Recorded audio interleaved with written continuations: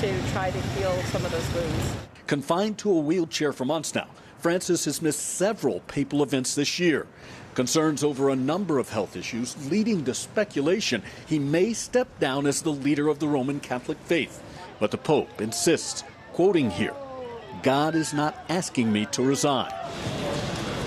The Vatican does acknowledge at 85 years old and with his physical issues, the Pope's public appearances during his 6 days in Canada will be limited. Yeah, and his schedule does include significant downtime for rest, and throughout his trip, the pontiff's appearances, they'll be restricted to about an hour or so in public. Francis? Okay, Jay, thank you. Well, now to the amazing sight that lit up the skies over the northern U.S. this weekend. The Northern Lights put on an incredible show glowing above a mountain ridge. How pretty are those colors? It's rare to see the Northern Lights in the continental U.S., but they were spotted all the way from Washington State to Michigan this weekend. It's a way for nature saying, all right, you all have to deal with this sweltering, disgusting heat. I'm going to throw in a little treat for you. Exactly. Thank you, Mother Nature. Well, thanks for kicking off your week early early today. I'm Erin O'Hearn. And I'm Frances Rivera. Have a great Monday. See you back here tomorrow.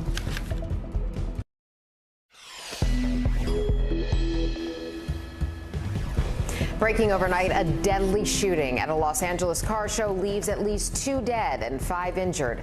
Police are searching for multiple suspects. 0% contained. Thousands forced to evacuate as a new California wildfire triples in size, fueled by record high temperatures. The World Health Organization raises the danger level of monkeypox to a global health emergency. Good news on the gasoline front. Prices dropped 65 cents per gallon of regular from the June peak, but we're still way up from a year ago. And more good news, President Biden's doctor says his COVID symptoms are improving, quote, significantly as his schedule remains busy. And when one wrong move proves painful for one 7-year-old chess player who had a finger broken by a robot opponent. It's Monday, July 25th. Early Today starts right now. Good Monday morning. I'm Erin O'Hearn. Glad you're with us. I'm Frances Rivera. Breaking this morning, Los Angeles police on a manhunt after 2 people were killed and 5 others injured in a shooting. The gunfire erupted yesterday afternoon during a car show in San Pedro's Peck Park. Authorities say about 500 people were there, including children. It began as a fight between 2 parties. It's not known if this was gang-related. Police did find some guns from the scene. They believe multiple shooters were involved. Since it began Friday, California's Oak Fire has been spreading rapidly. The inferno now burning more than 15,000 acres, claiming at least 10 structures. NBC's Miguel Almaguer has the details. Another wave of destruction. The Oak Fire more than doubling in size, now the state's largest wildfire of the year, ravaging everything in its path. The fire has gained exceptional acreage overnight. Peak fire season hitting hard in the rural community of Mariposa. Over 6,000 forced to evacuate as Governor Gavin Newsom declares a state of emergency. With containment nowhere in sight, the billowing plumes of smoke are visible from outer space. These are the new sounds of summer. The crackling of bone-dry brush, the result of California's mega drought, promising more hellscapes ahead as temperatures keep rising. More than 2,000 firefighters working around the clock to beat back flames. But thousands of structures remain under threat. Crews spread too thin to stop all the homes from burning. Oh, this is horrible. Rodney McGuire captured this video as he lost it all. His family's home for generations gone, along with his collection of classic cars. All he has left is support from his neighbors. I still haven't absorbed this. I've got another 50 messages and I've been just trying to get my strength back to even read them. I just don't know. Another small community overmatched by towering infernos, just hoping for a break from forces out of their control. Miguel Almaguer, NBC News. President Biden is keeping a full schedule as he battles COVID. He is expected to give a virtual speech to the National Organization of Black Law Enforcement Executives this afternoon. The president's doctor has said his symptoms have improved significantly. Meanwhile, the FDA has recommended Pfizer and Moderna push forward with Omicron-specific booster shots for the fall.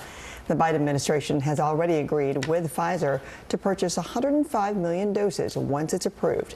It could be ready by October. From one outbreak to another, the World Health Organization has declared monkeypox a global health emergency. Now there are growing calls for the U.S. to do the same, with so many questions in the air about how exactly the infection is transmitted. Our Kathy Park spoke to the experts for some answers. Monkeypox is on the move, with at least 16,000 cases and spreading across roughly 75 countries. The outbreak triggering a global health emergency by the World Health Organization. The U.S. could soon declare its own public health emergency. But we have ramped up vaccinations, ramped up treatments, ramped up testing, and we're going to continue to look at all sort of policy options. As the virus tightens its grip, we asked NBC News medical contributor Dr. Kavita Patel who is most at risk. Gay, bisexual, transgender individuals having sex with other men and frequent encounters, but most importantly is anybody who has been in contact with anyone under suspicion of monkeypox. Here are some other questions you may have about monkeypox. First, how do you get it? Mostly through prolonged contact with fluid coming off the monkeypox rash, whether it's skin to skin or by touching a household item that's been contaminated by the infectious fluid, like bed sheets, towels, and shared clothing. You can also get it by kissing someone who's infected or from exposure to their sneezes or coughs. How do you test for it? Healthcare workers take a viral swab of the rash, with results ready in 3 to 5 days. What should you do if you've been exposed? See if you qualify for a vaccine. Monitor for symptoms like fever, body aches, and a rash. If you do test positive for monkeypox, you should self-isolate and avoid contact with others until the rash fully heals. Most cases are mild, and people recover without treatment in roughly 2 to 4 weeks. In New York City, the health department's scrambling to distribute vaccines. It's been really difficult to get a vaccine appointment. Do you think a lot of people know about it or know enough about it? No, I mean, I think we live in New York and people know about it here, but I talk to my friends in Texas and other parts of the country, and no, it's not at the top of people's minds. The demand for additional doses on the rise as the outbreak worsens. Kathy Park, NBC News, New York. At least 17 people are dead after the speedboat they were traveling on capsized off the coast of the Bahamas. An infant is among the dead. 25 people were rescued from the water. The victims are all Haitians. Authorities say the suspected migrant vessel originated in the Bahamas and was bound for Miami. 2 Bahamians are in custody, suspected of running a human smuggling ring. Officials say some of the survivors claim to have paid up to $8,000 for the journey.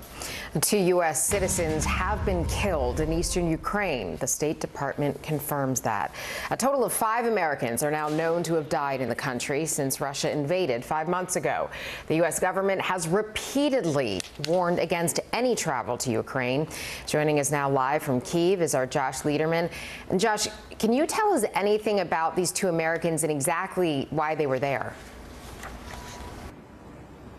Well, they were fighting in eastern Ukraine, and one of them has now been identified as 31-year-old Luke Luzishin from North Carolina, who, according to his parents, who spoke with our colleague Ellison Barber, was injured by an artillery shell, and then 3 of his troop mates, another American, a Swede, and a Canadian, came to his aid when they were apparently hit by a Russian tank, and all 4 of them killed. His parents telling NBC that 31-year-old Luke Luzishin came here to Ukraine not to be a hero, but simply to help the people here. His father was 100% Ukrainian. Now, that's sad news coming as we are looking to see whether this deal to export grain from Ukraine is going to be able to hold after Russia launched a missile attack at the key Odessa port less than 24 hours after that UN and Turkish organized deal was struck. And amid all of that, we're hearing from President Zelensky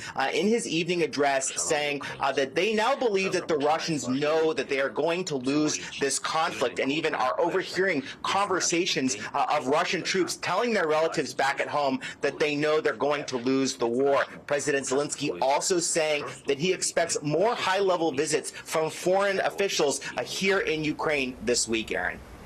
All right, so many people feeling compelled to help after seeing those images. Thank you so much, Josh.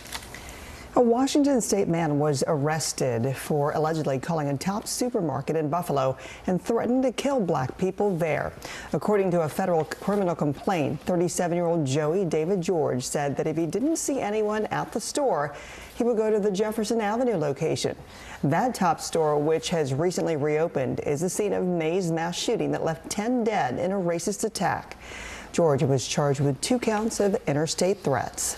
SpaceX sent a batch of Starlink satellites into orbit on Sunday. The Falcon 9 rocket successfully lifted off from the Kennedy Space Center in Florida, carrying 53 Starlink satellites. It is the 5th SpaceX launch of the month, coming just 2 days after another successful launch from California's Vandenberg Space Force Base. SpaceX has launched nearly 3,000 Starlink satellites into orbit to date.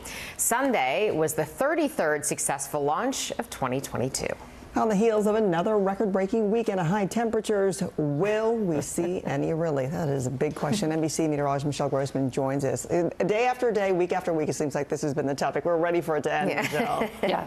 Yeah, we are ready. Exactly. I talked about it all weekend long, and we're going to continue to talk about it because we are looking at coast-to-coast heat. But some of us will see some relief. That will be in the Northeast, and that will come tomorrow after some storms today. So taking a look at alerts, we're looking at 41 million people impacted from the Northwest all the way through the middle of the country into the Northeast. That includes Boston and also Philadelphia. And we're looking at so many triple digits once again. Fresno 103, 104 in Tulsa today. You factor in the humidity, it'll feel like 107, feeling like 110 this afternoon in Houston. It will feel like 105 in D.C. before those storms roll through. And then tomorrow we're looking at warm, hot once again in Dallas, 103, feeling like 104. It's going to feel like 106 in Corpus Christi. That's a look at the big weather story of the day. Here's a closer look at your day ahead. All right, we're looking hot once again in the south central states, also humid. We're looking at temperatures into the triple digits. Lots of sunshine. That's going to make things worse. And we're going to be warm once again today in the Northeast before some storms roll through. We're already tracking some storms early this morning, 92 in Philadelphia. All right, it's steamy and it's also stormy. We are tracking some strong to severe storms today. We'll talk about that coming up. A lot to still cover. Thank you, Michelle. Korean War veterans from across the country will come together this week to remember all those lost in a conflict often forgotten, or referred to, as the Forgotten War. On Wednesday, the new exhibit is opening at the National Mall in D.C. The remembrance will honor the Americans who died in the Korean War. It's just steps away from the 19 stainless steel soldiers that have stood in tribute to the war for nearly 30 years. Both President Biden and the President of South Korea are expected to attend. Early Today is back in a minute with good news for drivers and details on the Pope's historic visit to Canada.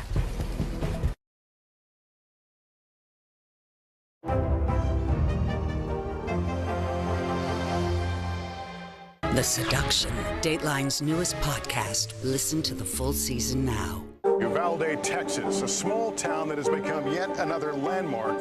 How long do you think it took for all this damage to occur? Can you tell us what it was like? With our NBC News exclusive.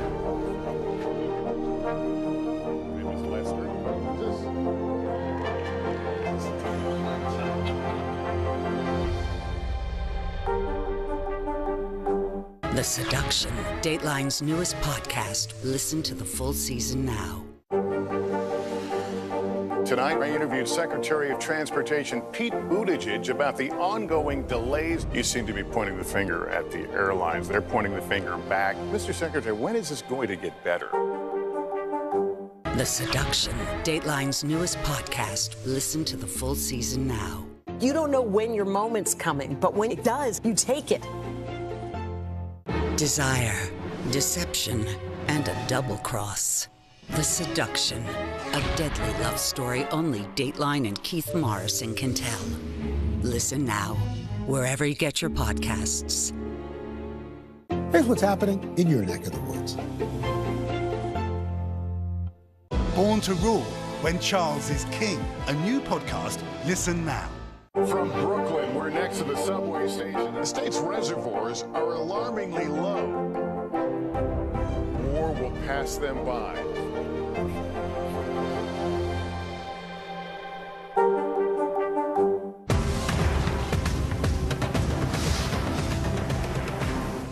Now Tonight with Joshua Johnson, streaming weeknights at 8 on NBC News Now.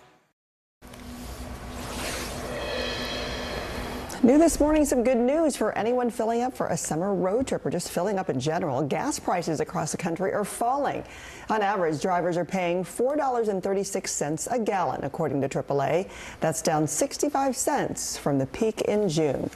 Supply has improved in recent weeks, helping push the price of oil back under $100 a barrel. Across much of the South, drivers are paying less than $4 a gallon. Pope Francis landed safely at Edmonton on Sunday for the start of his week-long trip across Canada. Among those on hand to greet the Pope were Prime Minister Justin Trudeau, as well as Canada's first Indigenous Governor General, Mary May Simon.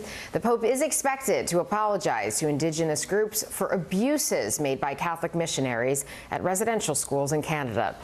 The week-long trip will see the Pope head to Quebec City and Iqaluit in the north. Now to the latest on the investigation into the January 6th attack on our capital.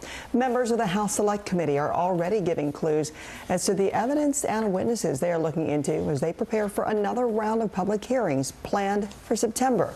NBC's Chris Pallone joins us live from D.C. And Chris, one person the lawmakers want to hear from is the wife of Supreme Court Justice Clarence Thomas. Yeah, Francis, that's right. Ginny Thomas has come under scrutiny for text messages she allegedly sent questioning the results of the 2020 election.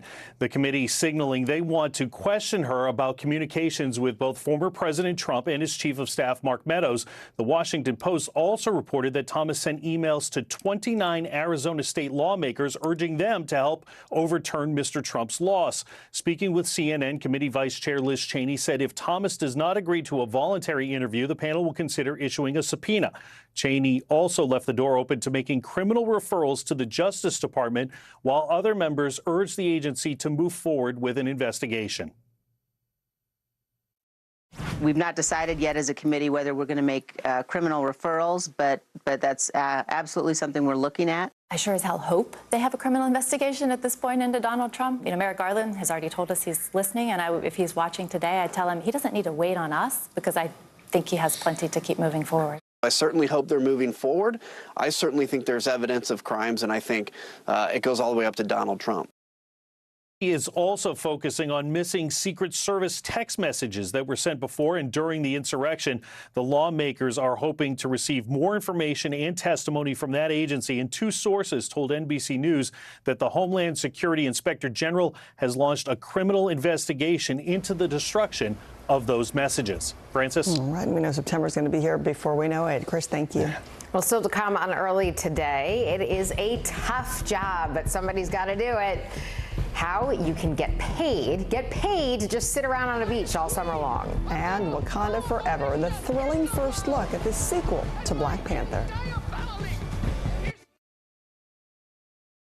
Our show is about sparking conversations around today's biggest issues. The Fed raises interest rates. That controls inflation. Explain how that works. Is part of this that everyone's rethinking their jobs and their relationship to their employers? Could you just remind us why there are 9 justices on the Supreme Court instead of 3 or 20 or 2? It's not my job to tell you what to think. My job is to think about what you tell me. Now Tonight with Joshua Johnson, streaming weeknights at 8 on NBC News Now.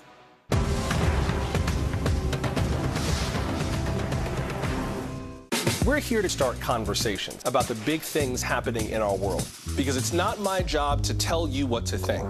My job is to think about what you tell me. Now Tonight with Joshua Johnson, streaming weeknights at 8 on NBC News Now. The Seduction, Dateline's newest podcast. Listen now. The day's biggest political stories with trusted insight now and expert analysis now. A daily look at the politics behind the headlines. Meet the Press Now, streaming weekdays at 4 p.m. on NBC News Now. No stress, no mess, just yum. That's it. Now Tonight with Joshua Johnson, streaming weeknights at 8 on NBC News Now. Desire, deception, and a double cross. The Seduction, a deadly love story only Dateline and Keith Morrison can tell. Listen now, wherever you get your podcasts. As we look out over the latest city-turned-crime scene, we see the things left behind. Back now with our NBC News exclusive.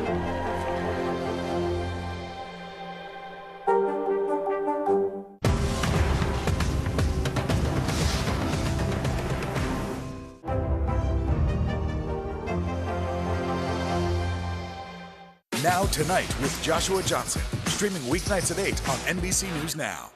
Here's what's happening in your neck of the woods. The day's biggest political stories with trusted insight now and expert analysis now. A daily look at the politics behind the headlines. Meet the Press Now, streaming weekdays at 4 p.m. on NBC News Now. These days, it feels like the news never stops. So let's get into it. What's happening right now, what it all means for you for an hour every day. It can be hard to keep up, so let's get started together. Hallie Jackson Now, weekdays at 5 on NBC News Now.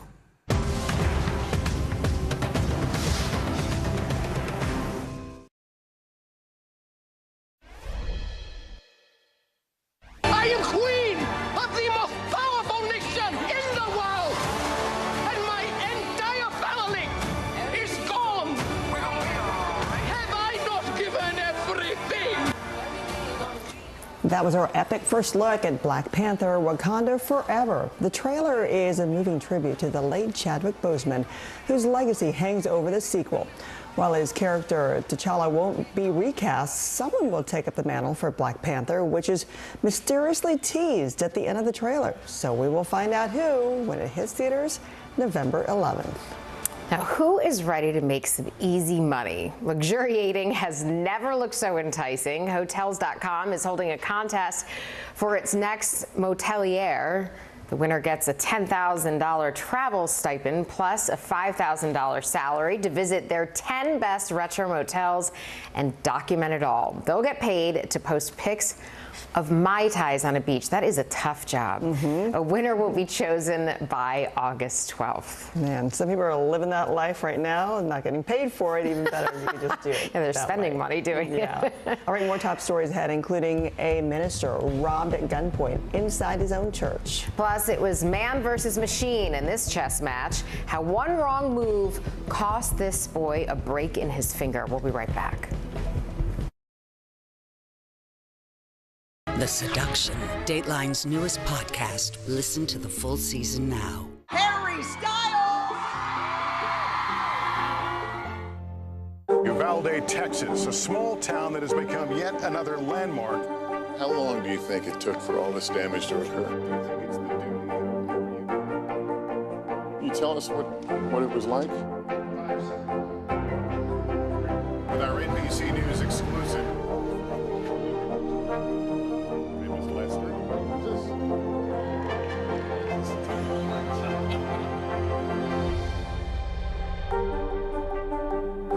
Welcome back to Today. We got a lot to celebrate on this Wednesday morning. It's good to have you along with us. You don't know when your moment's coming, but when it does, you take it. Everybody good, and that's it. NBC News, streaming free now. Top story with Tom Llamas, weeknights at 7 on NBC News Now. Right now on NBC News Now, look at what's making headlines around the world. We've got 3 new developments just this afternoon. We begin this hour with breaking news. This is what it looks and feels like to try to escape Ukraine. I don't want us to say goodbye. This factory has gone from making kitchen pots to lethal items. There's an intense artillery battle underway. Breaking news this morning. The heartbreak, the grief, and the tears that we have seen here are all tragically familiar. Was there a school officer on campus? Because that's what we've been told. No. The shooting is once again reigniting the debate over gun laws. If it's Tuesday, it is primary night. The highest profile races yet this year. The official confirmation of Judge Ketanji Brown Jackson. Let's zoom out a bit to our changing climate pandemic. What do we think that the new normal is going to be? The rollout of COVID vaccines for children under 5. Inflation is cutting into almost everything. Another honest conversation about what it means to be Asian American. We're coming on the air with the news NBC Scoop. Bringing the news to you is not only a job, it's an honor. Welcome back to Today. We got a lot to celebrate on this Wednesday morning. It's good to have you along with us. You don't know when your moment's coming, but when it does, you take it. Everybody's good, and that's it. Top Story with Tom Llamas is your news playlist on NBC News Now. And now, you can listen to it as a podcast. Available anytime and anywhere. New this morning, a volcanic eruption in Japan has sparked evacuations from nearby towns. The volcano on Japan's southern tip spewed ash and rocks, some crashing down a mile and a half away. There have been no reports of injuries or damage. Japan's meteorological agency raised its eruption alert to 5. That's the highest level, and says it will continue to monitor that situation. Let's turn now to NBC meteorologist Michelle Grossman, who is tracking some severe storms as a result of all this heat. Hopefully it'll give us some relief, Michelle.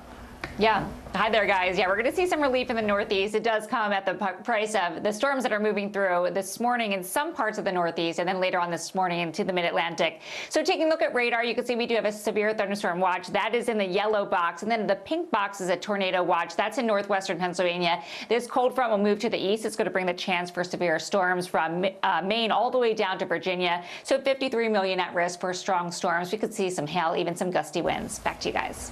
Thanks, Michelle. Our top stories are next, including the Brooklyn bishop robbed mid-sermon in a $400,000 jewelry heist. We're here to start conversations because it's not my job to tell you what to think. My job is to think about what you tell me. Now Tonight with Joshua Johnson, weeknights at 8 on NBC News Now.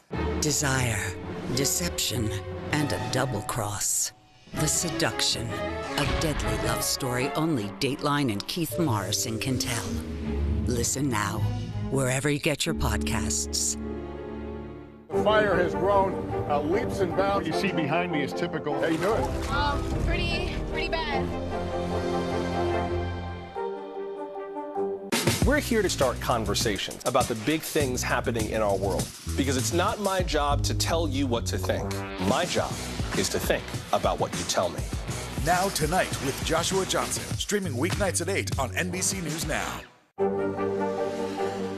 Tonight, I interviewed Secretary of Transportation Pete Buttigieg about the ongoing delays. You seem to be pointing the finger at the airlines. They're pointing the finger back. Mr. Secretary, when is this going to get better?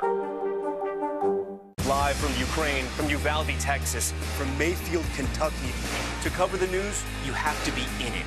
This is how so many towns and cities are protecting themselves. You can actually see they're pushing the gates open. Was there a school officer on campus? That's what we've been told. No. Do you remember any tornado as bad as this one? You look at this and you're thinking, we're not going to have power for weeks, if not months. Exactly. Every night, it's your news playlist. Top Story with Tom Llamas, weeknights at 7 on NBC News Now. No stress, no mess, just yum. That's it. Mystery in Paradise. There's my sweet little sister on the news. A series of secrets to be discovered. This investigation takes you into the swinger lifestyle. Dateline's hottest July ever. Fridays at 10/9 Central. Now Tonight with Joshua Johnson, streaming weeknights at 8 on NBC News Now. In today's top stories, a Brooklyn bishop robbed during Sunday service. Bishop Lamore Whitehead was in the middle of a sermon when masked thieves burst into his church, stealing $400,000 worth of jewelry from him and his wife. He opened up about the theft during a Facebook live stream. These young men didn't know that cameras were on, and we know what car you was driving. They was driving in a white Mercedes CLA Benz. We know what car you're driving in. And we also know that you switched your clothes in the car because I ran after them. When they went. And with all that he knows, he is urging the thieves to come forward. Houston Texans rookie John Mechie III will likely miss the upcoming season after revealing he has cancer. Mechie revealed he was diagnosed with a form of leukemia. The wide receiver, who was taken in the second round of the NFL draft in April, expressed optimism in his recovery. In a statement, he said that he's receiving great medical care and cannot, quote, wait to come back stronger than ever. All right, baseball fans took their eyes off the diamond and focused on Cooperstown as David Ortiz took his place in the Baseball Hall of Fame. I want to thank the baseball writer for making me the first designated hitter in the history of Cooperstown to be selected in the first ballot. You guys got it going on. Thanks, guys. 1990. Ortiz won 3 World Series titles with the Boston Red Sox in his 20 seasons in the big leagues. He finished his career with 541 home runs and 10 All-Star selections.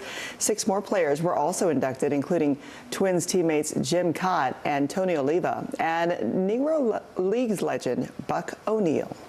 In chess, one wrong move could cost you the game.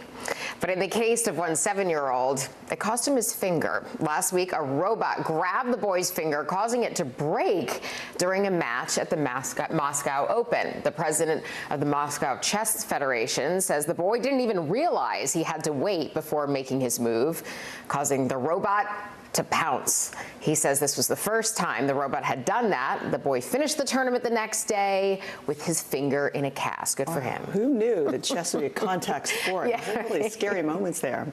All right, now to the amazing sight that lit up the skies over the northern U.S. this weekend. The Northern Lights put on this incredible show glowing above a mountain ridge. It's rare to see the Northern Lights in a continental U.S., but they were spotted all the way from Washington State to Michigan this weekend. Nature's way of saying, okay, it's been hot, but here's a little treat for you. This is Early Today.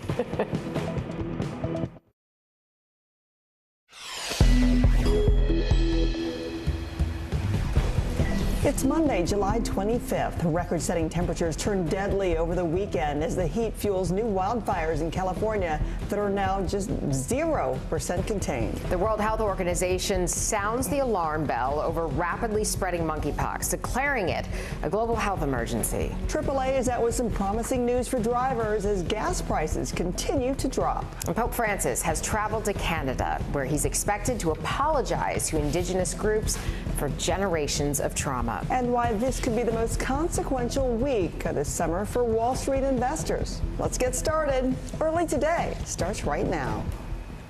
Good morning, I'm Erin O'Hearn. Glad you're starting the week with us. I'm Frances Rivera. Since it began Friday, a fast-moving fire near Yosemite National Park has exploded over the weekend. The Oak Fire now burning more than 15,000 acres in California's Mariposa County as high temperatures, wind, and dry conditions help fuel the flames. The blaze is now the largest in the state, and the plumes of smoke are so massive they can be seen from the International Space Station. Governor Gavin Newsom declared a state of emergency, and more than 6,000 residents have been forced to evacuate. At least 10 structures have been destroyed and 5 others damaged so far. Nearly 3,000 other buildings are at risk from the same fire. More than 2,000 firefighters are fighting the raging inferno, but so far, the massive fire is 0% contained. And a massive heat wave across the country is not only making it harder to contain those wildfires, it's proving to be a threat of its own. Some cities in the Northeast are seeing record highs. NBC's Jesse Kirsch has more on these dangerous temperatures. The nation's weeks-long heat wave still scorching from the plains to the eastern seaboard. 235 million people braving temps above 90 degrees, with 40 million battling triple digits. Oh my gosh, it's driving us crazy. Newark, New Jersey breaking 100 degrees for the 5th straight day. A tire melting on this United plane there. Also, 2 more reported deaths tied to the heat wave, one in New York City and another in South Dakota. Now at least 5 people killed in the heat. If you have air conditioning, use that. If you, most importantly, try to keep yourself well hydrated. But some active outside. Part of New York City's triathlon cut in half. The heat got to me, but it's awesome. Others cooling off in the water. But from Boston to Baltimore, some fans spent Sunday at the ball game, including at a broiling Citizens Bank Park in Philadelphia, where attendance didn't even hit 70% capacity. We got plenty of water and Powerade And I even have a towel. I might need that towel. And an ice pack. The team says it added medical staff and put up a sprinkler, too. It's tough enough sitting up there to watch, but imagine stepping up to the plate to take a swing when the batter's box is coming in around just below 100 degrees. We're going to see what the seat temperature is. You want to hazard a guess first what it might be out here right now? Maybe 90. All right, so we're in, what are we in, left center, right? Yeah, we're in left center field. All right, let's see what one of these seats is clocking in at. 110. What do you think the ground is? Take a guess. 90? It says it's 158 right there. That's hot. That's really hot, right? Isn't it too hot to be playing baseball today? No. And no surprise, the Philly fanatic was sweating it out. Am I in worse shape or are you in worse shape right now? It's 50-50. Thankfully, a cold front's passing through the Northeast and Mid-Atlantic, bringing relief. Hope the fanatic's okay. Our thanks to Jesse for that report. Breaking this morning, Los Angeles police on a manhunt after 2 people were killed and 5 others injured in a shooting. The gunfire erupted yesterday afternoon during a car show in San Pedro's Peck Park. Authorities say about 500 people were there, including children. It began as a fight between 2 parties. It's not known if it was gang-related. Police did find some guns from the scene. They believe multiple shooters were involved. At least 17 people are dead after the speedboat they were traveling in capsized off the coast of the Bahamas. An infant is among the dead. 25 people were rescued from the water. The victims are all Haitians. Authorities say the suspected migrant vessel originated in the Bahamas and was bound for Miami.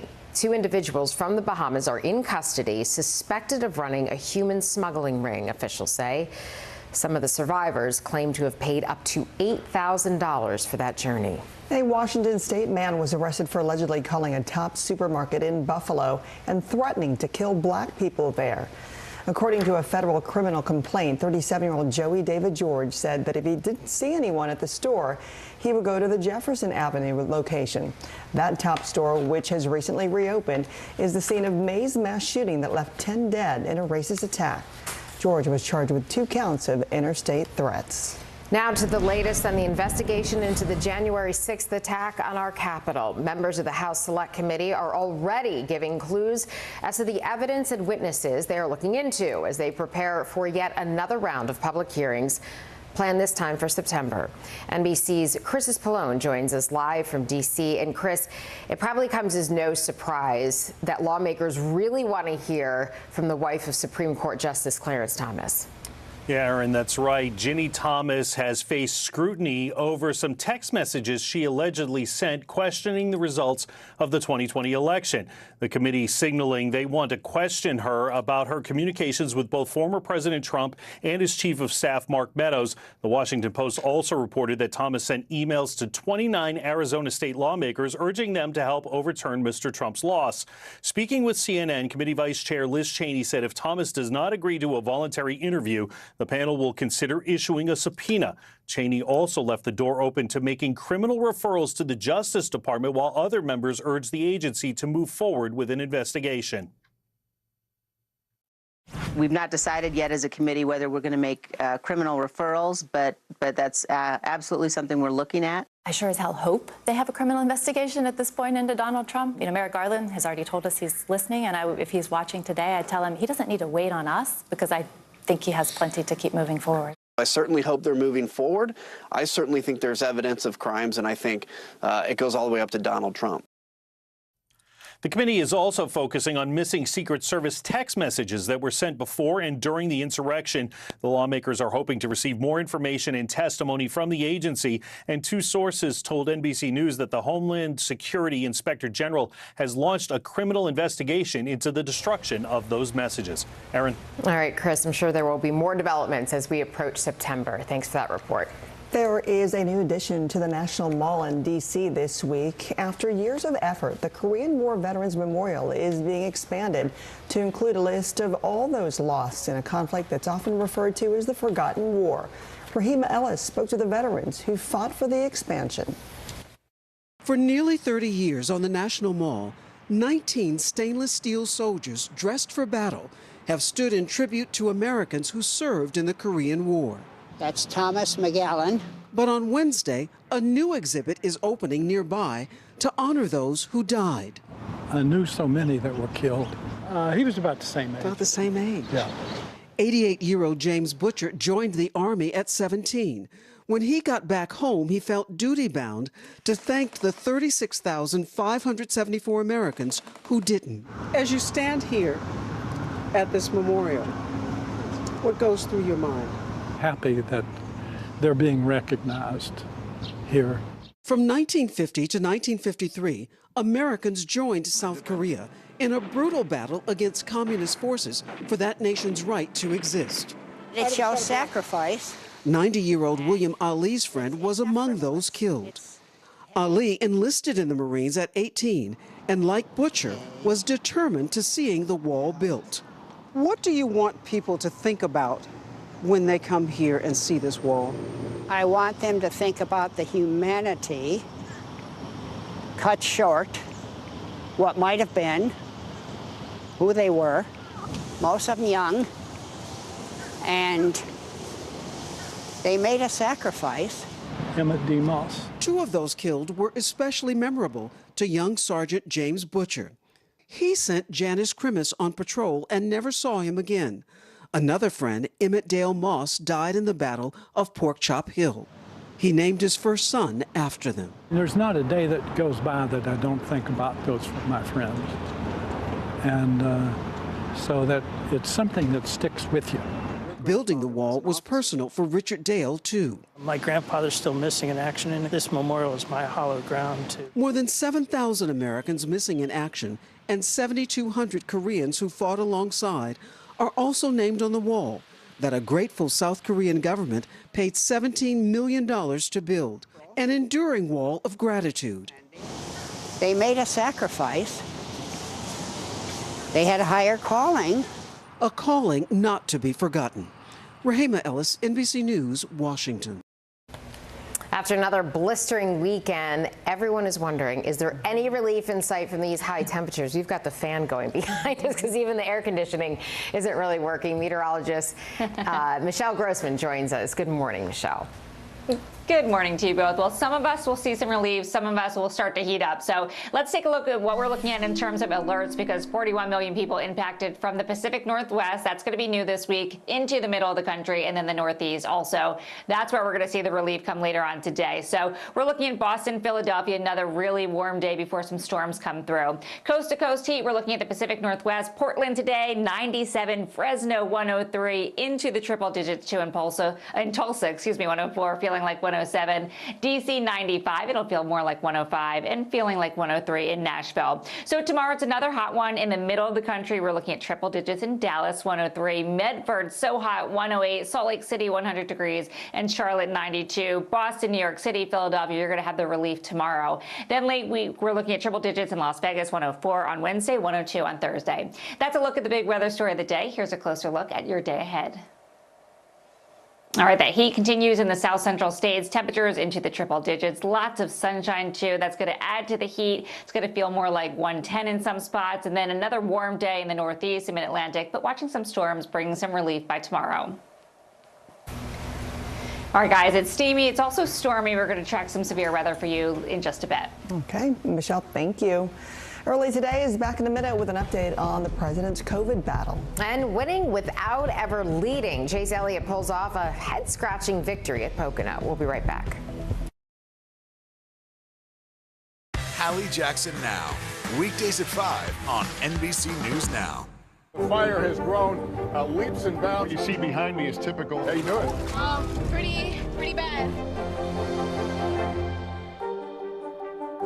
News is happening now. Look at what's making headlines around the world. We're coming on the air with breaking news. This is a significant moment. Whenever it happens, wherever you are, NBC News, streaming free now. From Brooklyn, we're next to the subway station. The state's reservoirs are alarmingly low. War will pass them by.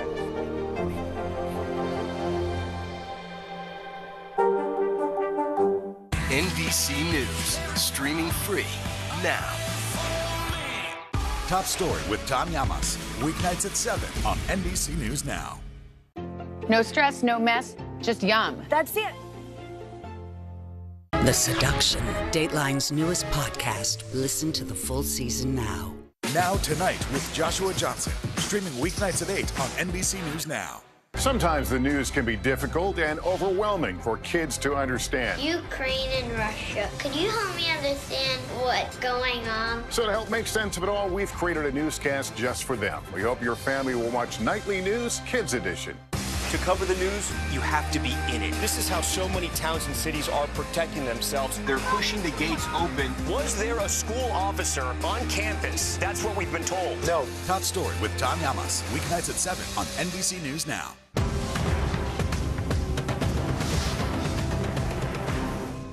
We're here to start conversations about the big things happening in our world, because it's not my job to tell you what to think. My job is to think about what you tell me. Now Tonight with Joshua Johnson. Streaming weeknights at 8 on NBC News Now.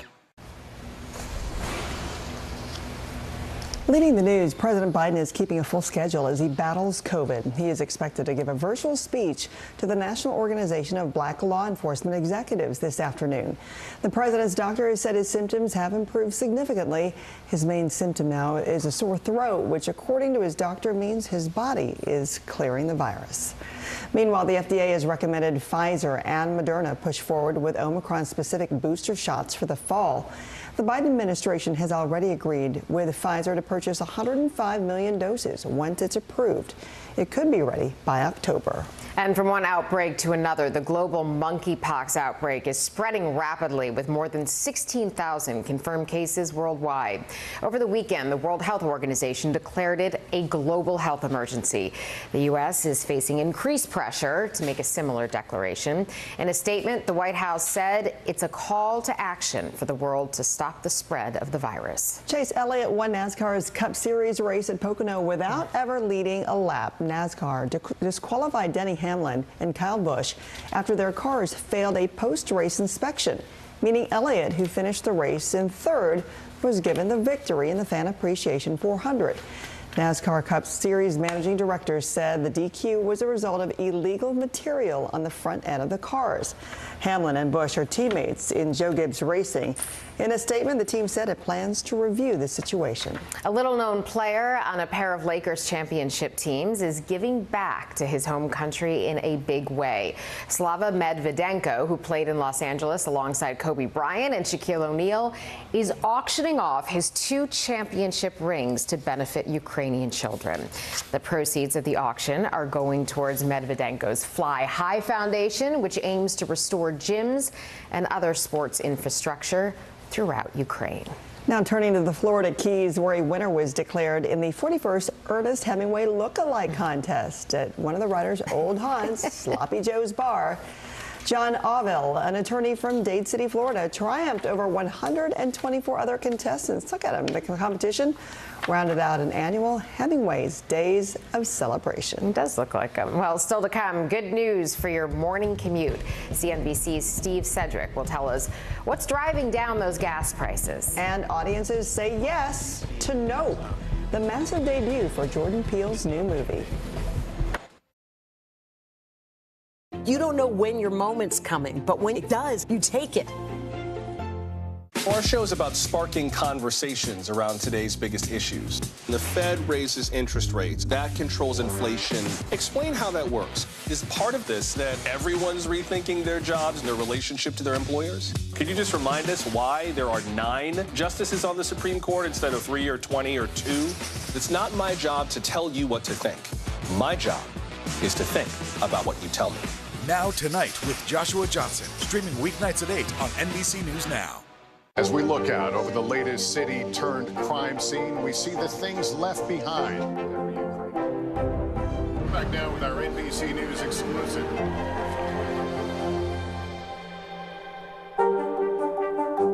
Our show is about sparking conversations around today's biggest issues. The Fed raises interest rates. That controls inflation. Explain how that works. Is part of this that everyone's rethinking their jobs and their relationship to their employers? Could you just remind us why there are 9 justices on the Supreme Court instead of 3 or 20 or 2? It's not my job to tell you what to think. My job is to think about what you tell me. Now Tonight with Joshua Johnson, streaming weeknights at 8 on NBC News Now. News is happening now. Look at what's making headlines around the world. Whenever it happens, wherever you are, it's here now. As we look out over the latest city-turned-crime scene, we see the things left behind. Back now with our NBC News exclusive.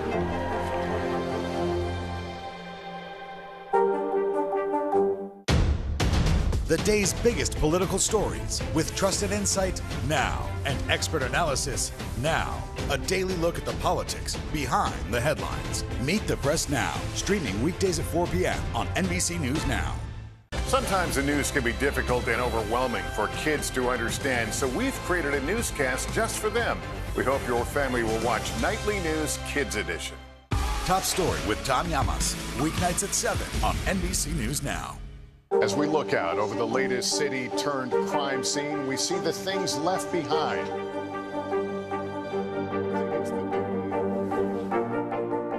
Can you tell us what it was like?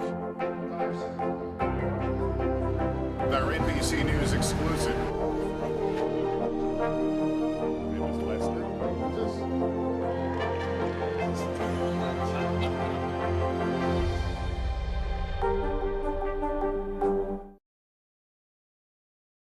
What did you see in that cloud? Well, it's not what you think. Jordan Peele's Nope scored #1 at the box office, earning $44 million in its opening weekend. Although it fell shy of initial projections, the highly anticipated sci-fi horror is Peele's 3rd movie to debut at #1, and according to Variety, Nope, currently the highest domestic opening for an original film since 2019's Us.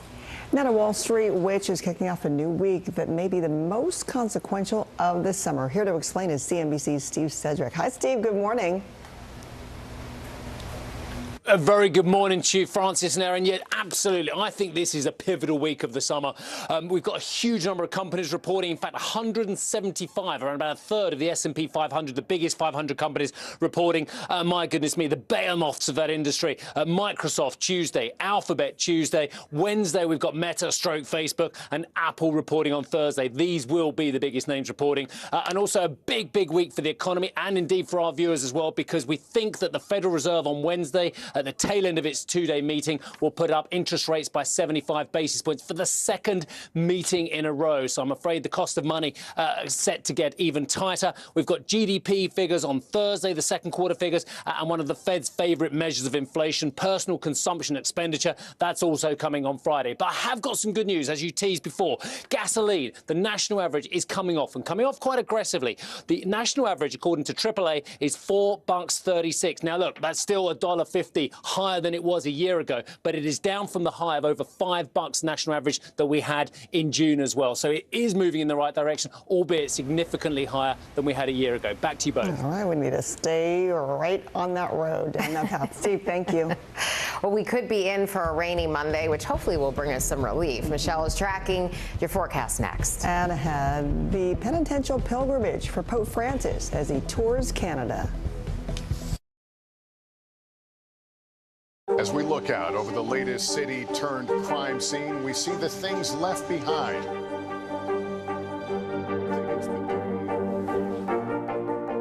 Can you tell us what it was like?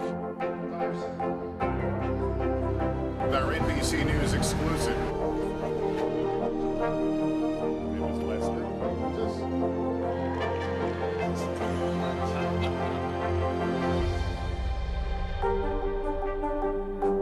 NBC News, streaming free now.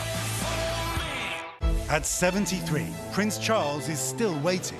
for the job that is his birthright.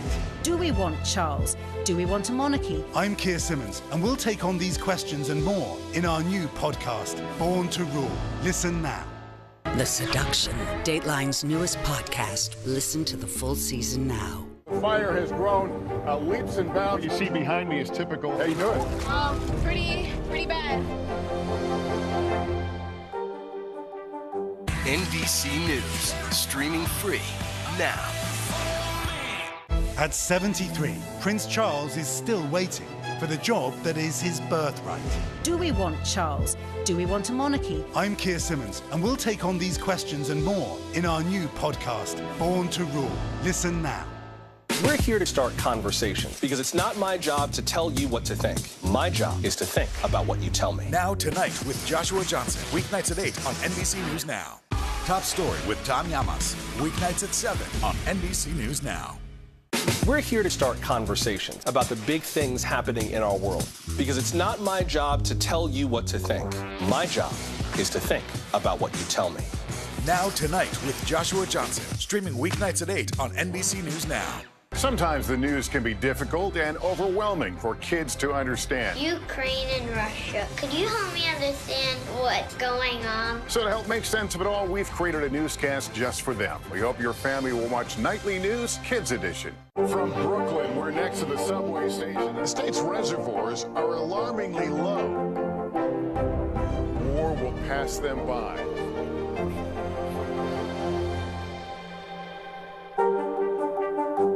You don't know when your moment's coming, but when it does, you take it. In chess, one wrong move of the game could cost you, but in the case of a 7-year-old, it cost him his finger in a cast. Last week, a robot grabbed the boy's finger, causing it to break during that match at the Moscow Open. The president of the Moscow Chess Federation says the boy didn't realize he had to wait before making his move, causing the robot to pounce. The boy finished the tournament the next day with his finger in a cast. It was rather just a slap on the wrist than a broken finger. He'll never make that mistake again. Yeah. Now let's get to NBC meteorologist Michelle Grossman, who's tracking some severe storms. Hey, Michelle. Hey there, guys. Yeah, we're tracking some storms even early this morning. We have a tornado watch in parts of northwestern Pennsylvania through 7 a.m. And we're looking at some strong storms with heavy downpours. That will be the story as we go throughout the afternoon. 53 million at risk for severe weather. We'll be right back. What do you love about fatherhood? The chaos, the learning. Is climate change one of your top priorities? What's your message to girls who want to make a difference in their own communities? Believe in yourself.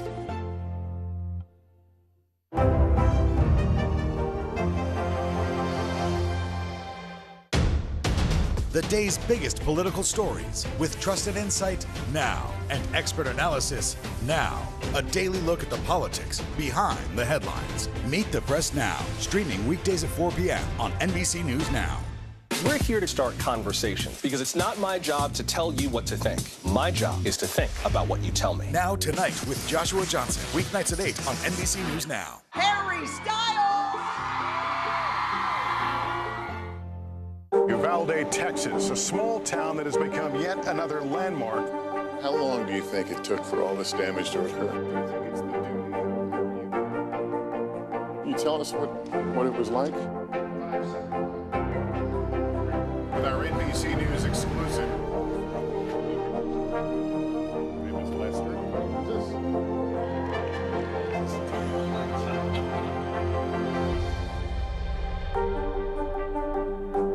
Hallie Jackson Now, weekdays at 5 on NBC News Now. The Seduction, Dateline's newest podcast. Listen to the full season now. Mr. Secretary, when is this going to get better?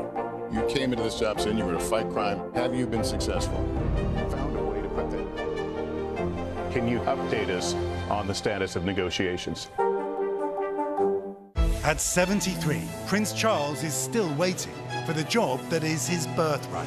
Do we want Charles? Do we want a monarchy? I'm Keir Simmons, and we'll take on these questions and more in our new podcast, Born to Rule. Listen now. We're back with Pope Francis's week-long trip to Canada. The Pope landed safely in Edmonton on Sunday, greeted by Prime Minister Justin Trudeau, as well as Canada's first Indigenous Governor-General, Mary May Simon. Francis is expected to apologize to Indigenous groups for abuses made by the Catholic missionaries at residential schools in Canada. NBC's Jay Gray is in Edmonton with more on this. Hi, Jay. Good morning. Hey, good morning, Francis. And Pope Francis is expected to make that formal apology during his first public speech of the trip a bit later this morning when he meets with survivors and Indigenous leaders at a former residential school. The start of a 6-day trip that comes as the pontiff continues to battle both mobility and health problems.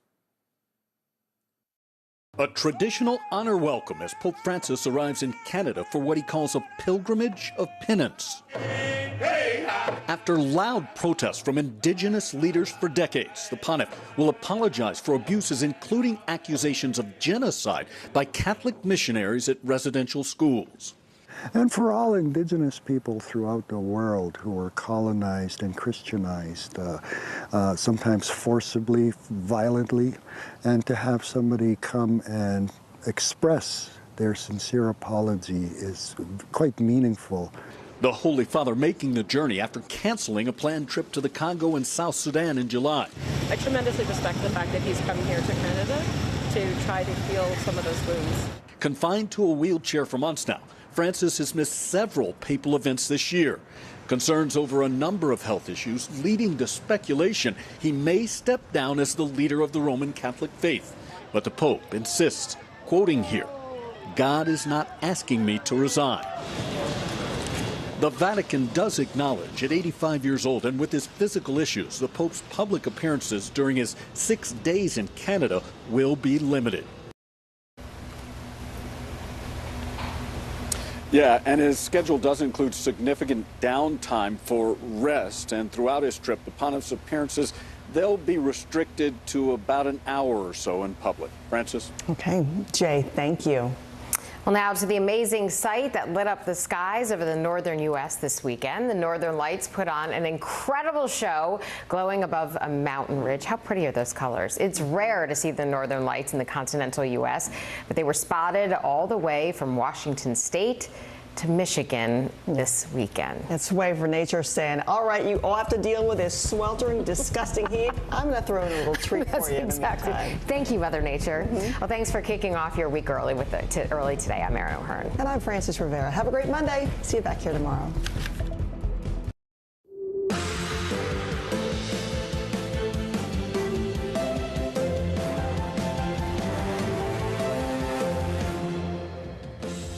Good morning. I'm Kate Snow. Bright and early, Joe and Savannah have the morning off today. Right now on Morning News Now, brutal heat, the extreme temperatures gripping much of the country, now entering a second week. While relief is on the way for some Americans, millions more are about to be in the path of a new heat wave. Just how dangerous this heat has been so far and what's expected from coast to coast in the days ahead. Plus, the hot, dry conditions out west fueling a massive wildfire in California. The situation on the ground as flames burn out of control and thousands of people are forced to leave. New calls to declare monkeypox a public health emergency here in the U.S. That comes after the World Health Organization called it a global health emergency, what that declaration means, and what doctors are learning about the disease. Up in the air, a bill that would protect the right to same-sex marriage is in jeopardy. It passed the House, but it faces a tougher battle in the Senate. The latest on the push by supporters to get enough Republicans to back that bill. And making a difference, a Florida man cleaning up nearly a dozen tons of trash in his community. It's all to protect the mangroves, key to South Florida's wildlife. How he started that project, plus the weirdest piece of trash that he has found so far. We'll get to that, but we begin with the oppressive heat gripping much of the country as Americans across the country saw more record-breaking heat over the weekend. 18 cities across the country set or tied record highs this weekend, including Newark, New Jersey, which saw a record 5 consecutive days at or above 100 degrees. And this morning, 41 million Americans are once again under heat alert. While some much needed relief appears to be on the way today for the Northeast, for the Midwest, you're looking at the West Coast and Pacific Northwest. They're expected to see dangerously hot weather this week, beginning today, with highs topping out at more than 100 degrees in some areas. And in California, those dry, hot conditions fueling the state's biggest wildfire this year, the Oak Fire near Yosemite National Park, burning out of control, forcing thousands of people to evacuate. We have full coverage of all of it this morning, including the latest on that fire. NBC News reporter Gary Grombach is in D.C. with record-setting heat in the Northeast, and meteorologist Michelle Grossman is ready with the forecast. Michelle, let's start with you. It sounds like the Northeast, as we said, it might catch a little bit of a break finally, but things are really warming up out west, right? Yeah, you have it exactly right. Hi there, Kate. Yeah, we're going to see relief tomorrow in the Northeast. It's going to come at a price, and that's going to be some really strong storms later on this afternoon. We're watching a cold front that's going to move through, but we are looking at coast-to-coast heat because now the Pacific Northwest will see the heat this week. 41 million people impacted from the Pacific Northwest through the middle of the country, Oklahoma City, Little Rock, Jackson, and then Boston and Philadelphia. You have another hot day ahead of you before we see that relief come. So there's that coast-to-coast heat in terms of the numbers. We're looking at triple digits, 103 in Fresno, 97 in Portland today. Tulsa, you're going to feel like 107 when we factor in that humidity, feeling like 110 in Houston this afternoon, and it will feel like 105 in D.C. So it's going to be steamy and stormy in D.C. as we go throughout the afternoon hours. And then we stay so warm in parts of the south central states, in the Pacific Northwest. Tomorrow, we're looking at 108, 100 degrees in Salt Lake City, 95 in Corpus Christi, and 103 in Dallas. Keeping it toasty, too, in Oklahoma City on Wednesday, 102. Triple digits for Spokane in Wednesday, Thursday, and Friday. Las Vegas, you will be into the triple digits, too, throughout most of this week. Now, here is the stormy part. We have a cold front that's going to be moving through. We had a tornado watch earlier this morning in Pacific Northwest, in the northwest portion of Pennsylvania, but we're looking at heavy downpours with this line of storms as well, and that will impact the mid-Atlantic, the I-95 corridor as we go throughout this afternoon into the evening hours. 53 million people at risk. We're going to see winds gusting over 65 miles per hour. That could cause damage on its own and also some hail. So, Kate, we're looking from Bangor, Maine, all the way to Richmond, Virginia for the chance of some of these strong storms. Back to you. All right, Michelle, thanks so much. And while the West Coast is bracing for that extreme heat, there is that state of emergency this morning in central California. Hot, dry conditions are fueling a massive wildfire, the Oak Fire, burning out of control just outside of Yosemite National Park. The flames forcing thousands to evacuate. NBC News national correspondent Miguel Almaguer has more. Another wave of destruction. The Oak Fire more than doubling in size to 14,000 acres. Now the state's largest wildfire of the year, ravaging everything in its path. The fire has gained exceptional acreage overnight. Peak fire season hitting hard in the rural community of Mariposa. Over 6,000 forced to evacuate as Governor Gavin Newsom declares a state of emergency. With containment nowhere in sight, the billowing plumes of smoke are visible from outer space. These are the new sounds of summer. The crackling of bone-dry brush, the result of California's mega drought, promising more hellscapes ahead as temperatures keep rising. More than 2,000 firefighters working around the clock to beat back flames. But thousands of structures remain under threat. Crews spread too thin to stop all the homes from burning. Oh, this is horrible. Rodney McGuire captured this video as he lost it all. His family's home for generations gone, along with his collection of classic cars. All he has left is support from his neighbors. I still haven't absorbed this. I've got another 50 messages, and I've been just trying to get my strength back to even read them. I just don't know. Another small community overmatched by towering infernos, just hoping for a break from forces out of their control. Miguel Almaguer, NBC News.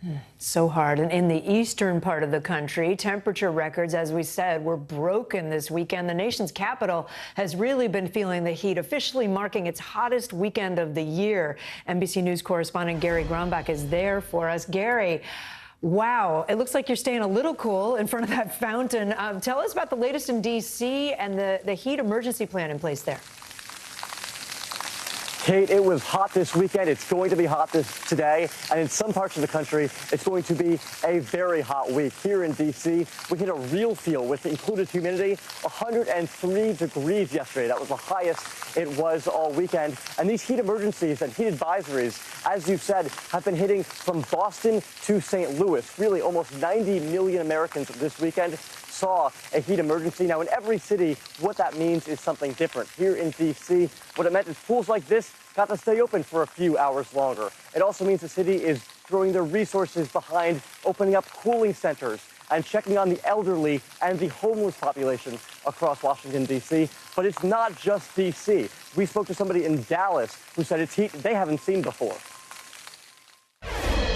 You know, in the 21 years I've been here, we've definitely had hotter summers. So this one is, you know, it's right up there in the record books. We've seen cities open up their cooling centers. We've watched our neighbors, you know, control their water that they've used for their gardens. But really, it's just great to see people helping each other out. Now, it is not just hot, it is record-breaking hot in some parts of the country. In Newark, as you mentioned, 101 degrees. Boston, Massachusetts saw 100. Kate? And Gary, I know there's already been at least one heat-related death in New York over the weekend. What can you tell us about that?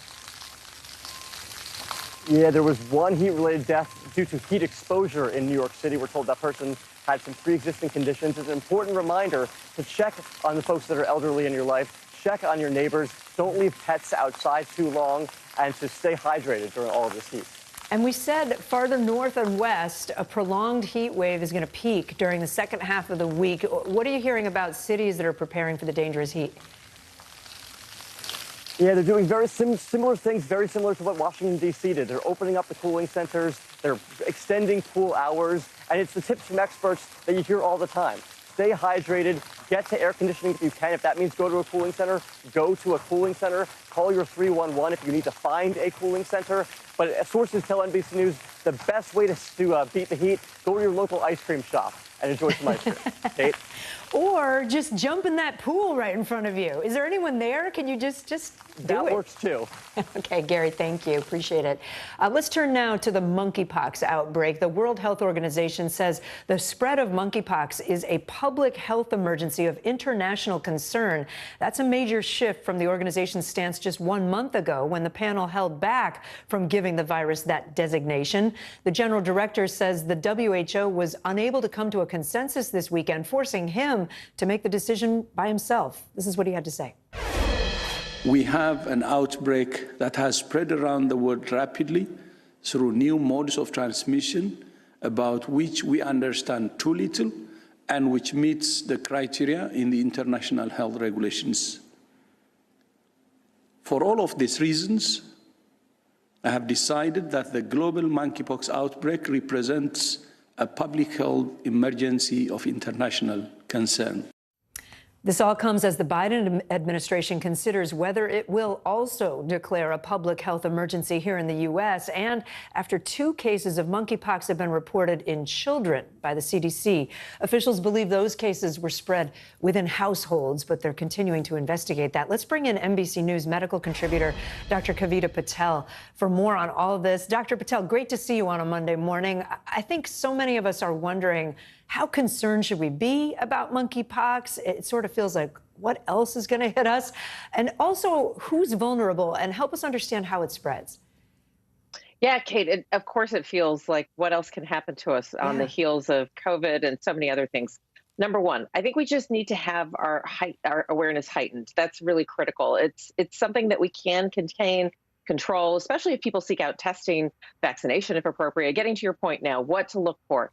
What we're seeing is really interesting. The more common clinical syndrome that's been seen across the world previously has been a fever, some lymph node swelling kind of in your groin or in the neck area or armpits. Having that flu-like feeling sounds very familiar, right? Then followed by a rash. There are many cases that are being reported, and some that I've seen, where we're seeing the rash first. Very painful rash. Can happen literally anywhere in the body, but more common areas are in the oral area around the mouth or in the extremities, the arms and hands. So if you have a rash that's just unusual, Kate, period, or if you've been in an area where you know that there's been somebody with monkeypox or heard about somebody with monkeypox, get tested. We now have testing that's widely accessible. Takes several days to get back, but it's something that we should keep on vigilance. In terms of high-risk groups, we have been really talking about groups that have had travel to areas, but that no longer is relevant, Kate. This is really everywhere. We're seeing community spread. So talk about high-risk behaviors. We talk about this certainly with gay, bisexual, transgendered individuals who have had multiple sexual contacts, but I want to expand this. Again, thinking very broadly, this is a disease that is easy to spread, and it's something that happens with prolonged contact. So unusual rashes, unusual symptoms, just present yourself to a healthcare professional. We can test you. And not to get too graphic here, but over the weekend you helped me understand that it's really about the rash or the body fluids, I guess, that are coming out of that rash, right? It's contact with that's the main reason it's spreading? Yeah, this is really a prolonged contact. So let me just distinguish this from, for example, COVID or some other diseases that we've become, infections that we've become familiar with. It's not something from casually walking by somebody or even just casually touching a doorknob. This is something of prolonged contact. Think anywhere from hugging, kissing a household member, sharing common household items like toothbrushes or bedding or clothing. And then again, sexual activity or just any contact, but it has to be with something that has usually a rash and usually some of that secretion, that kind of fluid that comes off of a rash. Okay, the White House has been criticized for not moving quickly enough on this virus. Here's what the coronavirus response coordinator, Dr. Ashish Jha, had to say about the response. I do think monkeypox can be contained, absolutely. The way we contain monkeypox is we have a very simple, straightforward strategy on this, right, which is make testing widely available. We have done that, and now testing is far more frequent and common. It was slow. Get vaccines out. Yeah, but we have right now the capacity to do 90,000 tests a week. I'm sorry, 80,000 tests a week. That's an extraordinary number. We're going to be releasing hundreds of thousands of more vaccines in the next days and weeks. So there is a very substantial ramping up of response that is happening right now. Dr. Patel, is that all enough? No, it's not enough. And certainly I would say two key actions the administration could take today, and the World Health Organization declaring a public health emergency will certainly help. Number one, we should be looking for other ways to consider surveillance. We did this with wastewater and COVID. We need something analogous to that. And then number two, we need to be pushing common sense information, things that you and I are discussing right now, Kate. We need to be pushing this to all Americans, including America's clinicians, because many of us are not aware of when and whom and how to look for this, and to think much broader. Don't just look in particular cities and areas. We should be looking for this everywhere and in very different forms than what might be studied in a textbook. And just quickly, we've heard so much about this being spread by men having sex with men. And for some, that response, this whole response is sort of reminiscent of the AIDS pandemic in the 80s. Is there a comparison there? There's a comparison in which we have unfortunately discriminated and might even limit access to testing, treatment, vaccines, and life-saving therapies. And I think that's absolutely on point, Kate. I think I lived through that, from calling it gay-related infectious disease to HIV to AIDS, and I do not want to see that carnage over again. Good news here is that the majority of cases are self-limited. That is good news now. We can contain it, and we can do it today. Dr. Kavita Patel, always great to have you with us. Thanks so much. Let's get to the latest now in Washington. As President Biden recovers from his COVID diagnosis, Biden's physician said in a letter released yesterday that, quote, his symptoms continue to improve significantly and that, quote, his predominant symptom now is sore throat. The White House doctor also said the president continues to tolerate treatment well. We will continue Paxlovid as planned. NBC News correspondent Maura Barrett joins us now from Washington with the latest. So, Maura, good morning to you. What more can you tell us about the president's condition this morning, and is he going to have a full schedule from the White House today? Do we know?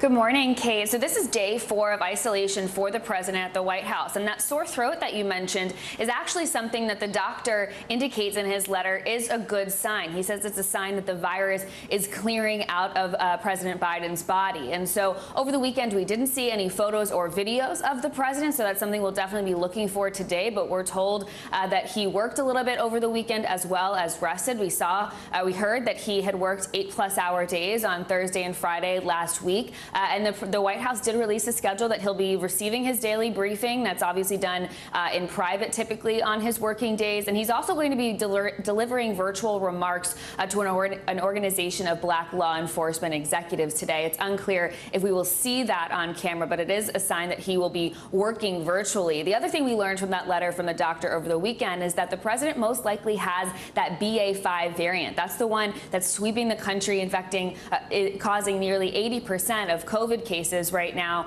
And so it's something that we're learning from research is more resistant to antibodies from vaccines. But experts are telling me, doctors emphasizing that even when you're vaccinated, double boosted, like the president was, it's a good thing that he had that protection, because even though he got infected, that could be what's preventing him from getting hospitalized or anything worse. Yeah, it's a good message. Maura, let's switch gears and let's talk about the fallout from the January 6th hearings. Are they having an impact on former President Trump's support within the Republican Party? And looking ahead, could we see potential challengers against Trump emerging for 2024? There absolutely has been an impact, which is kind of interesting to see, because as I'm talking to Republican voters, a lot of people find the January 6th hearings are not something that they're interested in watching. But the former president is. He's been watching it. He's been reacting on social media, his version of social media, and he's been talking about it at rallies. We saw him over the weekend in Arizona talking about it. And new polling actually late last week shows that a third of Republicans want nothing to do with him and talking about the hearings. They're not encouraged by his message. Looking backwards, quite frankly, he's concerned about the 2020 election, whether it was fair, and what these hearings show. And so that could be really dangerous for him. All right, Maura Barrett, thanks so much. Appreciate it. On Meet the Press Sunday, former Vice President Al Gore talked about the Biden administration's efforts to combat climate change. Plus, a House January 6th committee member called on the Justice Department to open a criminal investigation into former President Donald Trump. Here are some of the highlights. Good morning on this week's Meet the Press, the climate crisis. I spoke with former Vice President Al Gore as dangerous heat waves spread across the globe. Plus, the January 6th committee details former President Trump's refusal to stop the violence at the Capitol that day. I spoke with Congresswoman Elaine Luria, member of the committee, about those 187 minutes. And finally, the Treasury Secretary, Janet Yellen, joined us to discuss inflation and whether we should brace for a recession. Here are some of the most important answers from Meet the Press, compressed. Let's talk about the issue, though, that I think is probably the biggest challenge, and that is political will. And it's not just in this country. How, if the United States can't be a global leader here, who will? The United States must step up and provide leadership. And of course, President Biden's been trying to do that. He has a 50-50 Senate, really a 49-51 Senate on everything related to the climate. And a razor-thin majority in the House. You know, the climate deniers are really in some ways similar to all of those almost 400 law enforcement officers in Uvalde, Texas, who were waiting outside an unlocked door while the children were being massacred. They heard the screams, they heard the gunshots, and nobody stepped forward. And God bless those families who've suffered so much. And law enforcement officials tell us that's not typical of what law enforcement usually does. And confronted with this global emergency, what we're doing with our inaction and failing to walk through the door and stop the killing is not typical of what we are capable of as human beings. Public sentiment on climate is certainly in some ways growing more urgent. And you've made notice that rank and file Republicans are growing more concerned about the climate. But, you know, public opinion is on one side on abortion, is on one side on guns, is on one side on climate. And yet you see that it hasn't mattered to some of the decisions that are made in our politics. How do you break through this? Well, you're exactly right, and public sentiment is changing, but our democracy is broken. And in order to solve the climate crisis, we're going to have to pay attention to the democracy crisis. The Justice Department, are you seeing any signs? I know you've been among those frustrated about what appears to be a lack of a criminal investigation. Do you see any signs that one's been opened? I sure as hell hope they have a criminal investigation at this point into Donald Trump. I have no direct knowledge of the status of their investigations. But what I'd say is, I can tell the Department of Justice is watching our hearings closely. So, Merrick Garland has already told us he's listening, and if he's watching today, I tell him he doesn't need to wait on us, because I think he has plenty to keep moving forward. What's the number you're most focused on that will give you a better indication of where this economy is headed? What a recession really means is a broad-based contraction in the economy. And even if that number is negative, we are not in a recession now. And I would, warn that we should be not characterizing that as a recession. Some of the highlights from Meet the Press are thanks to Chuck Todd for those interviews this week. By the way, the Fed is expected to announce another interest rate increase on Wednesday, trying to tame inflation. We'll be keeping a close eye on that. And also Thursday's release of the U.S. GDP for the second quarter. It could show negative growth in the U.S. for the second straight quarter, which economists use as a potential sign of recession. Coming up on Morning News Now, Pope Francis making a historic visit to Canada to apologize to the Indigenous community on behalf of the Catholic Church for abuse that happened at schools the church ran. How his trip is being received by Canadians. That's up next.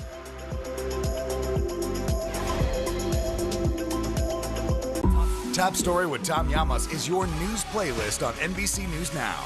And now you can listen to it as a podcast, available anytime and anywhere. Mr. Secretary, when is this going to get better? You came into this job saying you were going to fight crime. Have you been successful? Found a way to put that. Can you update us on the status of negotiations? News is happening now. Look at what's making headlines around the world. Whenever it happens, wherever you are, it's here now. Top Story with Tom Llamas is your news playlist on NBC News Now. And now you can listen to it as a podcast, available anytime and anywhere. You don't know when your moment's coming, but when it does, you take it. We're here to start conversations because it's not my job to tell you what to think. My job is to think about what you tell me. Now tonight with Joshua Johnson, weeknights at 8 on NBC News Now. The fire has grown leaps and bounds. You see behind me is typical. How you doing? Pretty bad. NBC News, streaming free now. Here's what's happening in your neck of the woods. Mystery in Paradise. There's my sweet little sister on the news. A series of secrets to be discovered. This investigation takes you into the swinger lifestyle. Dateline's hottest July ever. Fridays at 10/9 Central. It's the best time of the morning. Time for that pop start, baby. I'm feeling the vibe today on the show. The Seduction. Dateline's newest podcast. Listen now.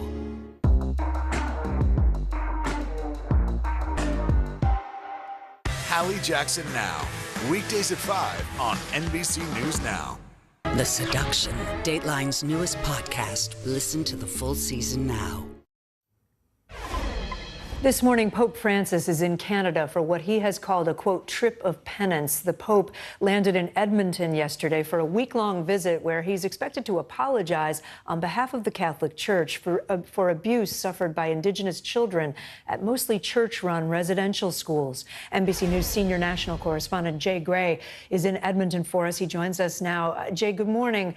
This is the first visit by a Pope to Canada in 2 decades. Why is he making the trip right now? And talk to us a little bit about what more he's expected to apologize for.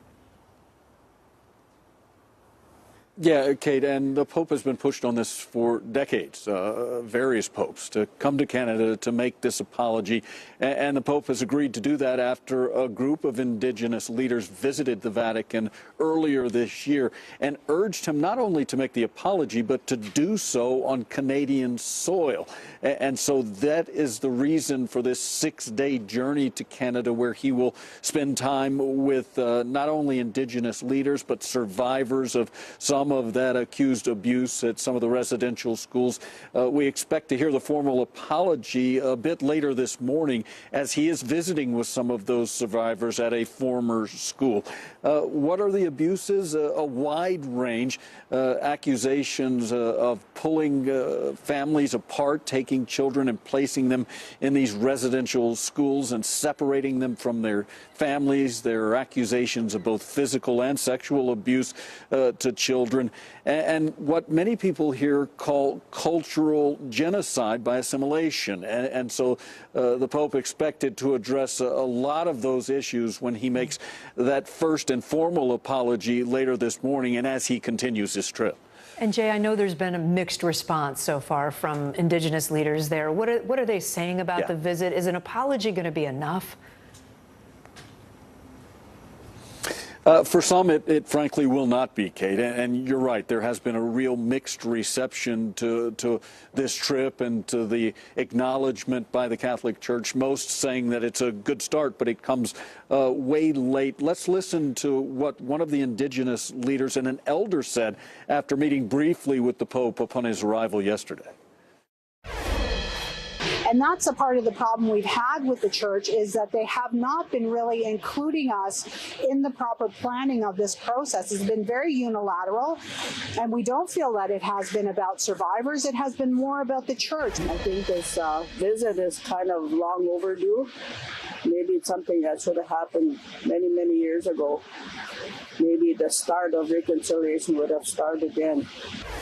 Yeah, and look, a lot of those survivors and leaders saying that they need the tools, not only the words, but the tools to move forward, including, some say, compensation from the church.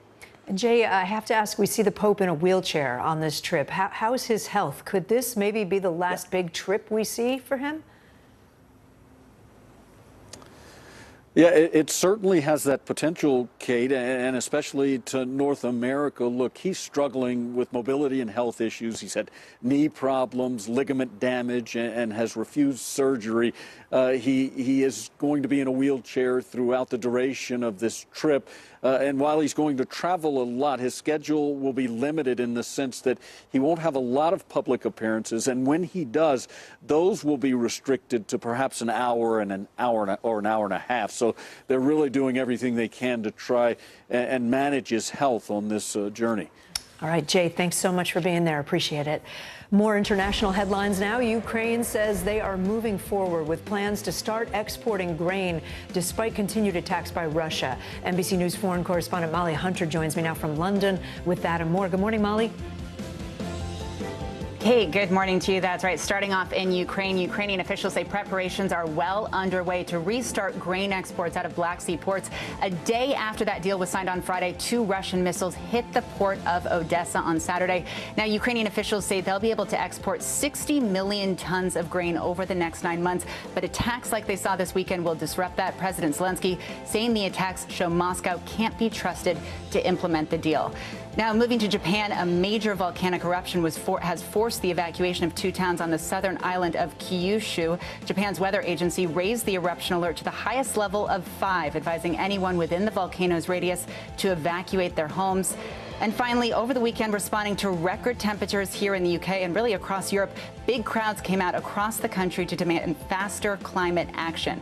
Now, protesters staged a sit-in here in London in front of the Parliament, and in Glasgow staged what they call a die-in, laying down, listing climate-related causes of death, including famine and water scarcity. But, Kate, we're going to be watching those record high temperatures really across southern Europe through the week. Kate? Yeah, it's not just in the U.S., it's over there, too. Molly, thank you so much. Appreciate it. Coming up, the Senate expected to take up a bill that would protect same-sex marriage.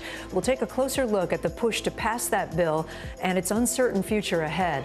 Plus, if you've traveled this summer, boy, you have probably had to deal with your share of flight delays or cancellations.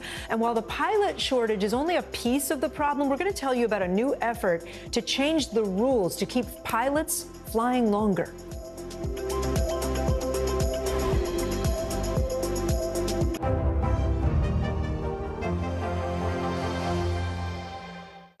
Right now on NBC News Now. We've got all the angles covered tonight.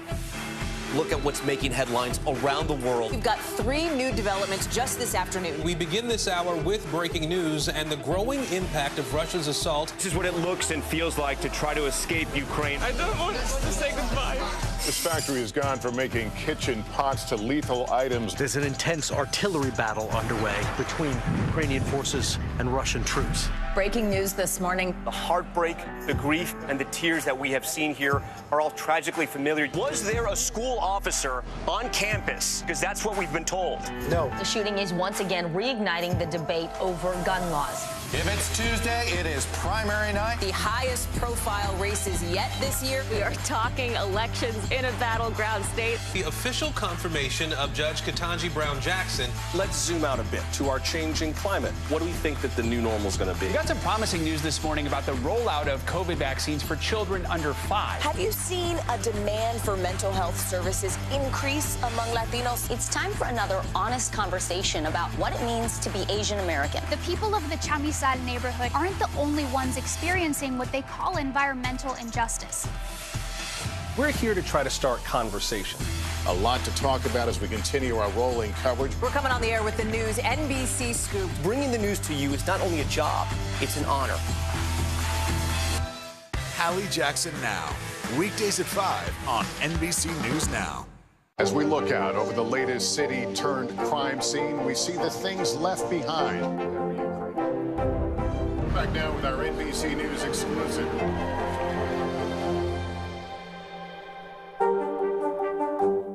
Top Story with Tom Llamas, weeknights at 7 on NBC News Now.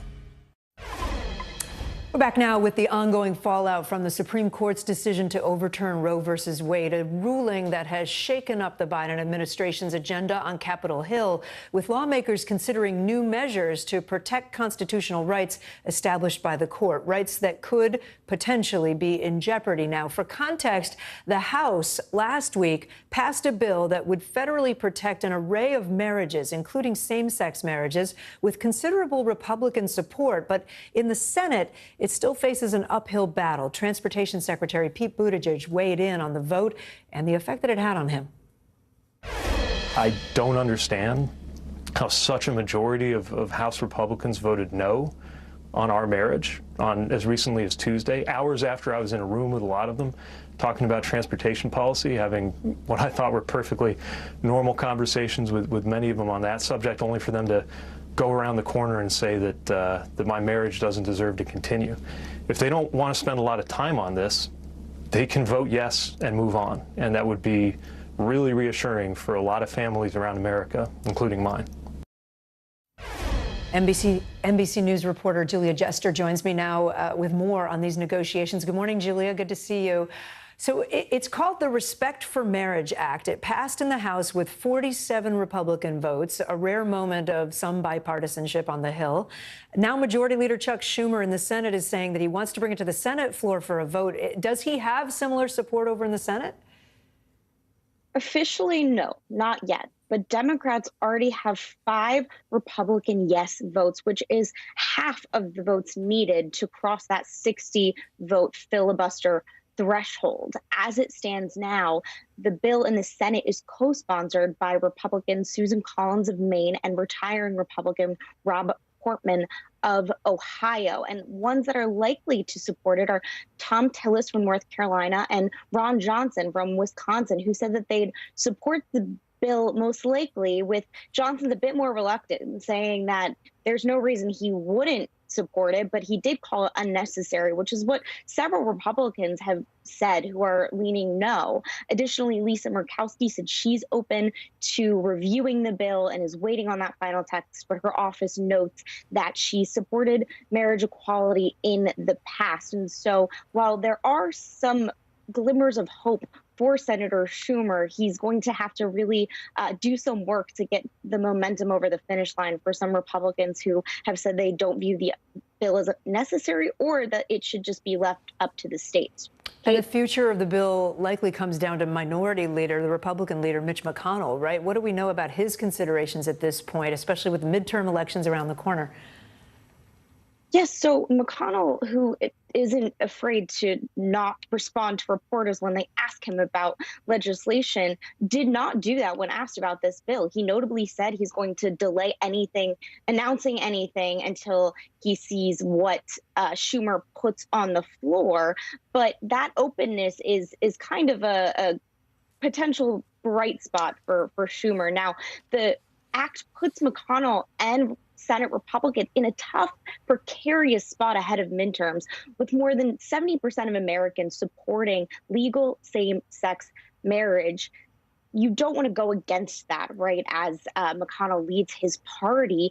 But he himself has sought to downplay these cultural issues in the midterms and instead focus on President Biden and inflation. And so coming out on the record himself or other Republicans could play into the hands of Democrats who seek to portray the Republican Party as a retrograde and wanting to strip away modern rights. And so the bill, which also provide some safeguards for interracial marriage, with McConnell himself married to an Asian American woman, really puts Republicans in this tough spot. And so if McConnell does decide to greenlight the bill or even vote for himself, it could nudge other senators to vote yes. And he might be reluctant to give Democrats a bipartisan win ahead of this fall, even a small one.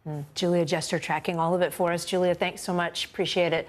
It has been, do I need to say this, a chaotic summer travel season. Flights are overbooked, they're delayed, they're canceled. Some say a nationwide pilot shortage is partially to blame, and they're trying to change rules that force pilots to retire at 65. MSNBC anchor Lindsay Reiser has more.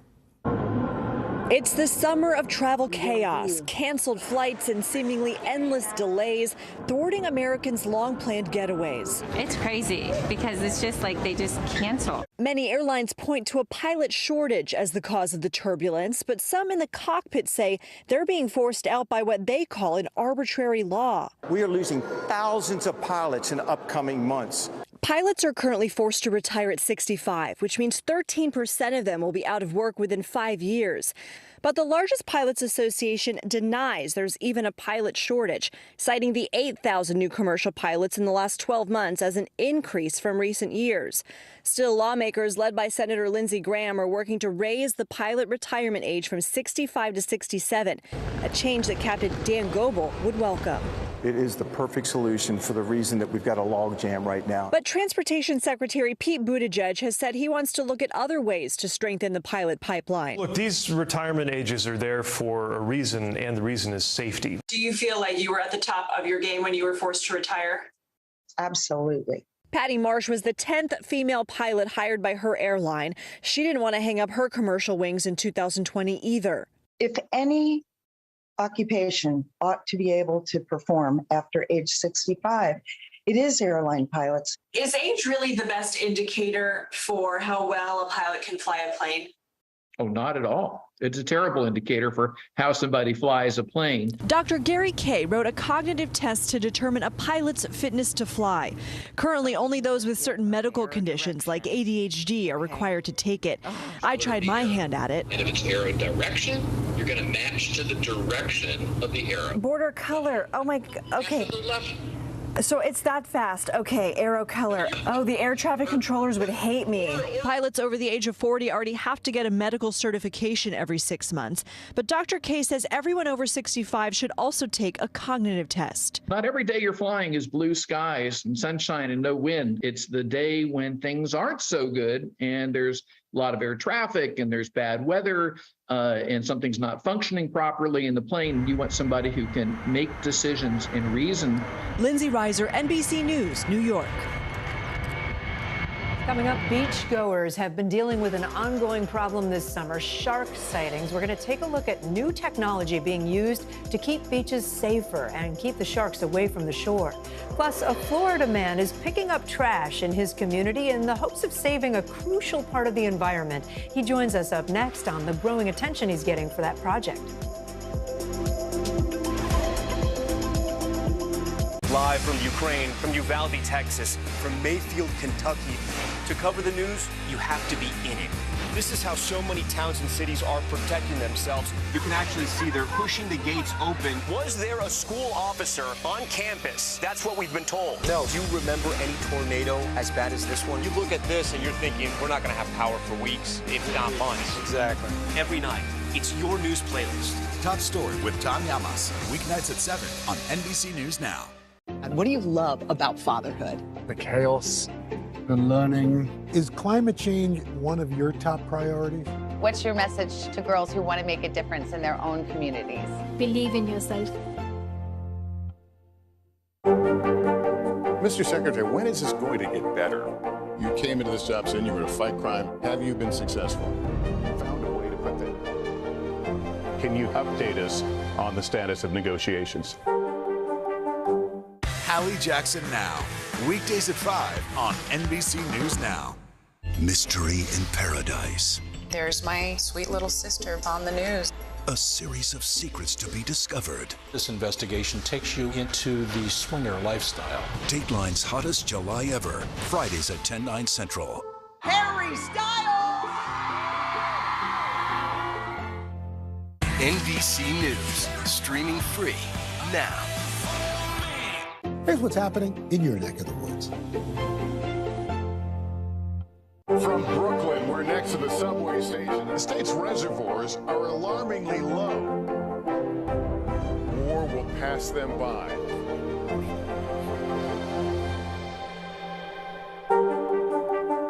Harry Styles! To cover the news, you have to be in it. This is how so many towns and cities are protecting themselves. They're pushing the gates open. Was there a school officer on campus? That's what we've been told. No. Top Story with Tom Llamas, weeknights at 7 on NBC News Now. Tonight, I interviewed Secretary of Transportation Pete Buttigieg about the ongoing delays. You seem to be pointing the finger at the airlines. They're pointing the finger back. Mr. Secretary, when is this going to get better? We're here to start conversations because it's not my job to tell you what to think. My job is to think about what you tell me. Now Tonight with Joshua Johnson, weeknights at 8 on NBC News Now. Mystery in Paradise. There's my sweet little sister on the news. A series of secrets to be discovered. This investigation takes you into the swinger lifestyle. Dateline's hottest July ever. Fridays at 10/9 Central. No stress, no mess, just yum. That's it.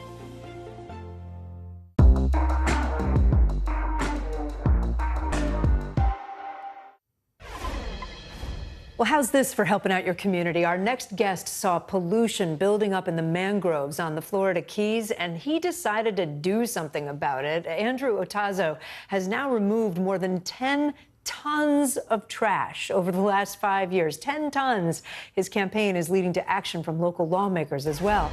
Andrew Otazo joins me now. Good morning, Andrew. Thanks for being with us. Good morning. Thank you very much. Tell us about how all this got started. Well, my work started about 5 years ago because I would walk into these incredible habitats, the mangroves all along South Florida, and they were absolutely full of trash.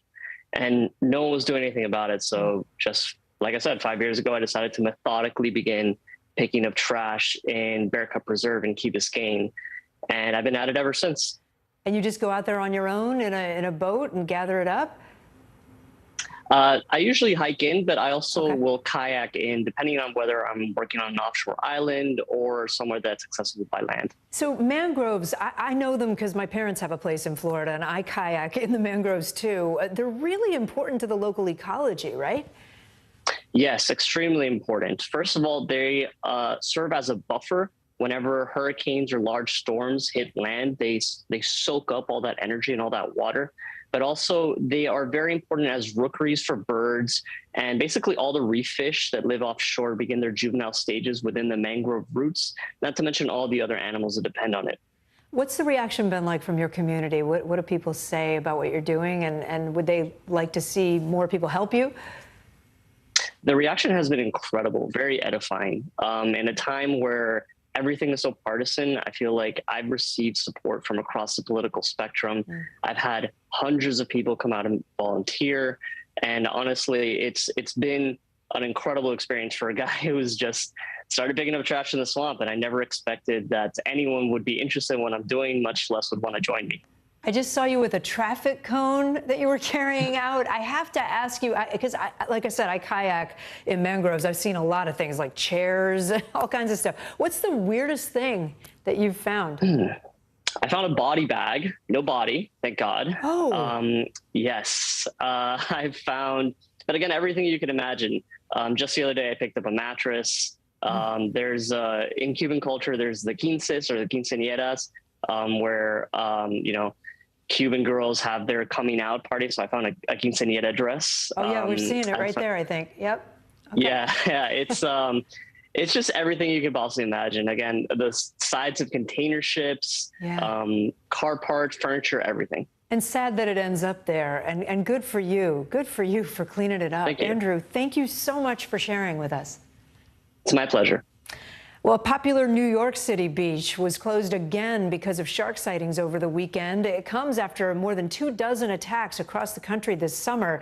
Now, some beaches are turning to a high-tech solution to spot sharks before they get too close. Drones. NBC News Now anchor Aaron Gilchrist has that story. Take off. They are the eyes above, looking for dangers below. How much of a game changer has this been for you? You know, it really is a game changer. A fleet of drones over New York's Jones Beach on Long Island searching for sharks. Lifeguard Carrie Epstein is also a drone pilot. To be able to put an unmanned aircraft like a drone up in the sky, 75, 100, 125 feet, and look directly down was a point of view that we've never had before.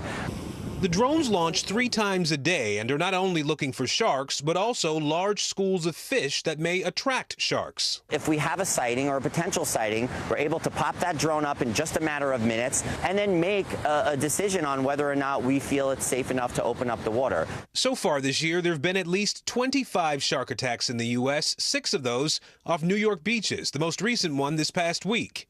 Dun, dun, dun, dun, dun, dun. Jaws, sharks. Not interested. New York's governor is now ramping up the use of drones. What you are seeing, is there anything in this picture just yet that would be alarming or?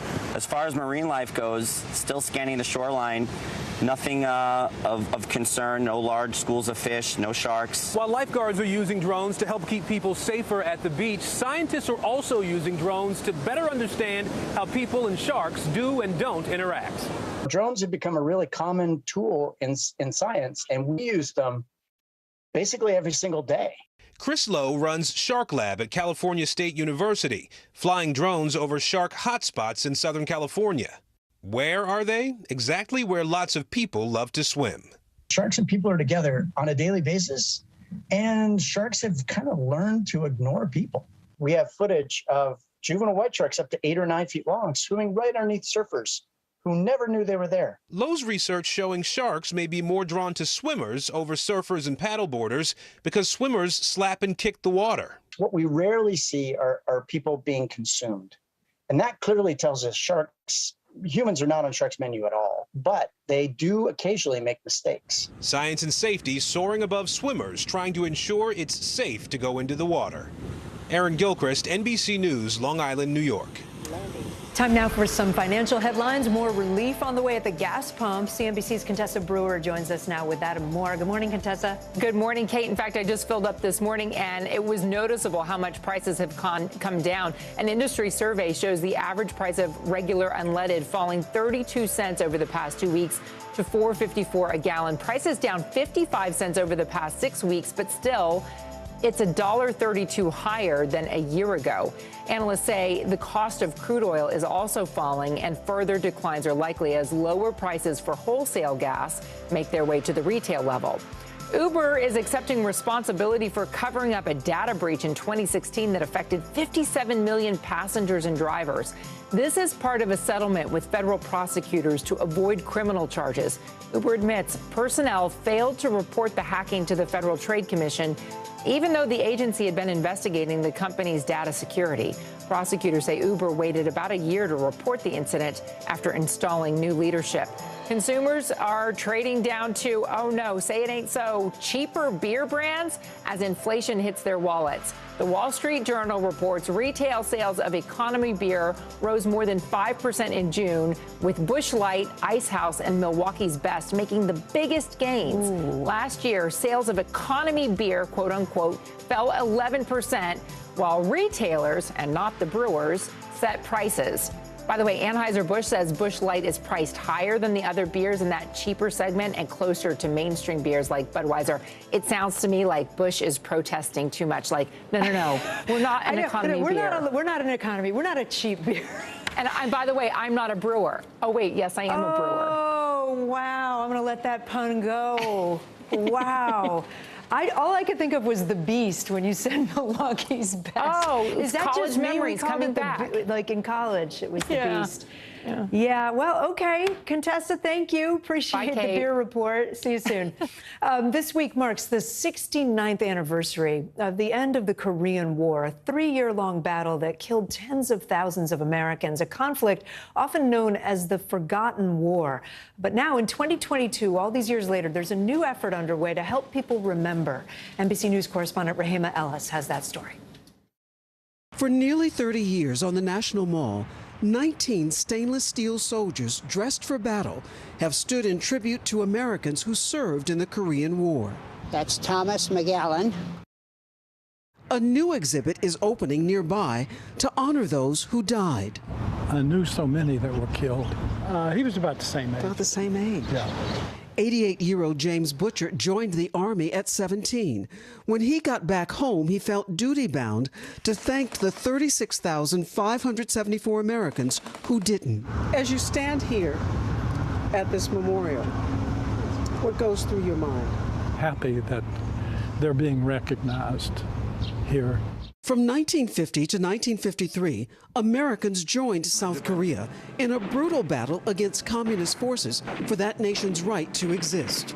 It shows sacrifice. 90-year-old William Ali's friend was among those killed. Ali enlisted in the Marines at 18 and, like Butcher, was determined to seeing the wall built. What do you want people to think about when they come here and see this wall? I want them to think about the humanity cut short, what might have been, who they were, most of them young, and they made a sacrifice. Emmett D. Moss. 2 of those killed were especially memorable to young Sergeant James Butcher. He sent Janice Krimis on patrol and never saw him again. Another friend, Emmett Dale Moss, died in the Battle of Pork Chop Hill. He named his first son after them. There's not a day that goes by that I don't think about those my friends.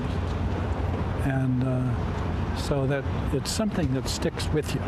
Building the wall was personal for Richard Dale, too. My grandfather's still missing in action, and this memorial is my hallowed ground, too. More than 7,000 Americans missing in action and 7,200 Koreans who fought alongside are also named on the wall that a grateful South Korean government paid $17 million to build, an enduring wall of gratitude.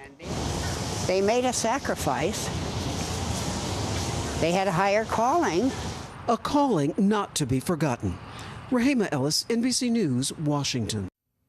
Coming up, an American dream made reality. A first-generation college student getting her diploma thanks to the hard work of her parents who came to the U.S. from Brazil. How she dedicated her graduation to them. Up next. Top Story with Tom Llamas. Weeknights at 7 on NBC News Now. Born to Rule, When Charles is King. A new podcast. Listen now. You don't know when your moment's coming, but when it does, you take it. Born to Rule, When Charles is King. A new podcast. Listen now. Live from Ukraine, from Uvalde, Texas, from Mayfield, Kentucky. To cover the news, you have to be in it. This is how so many towns and cities are protecting themselves. You can actually see they're pushing the gates open. Was there a school officer on campus? That's what we've been told. No. Do you remember any tornado as bad as this one? You look at this and you're thinking, we're not going to have power for weeks, if not months. Exactly. Every night, it's your news playlist. Top Story with Tom Llamas. Weeknights at 7 on NBC News Now. Right now on NBC News Now, Look at what's making headlines around the world. We've got 3 new developments just this afternoon. we begin this hour with breaking news. This is what it looks and feels like to try to escape Ukraine. I don't want to say goodbye. This factory has gone from making kitchen pots to lethal items. There's an intense artillery battle underway. Breaking news this morning. The heartbreak, the grief, and the tears that we have seen here are all tragically familiar. Was there a school officer on campus? Because that's what we've been told. No. The shooting is once again reigniting the debate over gun laws. If it's Tuesday, it is primary night. The highest profile races yet this year. The official confirmation of Judge Ketanji Brown Jackson. Let's zoom out a bit to our changing climate. What do we think that the new normal is going to be? The rollout of COVID vaccines for children under 5. Inflation is cutting into almost everything. Another honest conversation about what it means to be Asian American. We're coming on the air with the news NBC Scoop. Bringing the news to you is not only a job, it's an honor. Top Story with Tom Llamas is your news playlist on NBC News Now. And now, you can listen to it as a podcast. Available anytime and anywhere. Our show is about sparking conversations around today's biggest issues. The Fed raises interest rates. That controls inflation. Explain how that works. Is part of this that everyone's rethinking their jobs and their relationship to their employers? Could you just remind us why there are 9 justices on the Supreme Court instead of 3 or 20 or 2? It's not my job to tell you what to think. My job is to think about what you tell me. Now Tonight with Joshua Johnson, streaming weeknights at 8 on NBC News Now. Welcome back. Disney is bringing back another shimmer of magic to its theme parks this summer, with one family favorite experience getting a modern makeover. After being closed for 2 years, the Bibbidi Bobbidi boutique shops at both Disney World and Disneyland, where kids can get made into their favorite Disney princess or prince, they're set to reopen at the end of August. But the company is saying Bibbidi Bobbidi bye to the previous Fairy Godmothers in Training title for the workers. Instead, they're now going to be called Fairy Godmothers Apprentices, part of an inclusivity push, as men will be working at those shops for the first time, helping children once again become their favorite characters through royal head-to-toe transformations. That's a lot of fun. And finally this hour, a heartwarming story of a first-generation college graduate whose American dream became a reality in 2022 this year, thanks to the sacrifices her parents made decades ago. Just after the graduation ceremony at New York's Fordham University this spring, 22-year-old Tiffany Ferreira was celebrating. But in this emotional moment, it wasn't just about her own success. She was honoring the people she says made it all possible, her parents.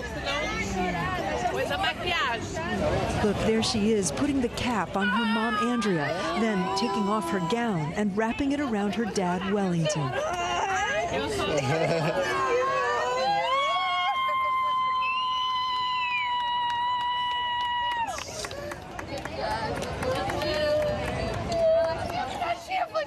The special gesture moving her little sister, Lauren, to tears. Lauren, in that moment, what were the feelings? It was just like a beautiful moment to share, like, all of the hard work that not only she did, but my parents did for her. They didn't go to college. It wasn't just your degree.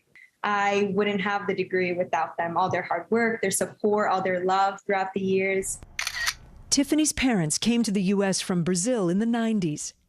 And like so many immigrants, sacrificed so the family could lead better lives here in America, always putting an emphasis on education. What have your parents had to give up to get you to that graduation? So my dad worked in construction and painting, my mom in housekeeping. They literally sweat every single day and just provide us with everything we need to succeed.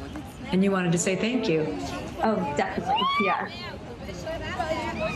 Their American dream finally realized when she became the first in her family to get a college degree.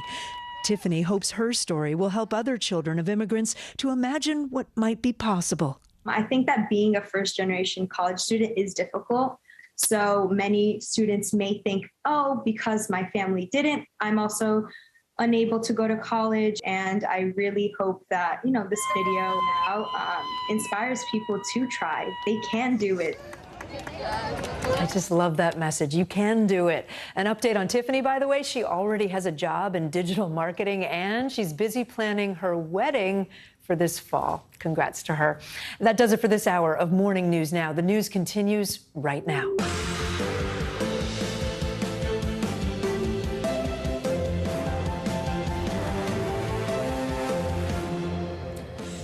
Good morning. I'm Kate Snow. Joe and Savannah are on assignment this morning. Right now on Morning News Now, deadly heat, grueling temperatures across the country now claiming lives, with millions of Americans waking up under heat alerts again this morning, facing another day of scorching heat.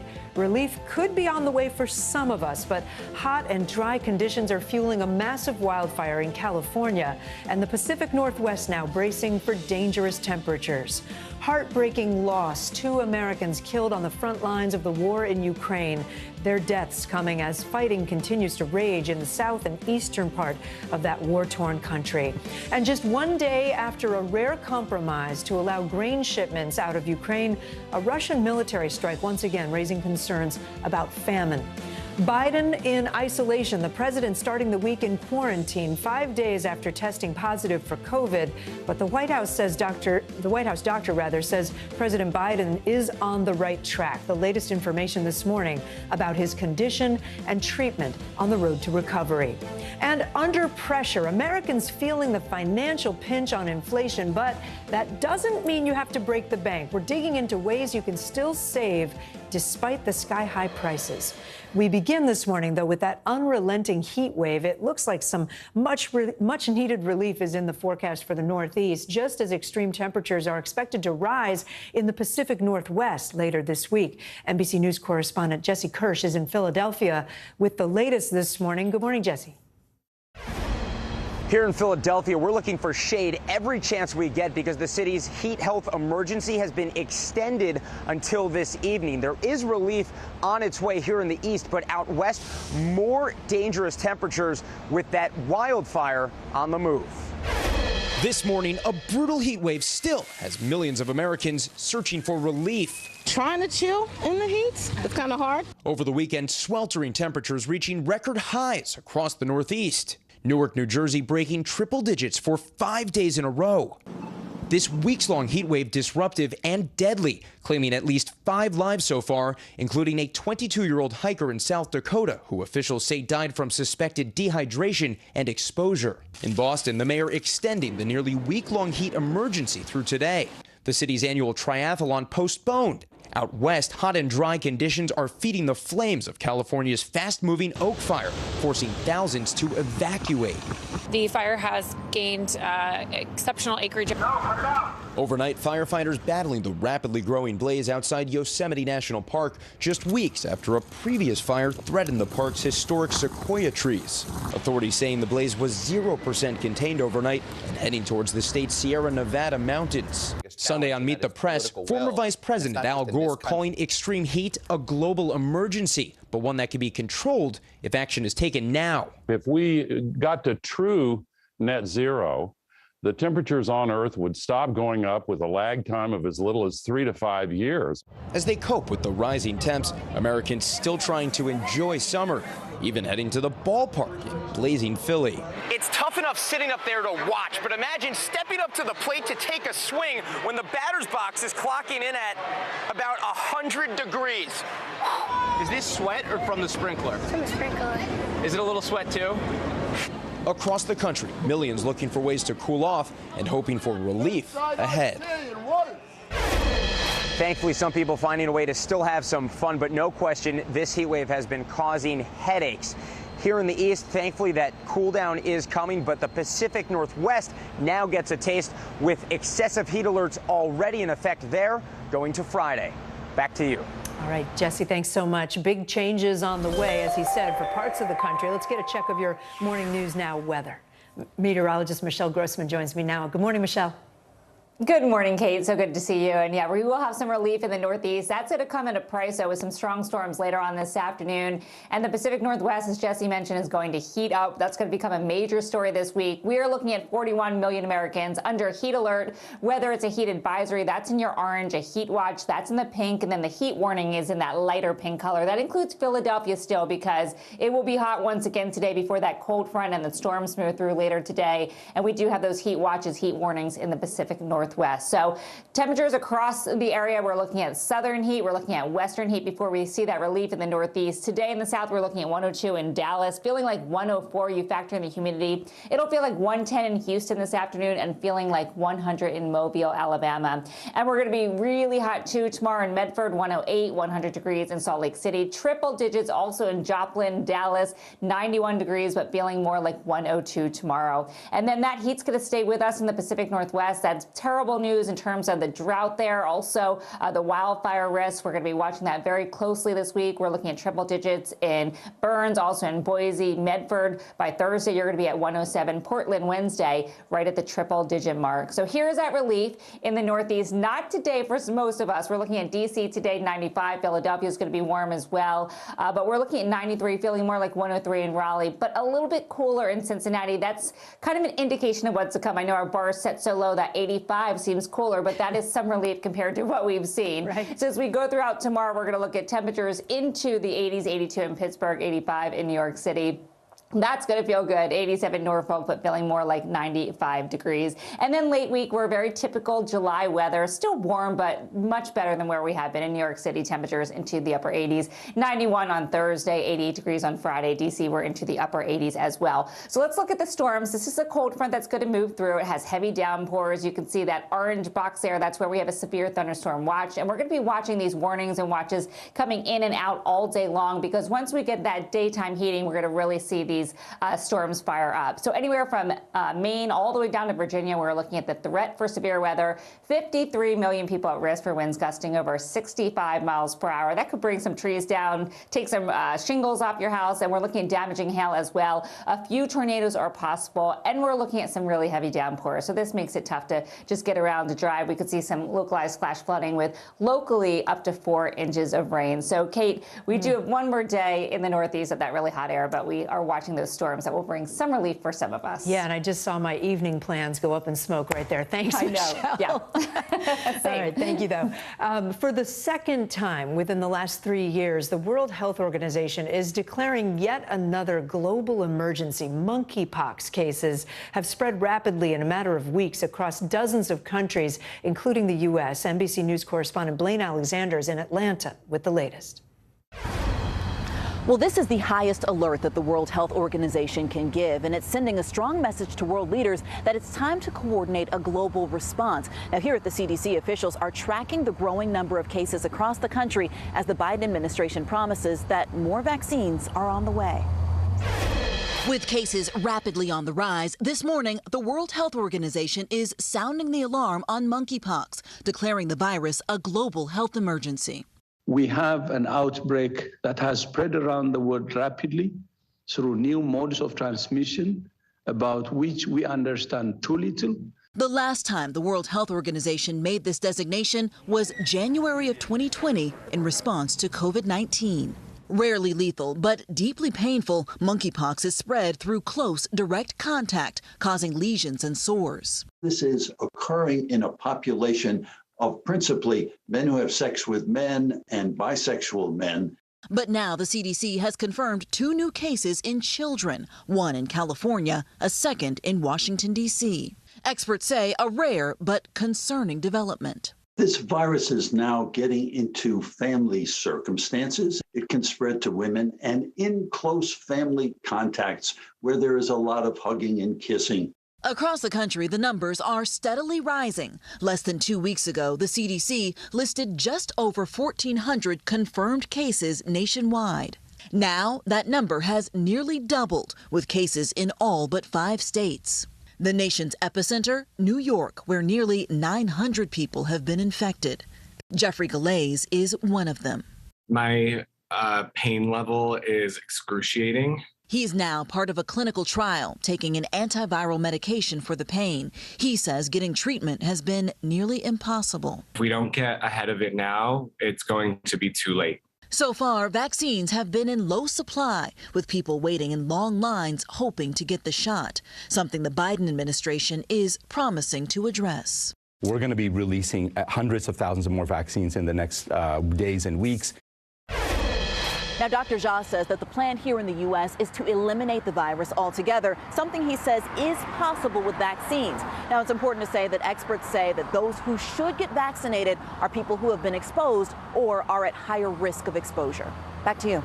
All right, Blaine Alexander, thanks so much. President Biden's doctor says his health continues to improve significantly following his positive COVID test. The president's medical team believes that he was infected with the highly transmissible BA.5 variant of COVID and credits the COVID vaccine for protecting Biden from more serious symptoms. Chief White House correspondent Kristen Welker joins me now live with an update from the White House. Good to see you, Kristen. Good morning to you.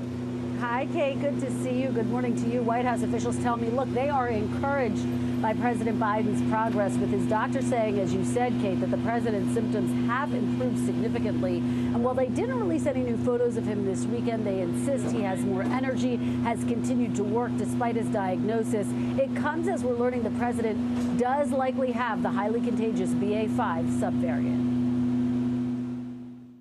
President Biden is starting the week in isolation, 5 days after testing positive for COVID-19. The White House now believes that, like so many Americans, the president has the BA.5 subvariant that accounts for nearly 80% of all new infections in the U.S. Though the president is vaccinated and double boosted, even he has been unable to escape the new, highly contagious strain.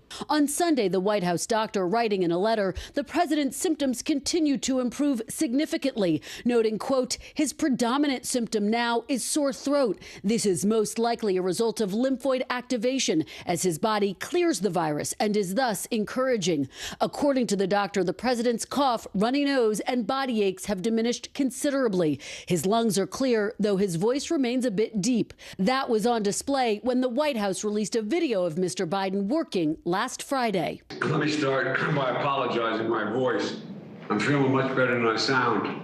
As for treatment, the White House doctor saying the president completed his third full dose of the antiviral Paxlovid Sunday and is taking Tylenol. He's also using an inhaler for an occasional cough. The White House's top medical advisor, Dr. Anthony Fauci, saying over the weekend that's not a cause for concern. He has a history of asthma and he uses a bronchodilator to make sure he just breathes well. He has no trouble breathing at all right now. That's something that he does regularly when he gets an upper respiratory infection. The White House has aimed to downplay concerns about the 79-year-old president's COVID diagnosis, releasing photos of him working, although they did not release any new ones over the weekend. Now, the White House has identified 17 close contacts to the president, including the vice president and first lady. Their spokespeople, Kate, telling me over the weekend both tested negative as of Sunday. And the White House has vowed transparency as the president continues to isolate here. We're expecting another briefing a little bit later on today and a new doctor's note, Kate. And perhaps we'll see him today at some point, Kristen?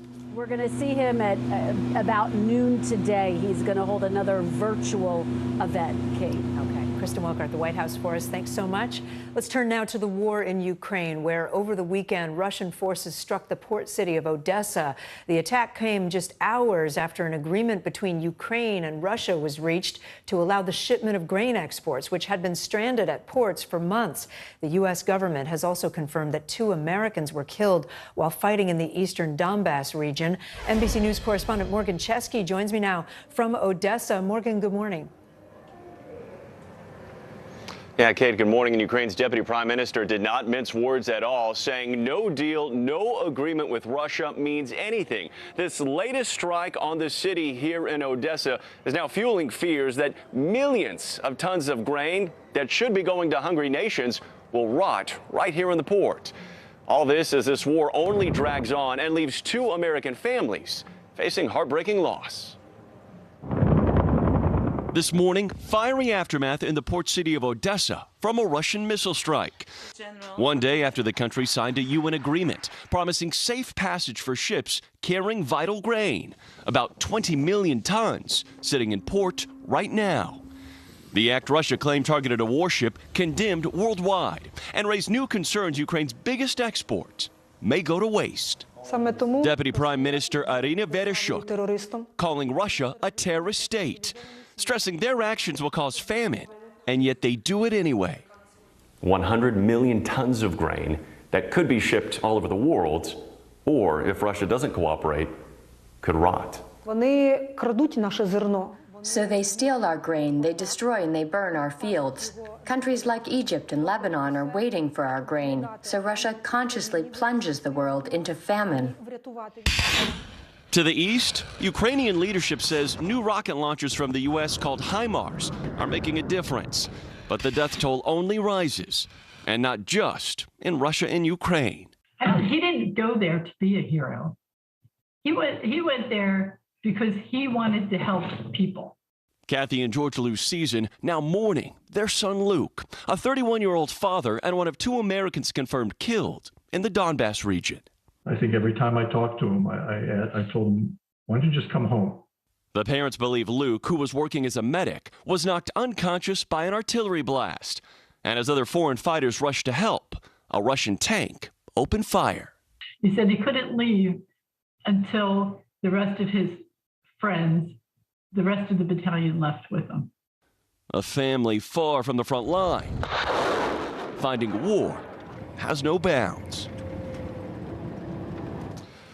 And back here in Odessa, Ukrainian officials say that grain exporting could resume as early as tomorrow. But, Kate, one of the big concerns, what's beneath the surface of the Black Sea that has been laid with naval mines by both the Ukrainian and Russian military. In fact, one gentleman was killed last month swimming in front of his family, barely 20 yards offshore.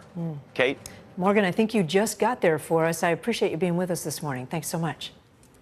Coming up, tragedy at sea. At least 17 people are dead after a boat capsized near the Bahamas. What we've learned about the alleged operation to smuggle Haitians into the U.S. and the 2 people now in custody. Plus, beaches shut down after a string of shark sightings. The new measures being taken to keep swimmers safe, and why experts say it is safe to go in the water.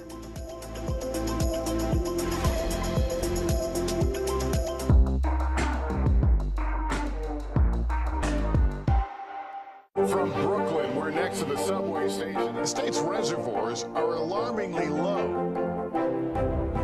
War will pass them by.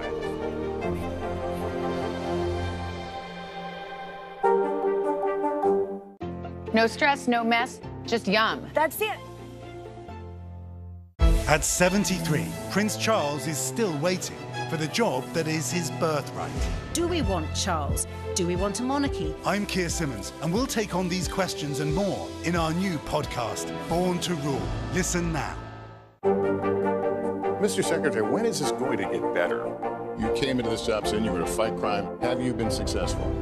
Found a way to put that. Can you update us on the status of negotiations? At 73, Prince Charles is still waiting for the job that is his birthright. Do we want Charles? Do we want a monarchy? I'm Keir Simmons, and we'll take on these questions and more in our new podcast, Born to Rule. Listen now. Tonight, I interviewed Secretary of Transportation Pete Buttigieg about the ongoing delays. You seem to be pointing the finger at the airlines. They're pointing the finger back. Mr. Secretary, when is this going to get better? The Seduction, Dateline's newest podcast. Listen to the full season now.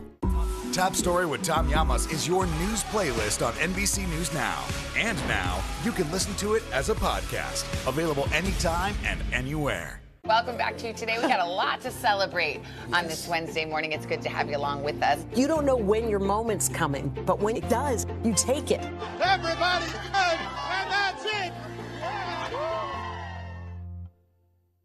The Seduction, Dateline's newest podcast. Listen now. Welcome back. Authorities in the Bahamas say at least 17 people have died. 3 have been hospitalized after a boat suspected of carrying Haitian migrants capsized 7 miles off its coast.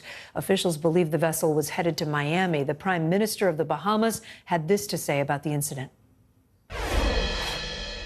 There was a tragedy at sea involving suspected irregular Haitian migrants. As a result, a multi-agency investigation is underway to determine the full circumstances surrounding a suspected human smuggling operation, which has resulted in the deaths of these irregular Haitian migrants. NBC News senior national correspondent Kerry Sanders has more on the story for us. Kerry, good morning. Walk us through what we know about the incident, the ongoing rescue mission. Are there people that are still believed to be missing? Indeed, there are. The U.S. Coast Guard right now has patrols in the water working in coordination with the Bahamian Coast Guard, searching for potentially more victims. But as each minute goes by, the likelihood of finding anybody alive, of course, dims. The real concern here is that not only was this boat potentially involved in a human smuggling operation, but that it was so overloaded with people. It was a 30-foot boat with 2 engines off of New Providence when it capsized. When the Coast Guard finally arrived, some of those from the Bahamian Coast Guard heard what they thought was tapping underneath the capsized boat, and under there they found at least one woman who was in an air pocket, but most of those who died were under the boat and were unable to swim and get out to safety.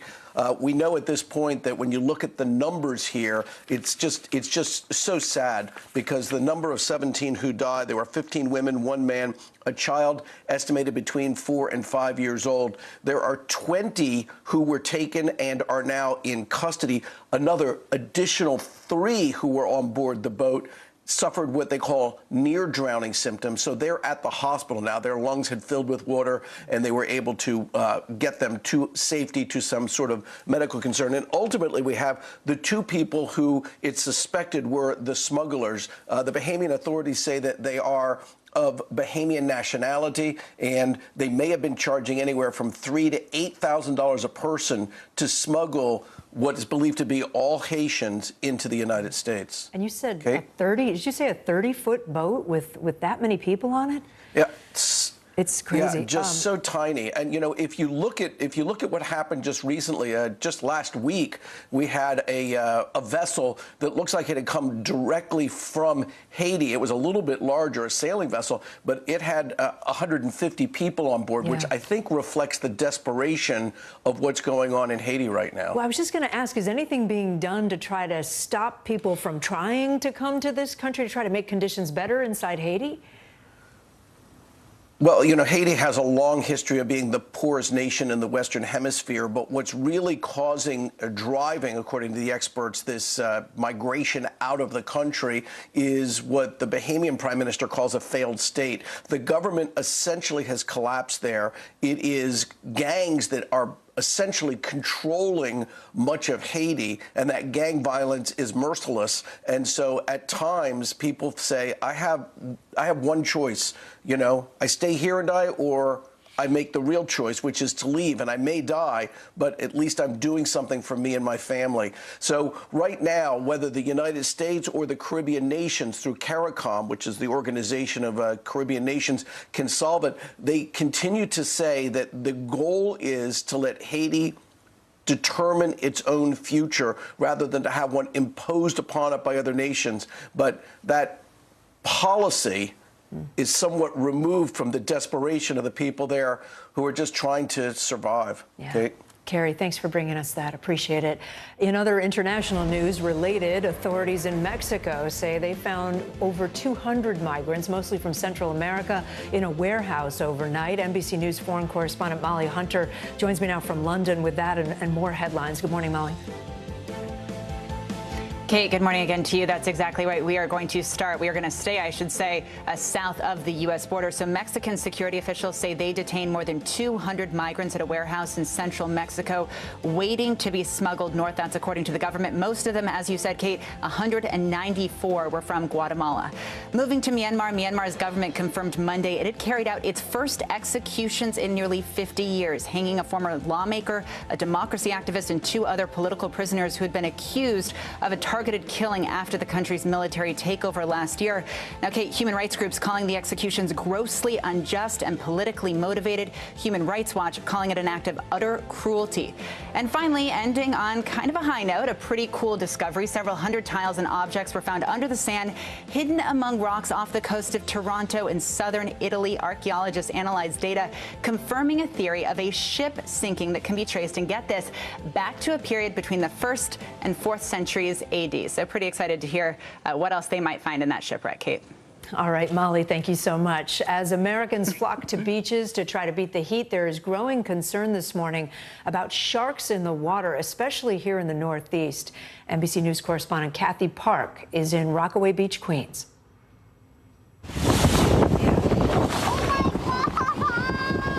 Terrifying images of sharks this morning after nearly 24 sightings off Cape Cod, some just 30 yards from shore. In Alabama and South Carolina, apparent sharks seen swimming just feet from the beach. And in California, surfers getting uncomfortably close to what appears to be a large shark. It's massive. Oh my God. This following a rash of shark attacks off New York's Long Island.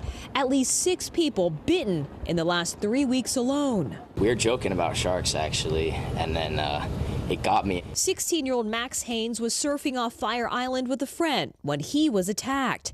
Jaws clamping down on his foot, leaving a nasty gash. I felt on my foot like a bear trap just get me from below, and it's like hard. It felt like it broke my foot.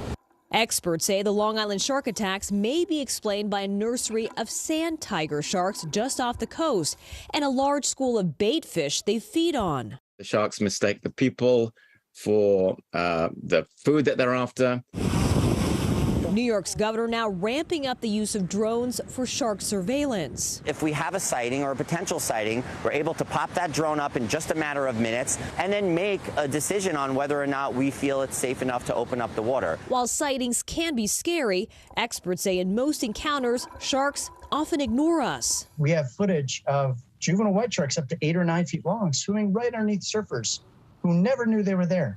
But many communities not taking any chances, launching extra measures to make sure it's safe to go in the water. And it's not just sharks shaking things up off the coast this summer. In Plymouth, Massachusetts this weekend, a humpback whale caught on camera, breaching the water and landing on a boat. Authorities reporting there were thankfully no injuries. And a couple of things to keep in mind if you do plan on heading out into the water. Try not to splash around too much because this could actually attract a shark thinking that you are wounded prey. And also, do not go into the water with all of your jewelry because the light that reflects on your jewelry could also be mistaken for fish scales. And lastly, this might be an obvious one, but do not go into the water if you're bleeding or have an open wound. However, experts do say that typically sharks are not attracted to human blood. And Kate, it's also worth noting that shark attacks are very rare, and us humans, we are just not on their menu. Kate? Yeah, I knew you were going to say that, Kathy. Thank you. Although I'm still not sure I'm going back in the water. Coming up, a story that has galvanized activists on both sides of the abortion debate. A 10-year-old girl who traveled from Ohio to Indiana for an abortion. The man accused of raping her is in court today. The latest on the case against him and the potential punishment that he's facing. Also, Banned Camp, a new program aiming to expose young people to books that have been banned by school officials. It's all taking place in the heart of the country's largest conservative state. That's up next.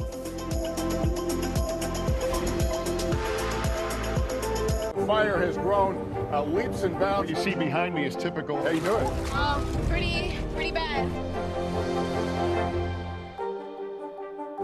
News is happening now. Look at what's making headlines around the world. Whenever it happens, wherever you are. It's here now.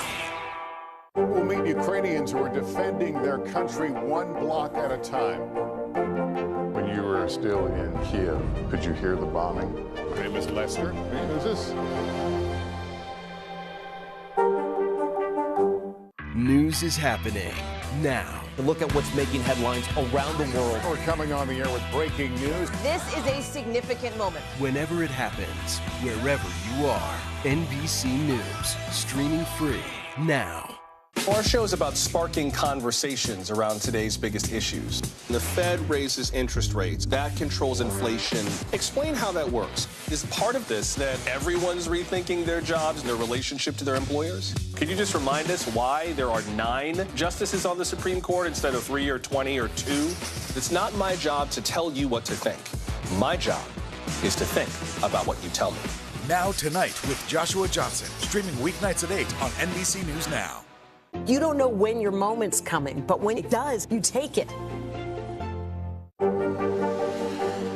Tonight, I interviewed Secretary of Transportation Pete Buttigieg about the ongoing delays. You seem to be pointing the finger at the airlines. They're pointing the finger back. Mr. Secretary, when is this going to get better? Here's what's happening in your neck of the woods. These days, it feels like the news never stops. So let's get into it. What's happening right now, what it all means for you for an hour every day. It can be hard to keep up, so let's get started together. Hallie Jackson Now, weekdays at 5 on NBC News Now. A story out of Ohio drawing national attention in the wake of the Supreme Court overturning of Roe v. Wade. An Ohio man is set to appear in court this afternoon after he was indicted last week on charges 2 counts of rape. He's accused of raping a 10-year-old girl in Columbus. She then traveled across state lines to Indiana last month to get an abortion where it is legal. But Indiana lawmakers are also considering legislation now to ban all abortions in that state with limited exceptions. Vice President Kamala Harris is set to meet with state lawmakers to discuss the fight to protect reproductive rights there. And joining me now, sorry about that, is NBC News correspondent Shaq Brewster is with us, and also NBC legal analyst Danny Savalos. Sorry, we had a little funkiness in the teleprompter there for a second. Shaq, let me start with you. What are people saying about this case involving the 10-year-old girl? Okay, now they're saying it's heartbreaking. Now they're saying that it raises some really moral and ethical questions, even if they're against abortion. But this was a case, Kate, that we know was met with really heavy skepticism and even doubt when it was initially brought to light. This involves a 10-year-old girl who was raped, who went to Indiana, as you mentioned, to receive an abortion because of the restrictions in Ohio. And when it initially came out, it caused a firestorm. People said that they were doubting it. But now the doctor that was providing the care, that provided that abortion care, is defending herself. She wrote an op-ed in the Washington Post just last week defending the work that she does and the care that she provides. And this is something that will really be watched closely as we now see this suspect involved, the suspect that has been named, who police say confessed to the rape. We'll see that suspect in court. He'll be arraigned this afternoon, Kate. And Shaq, have Republican leaders, legislative leaders in Indiana shared the details of this bill that they plan to introduce? And also, what do you know about Vice President Harris's visit there? Yeah, they have shared some of the details. This is something that will be introduced later this morning when the Senate comes in, when the state Senate comes in for a special legislative session. It'll be a near total ban of abortions in the state of Indiana. There are exceptions for rape, incest, and protections for the life of the mother. One thing that we're expecting to see are lots of protests, and we're also going to see that fairly unusual visit from the Vice President Kamala Harris, who will come and have a roundtable with state lawmakers. I want you to listen to what we heard from her when she had a roundtable just this weekend in Virginia, a similar roundtable discussion with state lawmakers there. Let's all agree that when it comes to one of the most intimate decisions that a woman can make, intimate decisions that are about heart and home, she should be able to do that without the government telling her what to do. We'll expect to see a potential vote in the state Senate on this legislation by the end of the week, and then it'll go to the state house where it may be modified. But we're expecting to see some new legislation coming out of the state of Indiana that will severely restrict abortions in that state. We're expecting that to be finalized within the next 2 weeks, Kate. Okay, and Danny, let me get to you. So based on what Shaq just said, there would be exceptions for rape in this new legislation, but walk us through the legal landscape here and how it all applies to that story with the 10-year-old who had to go to Indiana. As it stands in the United States now, a state can either prohibit abortion completely or it can allow abortion right up until the moment of birth. And that is the world that we live in now legally. That's what the landscape is. And just like Shaq reported, the Indiana proposed legislation might actually contain an exception for this situation, this particular very tragic situation, because it would be a rape exception. Of course, then somebody might have the burden to prove that rape. That would be another factor that we don't think about when we're sort of coming up with this legislation and the proposed language. But how do you prove who has the burden? Is it the woman seeking the abortion? What does she have to establish to show that, in fact, she was raped? A criminal prosecution. Not everybody reports rapes to law enforcement for fear of all kinds of different things. So what burden does that place on the woman? Under an old Roe v. Wade and Planned Parenthood regime, that would be the classic example of an undue burden. But that limitation is essentially gone, at least at the federal level. State constitutions may contain protections at those states' whim.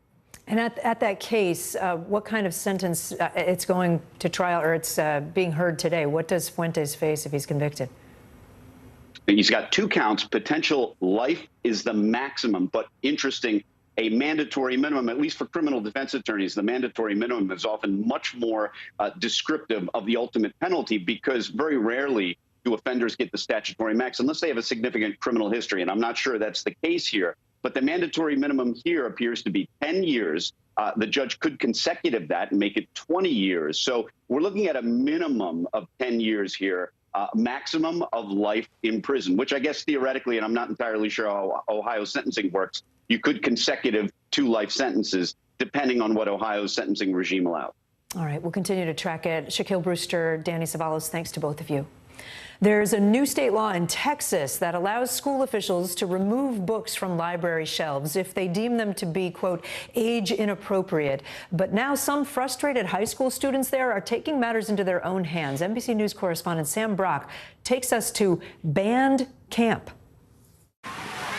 Summer might be a time some kids take a break from books. This past year, our school has removed about 11 books from our classroom libraries. But not this summer for a group of high school students in Austin who see urgency in discussing this literature. And you'd be very shocked how many of these books that we've read that have become some of our favorites. Literally taken out of their classrooms. If you had to say, what do you think is the commonality that connects all of the books that are banned here? It's very much fear-driven, being afraid and uncomfortable having conversations with their children about the subjects in these books. This forum, sponsored by the Austin Public Library and Book People, the largest independent bookstore in Texas, is called Band Camp and has really struck a chord.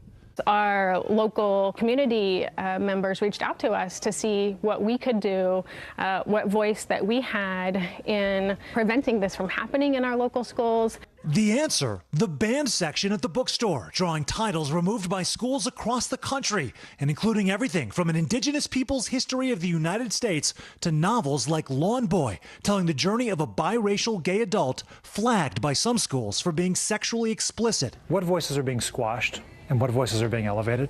When I look at the list of the books that are being challenged currently, it is a majority of BIPOC voices, people of color, and queer voices, and people who identify as LGBTQ+. The state of Texas passed a law in 2021 that initially focused on reviewing any literary content having to do with race, but then expanded to human sexuality. One of the law's supporters, Matt Krause, says the point is age-appropriate content for students and historical accuracy. I don't think anybody's saying we shouldn't talk about anything that we've done wrong in the past, especially in terms of race. What I think we are saying is having a stilted view or a tainted view of those race relations. So we don't want that in there. Krause compiled the list of about 850 books sent to Texas school districts as a guideline for review. More than half dealing with LGBTQ topics, also race and sex education. How did you come up with the 850 or so books that are on that list?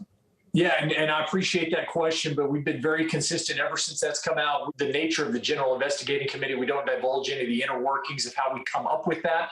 What percentage of those books, if you had to ballpark, have you read yourself?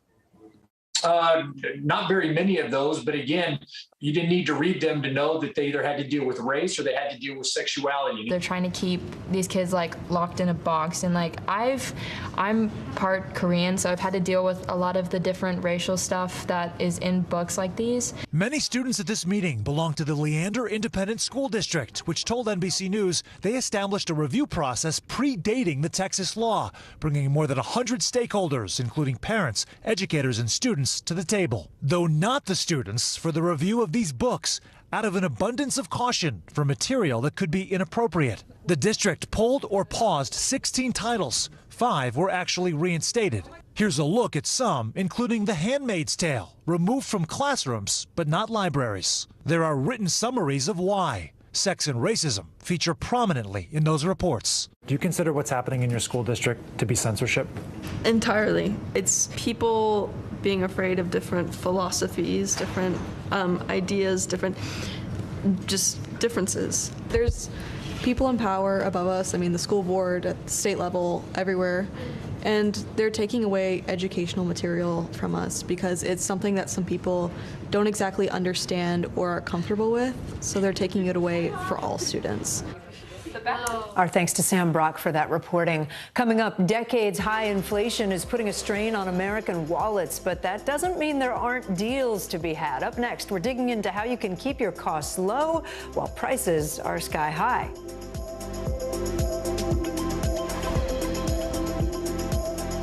These days, it feels like the news never stops. So let's get into it. What's happening right now, what it all means for you for an hour every day. It can be hard to keep up, so let's get started together. Hallie Jackson Now, weekdays at 5 on NBC News Now. From Brooklyn, we're next to the subway station. The state's reservoirs are alarmingly low. War will pass them by.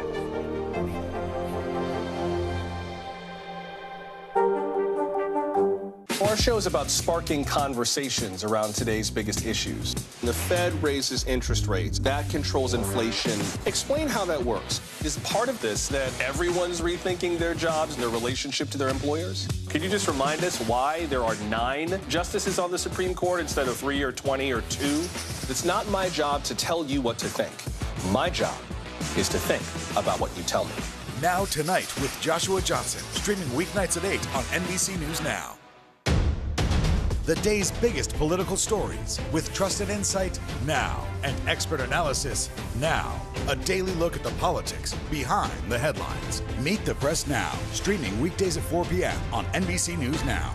Welcome back to Today. We got a lot to celebrate on this Wednesday morning. It's good to have you along with us. You don't know when your moment's coming, but when it does, you take it. Everybody's good, and that's it. As we look out over the latest city-turned-crime scene, we see the things left behind.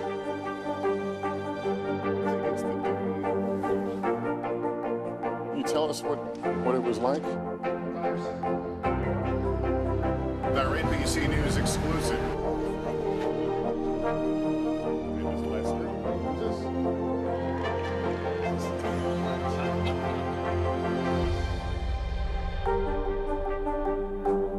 These days, it feels like the news never stops. So let's get into it. What's happening right now, what it all means for you for an hour every day. It can be hard to keep up, so let's get started together. Hallie Jackson Now, weekdays at 5 on NBC News Now.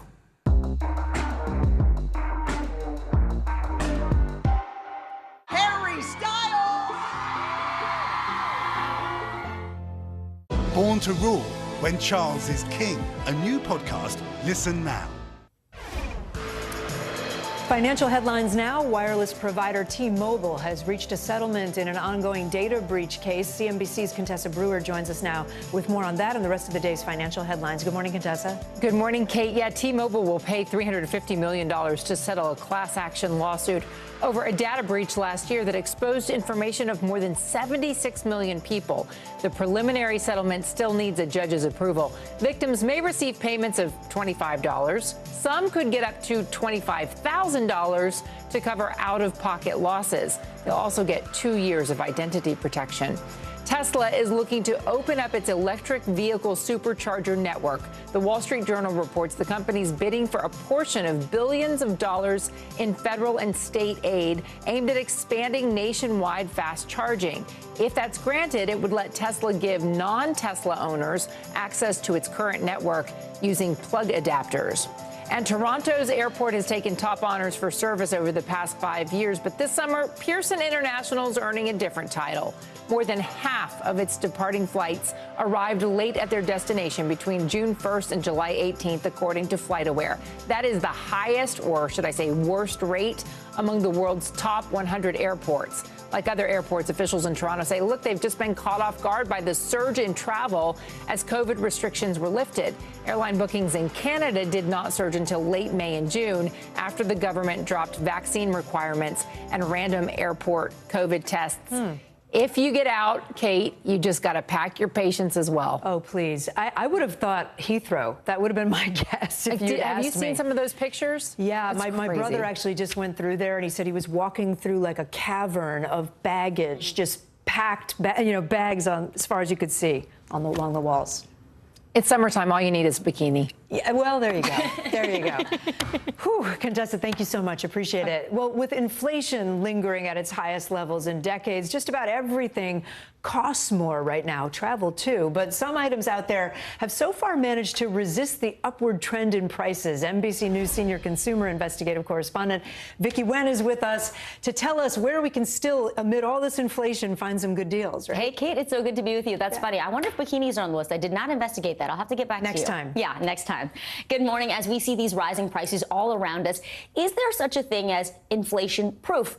We went on the hunt to find the items that have held their pricing. So here are some options to help your wallet. From groceries and gas to housing and medical care, ballooning prices have many Americans feeling the pressure. And yet some items have managed to escape the rising prices, like this classic Costco hot dog. It's still $1.50 and comes with a soda. Since its debut in 1985, Costco has never raised the price of this classic combo. And recently, the club CEO telling CNBC it won't. Is there any inflationary environment where you would raise that price? No. Costco views the popular mainstay as a loss leader, a product sold below market cost to attract customers. You can find these at other club stores, but another example at Costco, it's rotisserie chicken, holding steady at $4.99, despite a nearly 16% annual increase in chicken prices. But Costco has hiked prices elsewhere. They have raised the price on the soda by 10 cents and on the chicken bake by $1. So even Costco's not immune to inflation. No, Costco is trying to pick the areas where it can feel like it can pass along certain price increases. The standalone soda and the chicken bake probably are places where consumers may not be as outraged if they see a price hike. While the average American family now spends around $465 on groceries each month, several items can help alleviate some of the sticker shock. Tomatoes, potatoes, cheese, and just in time for summer, ice cream. All relatively unaffected by inflation, according to the U.S. Bureau of Labor. No need to adjust your television set. You might just want to buy a new one instead. In the past year, TV prices have dropped almost 13%, meaning you could find a deal now without having to wait until the holidays or the beginning of the year. Smartphones also experiencing some dialed down prices, a 20% decline from 2021. And don't miss the call to save on jewelry, eyeglasses, and personal care items like cosmetics. Prices remain stable. But for those items not immune to inflation, Prices keep going up. Do you have any advice for how to handle it?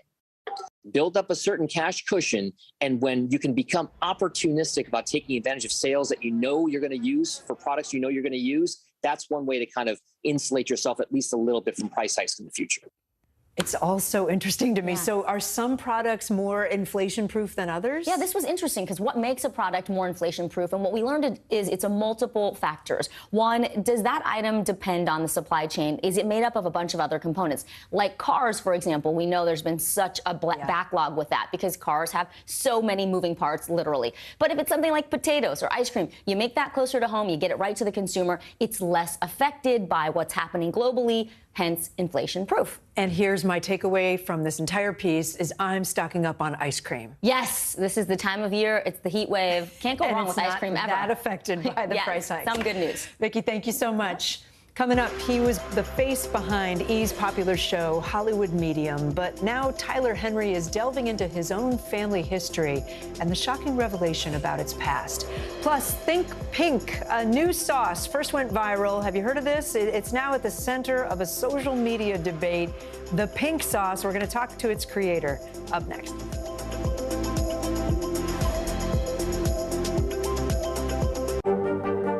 Mr. Secretary, when is this going to get better? You came into this job saying you were going to fight crime. Have you been successful? Found a way to put that. Can you update us on the status of negotiations? Live from Ukraine, from Uvalde, Texas, from Mayfield, Kentucky. To cover the news, you have to be in it. This is how so many towns and cities are protecting themselves. You can actually see they're pushing the gates open. Was there a school officer on campus? That's what we've been told. No. Do you remember any tornado as bad as this one? You look at this and you're thinking, we're not going to have power for weeks, if not months. Exactly. Every night, it's your news playlist. Top Story with Tom Llamas, weeknights at 7 on NBC News Now. Tonight, I interviewed Secretary of Transportation Pete Buttigieg about the ongoing delays. You seem to be pointing the finger at the airlines. They're pointing the finger back. Mr. Secretary, when is this going to get better? Top Story with Tom Llamas is your news playlist on NBC News Now. And now, you can listen to it as a podcast. Available anytime and anywhere. You don't know when your moment's coming, but when it does, you take it. At 73, Prince Charles is still waiting for the job that is his birthright.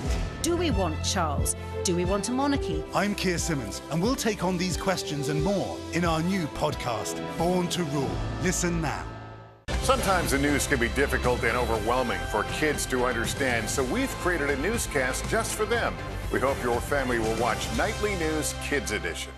News is happening now. Look at what's making headlines around the world. We're coming on the air with breaking news. This is a significant moment. Whenever it happens, wherever you are, NBC News, streaming free now. Top Story with Tom Llamas, weeknights at 7 on NBC News Now. Welcome back. Celebrity psychic Tyler Henry has made his name by helping clients find answers from loved ones who've passed away. But recently, the 26-year-old medium found himself on the other side of the table, joining his mother, Teresa Colwin, in uncovering the truth about her traumatic childhood. NBC News correspondent Erin McLaughlin joins us now from Los Angeles with their very first joint interview, Erin, since the revelations went public.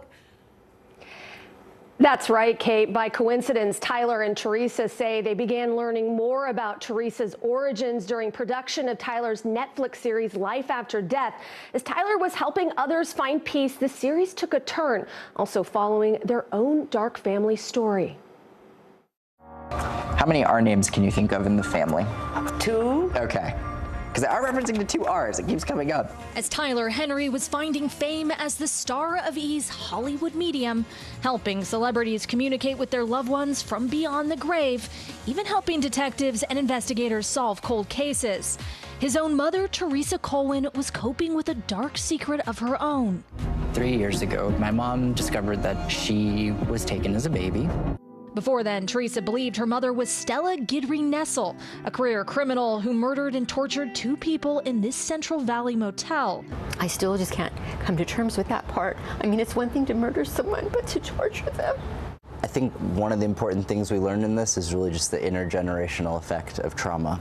Stella's crimes devastating the lives of not only her victim's family, but Teresa's own family too. This traumatic history revisited in Tyler's Netflix series Life After Death. So your middle name was Weva, but this has you down as Java. So I know my birth certificate has been doctored. Teresa learning Stella was not her birth mother. Her birth mother, now deceased, had been tricked by Stella. The exact circumstances still unknown. And she raised me and used me in a way that she needed to benefit herself. The series capturing Teresa's emotional reunion with her biological family. My feelings when I met with my biological family were actually bittersweet as well, because while I loved them and adored them immediately, they're just wonderful, wonderful people. I also felt a loss because I felt like, well, what if I had been able to be raised with them? Ironically, Tyler says his psychic abilities weren't able to reveal much about those closest to him. Really, for me, my process has to not be impeded by logic or by information. And so because it's me, because I have my own feelings and thoughts and expectations, that bias basically prevented me from being able to kind of connect intuitively. It was surreal, he says, to be on the other side of the reading for the first time. It felt like the tables kind of turned in the sense that I found myself in a very vulnerable position in a pursuit for answers. So I felt myself really feeling a sense of desperation. And I think it taught me and gave me an insight into closure. It's not really something you achieve as much as it's something that you have to kind of grow through and find acceptance around. For Teresa, the revelations brought an emotional release. Because I know I'm not related to her and I'm not like her. I know I'm a good person. But also raised new questions about the nature of family. And it made me happy that Tyler doesn't have a grandmother who's a murderer. And the bittersweet part of that is that while it means that she's not my biological mother, it also means that my siblings that I love so much are not my biological siblings, but it doesn't matter because we're always going to be close. We learned in this journey the importance of asking questions. If there's a blind spot, follow up. There's a reason. There's a reason. There are entire generations of silence, and it's important to break that silence and that the truth really can set you free. Teresa and Tyler say they hope the series brings attention to crime victims and their families, especially children. They say Teresa's own story is an example of how one person can cause so much damage, not only to those she physically harmed, but to her own children and their loved ones. Kate. All right, Erin, thank you. If you're on social media, you probably know about pink sauce. It's this brightly colored condiment created by a chef in Miami. Have you seen this? TikTok posts on the sauce have racked up more than 250 million views, and people have tried it on everything from chicken nuggets to tacos. But now the creator of pink sauce has been at the center of a little bit of backlash, with questions raised about what's in the sauce and even whether it's safe for everyone to eat. And joining us now is the creator of the pink sauce, Chef P. She's asked to be referred to by her TikTok username out of concern for her privacy. Chef P, thanks for being with us. Hey. Hey. So I see the pink jacket.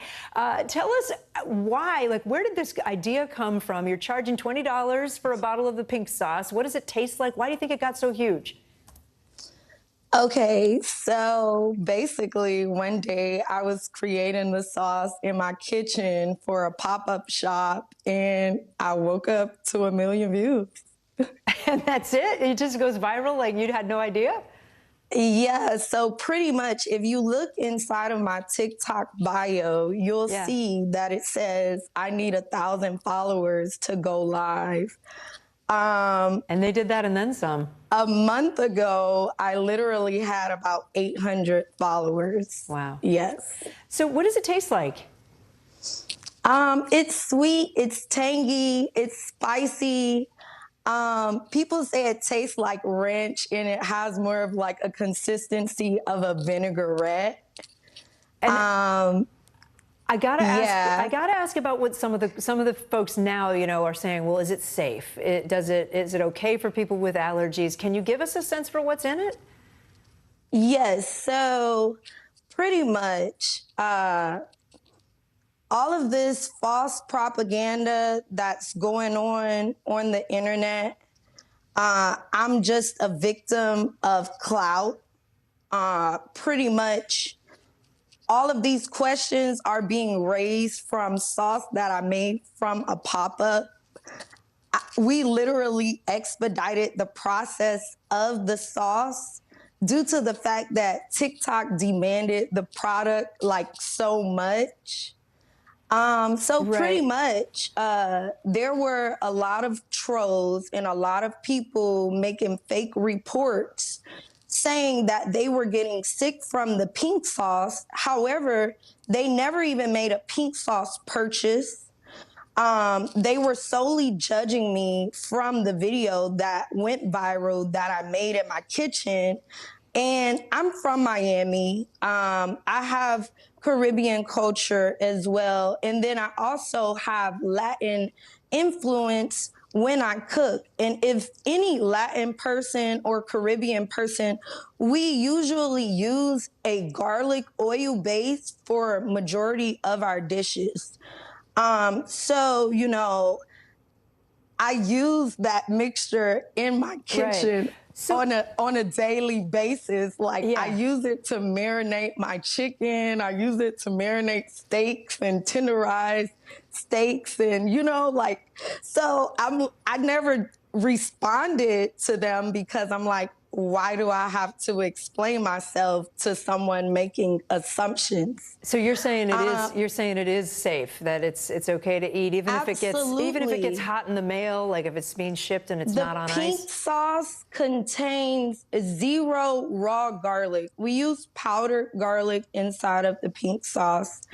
But yeah, so pretty much people were calling the Food and Drug Administration. The Food and Drug Administration reached out to the Food Health Services of Florida, and they came to my home. They knocked on my door, and when they knocked on my door, I said, come in. Okay. Would you like to come in? However, he could not come in because, you know, COVID. But yeah, we made everything Chef P. Clear. He explained to me these accusations that were going on. It's so bad down to the point that someone faked their death. Okay, I'm going to have to cut it. I'm so sorry. We're totally out of time. But Chef P, thank you so much for being with us. Appreciate it. That's going to do it for this hour of Morning News Now. The news continues right now.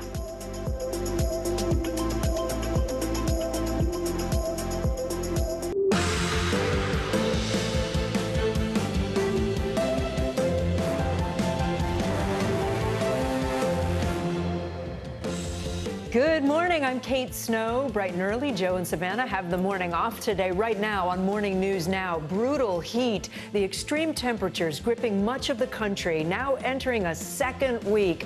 While relief is on the way for some Americans, millions more are about to be in the path of a new heat wave. Just how dangerous this heat has been so far and what's expected from coast to coast in the days ahead. Plus, the hot, dry conditions out west fueling a massive wildfire in California. The situation on the ground as flames burn out of control and thousands of people are forced to leave. New calls to declare monkeypox a public health emergency here in the U.S. That comes after the World Health Organization called it a global health emergency, what that declaration means, and what doctors are learning about the disease. Up in the air, a bill that would protect the right to same-sex marriage is in jeopardy. It passed the House, but it faces a tougher battle in the Senate. The latest on the push by supporters to get enough Republicans to back that bill. And making a difference, a Florida man cleaning up nearly a dozen tons of trash in his community. It's all to protect the mangroves, key to South Florida's wildlife. How he started that project, plus the weirdest piece of trash that he has found so far. We'll get to that, but we begin with the oppressive heat gripping much of the country as Americans across the country saw more record-breaking heat over the weekend. 18 cities across the country set or tied record highs this weekend, including Newark, New Jersey, which saw a record 5 consecutive days at or above 100 degrees. And this morning, 41 million Americans are once again under heat alert. While some much needed relief appears to be on the way today for the Northeast, for the Midwest, You're looking at the West Coast and Pacific Northwest. They're expected to see dangerously hot weather this week, beginning today, with highs topping out at more than 100 degrees in some areas. And in California, those dry, hot conditions fueling the state's biggest wildfire this year, the Oak Fire near Yosemite National Park, burning out of control, forcing thousands of people to evacuate. We have full coverage of all of it this morning, including the latest on that fire. NBC News reporter Gary Grumbach is in D.C. with record-setting heat in the Northeast, and meteorologist Michelle Grossman is ready with the forecast. Michelle, let's start with you. It sounds like the Northeast, as we said, it might catch a little bit of a break finally, but things are really warming up out west, right? Yeah, you have it exactly right. Hi there, Kate. Yeah, we're going to see relief tomorrow in the Northeast. It's going to come at a price, and that's going to be some really strong storms later on this afternoon. We're watching a cold front that's going to move through, but we are looking at coast-to-coast heat because now the Pacific Northwest will see the heat this week. 41 million people impacted from the Pacific Northwest through the middle of the country, Oklahoma City, Little Rock, Jackson, and then Boston and Philadelphia. You have another hot day ahead of you before we see that relief come. So there's that coast-to-coast heat in terms of the numbers. We're looking at triple digits, 103 in Fresno, 97 in Portland today. Tulsa, you're going to feel like 107 when we factor in that humidity, feeling like 110 in Houston this afternoon, and it will feel like 105 in D.C. So it's going to be steamy and stormy in D.C. as we go throughout the afternoon hours. And then we stay so warm in parts of the south central states, in the Pacific Northwest. Tomorrow, we're looking at 108, 100 degrees in Salt Lake City, 95 in Corpus Christi, and 103 in Dallas. Keeping it toasty, too, in Oklahoma City on Wednesday, 102. Triple digits for Spokane. In Wednesday, Thursday, and Friday, Las Vegas, you will be into the triple digits, too, throughout most of this week. Now, here is the stormy part. We have a cold front that's going to be moving through. We had a tornado watch earlier this morning in Pacific Northwest, in the northwest portion of Pennsylvania, but we're looking at heavy downpours with this line of storms as well, and that will impact the mid-Atlantic, the I-95 corridor as we go throughout this afternoon into the evening hours. 53 million people at risk. We're going to see winds gusting over 65 miles per hour. That could cause damage on its own and also some hail. So, Kate, we're looking from Bangor, Maine, all the way to Richmond, Virginia for the chance of some of these strong storms. Back to you. All right, Michelle, thanks so much. And while the West Coast is bracing for that extreme heat, there is that state of emergency this morning in Central California. Hot, dry conditions are fueling a massive wildfire, the Oak Fire, burning out of control just outside of Yosemite National Park. The flames forcing thousands to evacuate. NBC News national correspondent Miguel Almaguer has more. Another wave of destruction. The Oak Fire more than doubling in size to 14,000 acres. Now the state's largest wildfire of the year, ravaging everything in its path. The fire has gained exceptional acreage overnight. Peak fire season hitting hard in the rural community of Mariposa. Over 6,000 forced to evacuate as Governor Gavin Newsom declares a state of emergency. With containment nowhere in sight, the billowing plumes of smoke are visible from outer space. These are the new sounds of summer. The crackling of bone-dry brush, the result of California's mega drought, promising more hellscapes ahead as temperatures keep rising. More than 2,000 firefighters working around the clock to beat back flames. But thousands of structures remain under threat. Crews spread too thin to stop all the homes from burning. Oh, this is horrible. Rodney McGuire captured this video as he lost it all. His family's home for generations gone, along with his collection of classic cars. All he has left is support from his neighbors. I still haven't absorbed this. I've got another 50 messages, and I've been just trying to get my strength back to even read them. I just don't know. Another small community overmatched by towering infernos, just hoping for a break from forces out of their control. Miguel Almaguer, NBC News. So hard. And in the eastern part of the country, temperature records, as we said, were broken this weekend. The nation's capital has really been feeling the heat, officially marking its hottest weekend of the year. NBC News correspondent Gary Grumbach is there for us. Gary, wow, it looks like you're staying a little cool in front of that fountain. Tell us about the latest in D.C. and the heat emergency plan in place there. Kate, it was hot this weekend. It's going to be hot today. And in some parts of the country, it's going to be a very hot week. Here in D.C., we hit a real feel with included humidity, 103 degrees yesterday. That was the highest it was all weekend. And these heat emergencies and heat advisories, as you said, have been hitting from Boston to St. Louis. Really, almost 90 million Americans this weekend saw a heat emergency. Now, in every city, what that means is something different. Here in D.C., what it meant is pools like this got to stay open for a few hours longer. It also means the city is throwing their resources behind opening up cooling centers and checking on the elderly and the homeless population across Washington, D.C. But it's not just D.C. We spoke to somebody in Dallas who said it's heat they haven't seen before. You know, in the 21 years I've been here, we've definitely had hotter summers. So this one is, you know, it's right up there in the record books. We've seen cities open up their cooling centers. We've watched our neighbors, you know, control their water that they've used for their gardens. But really, it's just great to see people helping each other out. Now, it is not just hot, it is record-breaking hot in some parts of the country. In Newark, as you mentioned, 101 degrees. Boston, Massachusetts saw 100. Kate? And Gary, I know there's already been at least one heat-related death in New York over the weekend. What can you tell us about that?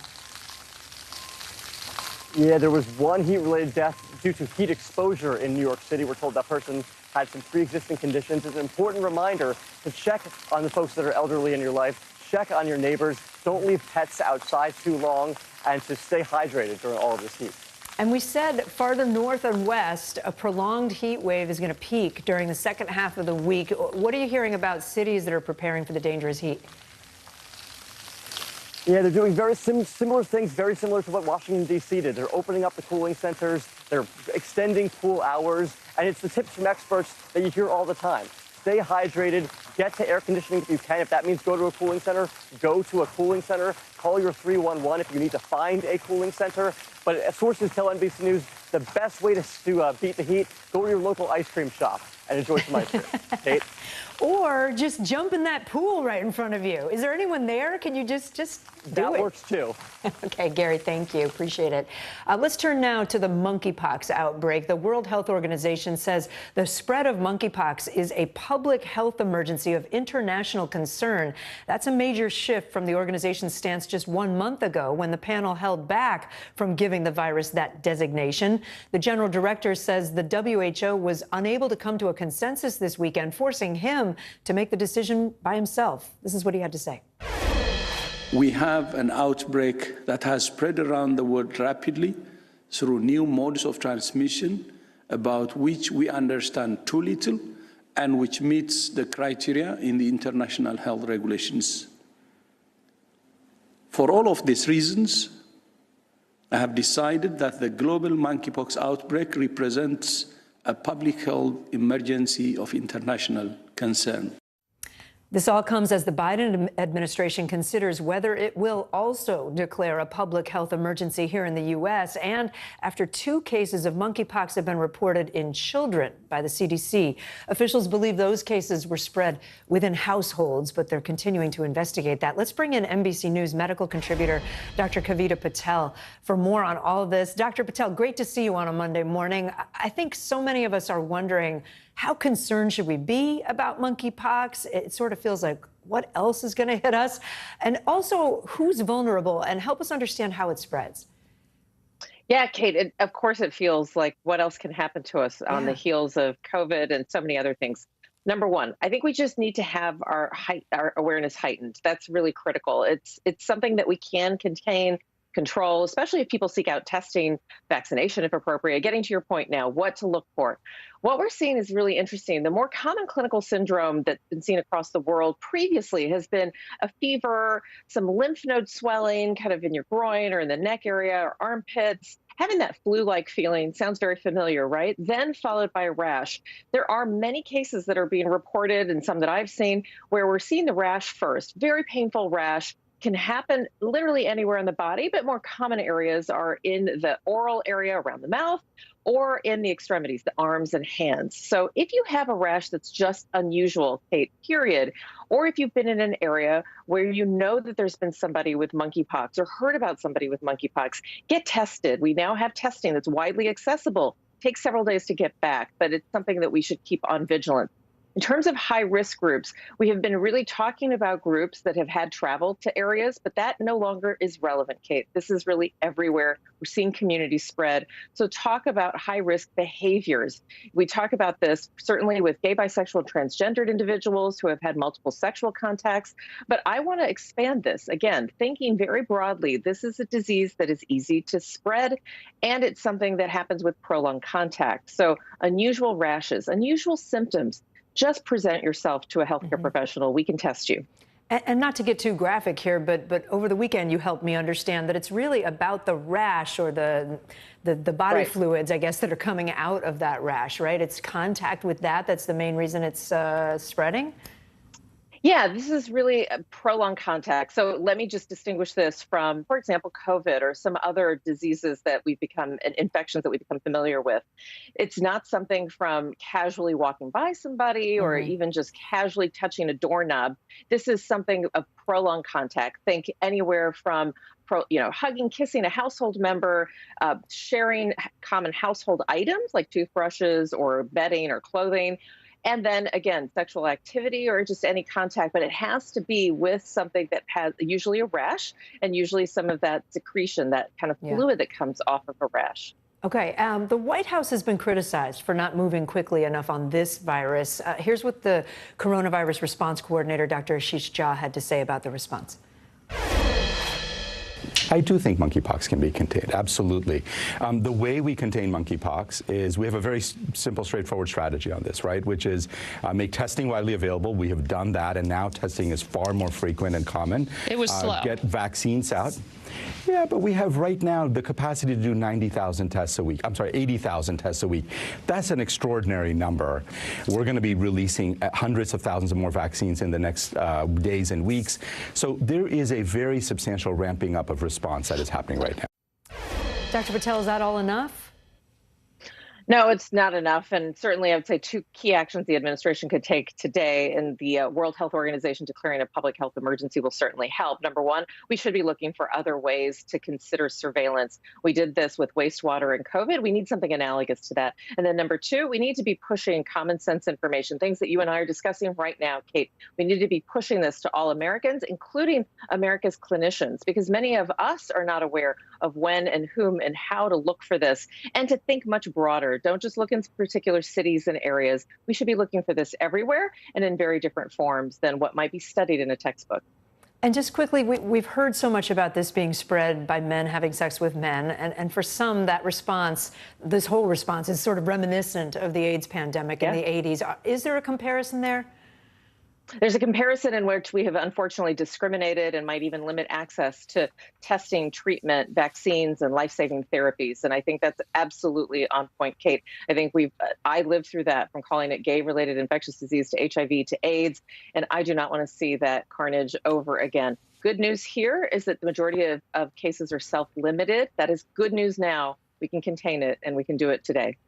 Dr. Kavita Patel, always great to have you with us. Thanks so much.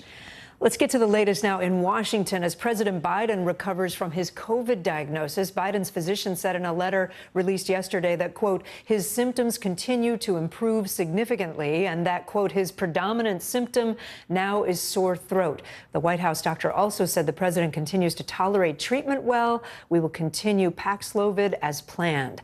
NBC News correspondent Maura Barrett joins us now from Washington with the latest. So, Maura, good morning to you. What more can you tell us about the president's condition this morning, and is he going to have a full schedule from the White House today? Do we know?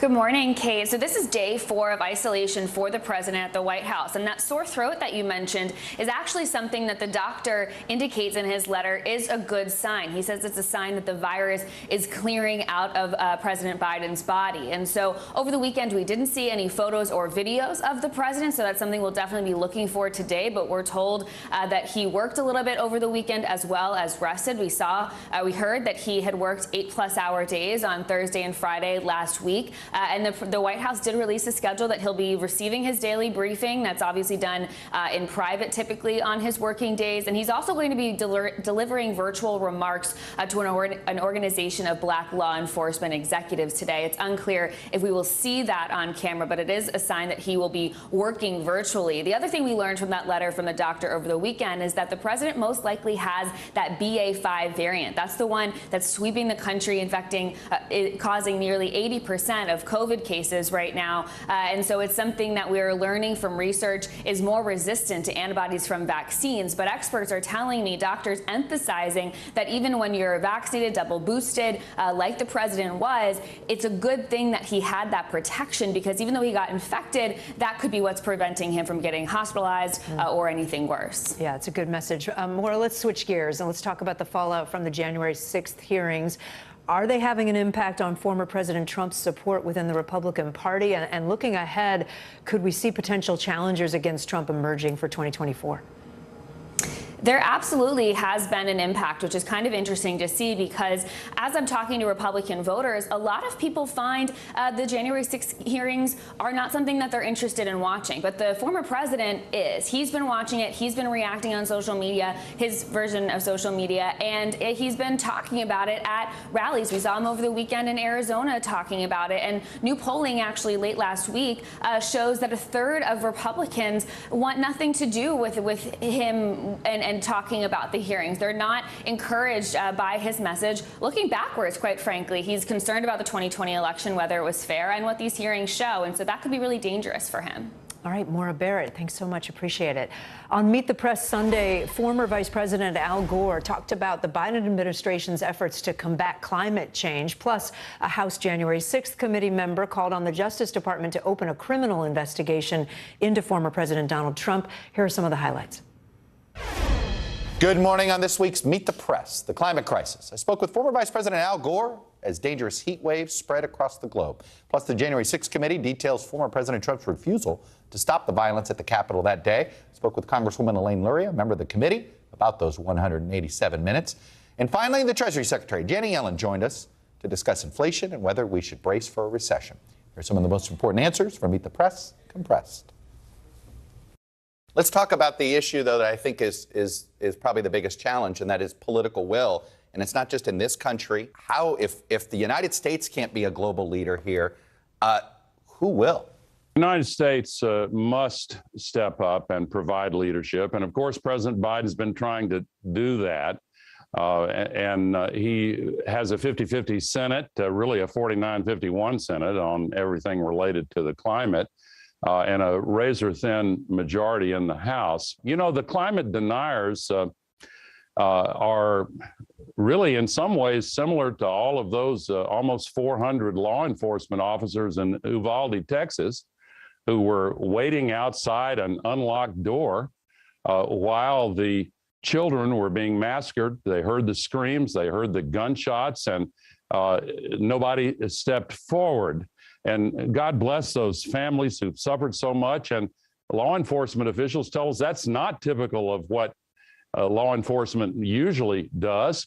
And confronted with this global emergency, what we're doing with our inaction and failing to walk through the door and stop the killing is not typical of what we are capable of as human beings. Public sentiment on climate is certainly in some ways growing more urgent. And you've made notice that rank and file Republicans are growing more concerned about the climate.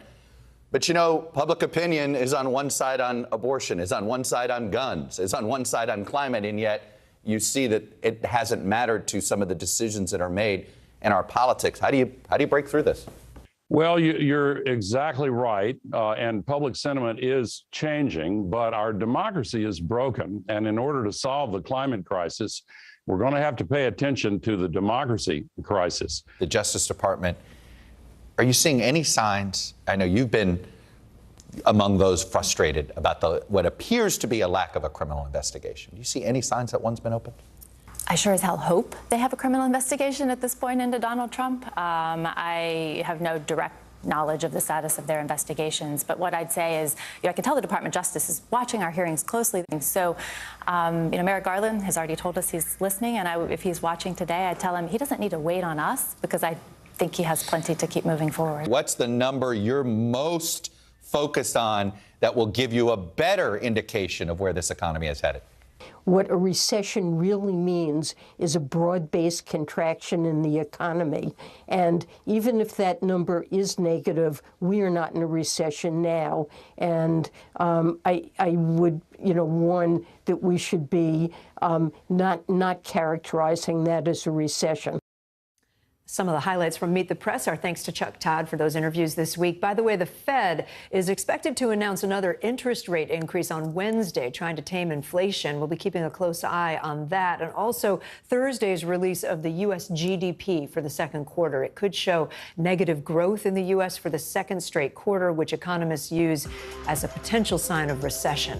Coming up on Morning News Now, Pope Francis making a historic visit to Canada to apologize to the Indigenous community on behalf of the Catholic Church for abuse that happened at schools the church ran.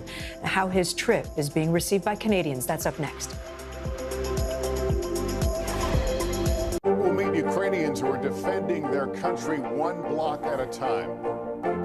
When you were still in Kiev, could you hear the bombing? My name is Lester. Who's this? The Seduction, Dateline's newest podcast. Listen to the full season now. Harry Styles! Top Story with Tom Llamas is your news playlist on NBC News Now. And now, you can listen to it as a podcast. Available anytime and anywhere. We're here to start conversations about the big things happening in our world. Because it's not my job to tell you what to think. My job is to think about what you tell me. Now Tonight with Joshua Johnson, streaming weeknights at 8 on NBC News Now. The fire has grown leaps and bounds. You see behind me is typical. How you doing? Pretty bad. Here's what's happening in your neck of the woods. Sometimes the news can be difficult and overwhelming for kids to understand, so we've created a newscast just for them. We hope your family will watch Nightly News Kids Edition. Hallie Jackson Now, weekdays at 5 on NBC News Now. It's the best time of the morning. Time for that pop start, baby. I'm feeling the vibe today on the show. Hallie Jackson Now, weekdays at 5 on NBC News Now. Here's what's happening in your neck of the woods. The fire has grown leaps and bounds. You see behind me is typical. How you doing? Pretty bad. NBC News, streaming free now. Hallie Jackson Now, weekdays at 5 on NBC News Now. No stress, no mess, just yum. That's it. This morning, Pope Francis is in Canada for what he has called a, quote, trip of penance. The Pope landed in Edmonton yesterday for a week-long visit where he's expected to apologize on behalf of the Catholic Church for abuse suffered by Indigenous children at mostly church-run residential schools. NBC News senior national correspondent Jay Gray is in Edmonton for us. He joins us now. Jay, good morning. This is the first visit by a Pope to Canada in 2 decades. Why is he making the trip right now? And talk to us a little bit about what more he's expected to apologize for.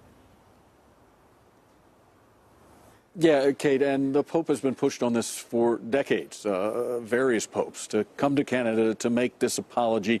And the Pope has agreed to do that after a group of Indigenous leaders visited the Vatican earlier this year and urged him not only to make the apology, but to do so on Canadian soil. And so that is the reason for this 6-day journey to Canada, where he will spend time with not only Indigenous leaders, but survivors of some some of that accused abuse at some of the residential schools. We expect to hear the formal apology a bit later this morning as he is visiting with some of those survivors at a former school. What are the abuses? A wide range. Accusations of pulling families apart, taking children and placing them in these residential schools and separating them from their families. There are accusations of both physical and sexual abuse to children, and what many people here call cultural genocide by assimilation. And so the Pope expected to address a lot of those issues when he makes that first and formal apology later this morning and as he continues his trip. And Jay, I know there's been a mixed response so far from indigenous leaders there. What are they saying about the visit? Is an apology going to be enough? For some, it frankly will not be, Kate. And you're right. There has been a real mixed reception to this trip and to the acknowledgement by the Catholic Church, most saying that it's a good start, but it comes way late. Let's listen to what one of the indigenous leaders and an elder said after meeting briefly with the Pope upon his arrival yesterday. And that's a part of the problem we've had with the church, is that they have not been really including us in the proper planning of this process. It's been very unilateral, and we don't feel that it has been about survivors. It has been more about the church. I think this visit is kind of long overdue. Maybe it's something that should have happened many, many years ago. Maybe the start of reconciliation would have started then. Yeah, and look, a lot of those survivors and leaders saying that they need the tools, not only the words, but the tools to move forward, including, some say, compensation from the church. And Jay, I have to ask, we see the Pope in a wheelchair on this trip. How's his health? Could this maybe be the last big trip we see for him? Yeah, it certainly has that potential, Kate, and especially to North America. Look, he's struggling with mobility and health issues. He's had knee problems, ligament damage, and has refused surgery. He is going to be in a wheelchair throughout the duration of this trip. And while he's going to travel a lot, his schedule will be limited in the sense that he won't have a lot of public appearances. And when he does, those will be restricted to perhaps an hour and an hour or an hour and a half. So they're really doing everything they can to try and manage his health on this journey. All right, Jay, thanks so much for being there. Appreciate it. More international headlines now. Ukraine says they are moving forward with plans to start exporting grain despite continued attacks by Russia. NBC News foreign correspondent Molly Hunter joins me now from London with that and more. Good morning, Molly. Kate, good morning to you. That's right. Starting off in Ukraine, Ukrainian officials say preparations are well underway to restart grain exports out of Black Sea ports.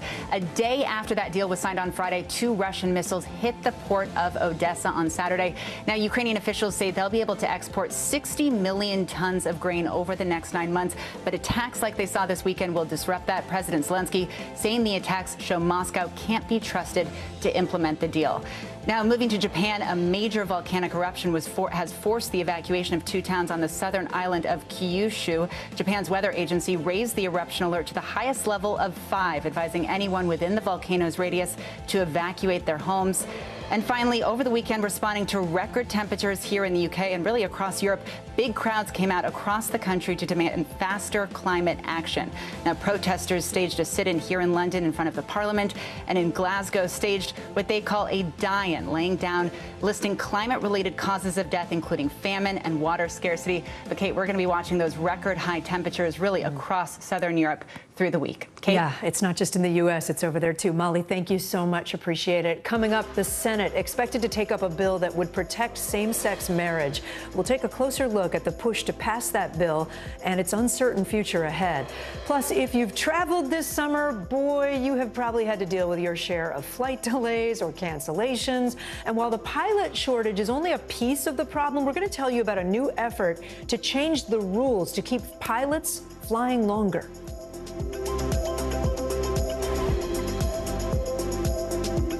still to come on the Channel 2 News. Well, the waters are certainly receding now. Still too close to call. Lester Holt reporting from Ground Zero, as it's being referred to. It is, in fact, a taste of freedom. The Haitian people know a little something about resiliency. What's the biggest risk right now? Some of the troops who have been proud. I want to welcome you to the first presidential debate. In fact, we've been told we can't go any farther. You with some resilient folks, let me get a hint.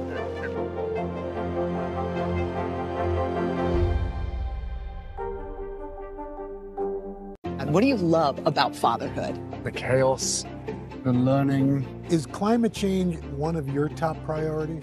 What's your message to girls who want to make a difference in their own communities? Believe in yourself. At 73, Prince Charles is still waiting for the job that is his birthright. Do we want Charles? Do we want a monarchy? I'm Keir Simmons, and we'll take on these questions and more in our new podcast, Born to Rule. Listen now. Sometimes the news can be difficult and overwhelming for kids to understand, so we've created a newscast just for them. We hope your family will watch Nightly News Kids Edition. Desire, deception, and a double cross. The Seduction, a deadly love story only Dateline and Keith Morrison can tell. Listen now, wherever you get your podcasts. Sometimes the news can be difficult and overwhelming for kids to understand, so we've created a newscast just for them.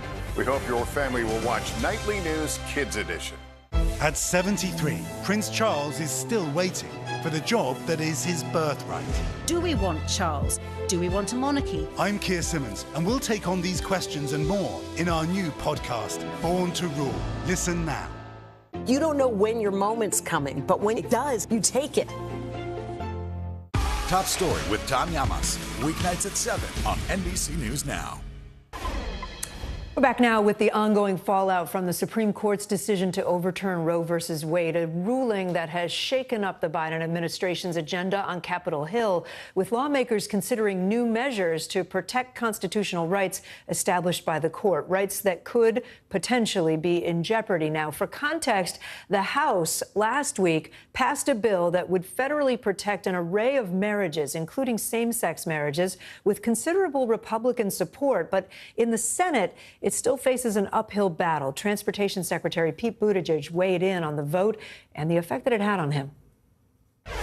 I don't understand how such a majority of House Republicans voted no on our marriage on as recently as Tuesday, hours after I was in a room with a lot of them talking about transportation policy, having what I thought were perfectly normal conversations with many of them on that subject, only for them to go around the corner and say that my marriage doesn't deserve to continue.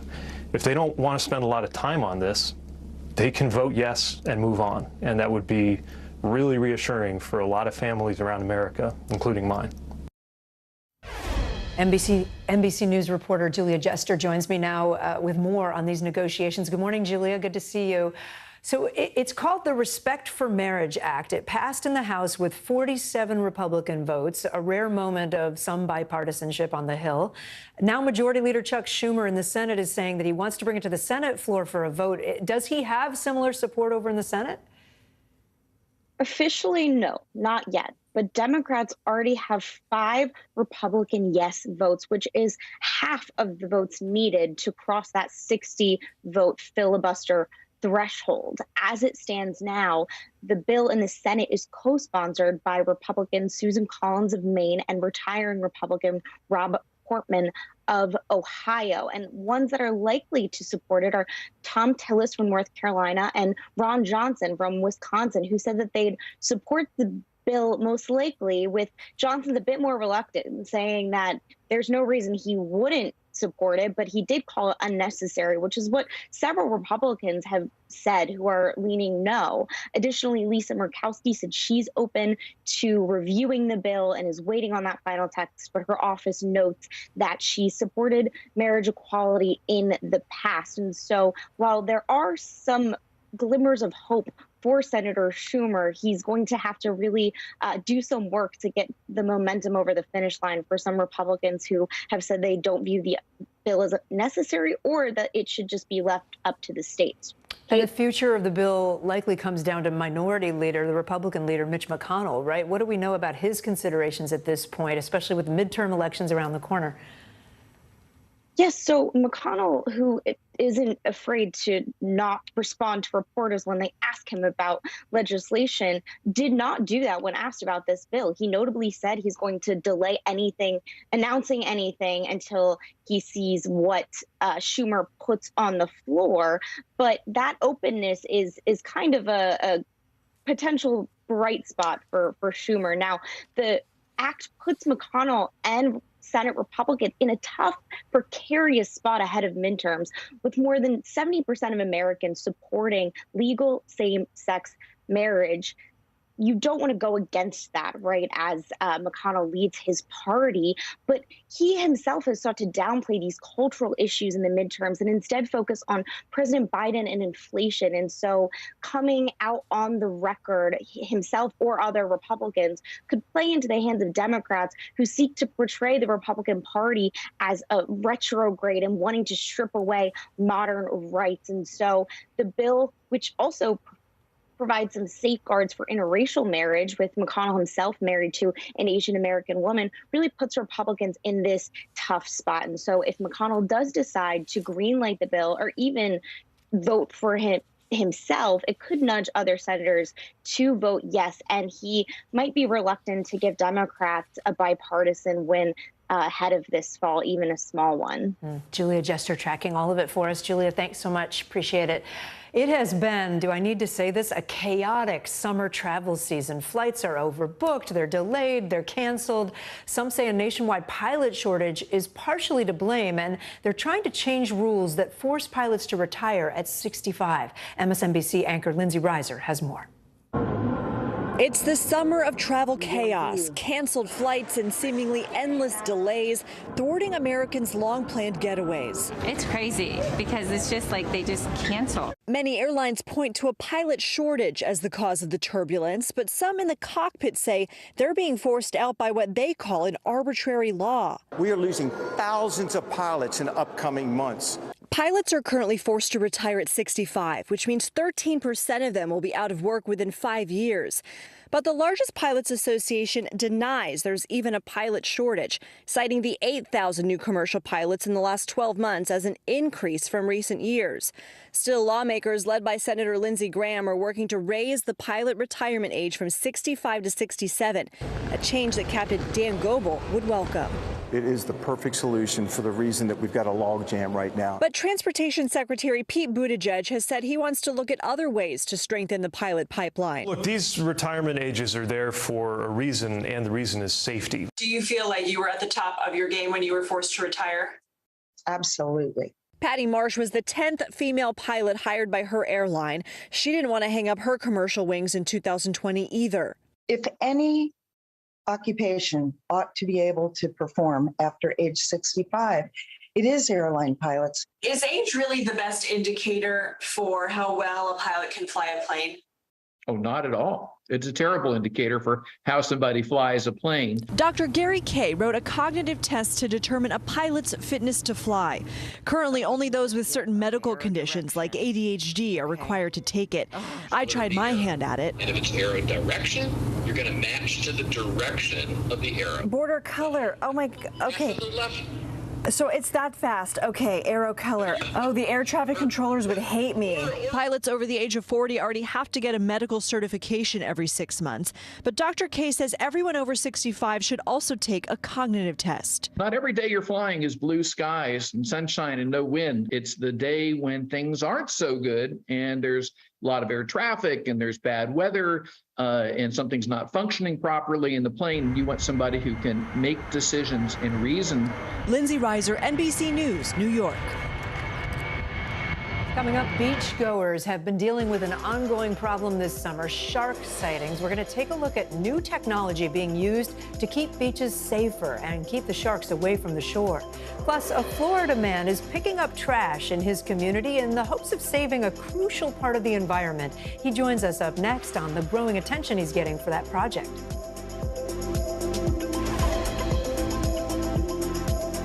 At 73, Prince Charles is still waiting for the job that is his birthright.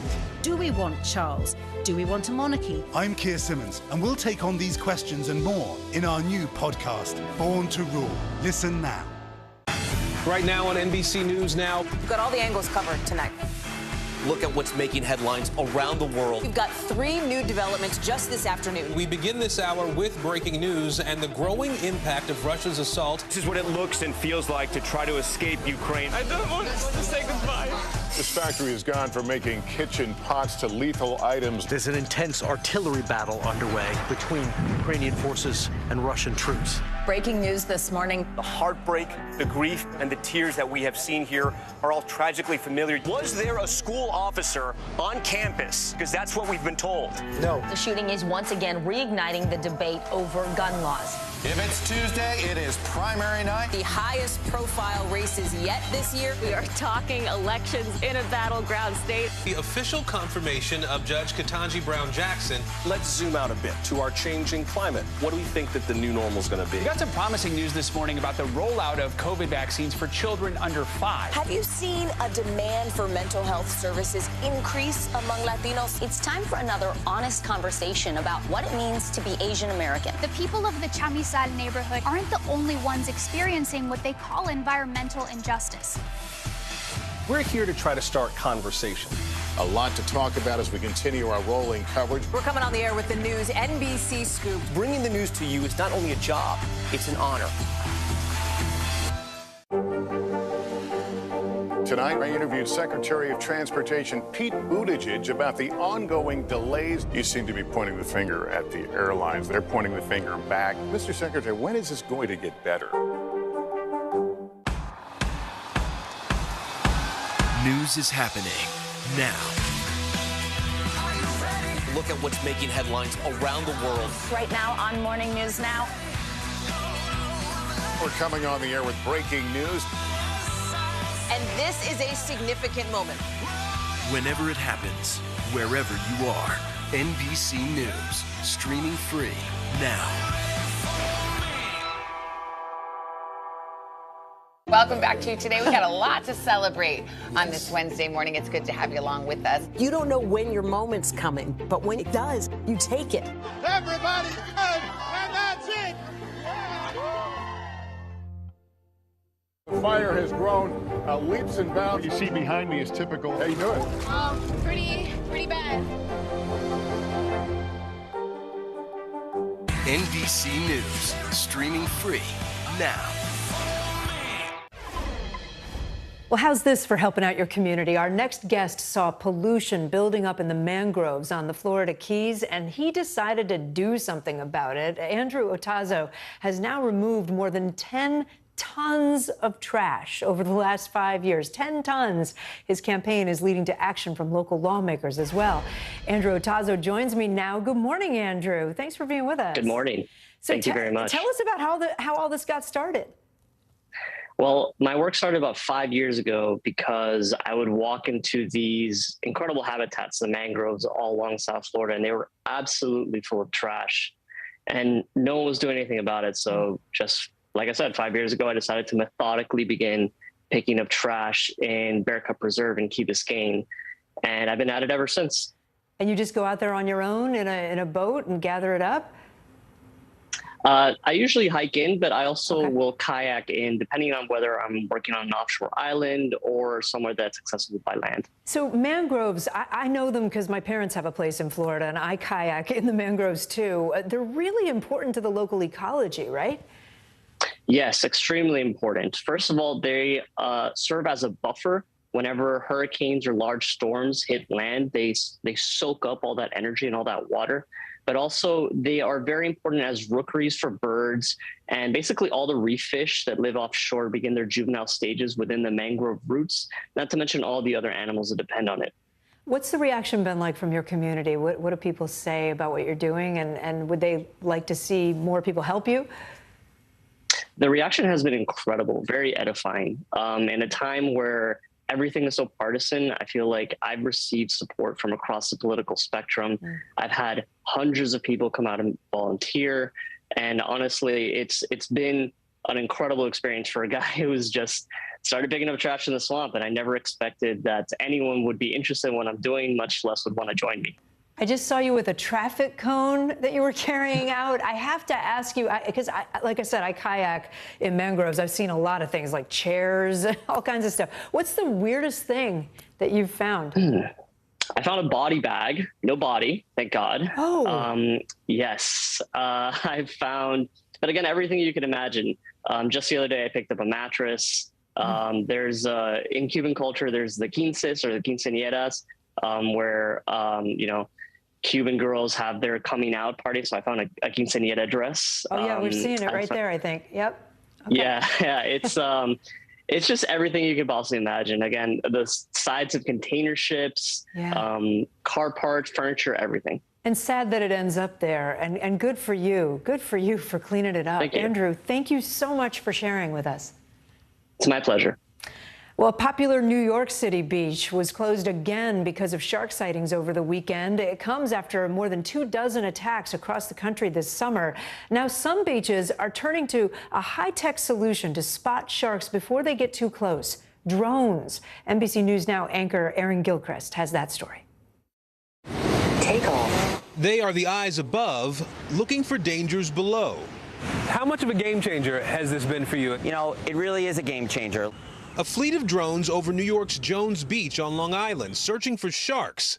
Lifeguard Carrie Epstein is also a drone pilot. To be able to put an unmanned aircraft like a drone up in the sky, 75, 100, 125 feet, and look directly down was a point of view that we've never had before. The drones launch 3 times a day and are not only looking for sharks, but also large schools of fish that may attract sharks. If we have a sighting or a potential sighting, we're able to pop that drone up in just a matter of minutes and then make a decision on whether or not we feel it's safe enough to open up the water. So far this year, there have been at least 25 shark attacks in the U.S., 6 of those off New York beaches, the most recent one this past week. Dun, dun, dun, dun, dun, dun. Jaws, sharks. Not interested. New York's governor is now ramping up the use of drones. What you are seeing, is there anything in this picture just yet that would be alarming? Or as far as marine life goes, still scanning the shoreline, nothing of concern, no large schools of fish, no sharks. While lifeguards are using drones to help keep people safer at the beach, scientists are also using drones to better understand how people and sharks do and don't interact. Drones have become a really common tool in science, and we use them basically every single day. Chris Lowe runs Shark Lab at California State University, flying drones over shark hotspots in Southern California. Where are they? Exactly where lots of people love to swim. Sharks and people are together on a daily basis, and sharks have kind of learned to ignore people. We have footage of juvenile white sharks up to 8 or 9 feet long swimming right underneath surfers who never knew they were there. Lowe's research showing sharks may be more drawn to swimmers over surfers and paddleboarders because swimmers slap and kick the water. What we rarely see are people being consumed. And that clearly tells us humans are not on sharks' menu at all, but they do occasionally make mistakes. Science and safety soaring above swimmers, trying to ensure it's safe to go into the water. Aaron Gilchrist, NBC News, Long Island, New York.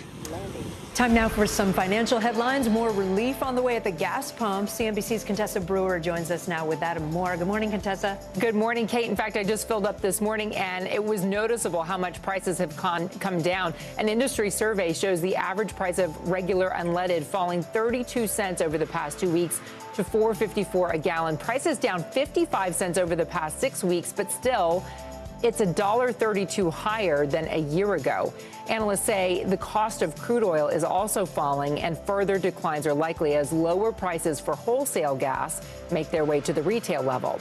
Uber is accepting responsibility for covering up a data breach in 2016 that affected 57 million passengers and drivers. This is part of a settlement with federal prosecutors to avoid criminal charges. Uber admits personnel failed to report the hacking to the Federal Trade Commission, even though the agency had been investigating the company's data security. Prosecutors say Uber waited about a year to report the incident after installing new leadership. Consumers are trading down to, oh no, say it ain't so, cheaper beer brands as inflation hits their wallets. The Wall Street Journal reports retail sales of economy beer rose rose more than 5% in June, with Busch Light, Ice House, and Milwaukee's Best making the biggest gains. Last year, sales of economy beer, quote unquote, fell 11%, while retailers, and not the brewers, set prices. By the way, Anheuser-Busch says Busch Light is priced higher than the other beers in that cheaper segment and closer to mainstream beers like Budweiser. It sounds to me like Busch is protesting too much. Like, no, we're not an economy beer. We're not an economy. We're not a cheap beer. And by the way, I'm not a brewer. Oh, wait, yes, I am a brewer. Oh, wow. I'm going to let that pun go. Wow.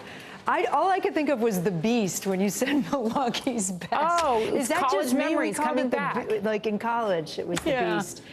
Yeah. Well, okay. Contessa, thank you. Appreciate the beer report. See you soon. This week marks the 69th anniversary of the end of the Korean War, a 3-year-long battle that killed tens of thousands of Americans, a conflict often known as the Forgotten War. But now in 2022, all these years later, there's a new effort underway to help people remember. NBC News correspondent Rahima Ellis has that story. For nearly 30 years on the National Mall, 19 stainless steel soldiers dressed for battle have stood in tribute to Americans who served in the Korean War. That's Thomas McGallan. A new exhibit is opening nearby to honor those who died. I knew so many that were killed. He was about the same age. About the same age? Yeah. 88-year-old James Butcher joined the Army at 17. When he got back home, he felt duty-bound to thank the 36,574 Americans who didn't. As you stand here at this memorial, what goes through your mind? Happy that they're being recognized here. From 1950 to 1953, Americans joined South Korea in a brutal battle against communist forces for that nation's right to exist. It shows sacrifice. 90-year-old William Ali's friend was among those killed. Ali enlisted in the Marines at 18 and, like Butcher, was determined to seeing the wall built. What do you want people to think about when they come here and see this wall? I want them to think about the humanity cut short, what might have been, who they were, most of them young, and they made a sacrifice.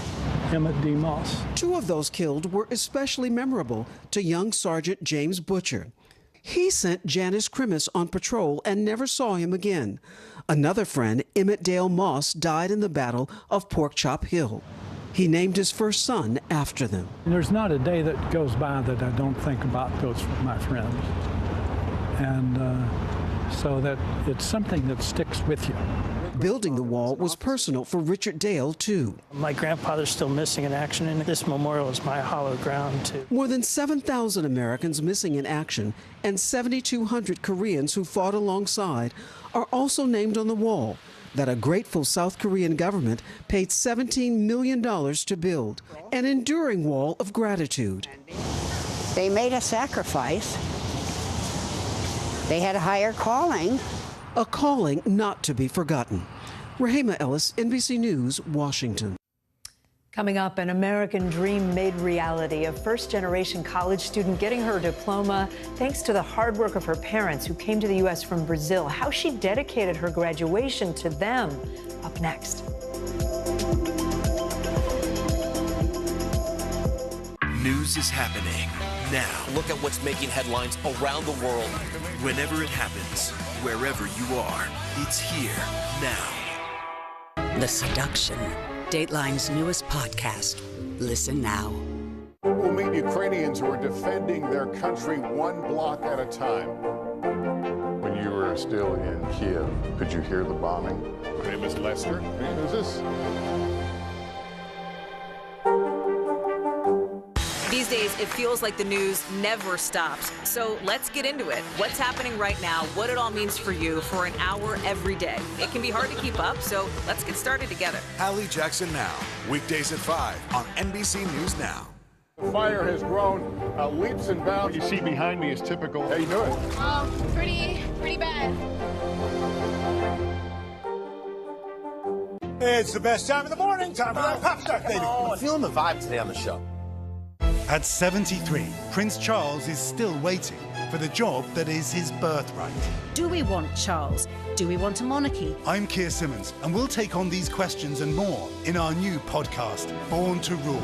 Listen now. As we look out over the latest city-turned-crime scene, we see the things left behind.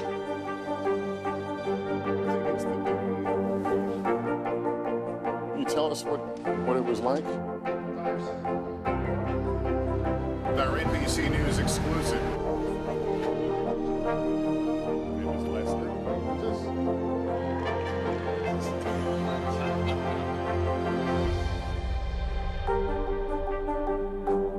These days, it feels like the news never stops. So let's get into it. What's happening right now, what it all means for you for an hour every day. It can be hard to keep up, so let's get started together. Hallie Jackson Now, weekdays at 5 on NBC News Now.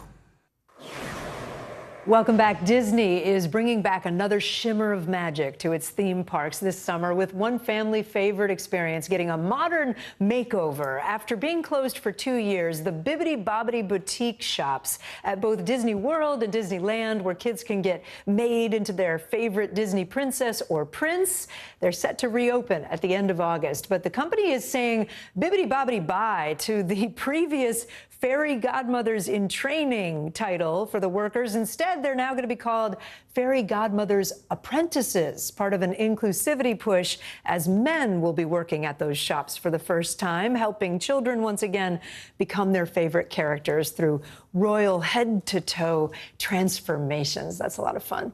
And finally this hour, a heartwarming story of a first-generation college graduate whose American dream became a reality in 2022 this year, thanks to the sacrifices her parents made decades ago.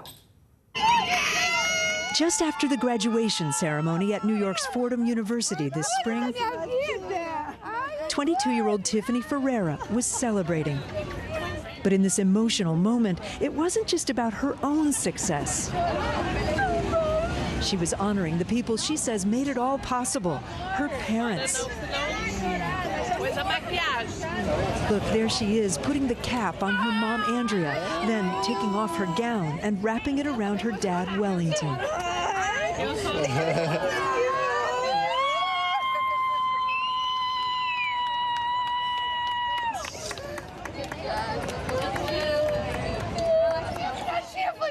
The special gesture moving her little sister Lauren to tears. Lauren, in that moment, what were the feelings? It was just like a beautiful moment to share, like, all of the hard work that not only she did, but my parents did for her. They didn't go to college. It wasn't just your degree. I wouldn't have the degree without them. All their hard work, their support, all their love throughout the years. Tiffany's parents came to the U.S. from Brazil in the 90s. And like so many immigrants, sacrificed so the family could lead better lives here in America, always putting an emphasis on education. What have your parents had to give up to get you to that graduation? So my dad worked in construction and painting, my mom in housekeeping. They literally sweat every single day and just provide us with everything we need to succeed. And you wanted to say thank you. Oh, definitely, yeah. Their American dream finally realized when she became the first in her family to get a college degree. Tiffany hopes her story will help other children of immigrants to imagine what might be possible. I think that being a first-generation college student is difficult. So many students may think, oh, because my family didn't, I'm also unable to go to college. And I really hope that, this video now inspires people to try. They can do it. I just love that message. You can do it. An update on Tiffany, by the way, she already has a job in digital marketing and she's busy planning her wedding for this fall. Congrats to her. That does it for this hour of Morning News Now. The news continues right now.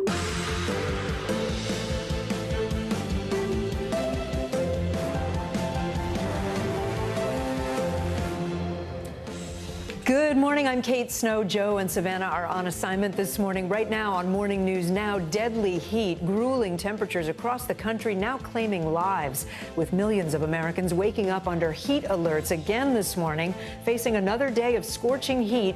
Relief could be on the way for some of us, but hot and dry conditions are fueling a massive wildfire in California, and the Pacific Northwest now bracing for dangerous temperatures. Heartbreaking loss. 2 Americans killed on the front lines of the war in Ukraine. Their deaths coming as fighting continues to rage in the south and eastern part of that war-torn country.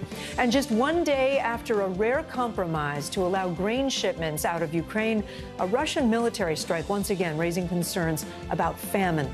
Biden in isolation. The president starting the week in quarantine 5 days after testing positive for COVID.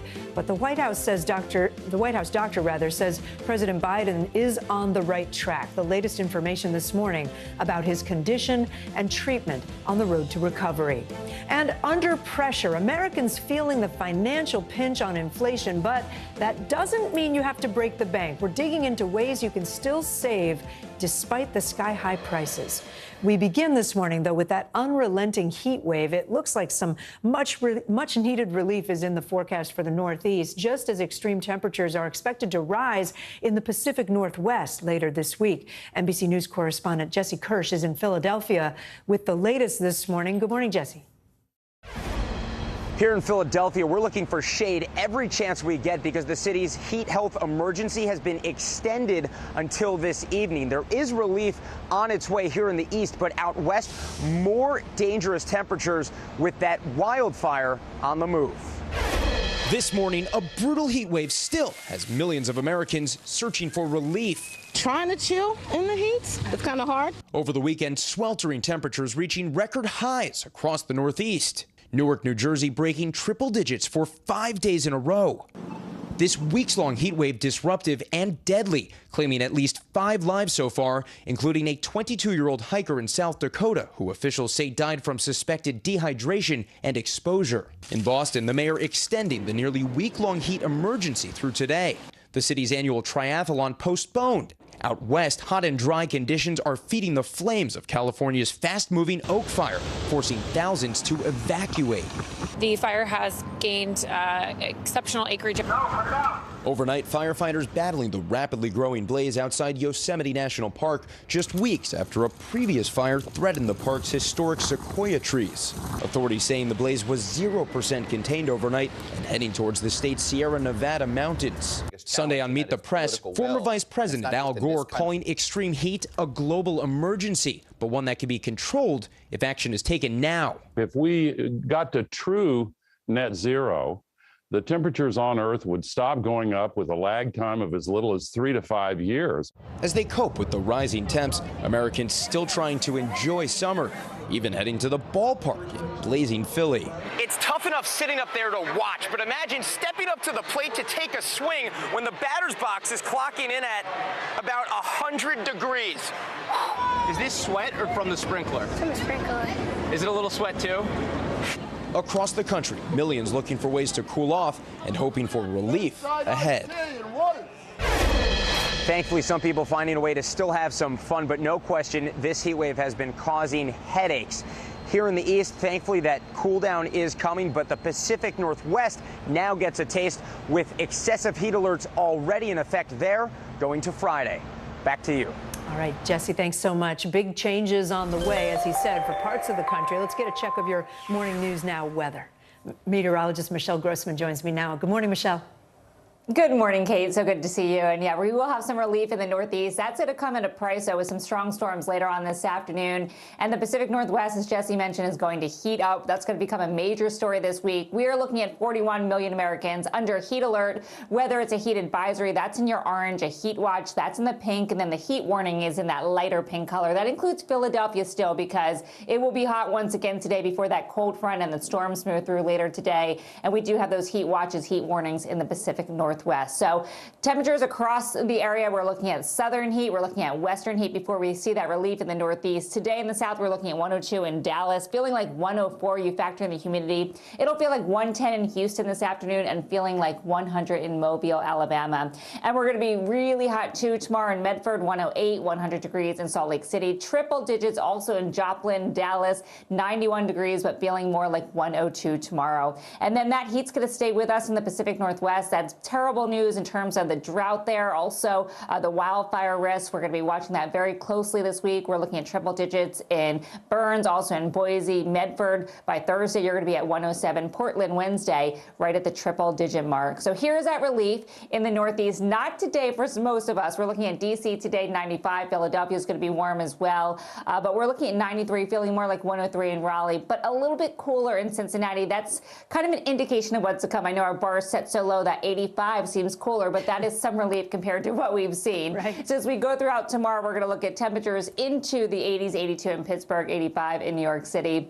That's going to feel good. 87 Norfolk, but feeling more like 95 degrees. And then late week, we're very typical July weather. Still warm, but much better than where we have been in New York City. Temperatures into the upper 80s. 91 on Thursday, 88 degrees on Friday. D.C., we're into the upper 80s as well. So let's look at the storms. This is a cold front that's going to move through. It has heavy downpours. You can see that orange box there. That's where we have a severe thunderstorm watch. And we're going to be watching these warnings and watches coming in and out all day long, because once we get that daytime heating, we're going to really see these storms fire up. So anywhere from Maine all the way down to Virginia, we're looking at the threat for severe weather. 53 million people at risk for winds gusting over 65 miles per hour. That could bring some trees down, take some shingles off your house, and we're looking at damaging hail as well. A few tornadoes are possible, and we're looking at some really heavy downpours. So this makes it tough to just get around to drive. We could see some localized flash flooding with locally up to 4 inches of rain. So Kate, we do have one more day in the Northeast of that really hot air, but we are watching those storms that will bring some relief for some of us. Yeah, and I just saw my evening plans go up in smoke right there. Thanks, I know. Michelle. Yeah. All right, thank you, though.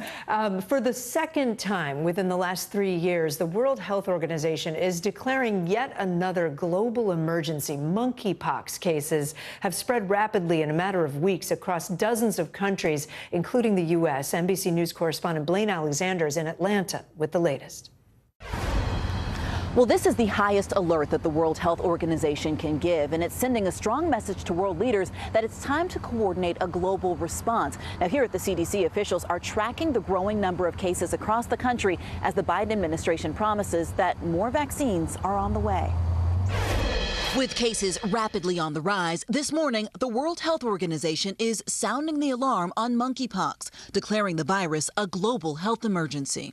We have an outbreak that has spread around the world rapidly through new modes of transmission, about which we understand too little. The last time the World Health Organization made this designation was January of 2020 in response to COVID-19.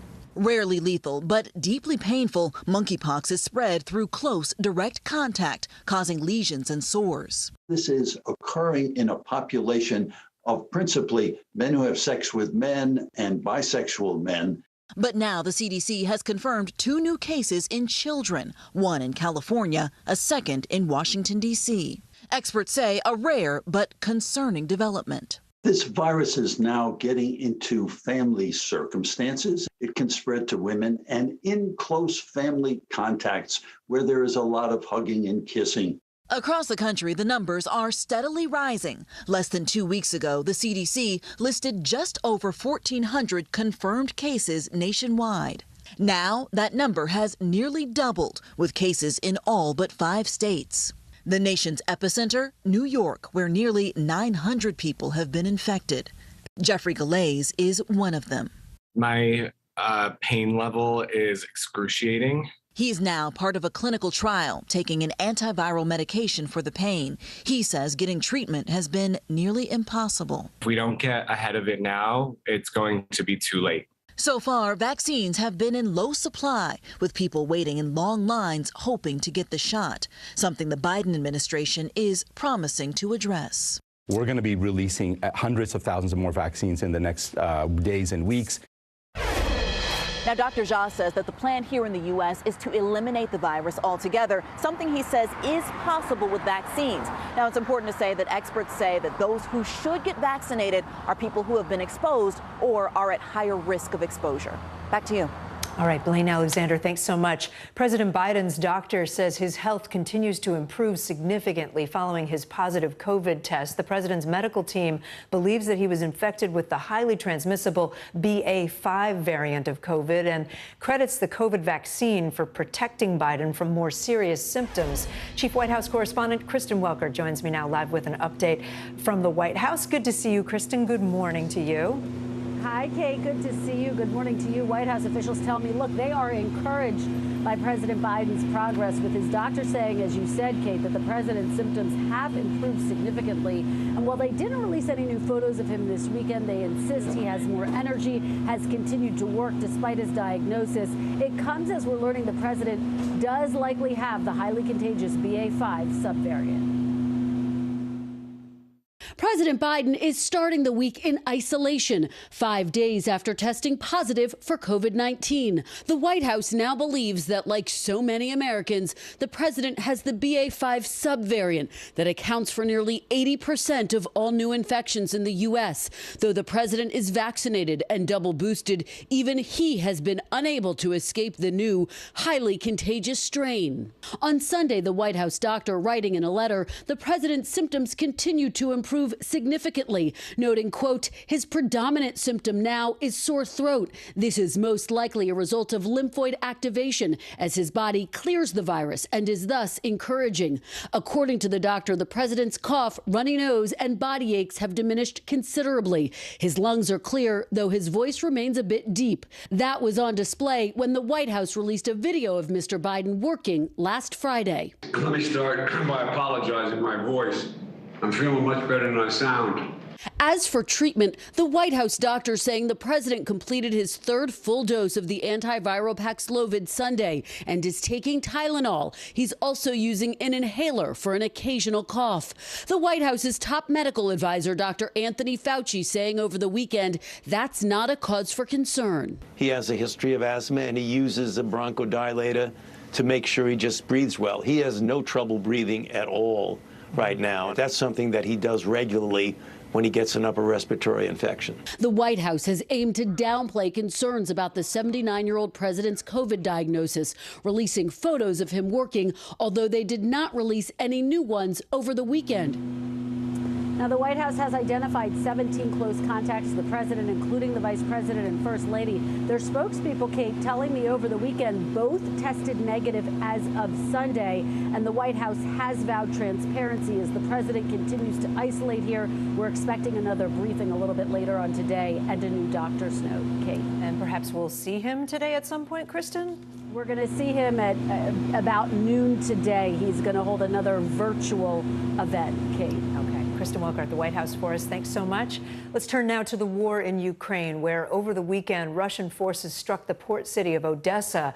The attack came just hours after an agreement between Ukraine and Russia was reached to allow the shipment of grain exports, which had been stranded at ports for months. The U.S. government has also confirmed that 2 Americans were killed while fighting in the eastern Donbass region. NBC News correspondent Morgan Chesky joins me now from Odessa. Morgan, good morning. Yeah, Kate, good morning. And Ukraine's deputy prime minister did not mince words at all, saying no deal, no agreement with Russia means anything. This latest strike on the city here in Odessa is now fueling fears that millions of tons of grain that should be going to hungry nations will rot right here in the port. All this as this war only drags on and leaves 2 American families facing heartbreaking loss.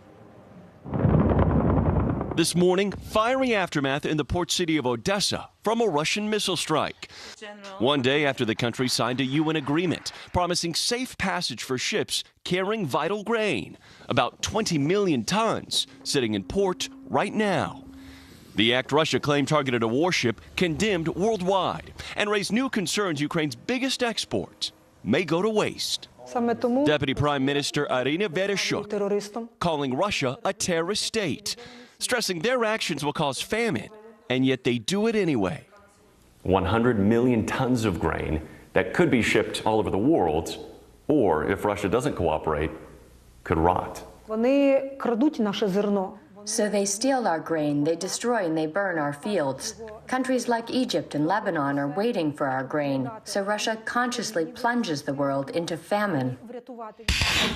To the east, Ukrainian leadership says new rocket launchers from the U.S. called HIMARS are making a difference. But the death toll only rises, and not just in Russia and Ukraine. He didn't go there to be a hero. He went there because he wanted to help people. Kathy and George Lou's season now mourning their son Luke, a 31-year-old father and one of 2 Americans confirmed killed in the Donbass region. I think every time I talked to him, I told him, why don't you just come home? The parents believe Luke, who was working as a medic, was knocked unconscious by an artillery blast. And as other foreign fighters rushed to help, a Russian tank opened fire. He said he couldn't leave until the rest of his friends, the rest of the battalion left with him. A family far from the front line, finding war has no bounds. And back here in Odessa, Ukrainian officials say that grain exporting could resume as early as tomorrow. But, Kate, one of the big concerns, what's beneath the surface of the Black Sea that has been laid with naval mines by both the Ukrainian and Russian military. In fact, one gentleman was killed last month swimming in front of his family, barely 20 yards offshore. Kate? Morgan, I think you just got there for us. I appreciate you being with us this morning. Thanks so much. Coming up, tragedy at sea. At least 17 people are dead after a boat capsized near the Bahamas. What we've learned about the alleged operation to smuggle Haitians into the U.S. and the 2 people now in custody. Plus, beaches shut down after a string of shark sightings. The new measures being taken to keep swimmers safe, and why experts say it is safe to go in the water.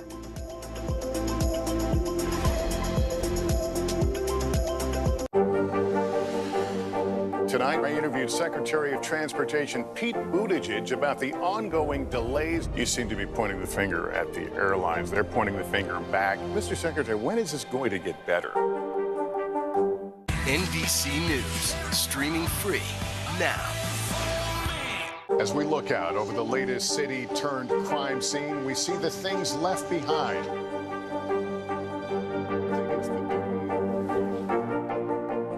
Tell us what it was like? Our NBC News exclusive.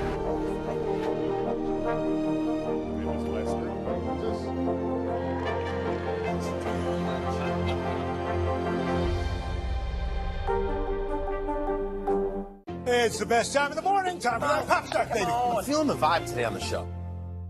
These days, it feels like the news never stops. So let's get into it. What's happening right now, what it all means for you for an hour every day. It can be hard to keep up, so let's get started together. Hallie Jackson Now, weekdays at 5 on NBC News Now. Welcome back to you today. We got a lot to celebrate on this Wednesday morning. It's good to have you along with us. You don't know when your moment's coming, but when it does, you take it. Everybody's good, and that's it. News is happening now. To look at what's making headlines around the world. We're coming on the air with breaking news. This is a significant moment. Whenever it happens, wherever you are, NBC News, streaming free now.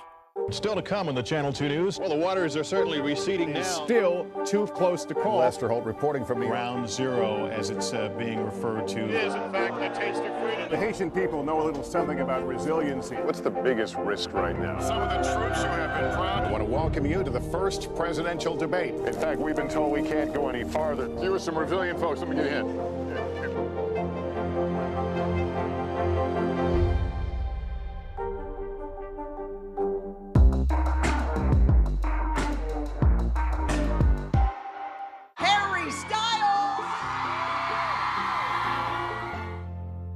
Desire, deception, and a double cross. The Seduction, a deadly love story only Dateline and Keith Morrison can tell. Listen now, wherever you get your podcasts. The fire has grown leaps and bounds. What you see behind me is typical. How you doing? Pretty bad. Welcome back. Authorities in the Bahamas say at least 17 people have died. 3 have been hospitalized after a boat suspected of carrying Haitian migrants capsized 7 miles off its coast. Officials believe the vessel was headed to Miami. The Prime Minister of the Bahamas had this to say about the incident. There was a tragedy at sea involving suspected irregular Haitian migrants. As a result, a multi-agency investigation is underway to determine the full circumstances surrounding a suspected human smuggling operation, which has resulted in the deaths of these irregular Haitian migrants. NBC News senior national correspondent Carrie Sanders has more on the story for us. Carrie, good morning. Walk us through what we know about the incident, the ongoing rescue mission. Are there people that are still believed to be missing? Indeed, there are. The U.S. Coast Guard right now has patrols in the water working in coordination with the Bahamian Coast Guard, searching for potentially more victims. But as each minute goes by, the likelihood of finding anybody alive, of course, dims. The real concern here is that not only was this boat potentially involved in a human smuggling operation, but that it was so overloaded with people. It was a 30-foot boat with 2 engines off of New Providence when it capsized. When the Coast Guard finally arrived, some of those from the Bahamian Coast Guard heard what they thought was tapping underneath the capsized boat, and under there they found at least one woman who was in an air pocket, but most of those who died were under the boat and were unable to swim and get out to safety. We know at this point that when you look at the numbers here, it's just so sad, because the number of 17 who died, there were 15 women, 1 man, a child estimated between 4 and 5 years old. There are 20 who were taken and are now in custody. Another additional 3 who were on board the boat suffered what they call near drowning symptoms. So they're at the hospital now. Their lungs had filled with water, and they were able to get them to safety, to some sort of medical concern. And ultimately, we have the 2 people who it's suspected were the smugglers. The Bahamian authorities say that they are of Bahamian nationality, and they may have been charging anywhere from $3,000 to $8,000 a person to smuggle what is believed to be all Haitians into the United States. And you said did you say a 30-foot boat with that many people on it? Yeah. It's crazy. Yeah, just so tiny. And, you know, if you look at what happened just recently, just last week, we had a vessel that looks like it had come directly from Haiti. It was a little bit larger, a sailing vessel, but it had 150 people on board, which I think reflects the desperation of what's going on in Haiti right now. Well, I was just going to ask, is anything being done to try to stop people from trying to come to this country, to try to make conditions better inside Haiti? Well, you know, Haiti has a long history of being the poorest nation in the Western Hemisphere, but what's really driving, according to the experts, this migration out of the country is what the Bahamian Prime Minister calls a failed state. The government essentially has collapsed there. It is gangs that are essentially controlling much of Haiti, and that gang violence is merciless. And so at times people say, I have one choice, you know, I stay here and die, or I make the real choice, which is to leave, and I may die, but at least I'm doing something for me and my family. So right now, whether the United States or the Caribbean nations through CARICOM, which is the organization of Caribbean nations, can solve it, they continue to say that the goal is to let Haiti determine its own future rather than to have one imposed upon it by other nations. But that policy is somewhat removed from the desperation of the people there who are just trying to survive. Yeah. Okay? Carrie, thanks for bringing us that. Appreciate it. In other international news related, authorities in Mexico say they found over 200 migrants, mostly from Central America, in a warehouse overnight. NBC News foreign correspondent Molly Hunter joins me now from London with that and more headlines. Good morning, Molly. Kate, good morning again to you. That's exactly right. We are going to stay, I should say, south of the U.S. border. So Mexican security officials say they detained more than 200 migrants at a warehouse in central Mexico, waiting to be smuggled north. That's according to the government. Most of them, as you said, Kate, 194 were from Guatemala. Moving to Myanmar, Myanmar's government confirmed Monday it had carried out its first executions in nearly 50 years, hanging a former lawmaker, a democracy activist, and 2 other political prisoners who had been accused of a targeted killing after the country's military takeover last year. Now, Kate, human rights groups calling the executions grossly unjust and politically motivated. Human Rights Watch calling it an act of utter cruelty.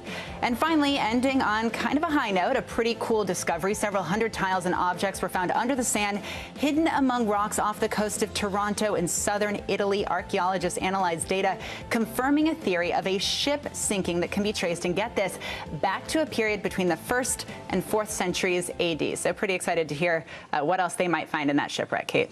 All right, Molly, thank you so much. As Americans flock to beaches to try to beat the heat, there is growing concern this morning about sharks in the water, especially here in the Northeast.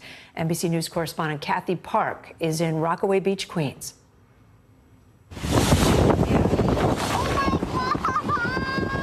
Terrifying images of sharks this morning after nearly 24 sightings off Cape Cod, some just 30 yards from shore.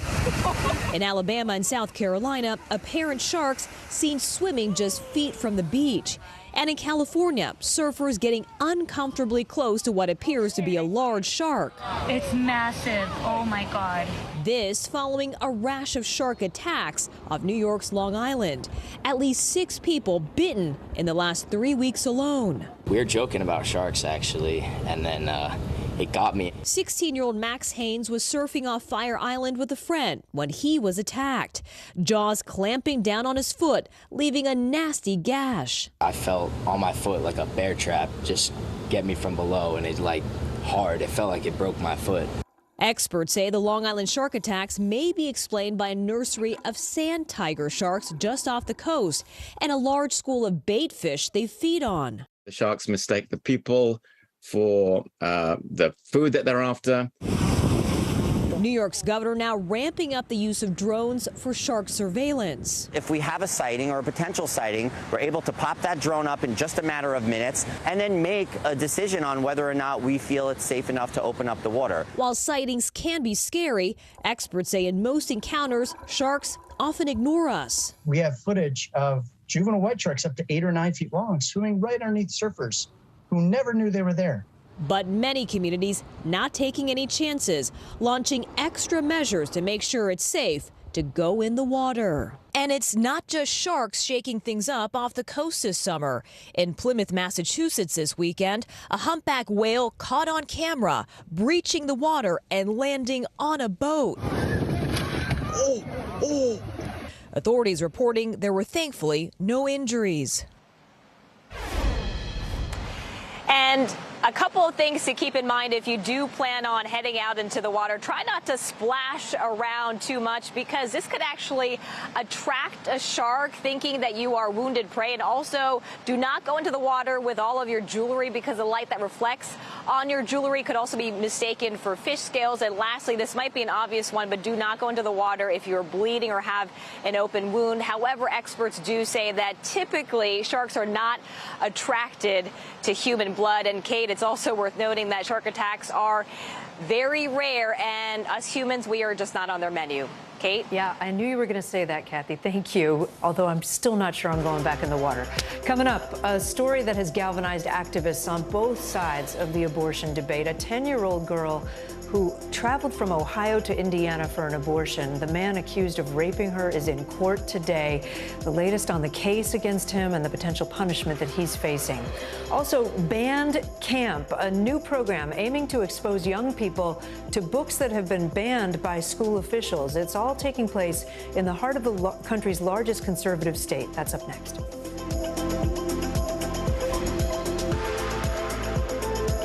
Uvalde, Texas, a small town that has become yet another landmark. How long do you think it took for all this damage to occur? Can you tell us what it was like? With our NBC News exclusive.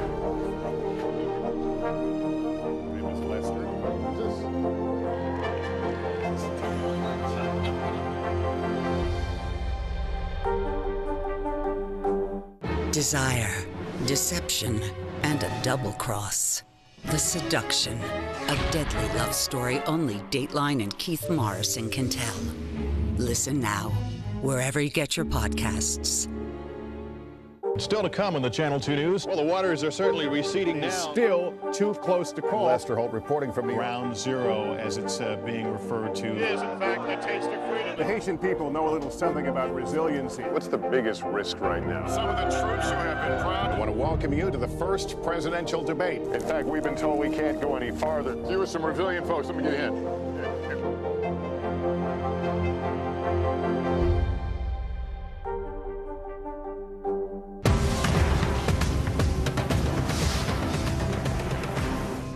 News is happening now. To look at what's making headlines around the world. We're coming on the air with breaking news. This is a significant moment. Whenever it happens, wherever you are, NBC News, streaming free now. Top Story with Tom Llamas is your news playlist on NBC News Now. And now, you can listen to it as a podcast. Available anytime and anywhere.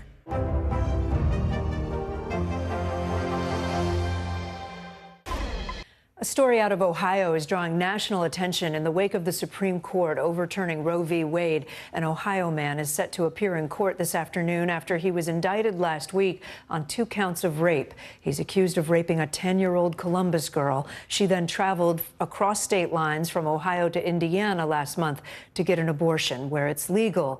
But Indiana lawmakers are also considering legislation now to ban all abortions in the state with limited exceptions. Vice President Kamala Harris is set to meet with state lawmakers to discuss the fight to protect reproductive rights. Joining us now is NBC News correspondent Shaquille Brewster, NBC legal analyst Danny Savalos. And Shaq, let me start with you. What are people saying about this case involving the 10-year-old girl? Okay, now they're saying it's heartbreaking. Now they're saying that it raises some really moral and ethical questions, even if they're against abortion. But this was a case, Kate, that we know was met with really heavy skepticism and even doubt when it was initially brought to light. This involves a 10-year-old girl who was raped, who went to Indiana, as you mentioned, to receive an abortion because of the restrictions in Ohio.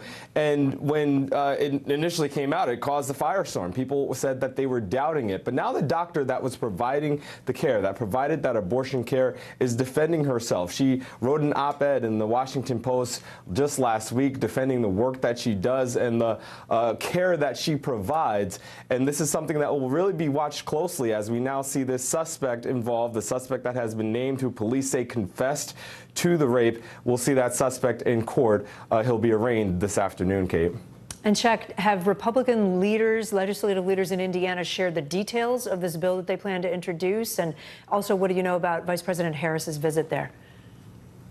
Yeah, they have shared some of the details. This is something that will be introduced later this morning when the Senate comes in, when the state Senate comes in for a special legislative session. It'll be a near total ban of abortions in the state of Indiana. There are exceptions for rape, incest, and protections for the life of the mother. One thing that we're expecting to see are lots of protests, and we're also going to see that fairly unusual visit from the Vice President Kamala Harris, who will come and have a roundtable with state lawmakers. I want you to listen to what we heard from her when she had a roundtable just this weekend in Virginia, a similar roundtable discussion with state lawmakers there.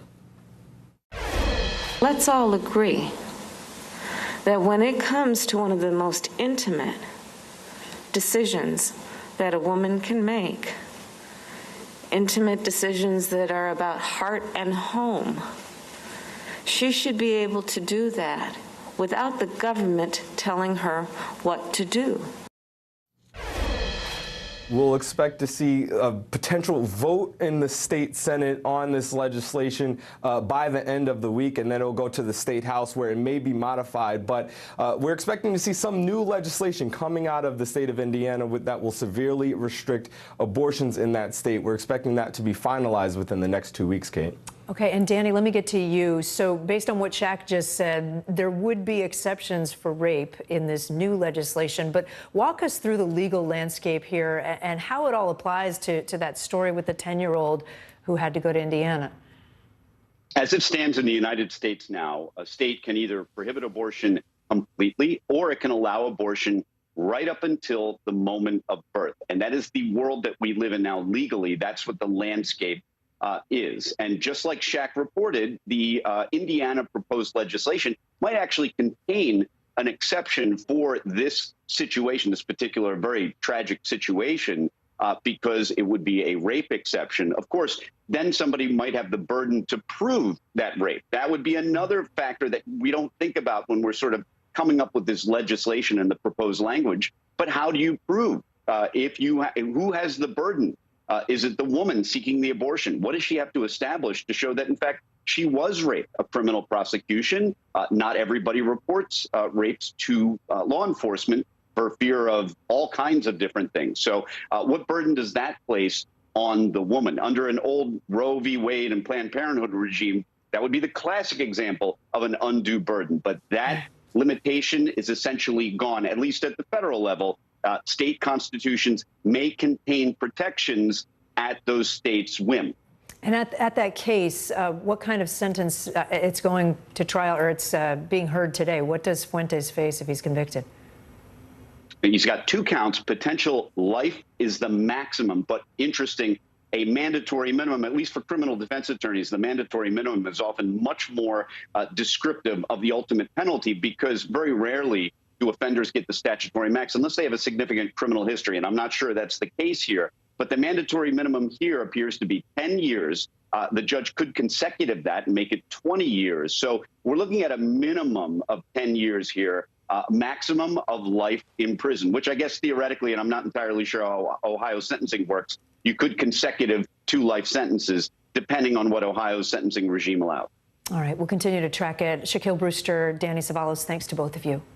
There's a new state law in Texas that allows school officials to remove books from library shelves if they deem them to be, quote, age inappropriate. But now some frustrated high school students there are taking matters into their own hands. NBC News correspondent Sam Brock takes us to banned camp. Summer might be a time some kids take a break from books. This past year, our school has removed about 11 books from our classroom libraries. But not this summer for a group of high school students in Austin who see urgency in discussing this literature. And you'd be very shocked how many of these books that we've read that have become some of our favorites. Literally taken out of their classrooms. If you had to say, what do you think is the commonality that connects all of the books that are banned here?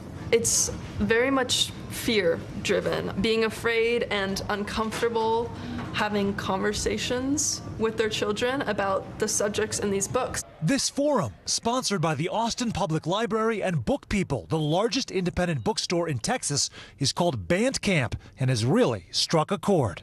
Our local community members reached out to us to see what we could do, what voice that we had in preventing this from happening in our local schools. The answer, the banned section at the bookstore, drawing titles removed by schools across the country and including everything from an indigenous people's history of the United States to novels like Lawn Boy, telling the journey of a biracial gay adult flagged by some schools for being sexually explicit. What voices are being squashed and what voices are being elevated?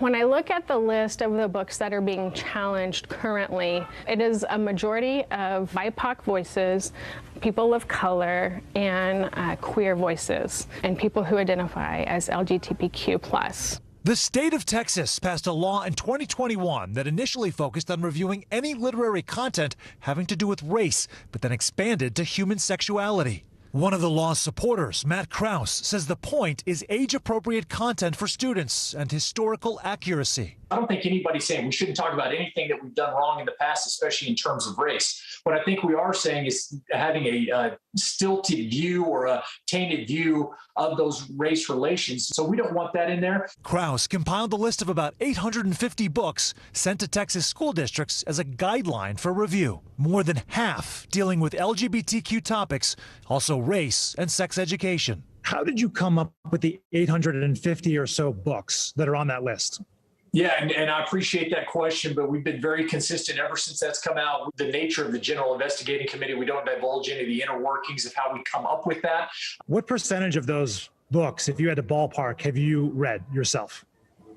Not very many of those, but again, you didn't need to read them to know that they either had to deal with race or they had to deal with sexuality. They're trying to keep these kids like locked in a box, and like I'm part Korean, so I've had to deal with a lot of the different racial stuff that is in books like these. Many students at this meeting belong to the Leander Independent School District, which told NBC News they established a review process predating the Texas law, bringing more than 100 stakeholders, including parents, educators, and students, to the table. Though not the students, for the review of these books, out of an abundance of caution for material that could be inappropriate. The district pulled or paused 16 titles. 5 were actually reinstated. Here's a look at some, including The Handmaid's Tale, removed from classrooms, but not libraries. There are written summaries of why. Sex and racism feature prominently in those reports. Do you consider what's happening in your school district to be censorship? Entirely. It's people being afraid of different philosophies, different ideas, just differences. There's people in power above us, I mean the school board, at the state level, everywhere, and they're taking away educational material from us because it's something that some people don't exactly understand or are comfortable with, so they're taking it away for all students. Our thanks to Sam Brock for that reporting. Coming up, decades-high inflation is putting a strain on American wallets, but that doesn't mean there aren't deals to be had. Up next, we're digging into how you can keep your costs low while prices are sky high. News is happening now. Look at what's making headlines around the world. Whenever it happens, wherever you are, it's here now. Top Story with Tom Llamas is your news playlist on NBC News Now. And now, you can listen to it as a podcast. Available anytime and anywhere. Still to come on the Channel 2 News. Well, the waters are certainly receding now. Still too close to call. Lester Holt reporting from Ground Zero, as it's being referred to. It is, in fact, the taste of freedom. The Haitian people know a little something about resiliency. What's the biggest risk right now? Some of the troops who have been proud. I want to welcome you to the first presidential debate. In fact, we've been told we can't go any farther. You with some resilient folks, let me get a hint.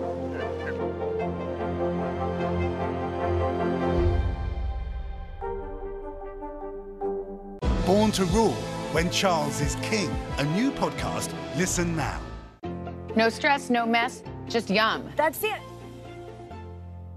Mystery in Paradise. There's my sweet little sister on the news.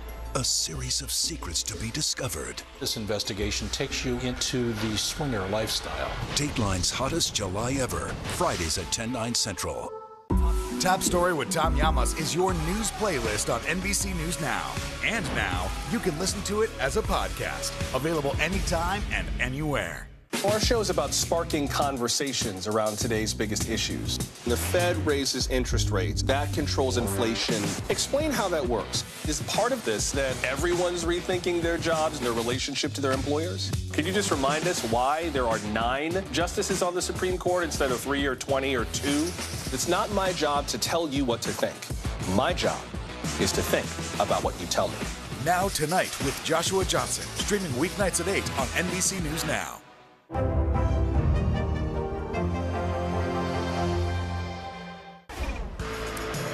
Financial headlines now. Wireless provider T-Mobile has reached a settlement in an ongoing data breach case. CNBC's Contessa Brewer joins us now with more on that and the rest of the day's financial headlines. Good morning, Contessa. Good morning, Kate. Yeah, T-Mobile will pay $350 million to settle a class action lawsuit over a data breach last year that exposed information of more than 76 million people.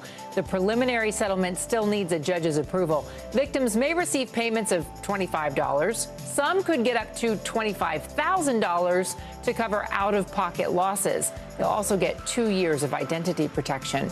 Tesla is looking to open up its electric vehicle supercharger network. The Wall Street Journal reports the company's bidding for a portion of billions of dollars in federal and state aid aimed at expanding nationwide fast charging. If that's granted, it would let Tesla give non-Tesla owners access to its current network using plug adapters. And Toronto's airport has taken top honors for service over the past 5 years, but this summer, Pearson International is earning a different title. More than half of its departing flights arrived late at their destination between June 1st and July 18th, according to FlightAware. That is the highest, or should I say worst rate, among the world's top 100 airports. Like other airports, officials in Toronto say, look, they've just been caught off guard by the surge in travel as COVID restrictions were lifted. Airline bookings in Canada did not surge until late May and June after the government dropped vaccine requirements and random airport COVID tests. If you get out, Kate, you just got to pack your patience as well. Oh, please. I would have thought Heathrow. That would have been my guess if you'd asked me. Have you seen some of those pictures? Yeah, That's my crazy. brother actually just went through there, and he said he was walking through like a cavern of baggage, just packed, bags on as far as you could see along the walls. It's summertime. All you need is a bikini. Yeah, well, there you go. There you go. Whew, Contessa, thank you so much. Appreciate it. Well, with inflation lingering at its highest levels in decades, just about everything costs more right now, travel too. But some items out there have so far managed to resist the upward trend in prices. NBC News senior consumer investigative correspondent Vicki Wen is with us to tell us where we can still, amid all this inflation, find some good deals, right? Hey, Kate, it's so good to be with you. That's funny. I wonder if bikinis are on the list. I did not investigate that. I'll have to get back to you. Next time. Yeah, next time. Good morning. As we see these rising prices all around us, is there such a thing as inflation proof? We went on the hunt to find the items that have held their pricing. So here are some options to help your wallet.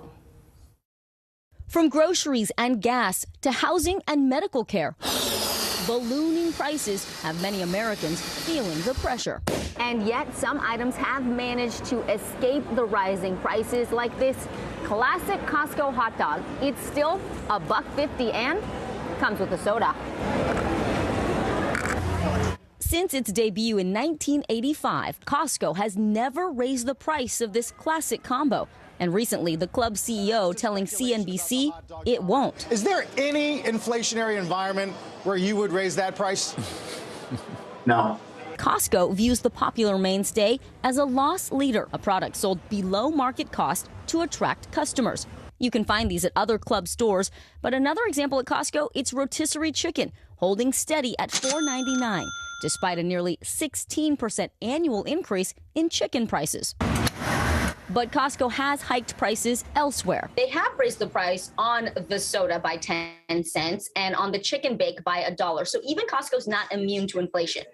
No, Costco is trying to pick the areas where it can feel like it can pass along certain price increases. The standalone soda and the chicken bake probably are places where consumers may not be as outraged if they see a price hike. While the average American family now spends around $465 on groceries each month, several items can help alleviate some of the sticker shock. Tomatoes, potatoes, cheese, and just in time for summer, ice cream. All relatively unaffected by inflation, according to the U.S. Bureau of Labor. No need to adjust your television set. You might just want to buy a new one instead. In the past year, TV prices have dropped almost 13%, meaning you could find a deal now without having to wait until the holidays or the beginning of the year. Smartphones also experiencing some dialed down prices, a 20% decline from 2021. And don't miss the call to save on jewelry, eyeglasses, and personal care items like cosmetics. Prices remain stable. But for those items not immune to inflation, Prices keep going up. Do you have any advice for how to handle it? Build up a certain cash cushion, and when you can become opportunistic about taking advantage of sales that you know you're going to use for products you know you're going to use, that's one way to kind of insulate yourself at least a little bit from price hikes in the future. It's all so interesting to me. So are some products more inflation-proof than others? Yeah, this was interesting because what makes a product more inflation-proof, and what we learned is it's a multiple factors. One, does that item depend on the supply chain? Is it made up of a bunch of other components? Like cars, for example, we know there's been such a backlog with that because cars have so many moving parts, literally. But if it's something like potatoes or ice cream, you make that closer to home, you get it right to the consumer, it's less affected by what's happening globally, hence inflation-proof. And here's my takeaway from this entire piece is I'm stocking up on ice cream. Yes, this is the time of year. It's the heat wave. Can't go wrong with ice cream ever. That affected by the price hike. Some good news. Vicki, thank you so much. Coming up, he was the face behind E's popular show, Hollywood Medium. But now Tyler Henry is delving into his own family history and the shocking revelation about its past. Plus, Think Pink, a new sauce, first went viral. Have you heard of this? It's now at the center of a social media debate. The pink sauce, we're going to talk to its creator. Up next.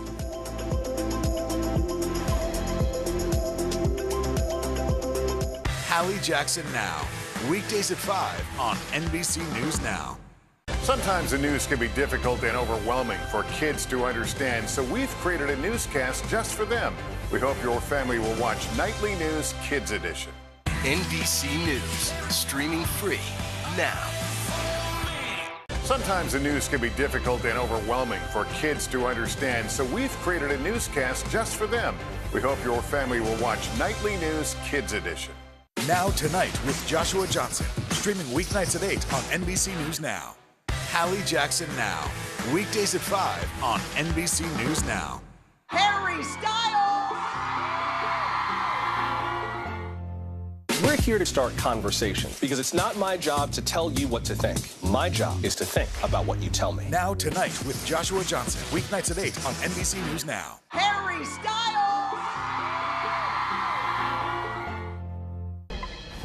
Welcome back. Celebrity psychic Tyler Henry has made his name by helping clients find answers from loved ones who've passed away.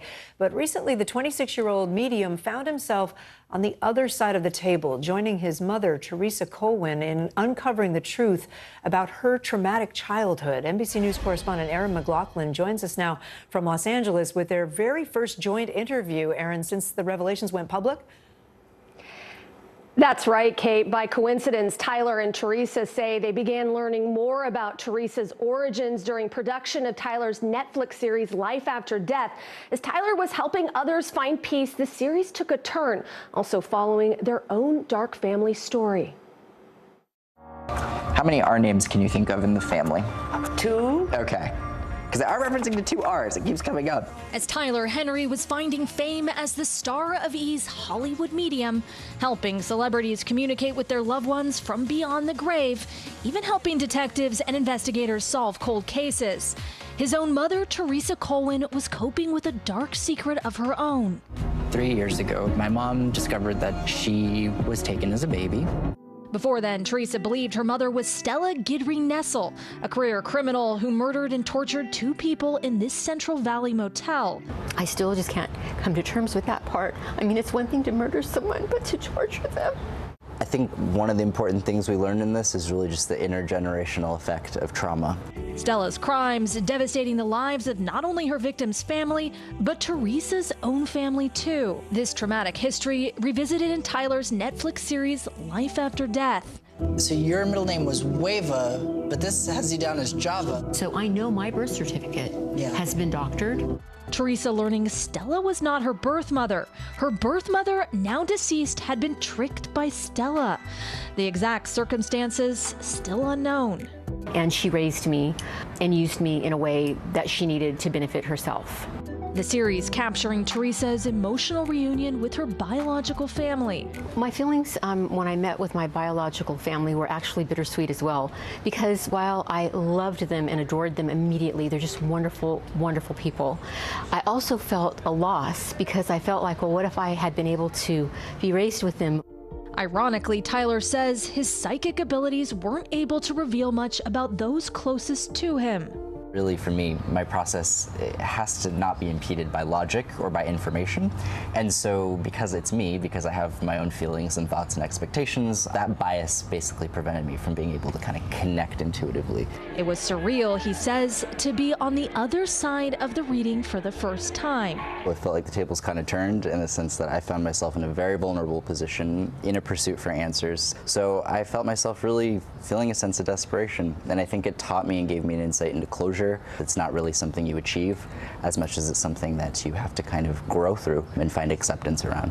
For Teresa, the revelations brought an emotional release. Because I know I'm not related to her and I'm not like her. I know I'm a good person. But also raised new questions about the nature of family. And it made me happy that Tyler doesn't have a grandmother who's a murderer. And the bittersweet part of that is that while it means that she's not my biological mother, it also means that my siblings that I love so much are not my biological siblings, but it doesn't matter because we're always going to be close. We learned in this journey the importance of asking questions. If there's a blind spot, follow up. There's a reason. There's a reason. There are entire generations of silence, and it's important to break that silence and that the truth really can set you free. Teresa and Tyler say they hope the series brings attention to crime victims and their families, especially children. They say Teresa's own story is an example of how one person can cause so much damage, not only to those she physically harmed, but to her own children and their loved ones. Kate. All right, Erin, thank you. If you're on social media, you probably know about pink sauce. It's this brightly colored condiment created by a chef in Miami. Have you seen this? TikTok posts on the sauce have racked up more than 250 million views, and people have tried it on everything from chicken nuggets to tacos. But now the creator of pink sauce has been at the center of a little bit of backlash, with questions raised about what's in the sauce and even whether it's safe for everyone to eat. And joining us now is the creator of the pink sauce, Chef P. She's asked to be referred to by her TikTok username out of concern for her privacy. Chef P, thanks for being with us. Hey. Hey. So I see the pink jacket. Tell us why, where did this idea come from? You're charging $20 for a bottle of the pink sauce. What does it taste like? Why do you think it got so huge? Okay, so basically one day I was creating the sauce in my kitchen for a pop-up shop, and I woke up to 1 million views. And that's it? It just goes viral like you had no idea? Yeah, so pretty much if you look inside of my TikTok bio, you'll see that it says I need 1,000 followers to go live. And they did that and then some. A month ago, I literally had about 800 followers. Wow. Yes. So what does it taste like? It's sweet, it's tangy, it's spicy. People say it tastes like ranch, and it has more of like a consistency of a vinaigrette. And I gotta ask about what some of the folks now, are saying. Well, is it safe? Is it okay for people with allergies? Can you give us a sense for what's in it?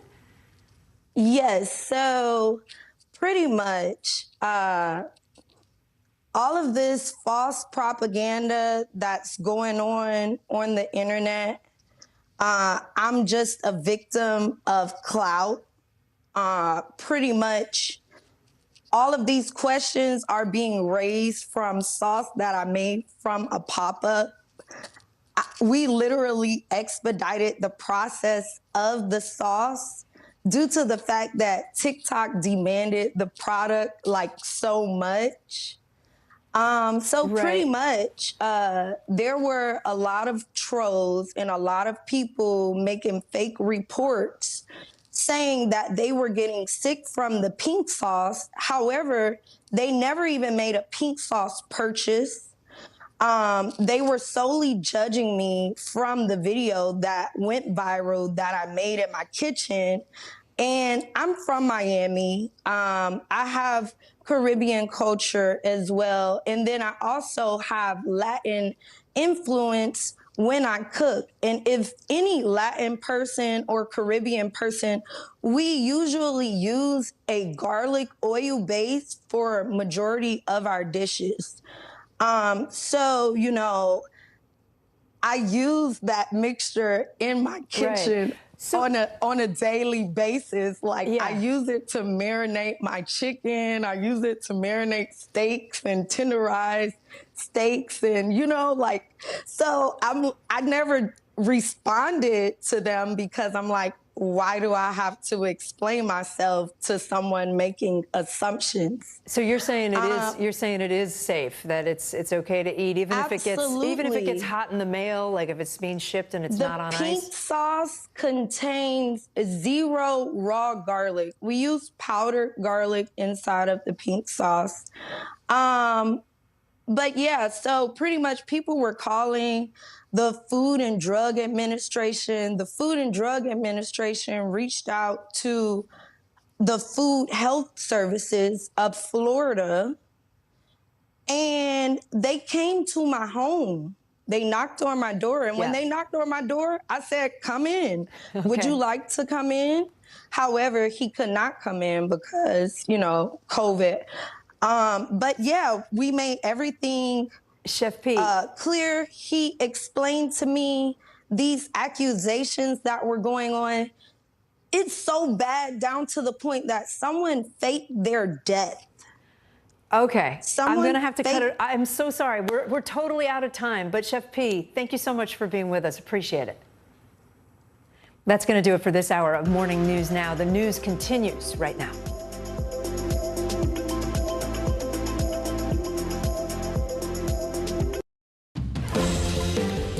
Hi, everyone. I'm Vicki Wynn. My co-anchor Morgan Radford is off today. Right now on NBC News Now, double trouble. Both sides of the country slammed by extreme weather. 59 million people in the east under alerts for brutal heat, while out west, a fast-moving fire scorches a California county. Global emergency. The World Health Organization sounds the alarm on a growing monkeypox outbreak, the latest number of new cases, and the growing concerns from public health experts to contain the virus here in the U.S. Gun violence survivors, one Indiana family's account of trying to live through the physical, emotional, and financial trauma of a senseless shooting, and their message to lawmakers. And too close for comfort. Sharks just yards away from beachgoers on both coasts. Inside, the frightening encounters and the best ways to protect yourself from an attack while you're in the water.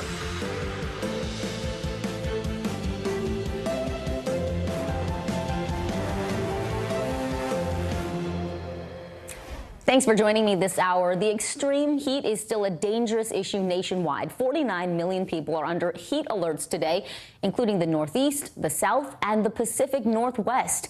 In California, Governor Gavin Newsom declaring a state of emergency for Mariposa County over the weekend. The Oak Fire near Yosemite National Park forcing thousands to evacuate their homes. NBC News correspondent Jesse Kerr, she is in Philadelphia. He's the latest on this heat wave and the wildfire raging in California. Hey, Jesse, I hope you're finding ways to stay cool. Hey, Vicki. Well, finally, we're able to do it just standing out here, believe it or not. Our producer, Will, was just saying today feels like the first time since the weekend that we would be okay sitting outside to eat something today, which gives you an idea of how hot it has felt. But finally, we have a breeze coming through here. However, out west, the Pacific Northwest specifically, now looking at those dangerous temps as California stares down yet another dangerous wildfire. A brutal heat wave still has millions of Americans searching for relief. Trying to chill in the heat, it's kind of hard. Over the weekend, sweltering temperatures reaching record highs across the Northeast. Newark, New Jersey breaking triple digits for 5 days in a row. This weeks-long heat wave disruptive and deadly, claiming at least 5 lives so far, including a 22-year-old hiker in South Dakota who officials say died from suspected dehydration and exposure. In Boston, the mayor extending the nearly week-long heat emergency through today.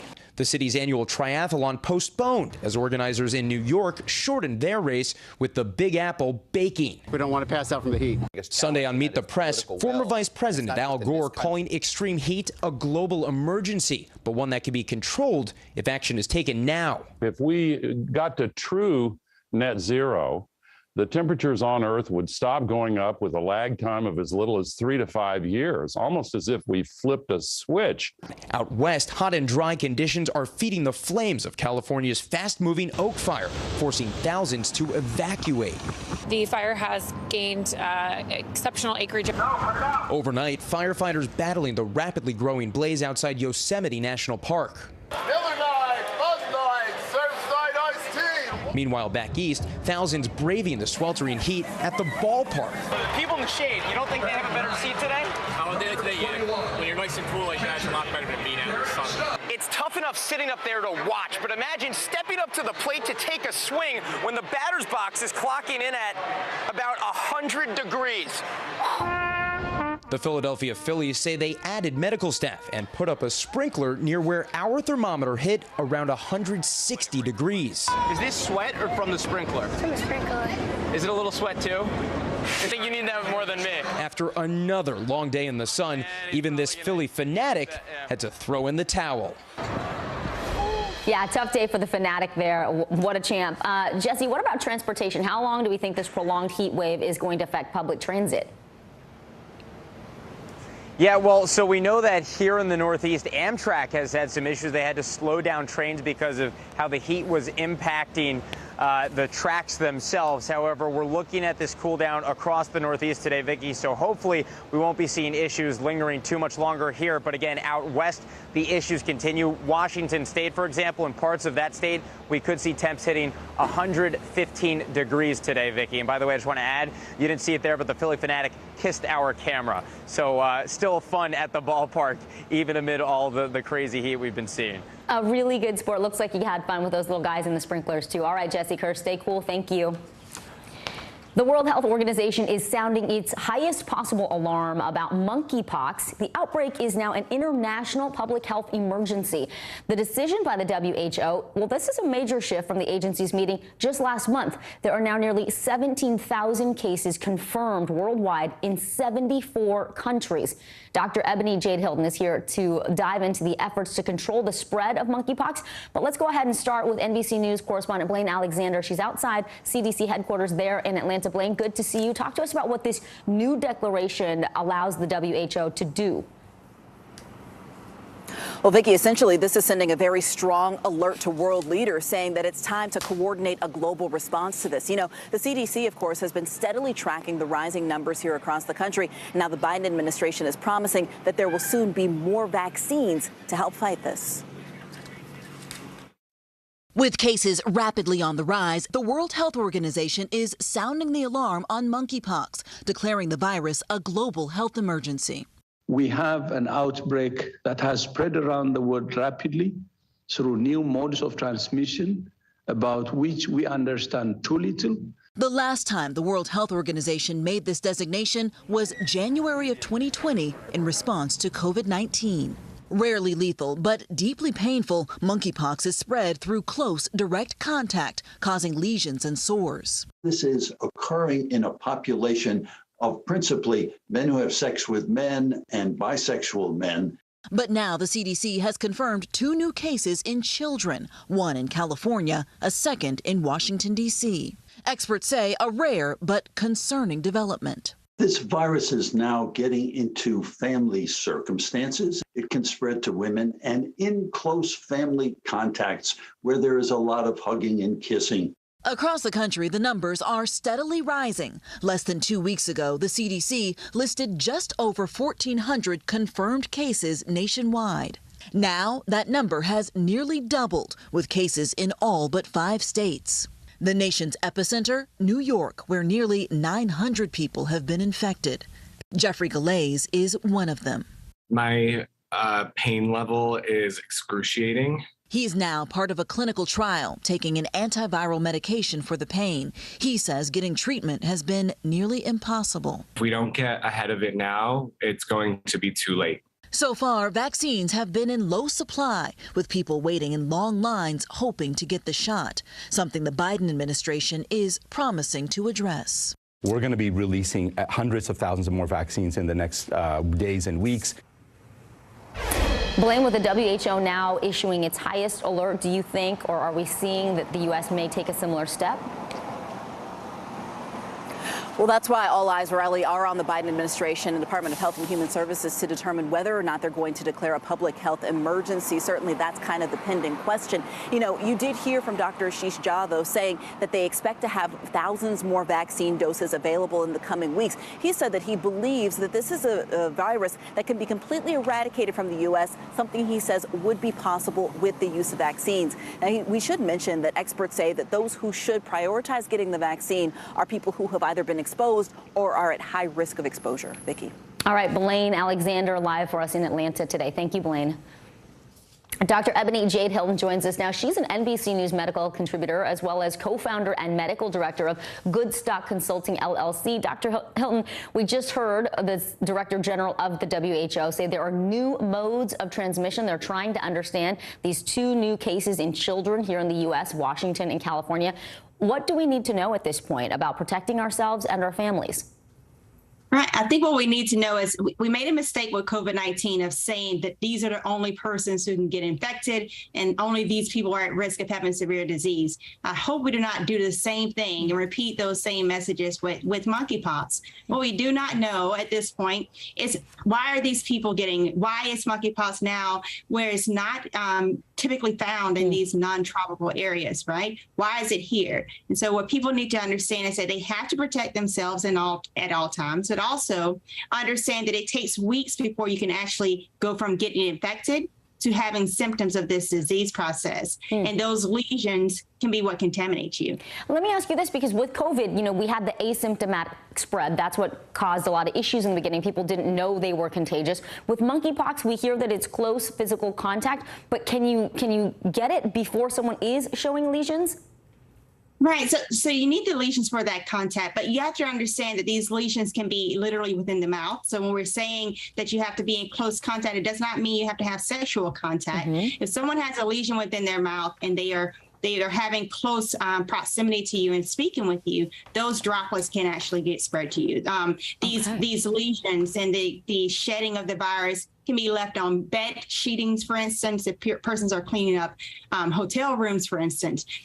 Use of shared objects, you can also pick up this virus. So it's one of those things of when you're out in public, be aware of your surroundings. And if you are high risk, if you're immunocompromised, definitely think about getting that vaccine. And we have to ramp up those efforts to make those vaccines available to persons. And also in that same time, contact tracing and testing of individuals. And speaking of that, Dr. Jade Hilton, the White House is saying that more monkeypox vaccines are on the way. Dr. Fauci telling NBC News the U.S. should get about 750,000 additional doses by the end of this month. Do you think that it's finally getting the attention that it should from a public health standpoint? And also, who should be signing up for this first wave of vaccines? Right. And I certainly hope it is getting the attention. My biggest fear is that we have now, for the last 2.5 years, had this huge ramping up of anti-vax rhetoric and getting those vaccines to the persons that need them most. So those high-risk individuals are going to be the same type of high-risk individuals that we're even seeing with COVID-19, right? If you're immunocompromised, being particular. Now, there's definitely been this rhetoric, this is a sexually transmitted disease, and if you're homosexual, bisexual, transgender, that we need to target those individuals at this point because it's seen in that community. But again, I want to emphasize it is not just within that community. We have 2 children now that have been diagnosed. We have cisgender women who have been diagnosed. Anyone can contract monkeypox. It is not specific to one demographic. Thank you so much for making it so clear and helpful for us to understand. Dr. Ebony Jade Hilton, we appreciate it. Well, President Biden is continuing to improve after testing positive for COVID on Thursday, according to his doctor. Biden was scheduled to travel to the battleground state of Florida today. He will instead keep working virtually from the White House. NBC News White House correspondent Mike Memling joins us now from Washington. Mike, President Biden has been experiencing what his doctors are calling mild symptoms since his diagnosis last week, but those symptoms have changed somewhat. We've heard it in his voice. What do we know about how he's doing today and what he's going through right now? Well, Vicki, literally just in the last 30 seconds, we've gotten an update from Dr. Kevin O'Connor, the White House's chief physician. And let me read to you from that new memo. Dr. O'Connor saying President Biden has completed his 4th full day of Paxlovid. His symptoms have now almost completely resolved. So that's a really positive indication on the part of the president. As of yesterday's update, Dr. O'Connor was saying his primary symptom at that stage was a sore throat, which he attributed to the body really expelling the virus at this point. So we do expect to see the president on 2 different occasions today, in fact. We didn't get an update in terms of tweets with photos or videos like we had earlier or late last week, but we will see the president today first in a recorded address to a group of law enforcement executives. And then later this afternoon, he'll be holding a live virtual event with both CEOs and labor leaders on the subject of important piece of legislation, the CHIPS bill, as it's called, trying to boost the semiconductor industry here in the United States. This, as the White House is bracing for a number of potentially tough headlines as it relates to the economy this week. The White House, even with the president still isolating in what is now day 4 of his COVID state, wanting to keep him out, speaking about an important issue of the economy. Mike, there were 17 listed close contacts of the president at the time he tested positive, including the First Lady. What's the White House saying about Dr. Biden's health today? Well, what we heard from the White House over the weekend from the First Lady's spokesperson directly was that the First Lady continued to test negative. She has been isolating or quarantining, I should say, in Delaware away from the president. We also have seen the Vice President today, Kamala Harris. She was also one of those close contacts. She has continued about her schedule and, in fact, is in Indiana today, continuing with some events, working with and speaking with Democratic lawmakers in that state about reproductive health. And so we understand from a White House official that none of the 17 close contacts, which include the First Lady, the Vice President, some of the lawmakers who were traveling with President Biden last week, as well as White House staff, including Chief of Staff Ron Klain, none of those 17 have tested positive at this case. We do know from Dr. O'Connor this weekend that the President there are indications that he has that BA.5 strain of COVID, which is the most transmissible. So somewhat notable that none of those 17 close contacts have contracted the virus themselves at this point. All right, Mike Memley, we appreciate it. Thanks for those updates. A man accused of raping a 10-year-old girl in Ohio is set to face a judge today. The case garnered national and international attention because the rape led to a pregnancy and the girl had to travel to Indiana to get an abortion. This case really put the spotlight on Ohio's so-called fetal heartbeat law, which went into effect just hours after the Supreme Court overturned Roe versus Wade. NBC News correspondent Shaquille Brewster joins us now. Shaq, this Ohio man, he's expected to be arraigned this afternoon on 2 felony counts of rape. So what is expected in court today? Well, we're expecting a relatively short court hearing. His attorney telling local media that he will enter that not guilty plea for those 2 felony counts. But these are very serious counts that he's facing. We know how heartbreaking the story is. We know the attention that it's gotten. But we do also know that he could face up to life in prison and a minimum sentence when you look at those 2 individual counts of about 10 years in prison for each count. So you see his arraignment is scheduled for today. That's scheduled to begin at 1 p.m. and it'll be something that we'll definitely watching closely. And Shaq, Vice President Harris is expected to meet with state lawmakers in Indiana. Mike Memley was just talking about it. She's there to talk about reproductive rights. All the while, the Indiana State Senate just opened a special legislative session with abortion topping the agenda. So what exactly are they now considering in Indiana, and what does it mean to have the Vice President there today challenging what's going on? Well, the state is now considering a near total ban of abortions. There are some exceptions for rape, incest, life of the mother, some fetal abnormalities, but this will be a dramatic restriction of abortion rights in the state of Indiana. It's going to be met with some protests, and it's also going to be met by the Vice President of the United States, who came there for that exact reason. She just landed in Indianapolis in just the past hour or so. I want you to listen to what we heard when she got off the airplane. I'm here to support the legislators who are here and to support the folks who are doing the work on the ground in terms of service providers, and to let them know we stand with the women of Indiana. We trust the women of Indiana to make decisions about their own lives without requiring their government to tell them what to do with their bodies. Now, while this is a somewhat unusual move for a vice president to come to a state as the state is considering its own individual legislation, this is not new for Vice President Harris. Just this past weekend, she was in the state of Virginia talking with lawmakers there for having that same message, that she was working with those on the front lines, those lawmakers on the front lines, to help protect that access to abortion. It is very clear that the White House is trying to show that this is a priority for them, and even where they can't have the votes or they don't have the votes to codify this at a federal level, they're trying to do what they can to encourage those who are working at that local level. And they're getting the coverage. All right, Shaquille Brewster, we appreciate it. Thanks. Now we turn back to the dangerous heat wave. The Northeast is about to get a major break as storms roll through, but other parts of the country are still dealing with record-breaking temperatures. NBC News meteorologist Michelle Grossman is tracking the forecast. Hey, Michelle, when do you think we're going to see some relief from this heat wave?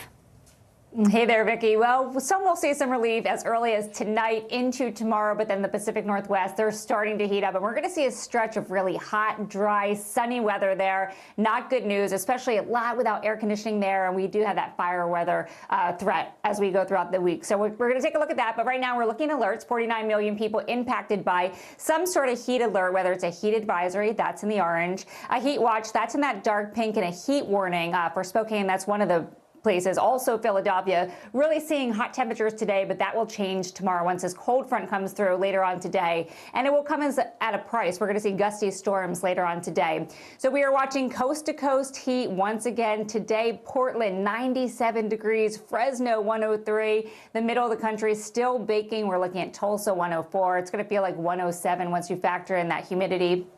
Feeling like 110 in Houston. And the same story in D.C. Another hot day. Temperatures in the mid-90s. You factor that humidity, it will feel like 105. Now, that cold front's going to come through. It's going to sweep out those warmer temperatures. Still warm, but not quite as intense as we've seen. And we're going to keep that humidity in place. So it's not going to feel completely much better, but we are going to feel some relief come tomorrow. Here's the temperatures as we look towards tomorrow. Medford still really warm, near 110, 100 degrees in Salt Lake City. Dallas warm once again with a heat index of 104. It's going to feel like 106 in Corpus Christi. And Charlotte, you will feel like 101 tomorrow. That heat stays in place as we go throughout the rest of the week. We're watching the Pacific Northwest very closely. We're looking at Las Vegas, too. Temperatures in the triple digits. Denver, temperatures in the 80s. Oklahoma City, you're going to be at 102. And then a little bit of a break by Wednesday. Or excuse me, by Friday. Now, here's that cold front we're talking about. We're looking at some heavy downpours with it. We're looking at gusty winds, a chance for some hail. You can see where the darker colors, that's indicating where the heavier rainfall is. So we're going to see that cold front swing through. It's going to bring the chance for those storms. You can see that orange box there. That's indicating where a severe thunderstorm warning is. And we're going to see those as we go throughout the afternoon and evening hours. So this is what the severe threat looks like from Maine all the way to Virginia, Bangor, Boston, Hartford, New York City, Philadelphia, D.C., Richmond. You could see some severe weather, 53 million at risk with winds gusting over 65 miles per hour. Could see the chance of some hail as well. Winds, hail, the combination of the two causes damage on its own. But we're also watching the chance for a few tornadoes. So it's going to be a gusty afternoon, but once this moves through, we're going to see the temperatures drop a bit. Now we're looking at the possibility of flash flooding, again, where you see those darker colors, the reds, the oranges, the yellows, locally 4 inches or more of rain. And this could come very quickly. Think of that summertime thunderstorm where you can just get that torrential rainfall. And we're looking at anywhere from the Ohio Valley, the Midwest, down into parts of the Tennessee Valley, into the Northeast, and also the Mid-Atlantic.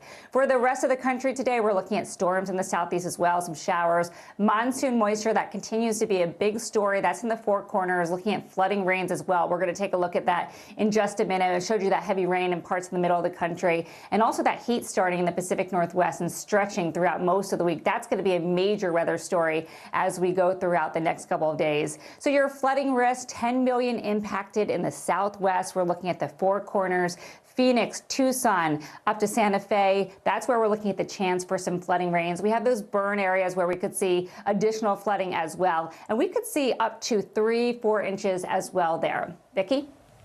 All right, Michelle Grossman, thanks for keeping an eye on all of it for us. Sure. Coming up, a desperate search and rescue mission is underway in the Caribbean. 17 people are dead after a speedboat smuggling Haitians to the U.S. capsized. We have the details right after this break. No stress, no mess, just yum. That's it. Top Story with Tom Llamas. Weeknights at 7 on NBC News Now. Right now on NBC News Now, look at what's making headlines around the world. We've got 3 new developments just this afternoon. We begin this hour with breaking news. This is what it looks and feels like to try to escape Ukraine. I don't want to say goodbye.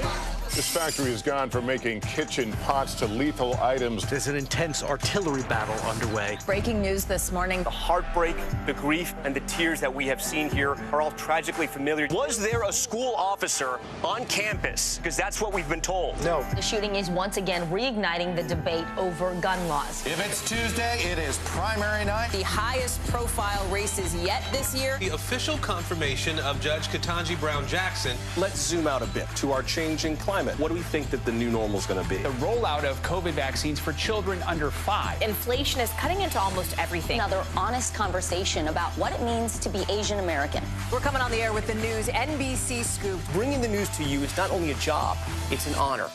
Harry Styles! Hallie Jackson Now. Weekdays at 5 on NBC News Now.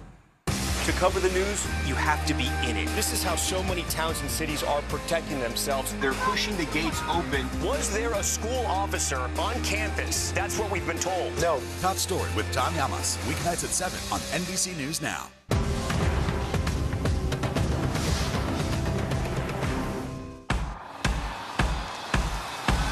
News is happening now.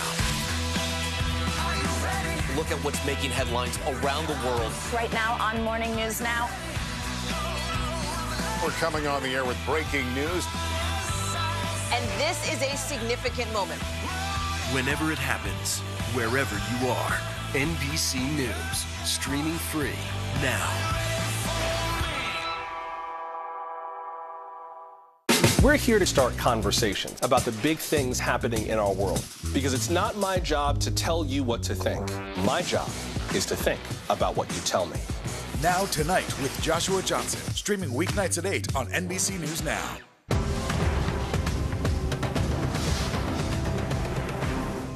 Hallie Jackson Now, weekdays at 5 on NBC News Now.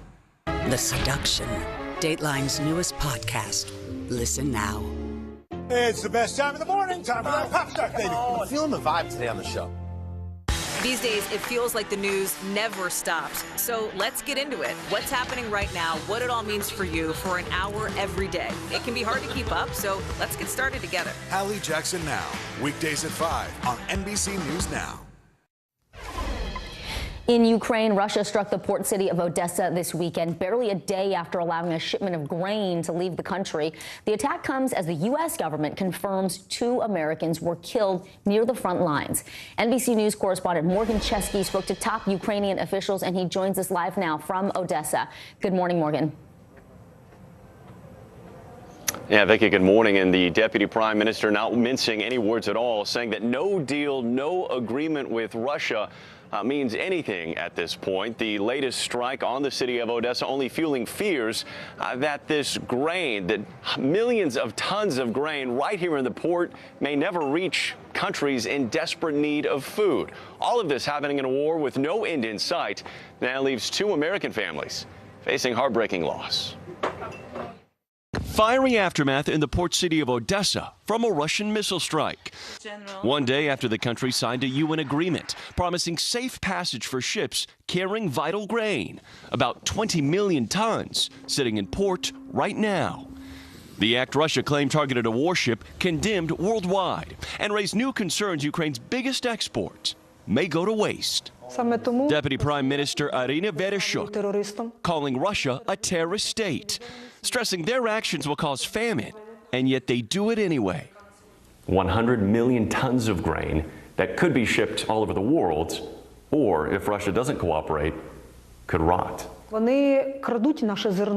So they steal our grain, they destroy and they burn our fields. Countries like Egypt and Lebanon are waiting for our grain, so Russia consciously plunges the world into famine. To the east, Ukrainian leadership says new rocket launchers from the U.S. called HIMARS are making a difference. But the death toll only rises, and not just in Russia and Ukraine. He didn't go there to be a hero. He went there because he wanted to help people. Kathy and George Lou's season now mourning their son Luke, a 31-year-old father and one of 2 Americans confirmed killed in the Donbass region. I think every time I talked to him, I told him, why don't you just come home? The parents believe Luke, who was working as a medic, was knocked unconscious by an artillery blast. And as other foreign fighters rushed to help, a Russian tank opened fire. He said he couldn't leave until the rest of his friends, the rest of the battalion left with him. A family far from the front line, finding war has no bounds. Truly heartbreaking, Morgan. I would like to turn back to that grain that you were talking about. So what happens now for these exports headed for other countries that desperately need them? Can the ships actually leave Odessa? Yeah, Vicki, that is the big question right now. Ukrainian officials have said that they want to fast track the export of the grain as safely as possible, and that it could start as early as tomorrow. But there is a big question amidst all of this, and that is what's beneath the surface of the Black Sea behind me. Naval mines that have been left behind by both the Ukrainian and the Russian militaries. The Ukrainian officials say that if they can clear a channel of mines to allow safe passage, that will be their next step going forward, but no response from Russia as of right now on if they'll be taking part on their end as well. And no information about that timeline, so it's a very tricky and dangerous mission. All right, Morgan Chesky, stay safe. Thank you for your reporting. A tragic scene unfolding in the Caribbean. 17 people are now dead, 3 more hospitalized after a Haitian migrant boat capsized. This is all according to Bahamian officials. The vessel was heading to Miami to smuggle the passengers into the U.S. when it flipped. NBC News senior correspondent Carrie Sanders joins us now. There is still an ongoing rescue mission there. Carrie, what can you tell us about this incident and now the efforts to find these remaining people? Well, right now, Vicki, the U.S. Coast Guard has launched an aircraft to see if they can cover more of the area while the Bahamian Coast Guard is on the water. It's believed that there may be an additional 8 to 15 people who were on board the boat that have just not been found. But as each hour goes by, it's less likely that they will find those who may have survived, in part because this boat was severely overloaded and it did not appear to have any flotation devices for safety at all. You have the 17 who died, then you have another 20 that were taken off and are now being held by the Bahamian Coast Guard authorities. Plus, you have an additional 3 that were treated at the hospital, plus the 2 who are on board. And then you add in, as many as 15 more. You get an idea that there was no room for anybody on this boat. And so the authorities say that what they're now trying to do is see if they can hopefully find somebody out there. This is what the Prime Minister of Haiti had to say about the situation. There's a tragedy at sea involving suspected irregular Haitian migrants. As a result, a multi-agency investigation is underway to determine the full circumstances surrounding a suspected human smuggling operation which has resulted in the deaths of these irregular Haitian migrants. And truly a tragedy. It appears, again, this is early in the investigation, but it appears that the Haitians had made their way to the Bahamas and then were getting on board this smuggling operation to make their way to Miami. And the authorities say it's a little early, but their investigation suggests that this was not only costly in lives, but those who paid to go on board paid somewhere between $3,000 to $8,000 a person, which is an incredible treasure for any Haitian coming from what is the poorest nation in the Western Hemisphere, Vicki. It is so profitable. That's why we see this. 2 people were taken into custody, Carrie, for this suspected human smuggling. But we've seen a lot of these smugglers trying to make these dangerous crossings over the last year. Give us a sense of how treacherous it is out there on the sea waters for these migrants. They are trying to escape danger, corruption in their home country, but it is not an easy journey. It is an incredibly dangerous journey, beginning with the fact that they're on the high seas and the Florida Straits can be quite unpredictable. At one point you have calm seas, and the next moment you have a squall come in, and when you have an overloaded boat, all it takes is for people to shift to one side of the boat for whatever reason, and that causes the boat to capsize. And then the lack of the flotation devices for each person is why we wind up with tragedies like this. Again, desperation to leave what is a failed state in Haiti. And that's a pretty universal conclusion here about the problems in Haiti. I mean, the Prime Minister of the Bahamas, obviously very close to the island of Hispaniola and Haiti there, saying that it is a failed state. And what we have seen repeatedly is folks trying to get out of Haiti. In fact, the boat migration that we have seen has now exceeded anything in the last 20 years as of October of folks trying to come to the United States. And, 20 plus years ago, this was a significant routine problem, and now we see it as bad as it has ever been. And again, that all goes back to the sense of security in the country. Without any government, the gangs have taken over, and Vicki, with the gangs taking over, murder is a daily and a very sad occurrence that takes place for those just trying to live their lives there. Really tragic. And you think about the conditions that would propel someone to risk their entire life, go with their family, spend their life savings to make this treacherous journey. Our senior national correspondent, Carrie Sanders, thank you so much for that perspective. We appreciate it. While a majority of Americans have had COVID at least once, scientists are now digging into why some people have been able to skirt the virus this whole time. You don't want to see this story. That's coming up next. Live from Ukraine, from Uvalde, Texas, from Mayfield, Kentucky. To cover the news, you have to be in it. This is how so many towns and cities are protecting themselves. You can actually see they're pushing the gates open. Was there a school officer on campus? That's what we've been told. No. Do you remember any tornado as bad as this one? You look at this and you're thinking, we're not going to have power for weeks, if not months. Exactly. Every night, it's your news playlist. Top Story with Tom Llamas, weeknights at 7 on NBC News Now. Uvalde, Texas, a small town that has become yet another landmark. How long do you think it took for all this damage to occur? You tell us what it was like? With our NBC News exclusive.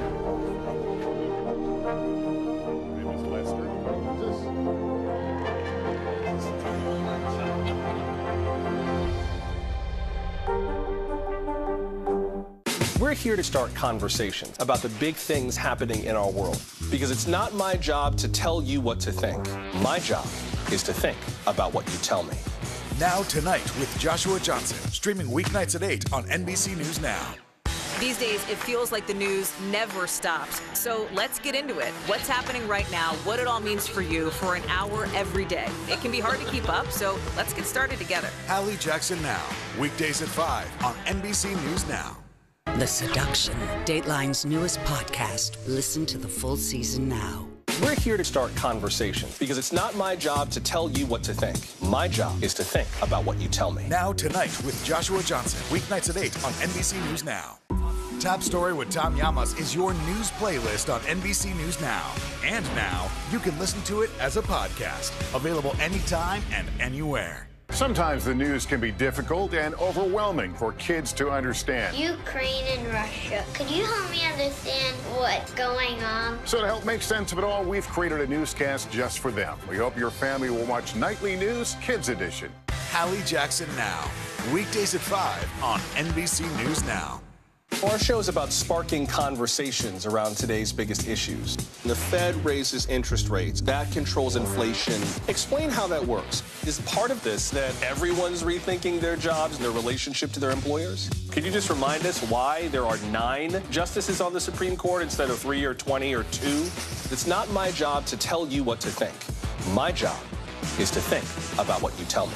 Now Tonight with Joshua Johnson, streaming weeknights at 8 on NBC News Now.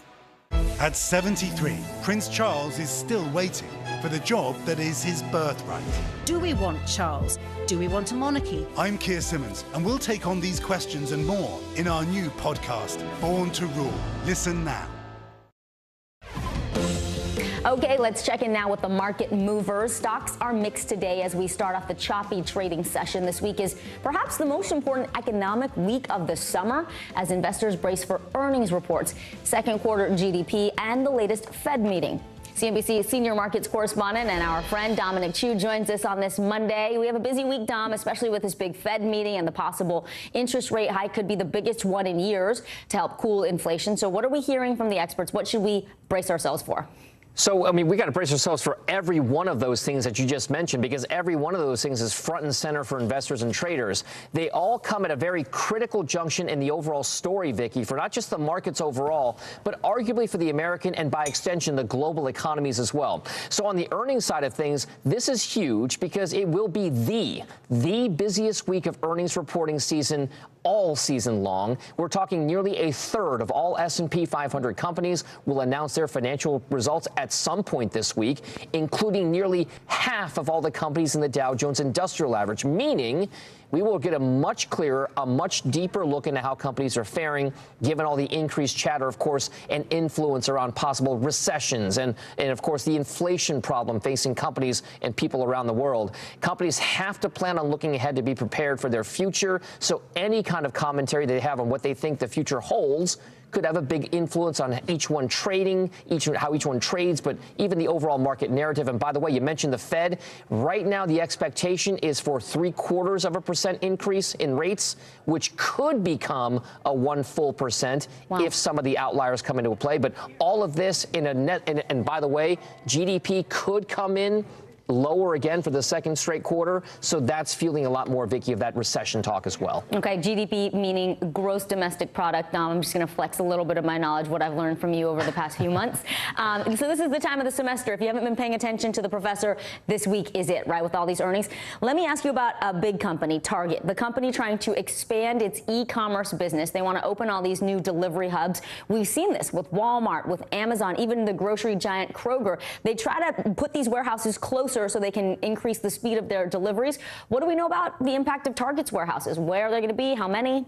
So these are the sorting hubs, right, to help kind of speed delivery to those online customers, to your point. We have 2 that are going to be reportedly added, not reportedly, the company is saying they're going to be added to the Chicago area, and one of them near the Denver metropolitan area. The reason why it's important is that online orders now make up nearly a fifth, 20%, of Target's total sales. So it's becoming an increasingly important part of Target's overall business, that omni-channel marketing, that online versus brick and mortar, everything else. Now, at these hubs, the retailer group's packages head to kind of similar destinations in those areas, right? So they're going to group them together. The company, by the way, did open their first sorting location right in their hometown of Minneapolis, Minnesota. They're soon going to have 9 of them strewn throughout the country, plans for more expansion. And in a way, Vicky, you made the very excellent point here. This is very much about trying to compete with the likes of Amazon, Walmart, and others that have big footprints with regard to getting packages to people. And of course, you got to say, arguably, Amazon's the most important influence here, right? Because of its Prime membership, it can get many goods to the vast majority of Americans in 2 days or less. Target and Walmart have to kind of get up to speed in that front. That's why Target's doing this. Yeah, we have become spoiled, Dom. So this is good news for Target lovers. All right, Dominic Chu, always good to see you. Thank you. Well, most Americans have gotten COVID at least once. The White House COVID-19 response coordinator says about 70% of Americans have been infected with the virus. So how is it? This is the big question that I have too. How is it that 30% continue to keep the virus at bay? Here to help us understand, NBC News health reporter Aria Bendix. Aria, what are the infectious disease doctors saying about why some people are getting reinfected, sometimes 2-3 times with COVID, and then others, and we all know them. There's somebody in our friend group, our family group, who's like, I haven't gotten it yet. Right. I want to be them. So there are a few leading theories. Nothing has been definitive yet, and we do have a slide that gives a rundown of each. But one of them is that people's gene expression might make it more difficult for the coronavirus to infect their cells. Another is T cells, those disease-fighting agents that go to work in our body to prevent us from infection. They might recognize this new virus because they've been exposed to past coronaviruses, ones that might be associated with the common cold. With both of those theories, we have to note that people are probably still getting infected. It might just prevent them from being symptomatic or seeking out a test, and so they might not never know that they were sick. Right. There's another theory that low-grade inflammatory conditions like asthma and allergies could actually protect someone from getting COVID, and that's really interesting. Researchers are trying to chase after that to see why that might be. Wait, if people have low-grade allergies, they're less susceptible to COVID? Right. It's a theory right now, but the idea is just the virus sees your cells as sort of already occupied and inflamed and decides to take a pass and not infect. But we're not really sure if that's happening or why it might be happening. You know, some people might just be super careful and continuing to mask and social distance, and that might have carried them through without an infection thus far. Sure, no doubt that, how much contact you have with others certainly plays a factor, but it's good to hear about the genetics, the T cells, and everything else you just ran down with the allergies and asthma. What about BA5? Talk to us about the BA5 variant, the one that presumably our president is now infected with, highly contagious. How do we think this is going to play into that other 30% of people who have not been infected? Yeah, I mean, so a lot of that population is going to still be vulnerable, particularly with BA5. We know that BA5 is better at sort of sidestepping our body's natural immune defenses. So if you've had immune protection up to this point, we're not sure if it will hold up against this new variant. Obviously, as you mentioned, more transmissible, so even minimally risky social activities still carry some high infection risk because we know it can just easily infect people's cells. That said, we still have experts who are optimistic that some people may avoid COVID, not just in this wave, but potentially in future waves that we're expected to see. So that's good news, and it means that hold on to your precautions, continue to mask if you're trying to avoid infection. Absolutely, especially in those crowded indoor spaces as we see the infection rates are up in some areas. Aria Bendix, thank you so much. We really appreciate your time today. Thank you. All right, well, California Governor Gavin Newsom makes one new crackdown on crime official. The new law on so-called ghost guns and how the Texas abortion ban inspired it. We will break that all down coming up right after this break. Don't go anywhere. Born to Rule, When Charles is King. A new podcast. Listen now. Live from Ukraine, from Uvalde, Texas, from Mayfield, Kentucky. To cover the news, you have to be in it. This is how so many towns and cities are protecting themselves. You can actually see they're pushing the gates open. Was there a school officer on campus? That's what we've been told. No. Do you remember any tornado as bad as this one? You look at this and you're thinking, we're not going to have power for weeks, if not months. Exactly. Every night, it's your news playlist. Top Story with Tom Yamas, weeknights at 7 on NBC News Now. And what do you love about fatherhood? The chaos, the learning. Is climate change one of your top priorities? What's your message to girls who want to make a difference in their own communities? Believe in yourself. We're here to start conversations about the big things happening in our world, because it's not my job to tell you what to think. My job is to think about what you tell me. Now Tonight with Joshua Johnson, streaming weeknights at 8 on NBC News Now. Here's what's happening in your neck of the woods. These days, it feels like the news never stops. So let's get into it. What's happening right now, what it all means for you for an hour every day. It can be hard to keep up, so let's get started together. Hallie Jackson Now, weekdays at 5 on NBC News Now. Desire, deception, and a double cross. The Seduction, a deadly love story only Dateline and Keith Morrison can tell. Listen now, wherever you get your podcasts. As we look out over the latest city-turned-crime scene, we see the things left behind. Back now with our NBC News exclusive.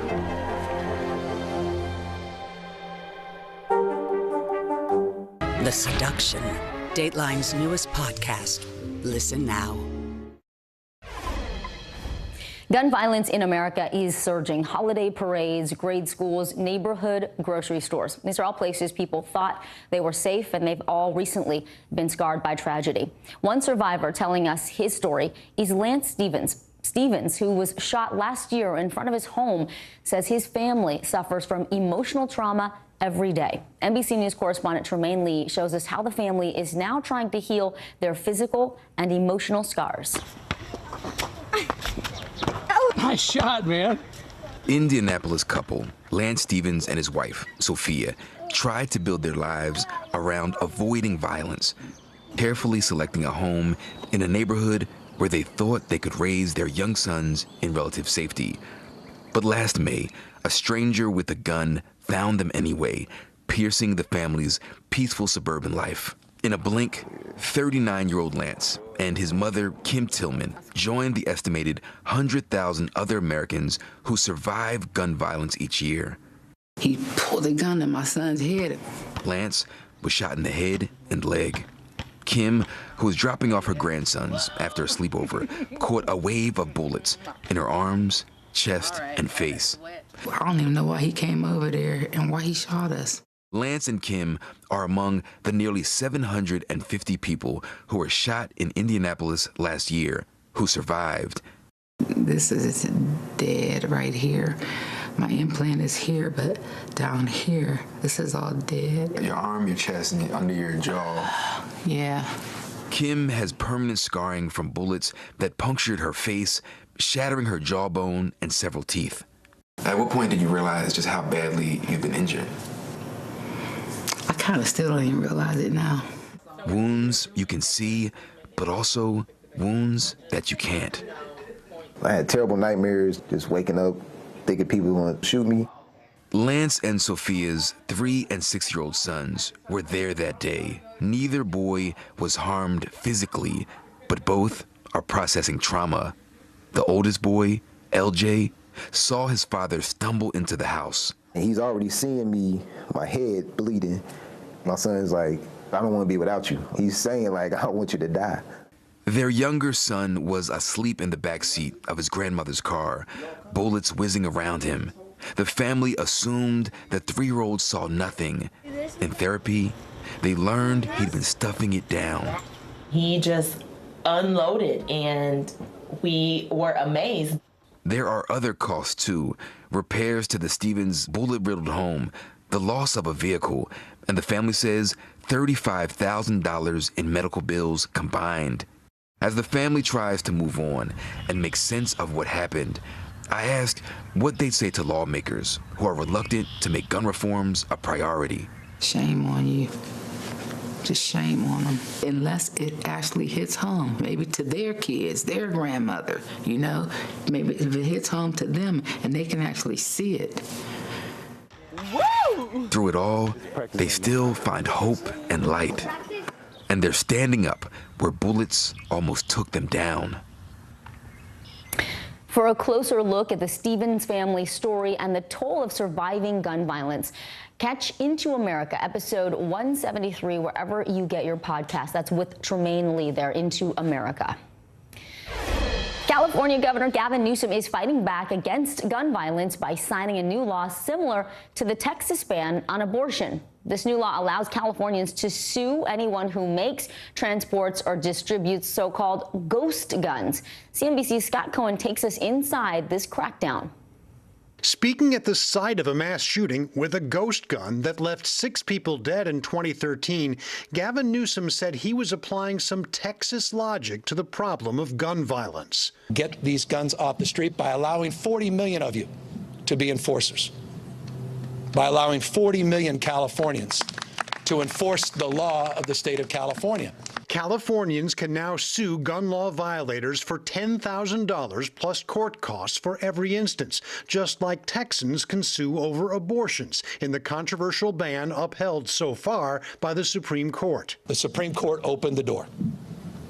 The Supreme Court said this was okay. Newsom even took out print ads in Texas, crossing out Governor Greg Abbott's words on the abortion law, replaced by Newsom's on guns. California gun rights advocates say it's all politics. To me, this feels like the governor is playing a negotiating tool on the abortion issue and using firearms to do it. It's not just the gun lobby. The ACLU says just like the Texas abortion law, the gun law is an assault on the Constitution, unsound and invalid, and undermines due process of law. Indeed, if the Supreme Court strikes down the Texas abortion law, the California gun law would automatically go away too. But Newsom says these are desperate times. We're sick and tired of being on the defense. These are also political times. Newsom is favored to win a second term this fall, now raising his national profile with ads like this one in Florida. Join us in California, where we still believe in freedom. CNBC's Scott Cohen on that one. Well, it is a sneak peek more than 4 years in the making, and it has the Marvel Universe buzzing. We've got an inside look at Wakanda Forever for you. That's the sequel to Black Panther. Stay with us. Uvalde, Texas, a small town that has become yet another landmark. How long do you think it took for all this damage to occur? You tell us what it was like? With our NBC News exclusive. It was Lester.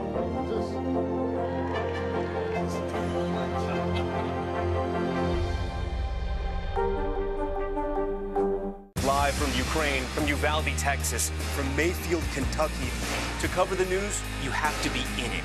This is how so many towns and cities are protecting themselves. You can actually see they're pushing the gates open. Was there a school officer on campus? That's what we've been told. No. Do you remember any tornado as bad as this one? You look at this and you're thinking, we're not going to have power for weeks, if not months. Exactly. Every night, it's your news playlist. Top Story with Tom Yamas, weeknights at 7 on NBC News Now.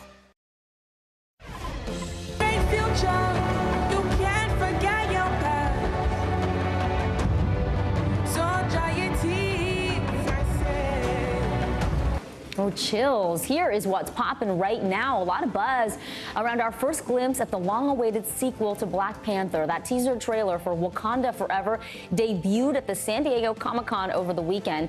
The new Marvel movie pays tribute to the star of the first film, Chadwick Boseman, who died of cancer in 2020.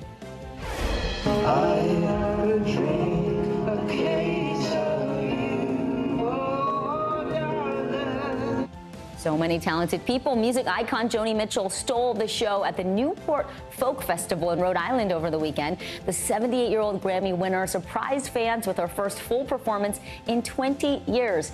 Mitchell played her biggest hits like Both Sides Down and Big Yellow Taxi.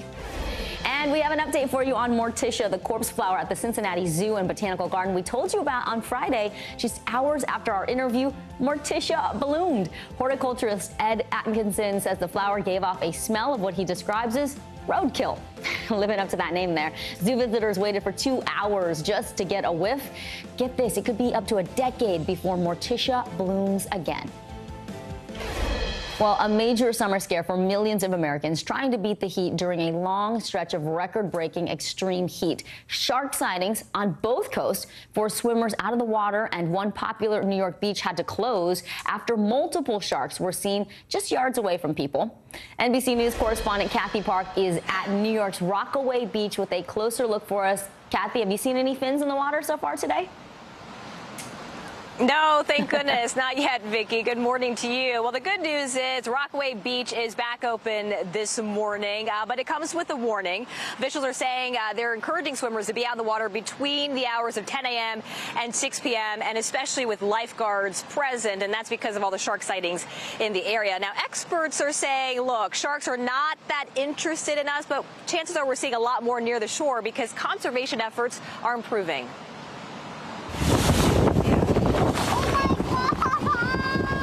Terrifying images of sharks this morning after nearly 24 sightings off Cape Cod, some just 30 yards from shore.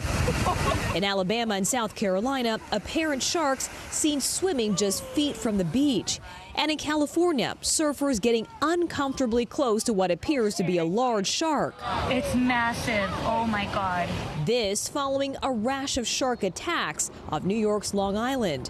At least 6 people bitten in the last 3 weeks alone. We were joking about sharks, actually, and then it got me. 16-year-old Max Haynes was surfing off Fire Island with a friend when he was attacked. Jaws clamping down on his foot, leaving a nasty gash. I felt on my foot like a bear trap just get me from below, and it's like hard. It felt like it broke my foot.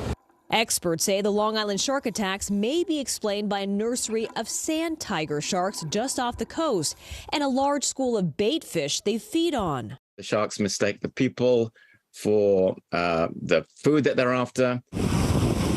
New York's governor now ramping up the use of drones for shark surveillance. If we have a sighting or a potential sighting, we're able to pop that drone up in just a matter of minutes and then make a decision on whether or not we feel it's safe enough to open up the water. While sightings can be scary, experts say in most encounters, sharks often ignore us. We have footage of juvenile white sharks up to 8 or 9 feet long swimming right underneath surfers who never knew they were there.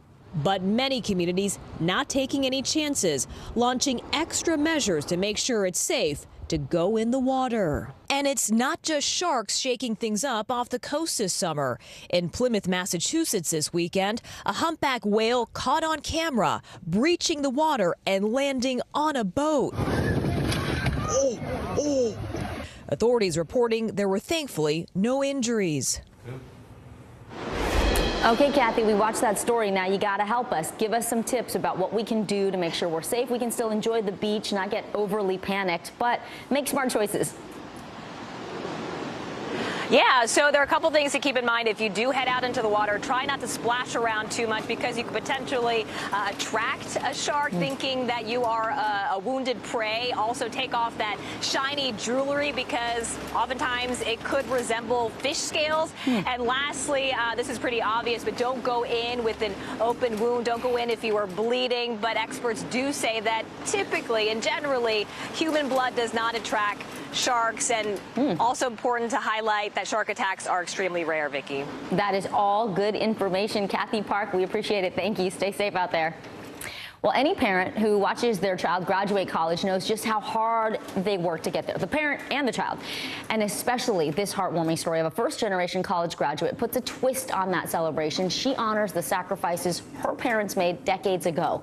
NBC News senior national correspondent Kate Snow shows us this American dream becoming a reality for one family. Just after the graduation ceremony at New York's Fordham University this spring, 22-year-old Tiffany Ferreira was celebrating. But in this emotional moment, it wasn't just about her own success. She was honoring the people she says made it all possible, her parents. Look, there she is, putting the cap on her mom, Andrea, then taking off her gown and wrapping it around her dad, Wellington.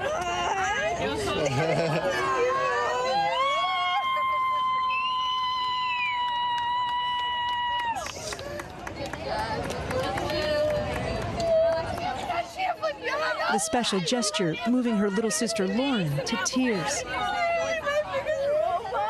Lauren, in that moment, what were the feelings? It was just like a beautiful moment to share, like all of the hard work that not only she did, but my parents did for her.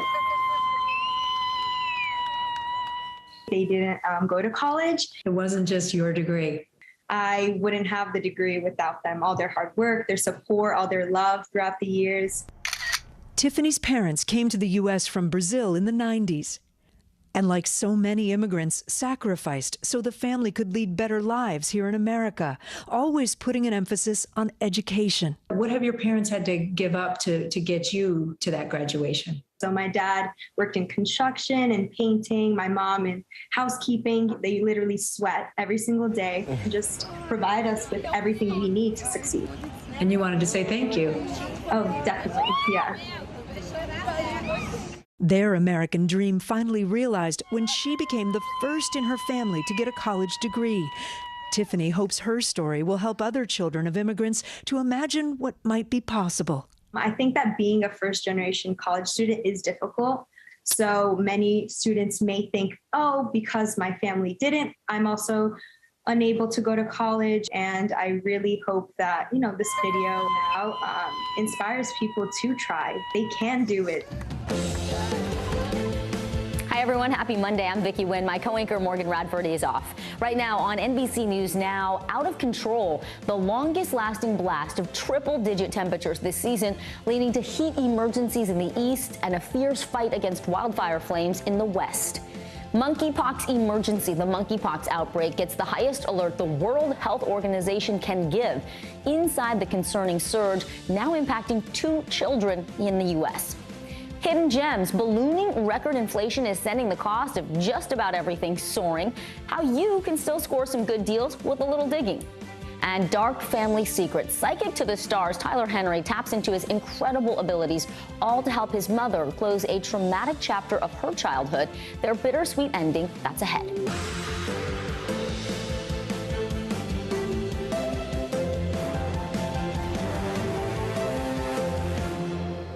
Thanks for being here. We start this hour with those record-breaking temperatures nationwide still causing dangerous threats. In Philadelphia, where the heat index is expected to hit triple digits today, the city is extending its heat health emergency and keeping its cooling centers open longer. Meanwhile, in California, the state's largest wildfire of the season is expanding. It has forced thousands of people near Yosemite National Park to leave their homes.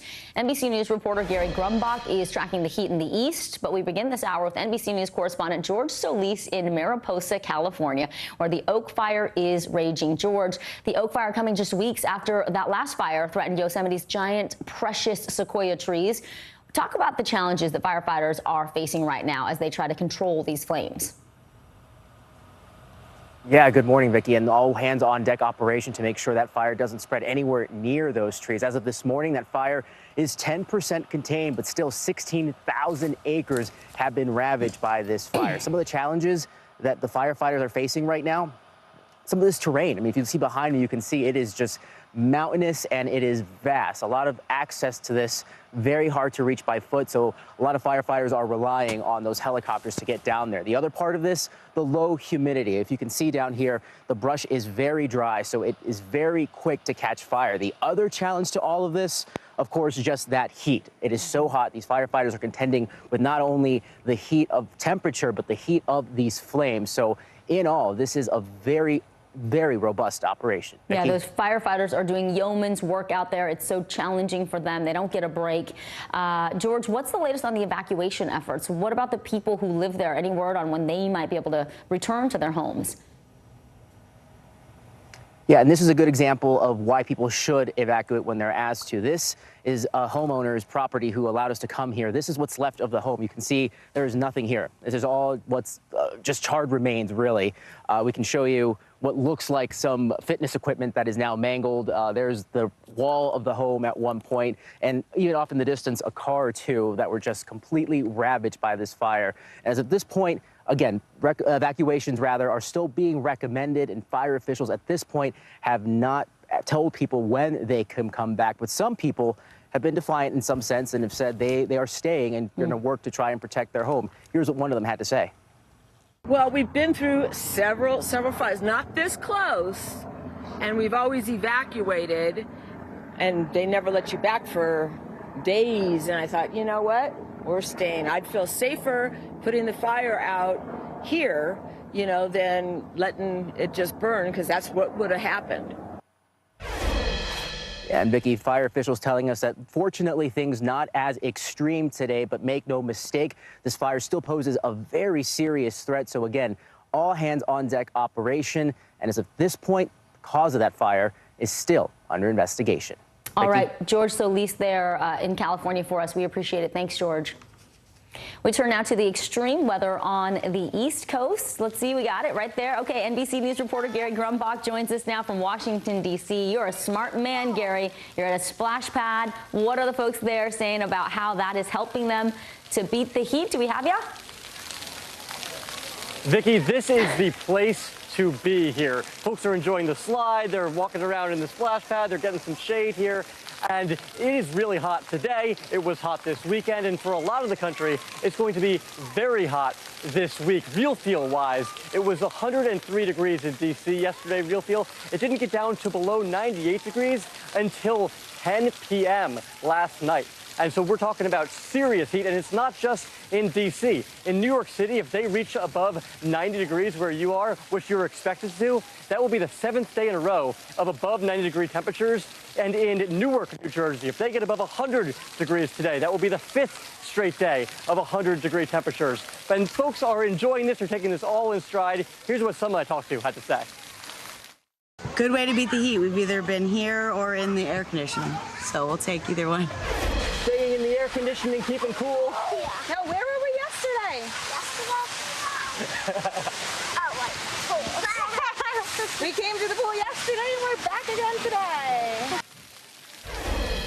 Now, some good news, sort of, for you, Vicki. This heat wave is going to be ending today, but it's going to be ending because of strong storms that are going to be coming into the area later tonight.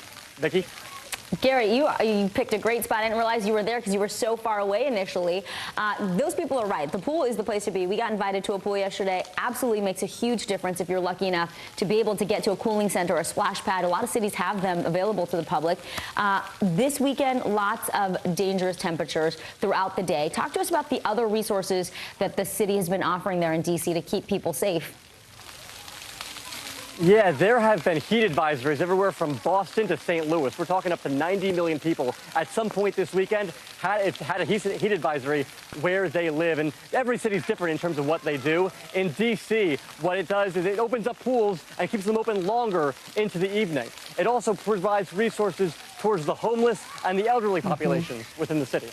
Vicki? So important to provide those resources. Gary Grumbach, thanks. Have fun out there. Well, we have hit a new level of concern in the global monkeypox outbreak. The World Health Organization is now declaring an international public health emergency. 74 countries are now reporting monkeypox cases, and the numbers in the U.S., those keep climbing. The CDC reported around 1,400 cases on July 15th. That number soared to nearly 2,900, almost double just a week later. Dr. Anand Swaminathan is here to talk about the spread of this virus, but we begin with that new alert, and NBC News correspondent Blaine Alexander, who's outside CDC headquarters there in Atlanta. Hey, Blaine. Well, the World Health Organization has now declared monkeypox a global health emergency. This is a rare step, and it's the highest alert that the World Health Organization can give, essentially sending a message to global leaders that it's time to start coordinating a global response. Now, the Biden administration is promising that more vaccines are on the way, but when you look at the number of cases, they have been sharply rising here in the U.S. Less than 2 weeks ago, for instance, the CDC had about 1,400 confirmed cases. Now, that number has nearly doubled. We're just shy of 3,000. Now, it's important to certainly note that this is not spread like COVID-19. It's not a respiratory virus or an airborne virus, but rather it's spread through direct contact, physical contact. And experts say that right now, while it is presenting, the majority of the cases are presenting in men in the LGBTQ community, officials are making it very clear this is a virus that has and is spreading to any population. In fact, just over the weekend, 2 children were diagnosed with confirmed cases of monkeypox, one in California, another in Washington, D.C. Now, when it comes to vaccines, the Biden administration says that in the coming weeks, there will be more made available. Right now, the supply has been low. Experts say that if you have been exposed or you're at higher risk of exposure, you should make it a priority to get the monkeypox vaccine. Back to you. Thank you, Blaine. I want to bring in Dr. Anand Swaminathan. He is an assistant professor of emergency medicine at St. Joseph's Hospital in New Jersey. Dr. Swaminathan, thank you for being here. Let's talk about the numbers. 900 cases reported in New York State as of Friday, nearly all of them in New York City. California, Florida following next on the list there on your screen. The World Health Organization today cautioned against complacency, talking about how quickly this virus is spreading. And the organization says there is no guarantee it will be limited to specific communities. So let's talk about this as a broader public health concern. What is your advice for the general public as to how to stay safe? Well, I think that the concern here is rising with those rising cases. And what we really need to be doing is making sure that we have the available tools to stem the tide. We are running out of time to really contain this outbreak. And so we need to really do a better job with public health communication with the general public, letting them know, first of all, that this is not a sexually transmitted infection. There's been a lot of confusion around that. Yes, we see more cases in men having sex with men, but it is crossing over into lots of other populations as well. As we noted, there are cases in cisgendered women. There are now cases described in kids. And the cases that we're seeing are only the tip of the iceberg because our ability to test is still massively lagging behind where it needs to be, which means that as a public health community, we're really flying blind, not knowing where the cases are, where the outbreaks are happening, where to guide our vaccines. And so what people really need to know is, yes, there is a risk that's out there. You should not be having contact with people who have open sores or rashes, fevers. We need to tell people who have this to isolate, those who are at risk or have had an exposure to quarantine. And I think one of the main things we need to do to improve our communication is to destigmatize this disease. And that's one of the problems with confusing this with a sexually transmitted infection. It adds a stigma. It means that people who are at risk are going to avoid getting treated. They're going to avoid the preventative measures that are necessary. And so our public health community really needs to do a better job with communicating with the general public. Yeah, that's the last thing we need is a stigma, and we do need to make it very clear. And as you said, as Dr. Ebony Jade Hilton said last hour, this is not a sexually transmitted disease. It spreads from close contact when someone has lesions, and those lesions can actually be in your mouth, so it's not always that visible. Dr. Swaminathan, the White House is saying that hundreds of thousands of vaccines are on the way. This is not like COVID-19. We didn't have to wait for this monkeypox vaccine to be invented. So what more do you think that the White House and the public health leaders here in the U.S. need to be doing in terms of access and public messaging to get control of this monkeypox outbreak? Well, again, with the vaccines, it really has to start with the testing. We have to increase our ability to test, make those tests more accessible, easier for clinicians to apply, because then we know where to send the vaccines that we have.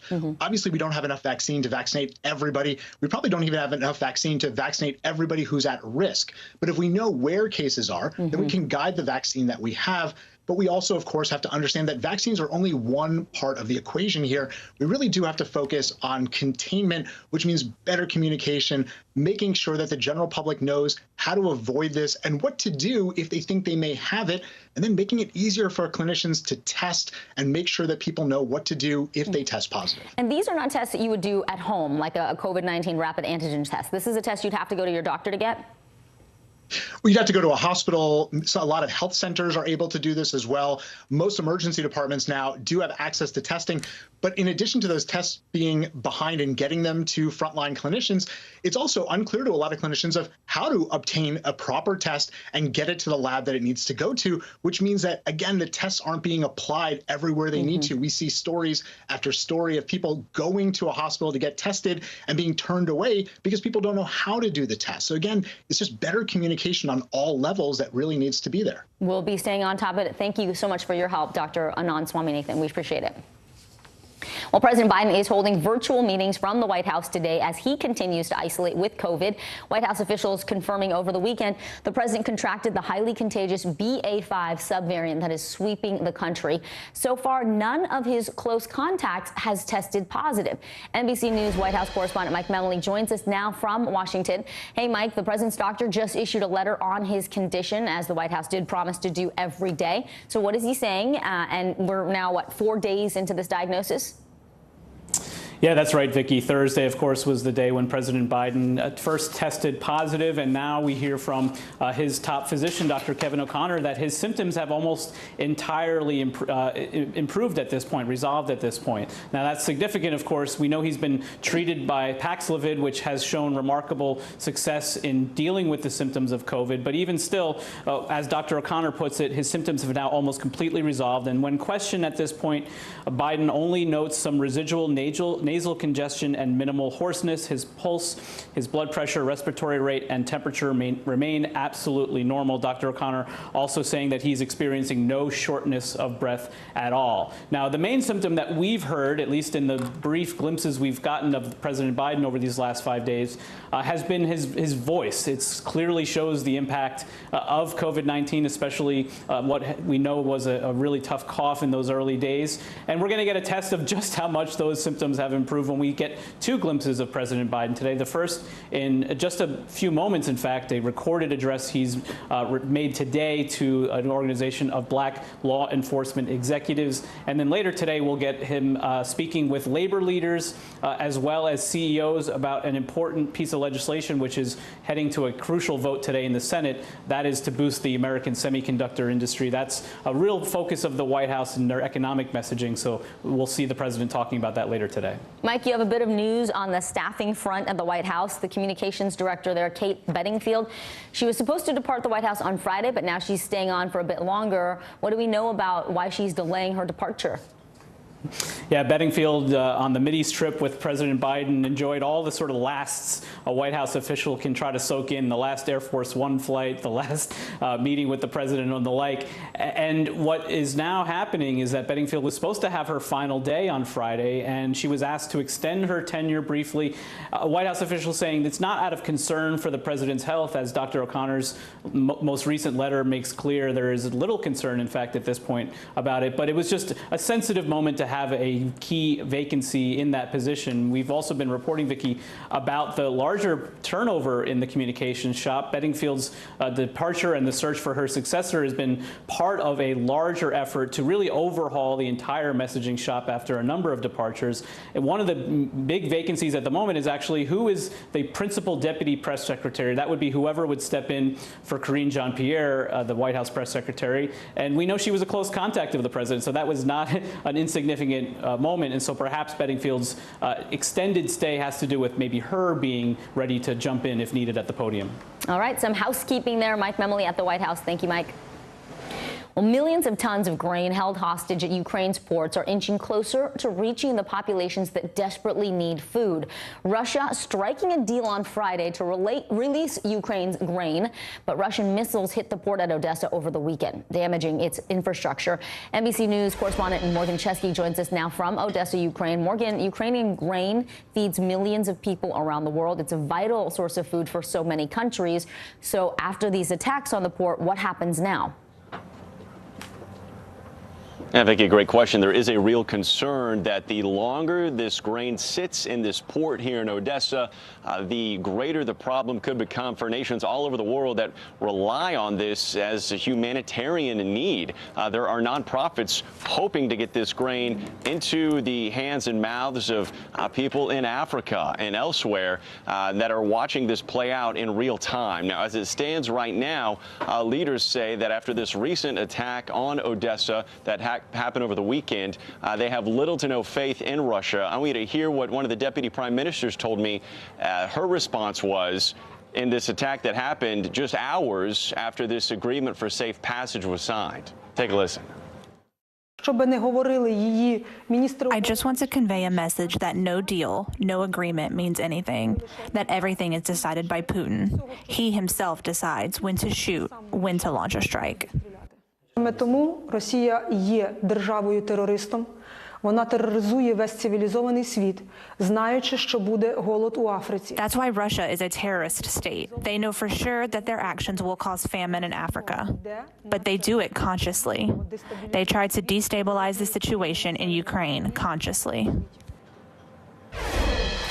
Now, on Russia's part, they have said that their target in this case, in this recent attack, was not grain-related, but it was a military target. Ukraine has disagreed with that and said that a portion of their port was struck. And so as it stands right now, officials say they do want to expedite the process of getting the grain out of the port and onto the Black Sea as quickly as possible. And they say that grain could be arriving here to ship out as early as tomorrow. Well, we hope so. Morgan, we have also learned today 2 Americans were killed in the Donbass region fighting on the front lines for Ukraine. What do we know about who they are and the circumstances around their deaths? Yeah, these 2 Americans have been identified by Ukrainian military officials as Brian Young and Luke Lucizin. We know both of these individuals had been here in Ukraine for some months. We did have a chance to speak to the Lucizins over the weekend. The mother and father saying that their 31-year-old son, Luke, wanted to come over here and help. He is half Ukrainian, and he said that they tell us that he had found work as a medic. Apparently, the parents tell us that he had been knocked unconscious by artillery blast, and then as other fighters rushed to help him, a Russian tank opened fire, killing several fighters in the process. We know that a Canadian and a Swedish fighter also died in that same attack. Ukraine officials have responded, telling the Lucizins that they will cover funeral expenses. But you can imagine the heartbreaking loss they're facing at this time, especially because the parents tell us they encouraged their son to come home multiple times. But they say his response was he didn't feel comfortable leaving his fellow soldiers behind here. Vicki. Morgan Chesky for us in Odessa. Morgan, thank you. Well, 49 million people are under heat alerts today. NBC News meteorologist Michelle Grossman has been tracking the forecast for us. Michelle, talk to us about what is next for this extreme stretch of weather, and do you see the end in sight? Hey there, Vicki. Well, we see an end in sight for some. So in the Northeast, we're going to have some relief, but we're back into the 80s and then back into the 90s in a couple of days, but not the intense heat that we're seeing today. A cold front's going to sweep through, and that's going to help to bring some relief. The central and southern plains still so hot. We're going to see that for quite a while, and then we're going to see the Pacific Northwest kind of getting in on the heat. So that's going to be a big story this week, watching the Pacific Northwest with their heat wave this week. So 49 million Americans from the Pacific Northwest through the middle of the country, central and southern plains, the lower Mississippi Valley into the Northeast today under some sort of heat alert, whether it's a heat advisory, that's in your orange, or a heat watch, an excessive heat warning, that's for Philadelphia today. That will be the end of it, though, for Philadelphia, because we'll see some storms come through, and that's going to bring some relief for tomorrow. So coast to coast, we are tracking that heat once again. Portland today near 100 degrees, up to 97 this afternoon. Fresno 103. Tulsa so hot once again. You factor in the humidity. That's a big story. We're going to feel like 107. And Houston, you will feel like 110. It's going to feel very steamy, too, in D.C. 105. It's going to be steamy and stormy. That's going to help to fuel some of the storms later on this afternoon. And then as we go throughout tomorrow, we keep that heat in place. In Dallas, feeling like 104. Corpus Christi, the heat index of 106. And look at Medford, 108. That's going to be hot there. Salt Lake City into the triple digits as well. Now let's focus on the Northeast because we do have a really hot day in store, 95 in D.C. But notice back behind that front in Cincinnati, we're looking at temperatures in the mid-80s. The heat index not all that bad. It's pretty close to the air temperature, so the humidity not quite as bad. But ahead of that cold front, we're looking at really warm temperatures in parts of Raleigh, Atlanta, Nashville. That cold front's going to swing through, and that's going to bring some relief. So Cincinnati, 85, that's a preview for New York City. Pittsburgh, we're looking at temperatures in the 80s tomorrow. Portland, just 77. That's going to feel good. And Norfolk, we're looking at 87, although that heat index is going to feel like closer to 95. And then as we go throughout the rest of the week, it's quick. We're looking at temperatures bouncing back to near 90 degrees in D.C., 87 on Friday. And Vicki, we're also tracking some storms later on this afternoon. So we're looking at the chance for some hail and also some really gusty winds. Okay, Michelle Grossman, thank you. At least we get a little bit of the break here in the Northeast. We appreciate it. Sure. Coming up, Congress is weighing some major bills ahead of this summer recess, including a push for Senate lawmakers to protect same-sex marriage. More on that right after this break. Top Story with Tom Llamas is your news playlist on NBC News Now. And now, you can listen to it as a podcast, available anytime and anywhere. News is happening now. Look at what's making headlines around the world. We're coming on the air with breaking news. This is a significant moment. Whenever it happens, wherever you are, NBC News, streaming free now. As we look out over the latest city-turned-crime scene, we see the things left behind. Back now with our NBC News exclusive.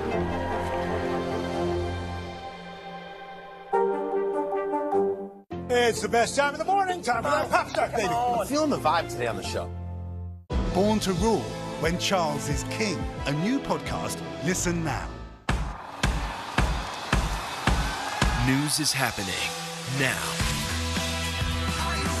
Look at what's making headlines around the world. Right now on Morning News Now.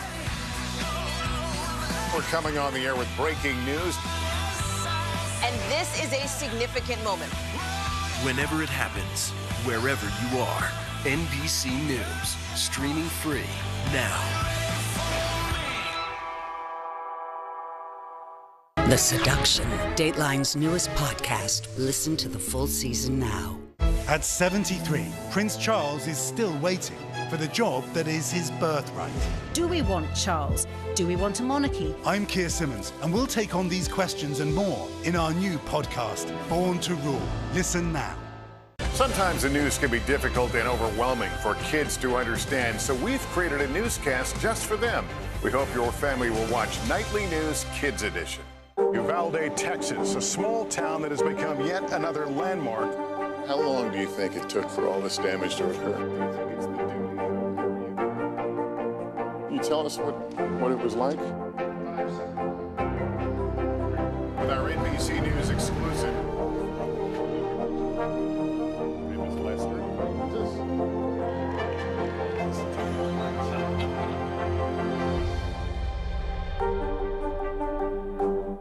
We're here to start conversations about the big things happening in our world. Because it's not my job to tell you what to think. My job is to think about what you tell me. Now Tonight with Joshua Johnson, streaming weeknights at 8 on NBC News Now. Harry Styles! We're here to start conversations because it's not my job to tell you what to think. My job is to think about what you tell me. Now Tonight with Joshua Johnson, weeknights at 8 on NBC News Now. The fire has grown leaps and bounds. What you see behind me is typical. How you doing? Pretty bad.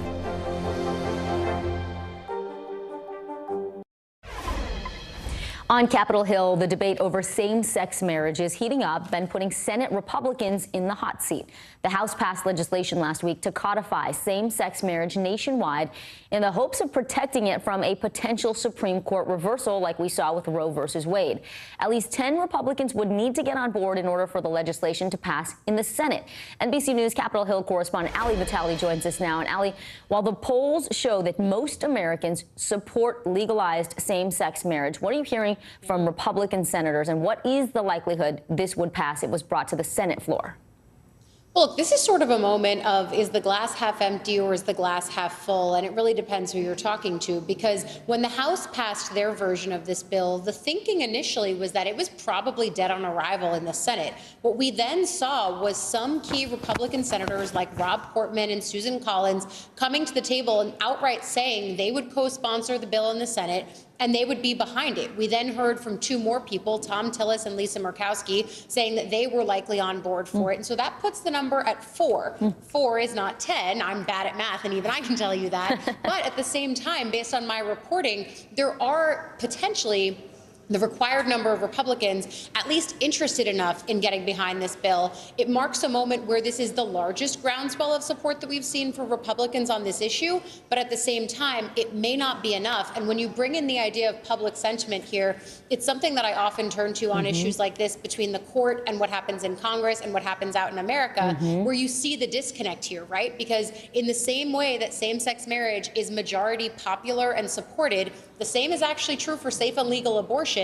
And yet we saw the Supreme Court, after 49 years of precedent on Roe, strike that down regardless. And now we're seeing some of those justices on the Supreme Court, but also some senators saying that because of the logic used to strike down Roe, we should now be revisiting some of these other things like same-sex marriage protections, which, by the way, have decades less time of being precedent, Vicki. Yeah, very good points all around. And your math was perfect, Ali. Perfect. All right, let me turn quickly to the House committee investigating the January 6th attack. It's been a question whether or not they would get to hear from Ginny Thomas. She said she would talk, but that hasn't happened. She's the wife of Supreme Court Justice Clarence Thomas, as everyone knows. I want you to listen to what Committee Vice Chair Liz Cheney had to say about potentially hearing from Thomas. The committee is engaged with her counsel. We certainly hope that she will agree to come in voluntarily, but the committee is fully prepared to contemplate a subpoena if she does not. So there you go. They may contemplate a subpoena. That is very careful language. What insight are they hoping to get from Ginny Thomas, and what are her lawyers saying?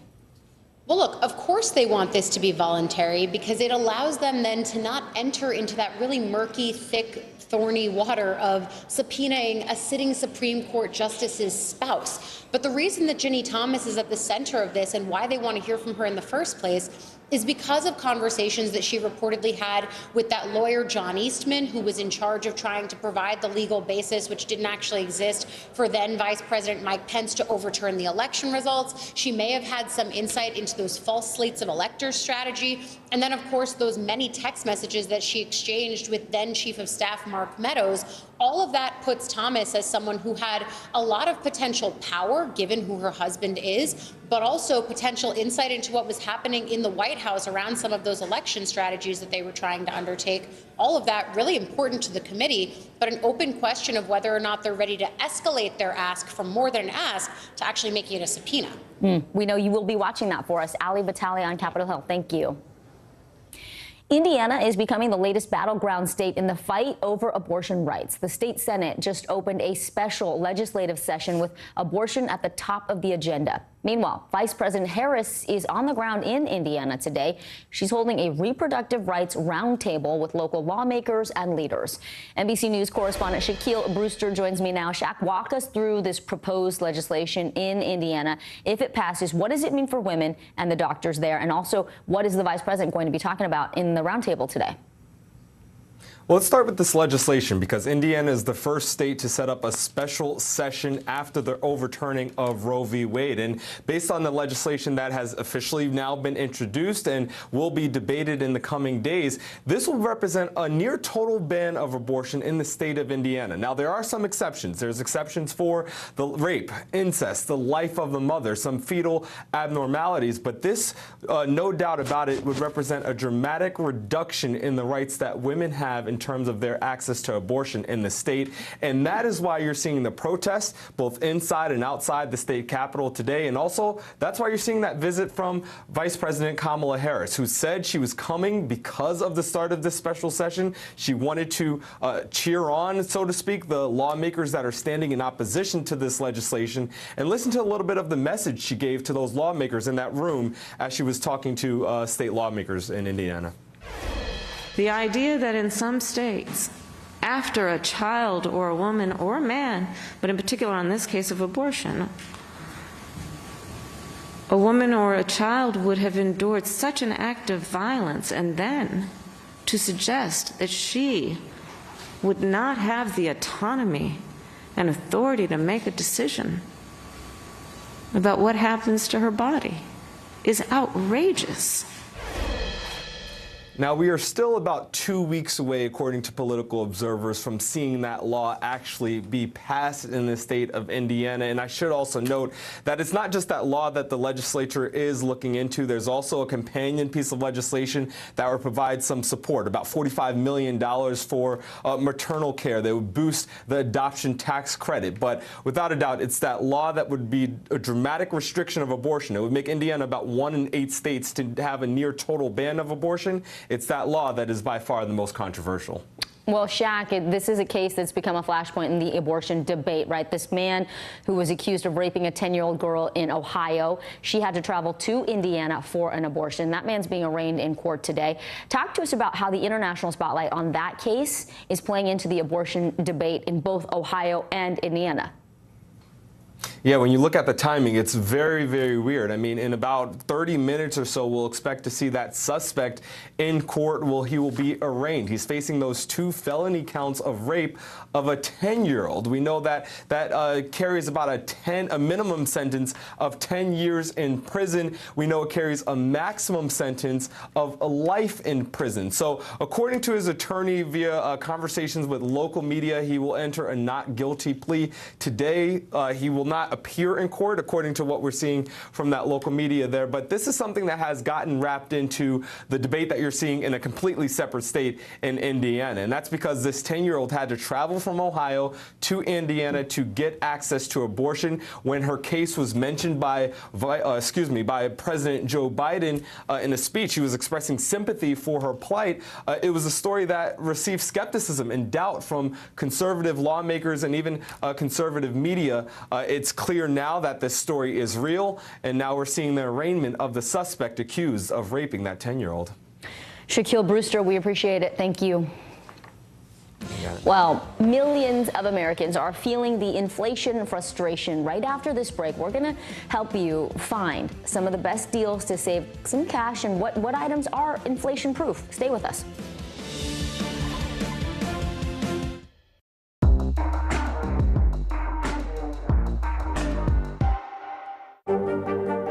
Mr. Secretary, when is this going to get better? You came into this job saying you were to fight crime. Have you been successful? Found a way to put that. Can you update us on the status of negotiations? These days, it feels like the news never stops. So let's get into it. What's happening right now, what it all means for you for an hour every day. It can be hard to keep up, so let's get started together. Hallie Jackson Now, weekdays at 5 on NBC News Now. News is happening now. Look at what's making headlines around the world. Whenever it happens, wherever you are, it's here now.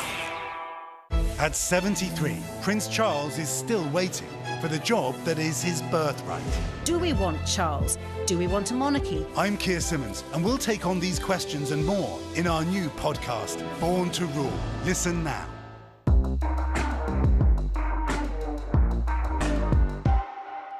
It's the best time of the morning, time for that pop start, baby. I'm feeling the vibe today on the show. The Seduction, Dateline's newest podcast. Listen to the full season now. At 73, Prince Charles is still waiting for the job that is his birthright. Do we want Charles? Do we want a monarchy? I'm Keir Simmons, and we'll take on these questions and more in our new podcast, Born to Rule. Listen now. You don't know when your moment's coming, but when it does, you take it. At 73, Prince Charles is still waiting for the job that is his birthright. Do we want Charles? Do we want a monarchy? I'm Keir Simmons, and we'll take on these questions and more in our new podcast, Born to Rule. Listen now. Top Story with Tom Llamas, weeknights at 7 on NBC News Now. Born to Rule, when Charles is king. A new podcast, listen now. Record inflation is hitting Americans hard. I don't have to tell you. You've seen it at the grocery store, at the gas pump. It feels like almost everything costs more these days. But believe it or not, there are deals to save a few bucks. Those still exist. Just do a little digging. I did it for you. Check it out. From groceries and gas to housing and medical care, ballooning prices have many Americans feeling the pressure.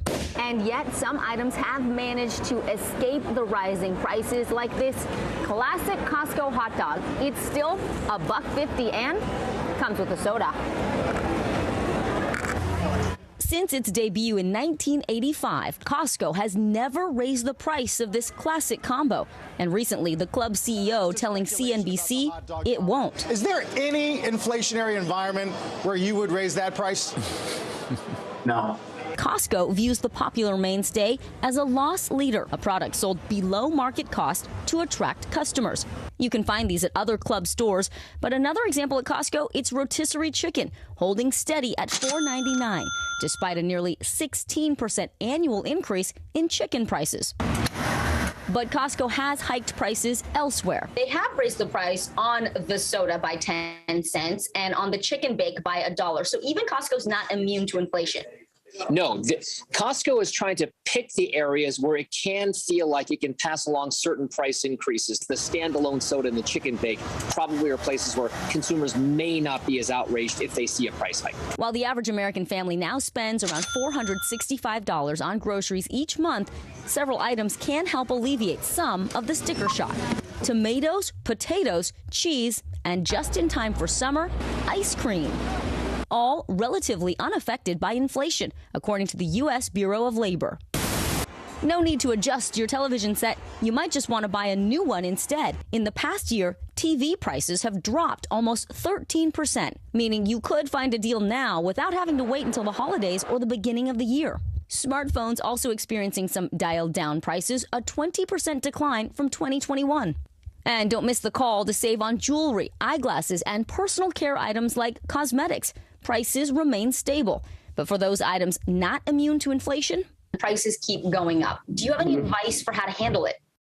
Build up a certain cash cushion, and when you can become opportunistic about taking advantage of sales that you know you're going to use for products you know you're going to use, that's one way to kind of insulate yourself at least a little bit from price hikes in the future.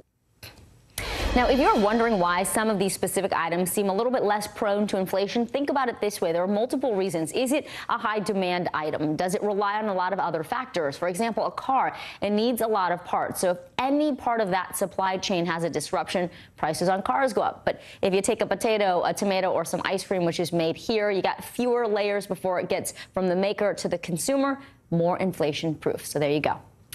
Well, the cost of insulin for diabetes patients is hitting critical levels. People who don't have insurance sometimes pay more than $1,000 a month for insulin. And after paying essential bills, 14% of insulin users spend at least 40% of their income on medicine. That is described as catastrophic spending. Joining me now, Dr. Robert Gabbay, Chief Scientist for the American Diabetes Association. Doctor, thank you so much for your time here. Talk to us about why insulin, the prices vary so much. In some cases, it's very expensive. There have been efforts to bring these costs down, and yet we still see these soaring prices. You know, one of the things that the American Diabetes Association is really one of our top legislative efforts is to address this. And we've passed legislation in 21 states to cap the cost of insulin. Again, a drug that has been around for over 100 years. And we are on the cusp of federal legislation that could address this at a national level. And it's time. Doctor, many patients ration their insulin or they skip their medicine altogether. Clearly, that cannot be good for your health. So what can you do if you're having a hard time getting all the medicine that you need?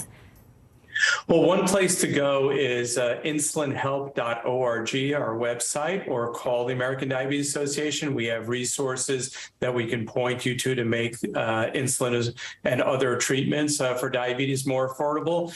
But even more important is to speak to your representatives. There's a bill before the Senate by Senator Sheehan and Collins, bipartisan legislation that would cap the cost of insulin across the entire country. And we're really excited for the passage of this important bill. Well, certainly it is very, very critical to many people and their well-being. So we appreciate you coming on today to tell us about those efforts and what folks can do. Dr. Robert Gabbay, thank you so much.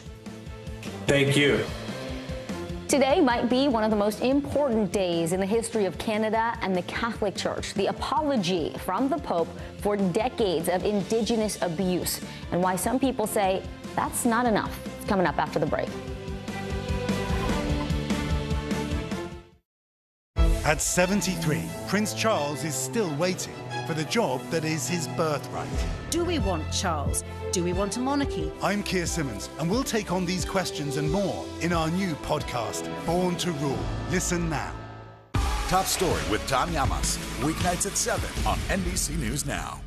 From Brooklyn, we're next to the subway station. The state's reservoirs are alarmingly low. War will pass them by.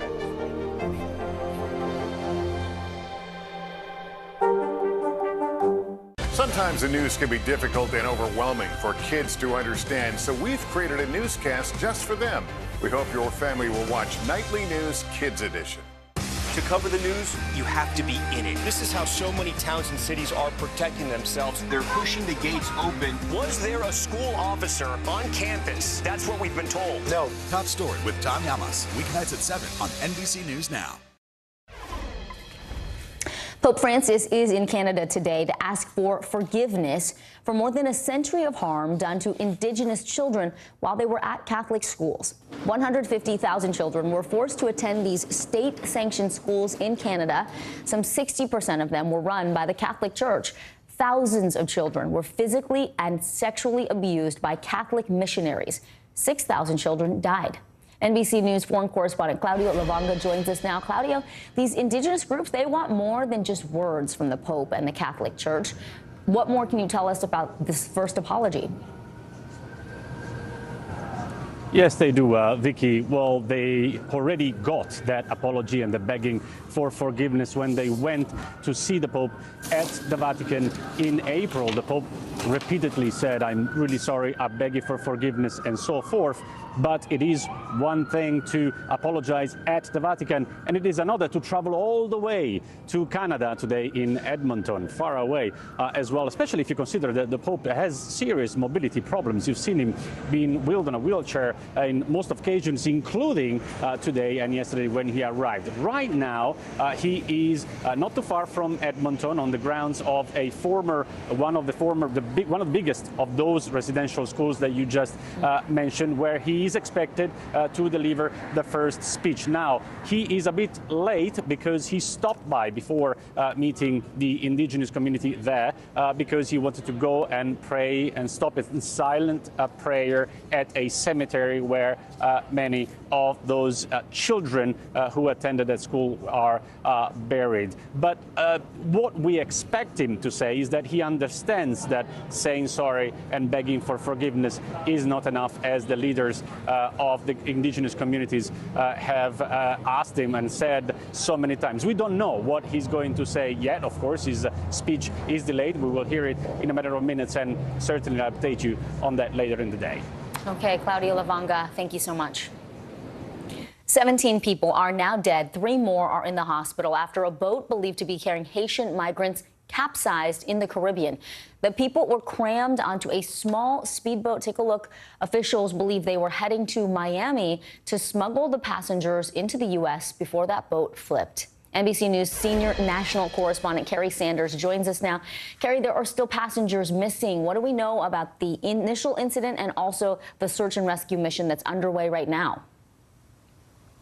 Well, this is incredibly troubling because this boat was only 30 feet long and it was clearly overloaded with people. The 17 who died, there are 20 who were rescued, along with 3 others who were rescued but had what are known as near drowning symptoms. They are in the hospital right now. Plus, there were the 2 people on the boat that were allegedly the human smugglers, but there may be as many as 15 others that are still unaccounted for. When the Bahamian authorities showed up, the vessel had flipped over and they heard some tapping, and so they actually found some people that were trapped and still alive underneath the boat in an air pocket there. But way too many people on a boat, no flotation devices apparently for all those on board. I mean, it's a tragedy just that this happened in the cover of darkness. When the Bahamian officials showed up, it was very difficult to even figure out what was going on because the hull of the boat, now that was flipped upside down, was a dark blue color, and it kind of blended in with the darkness of the water. So a very confusing and, again, tragic situation with the number that died here, including at least 1 toddler. Oh, Carrie, these dangerous trips have accelerated over the last year in the Caribbean. We've seen multiple human smuggling boats that far exceeded their capacity, capsizing, just like this one here. Can you talk about the challenges the U.S. Coast Guard has in terms of looking in the water, surveying the waters, and also what they're trying to do to prevent these trips in the first place? Yeah, it's really hard. I mean, we're talking a vast area here, which is the Florida Straits, from Haiti, the Bahamas in here, and there's a lot of boat traffic there. The authorities with the Coast Guard, as well as the Customs and Border Protection with their air and sea operations, they spend a fair amount of time patrolling the area looking for this. I mean, I think what underscores how big the problem is it's really been 20 years since we have seen this many people trying to escape Haiti coming to the United States or by way of the Bahamas to the United States on vessels. But since October, we've broken all records in the last 20 years. So there is definitely an exodus underway. It is one that is driven by the insecurity at that island nation of Haiti, where the Prime Minister of Bahamas said, you know, it's a failed nation. I mean, there is no real sense of government there. And with a failed nation, what you wind up is gangs that have taken over. And so people are fleeing for their security and risking their lives. And in this case, we saw just a horrific end where the boat flipped over. The Coast Guard right now has one of its aircraft out of Miami, out of Opa-locka, that is surveying the area looking for some of those who may have survived. But at the same time, they're flying there looking for other vessels that may also be heading towards the United States with Haitians who are escaping that island nation. Oh, those pictures are so hard to look at. Carrie Sanders, we appreciate it. Thank you. Kanye West steps up after some concert controversy. What sent the show's headliner running for cover? That's right after this break.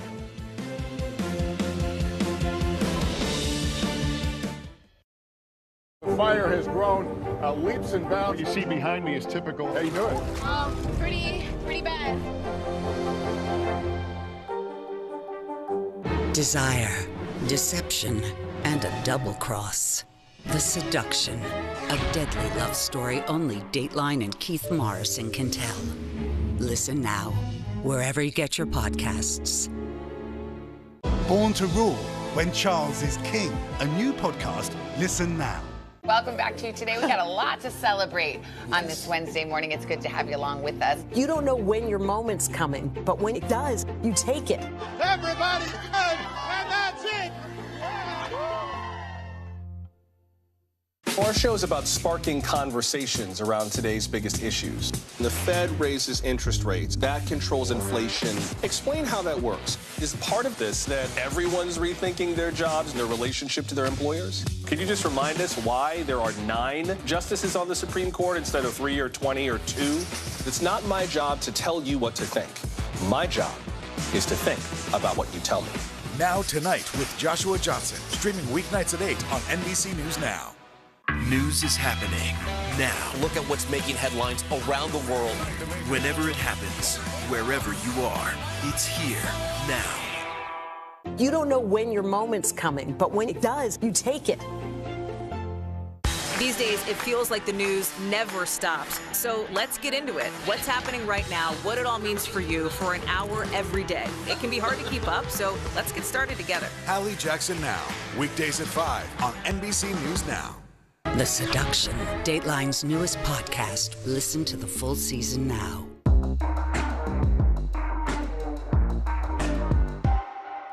Born to Rule, When Charles is King. A new podcast. Listen now.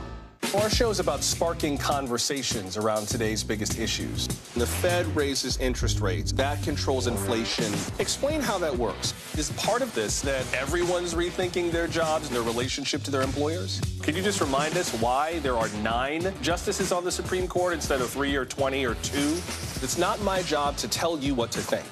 My job is to think about what you tell me. Now Tonight with Joshua Johnson, streaming weeknights at 8 on NBC News Now. Our show is about sparking conversations around today's biggest issues. The Fed raises interest rates. That controls inflation. Explain how that works. Is part of this that everyone's rethinking their jobs and their relationship to their employers? Could you just remind us why there are 9 justices on the Supreme Court instead of 3 or 20 or 2? It's not my job to tell you what to think. My job is to think about what you tell me. Now Tonight with Joshua Johnson, streaming weeknights at 8 on NBC News Now. You ready? Are you ready? Here's what's popping right now. Film fans are saying yes to nope. Oscar winner Jordan Peele's sci-fi thriller raked in $44 million to take the top spot at the weekend box office. Congrats there. The world's richest man is calling an explosive report that he broke up Google's co-founder's marriage BS. The Wall Street Journal reports Elon Musk and Nicole Shanahan had a brief affair last year. Shanahan is the estranged wife of billionaire Sergey Brin, whose near $90 billion fortune makes him the 6th richest person in the world. And it's Kanye West to the rescue at the Rolling Loud Music Festival in Miami. West stunned the audience with a surprise appearance to take over for Kid Cudi, who stormed off stage after he was pelted with water bottles. Kid Cudi replaced Kanye as the headliner after West pulled out just a few days before the weekend's festival, but hey, they got to see him anyway. Celebrity psychic Tyler Henry and his mother are opening up about being on the other side of a reading and the dark truths revealed about his mother's traumatic childhood. In their first joint interview since their family's deeply personal story went public, the two sat down with NBC News correspondent Aaron McLaughlin. Take a look. Hey there. By coincidence, Tyler and Teresa say they began learning more about Teresa's origins during production of Tyler's Netflix series Life After Death. As Tyler was helping others find peace, the series took a turn, also following their own dark family story. How many R names can you think of in the family? 2. Okay. Because they are referencing the 2 R's. It keeps coming up. As Tyler Henry was finding fame as the star of E's Hollywood medium, helping celebrities communicate with their loved ones from beyond the grave, even helping detectives and investigators solve cold cases. His own mother, Teresa Colwin, was coping with a dark secret of her own. 3 years ago, my mom discovered that she was taken as a baby. Before then, Teresa believed her mother was Stella Guidry Nessel, a career criminal who murdered and tortured 2 people in this Central Valley motel. I still just can't come to terms with that part. I mean, it's one thing to murder someone, but to torture them. I think one of the important things we learned in this is really just the intergenerational effect of trauma. Stella's crimes devastating the lives of not only her victim's family, but Teresa's own family too. This traumatic history revisited in Tyler's Netflix series Life After Death. So your middle name was Weva, but this has you down as Java. So I know my birth certificate has been doctored. Teresa learning Stella was not her birth mother. Her birth mother, now deceased, had been tricked by Stella. The exact circumstances still unknown. And she raised me and used me in a way that she needed to benefit herself. The series capturing Teresa's emotional reunion with her biological family. My feelings when I met with my biological family were actually bittersweet as well, because while I loved them and adored them immediately, they're just wonderful, wonderful people. I also felt a loss because I felt like, well, what if I had been able to be raised with them? Ironically, Tyler says his psychic abilities weren't able to reveal much about those closest to him. Really, for me, my process has to not be impeded by logic or by information. And so because it's me, because I have my own feelings and thoughts and expectations, that bias basically prevented me from being able to kind of connect intuitively. It was surreal, he says, to be on the other side of the reading for the first time. It felt like the tables kind of turned in the sense that I found myself in a very vulnerable position in a pursuit for answers. So I felt myself really feeling a sense of desperation. And I think it taught me and gave me an insight into closure. It's not really something you achieve as much as it's something that you have to kind of grow through and find acceptance around. For Teresa, the revelations brought an emotional release. Because I know I'm not related to her and I'm not like her. I know I'm a good person. But also raised new questions about the nature of family. And it made me happy that Tyler doesn't have a grandmother who's a murderer. And the bittersweet part of that is that while it means that she's not my biological mother, it also means that my siblings that I love so much are not my biological siblings, but it doesn't matter because we're always going to be close. We learned in this journey the importance of asking questions. If there's blind spot, follow up. There's a reason. There's a reason. There are entire generations of silence, and it's important to break that silence, and that the truth really can set you free. Teresa and Tyler say they hope the series brings attention to crime victims and their families, especially children. They say Teresa's own story is an example of how one person can cause so much damage, not only to those she physically harmed, but to her own children and their loved ones. Back to you. Erin McLaughlin, thank you. This week marks the 69th anniversary of the end of the Korean War. It was a bitter battle that killed nearly 40,000 Americans in a conflict that's often known as the Forgotten War. Now there is a new effort to help people remember. Here's NBC News correspondent Rahema Ellis with that story. For nearly 30 years on the National Mall, 19 stainless steel soldiers dressed for battle have stood in tribute to Americans who served in the Korean War. That's Thomas McGallan. A new exhibit is opening nearby to honor those who died. I knew so many that were killed. He was about the same age. About the same age? Yeah. 88-year-old James Butcher joined the Army at 17. When he got back home, he felt duty-bound to thank the 36,574 Americans who didn't. As you stand here at this memorial, what goes through your mind? Happy that they're being recognized here. From 1950 to 1953, Americans joined South Korea in a brutal battle against communist forces for that nation's right to exist. It shows sacrifice.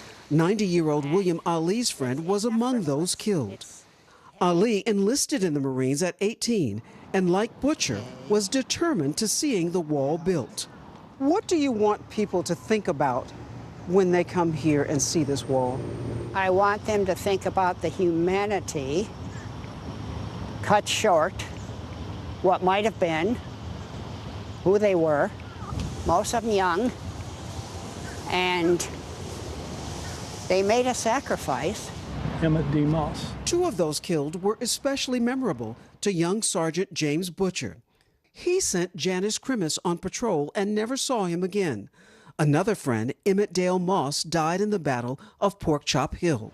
He named his first son after them. There's not a day that goes by that I don't think about those my friends. And so that it's something that sticks with you. Building the wall was personal for Richard Dale, too. My grandfather's still missing in action, and this memorial is my hallowed ground, too. More than 7,000 Americans missing in action and 7,200 Koreans who fought alongside are also named on the wall that a grateful South Korean government paid $17 million to build, an enduring wall of gratitude. They made a sacrifice. They had a higher calling. A calling not to be forgotten. Our thanks to Rahema Ellis for that story. Thank you for being with us this hour. I'm Vicki Nguyen. The news continues right now. Hi, everyone. Happy Monday. I'm Vicki Nguyen. My co-anchor Morgan Radford is off. Right now on NBC News Now, out of control, the longest lasting blast of triple-digit temperatures this season, leading to heat emergencies in the east and a fierce fight against wildfire flames in the west. Monkeypox emergency. The monkeypox outbreak gets the highest alert the World Health Organization can give inside the concerning surge, now impacting 2 children in the U.S. Hidden gems. Ballooning record inflation is sending the cost of just about everything soaring. How you can still score some good deals with a little digging. and dark family secrets. Psychic to the stars, Tyler Henry taps into his incredible abilities, all to help his mother close a traumatic chapter of her childhood. Their bittersweet ending, that's ahead.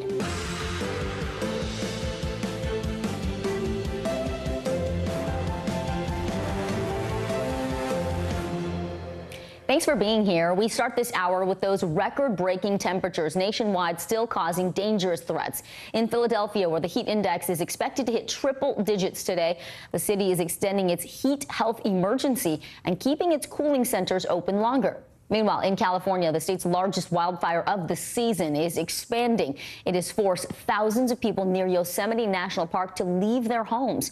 NBC News reporter Gary Grumbach is tracking the heat in the east, but we begin this hour with NBC News correspondent George Solis in Mariposa, California, where the Oak Fire is raging. George, the Oak Fire coming just weeks after that last fire threatened Yosemite's giant precious sequoia trees.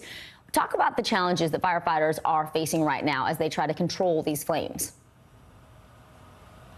Yeah, good morning, Vicki, and all hands on deck operation to make sure that fire doesn't spread anywhere near those trees. As of this morning, that fire is 10% contained, but still 16,000 acres have been ravaged by this fire. Some of the challenges that the firefighters are facing right now, some of this terrain. I mean, if you see behind me, you can see it is just mountainous and it is vast. A lot of access to this, very hard to reach by foot. So a lot of firefighters are relying on those helicopters to get down there. The other part of this, the low humidity. If you can see down here, the brush is very dry, so it is very quick to catch fire. The other challenge to all of this, of course, just that heat. It is so hot. These firefighters are contending with not only the heat of temperature, but the heat of these flames. So in all, this is a very robust operation. Yeah, Vicki? those firefighters are doing yeoman's work out there. It's so challenging for them. They don't get a break.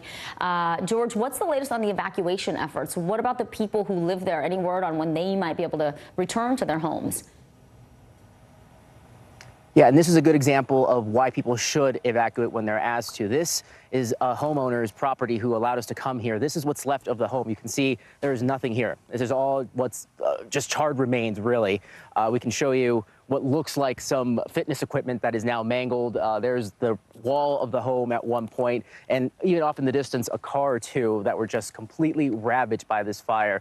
As at this point, again, evacuations are still being recommended, and fire officials at this point have not told people when they can come back. But some people have been defiant in some sense and have said they are staying and going to work to try and protect their home. Here's what one of them had to say. Well, we've been through several fires, not this close, and we've always evacuated, and they never let you back for days. And I thought, you know what? We're staying. I'd feel safer putting the fire out here, you know, than letting it just burn, because that's what would have happened. And Vicki, fire officials telling us that fortunately things not as extreme today, but make no mistake, this fire still poses a very serious threat. So again, all hands on deck operation. And as of this point, the cause of that fire is still under investigation. All Vicki? right, George Solis there in California for us. We appreciate it. Thanks, George. We turn now to the extreme weather on the East Coast. Let's see, we got it right there. Okay, NBC News reporter Gary Grumbach joins us now from Washington, D.C. You're a smart man, Gary. You're at a splash pad. What are the folks there saying about how that is helping them to beat the heat? Do we have ya? Vicki, this is the place to be here. Folks are enjoying the slide. They're walking around in the splash pad. They're getting some shade here. And it is really hot today. It was hot this weekend. And for a lot of the country, it's going to be very hot this week. Real feel-wise, it was 103 degrees in D.C. yesterday, real feel. It didn't get down to below 98 degrees until 10 p.m. last night. And so we're talking about serious heat, and it's not just in D.C. In New York City, if they reach above 90 degrees where you are, which you're expected to do, that will be the 7th day in a row of above 90-degree temperatures. And in Newark, New Jersey, if they get above 100 degrees today, that will be the 5th straight day of 100-degree temperatures. And folks are enjoying this. They're taking this all in stride. Here's what someone I talked to had to say. Good way to beat the heat. We've either been here or in the air conditioning, so we'll take either one. Staying in the air conditioning, keeping cool. Yeah. Now, where were we yesterday? We came to the pool yesterday and we're back again today. Now, some good news, sort of, for you, Vicki. This heat wave is going to be ending today, but it's going to be ending because of strong storms that are going to be coming into the area later tonight. Vicki? Gary, you picked a great spot. I didn't realize you were there because you were so far away initially. Those people are right. The pool is the place to be. We got invited to a pool yesterday. Absolutely makes a huge difference if you're lucky enough to be able to get to a cooling center or a splash pad. A lot of cities have them available to the public. This weekend, lots of dangerous temperatures throughout the day. Talk to us about the other resources that the city has been offering there in D.C. to keep people safe.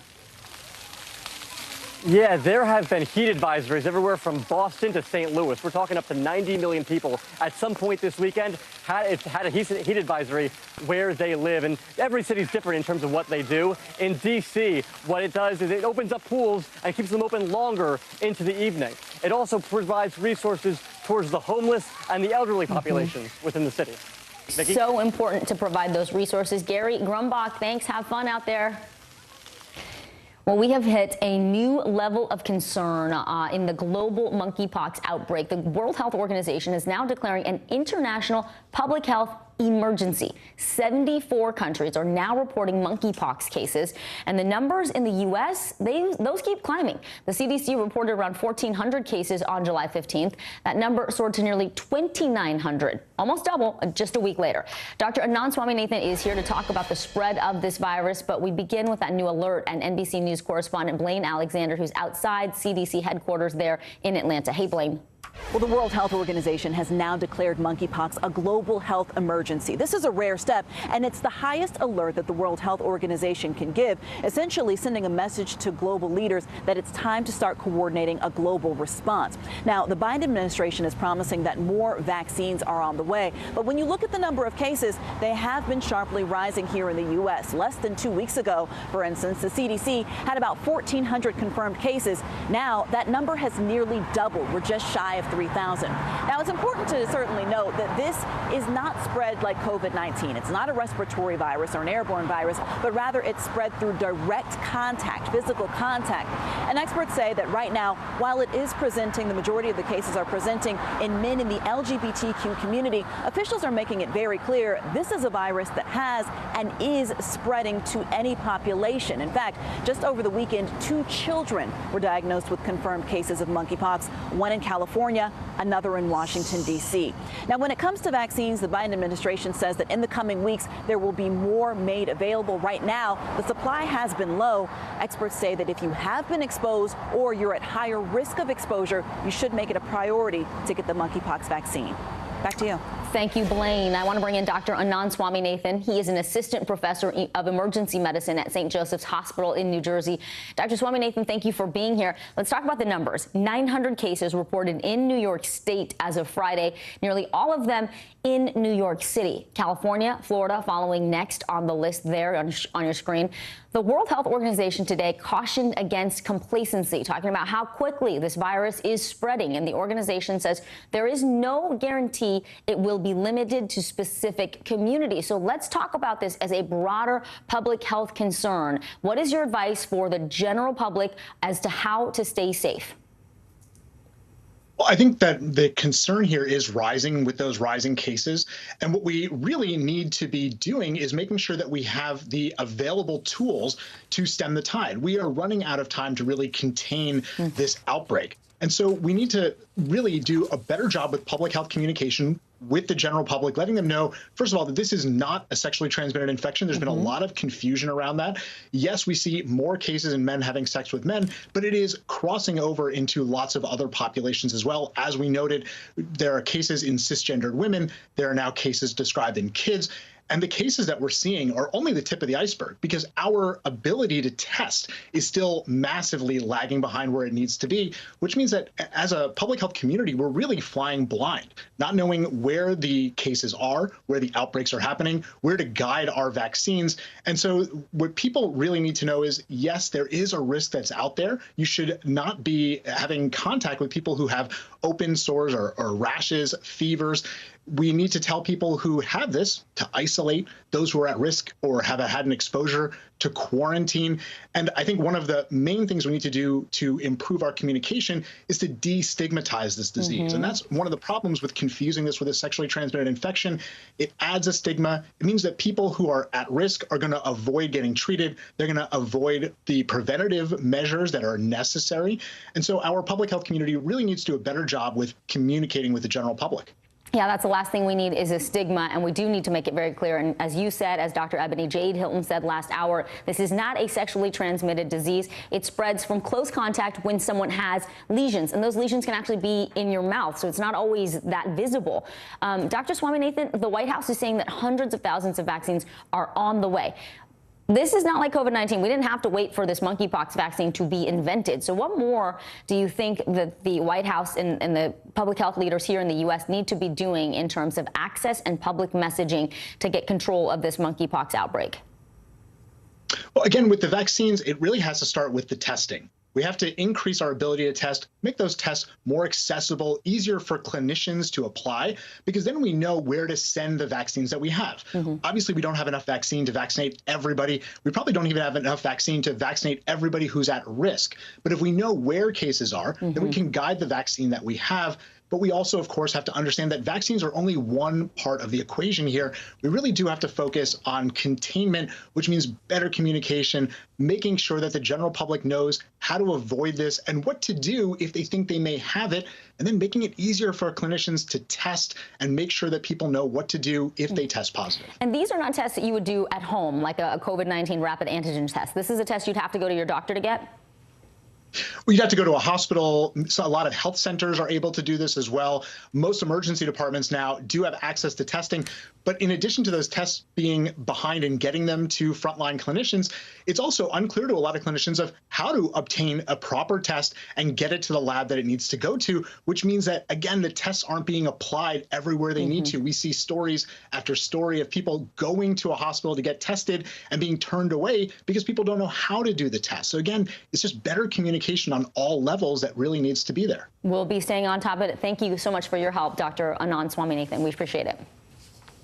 Well, President Biden is holding virtual meetings from the White House today as he continues to isolate with COVID.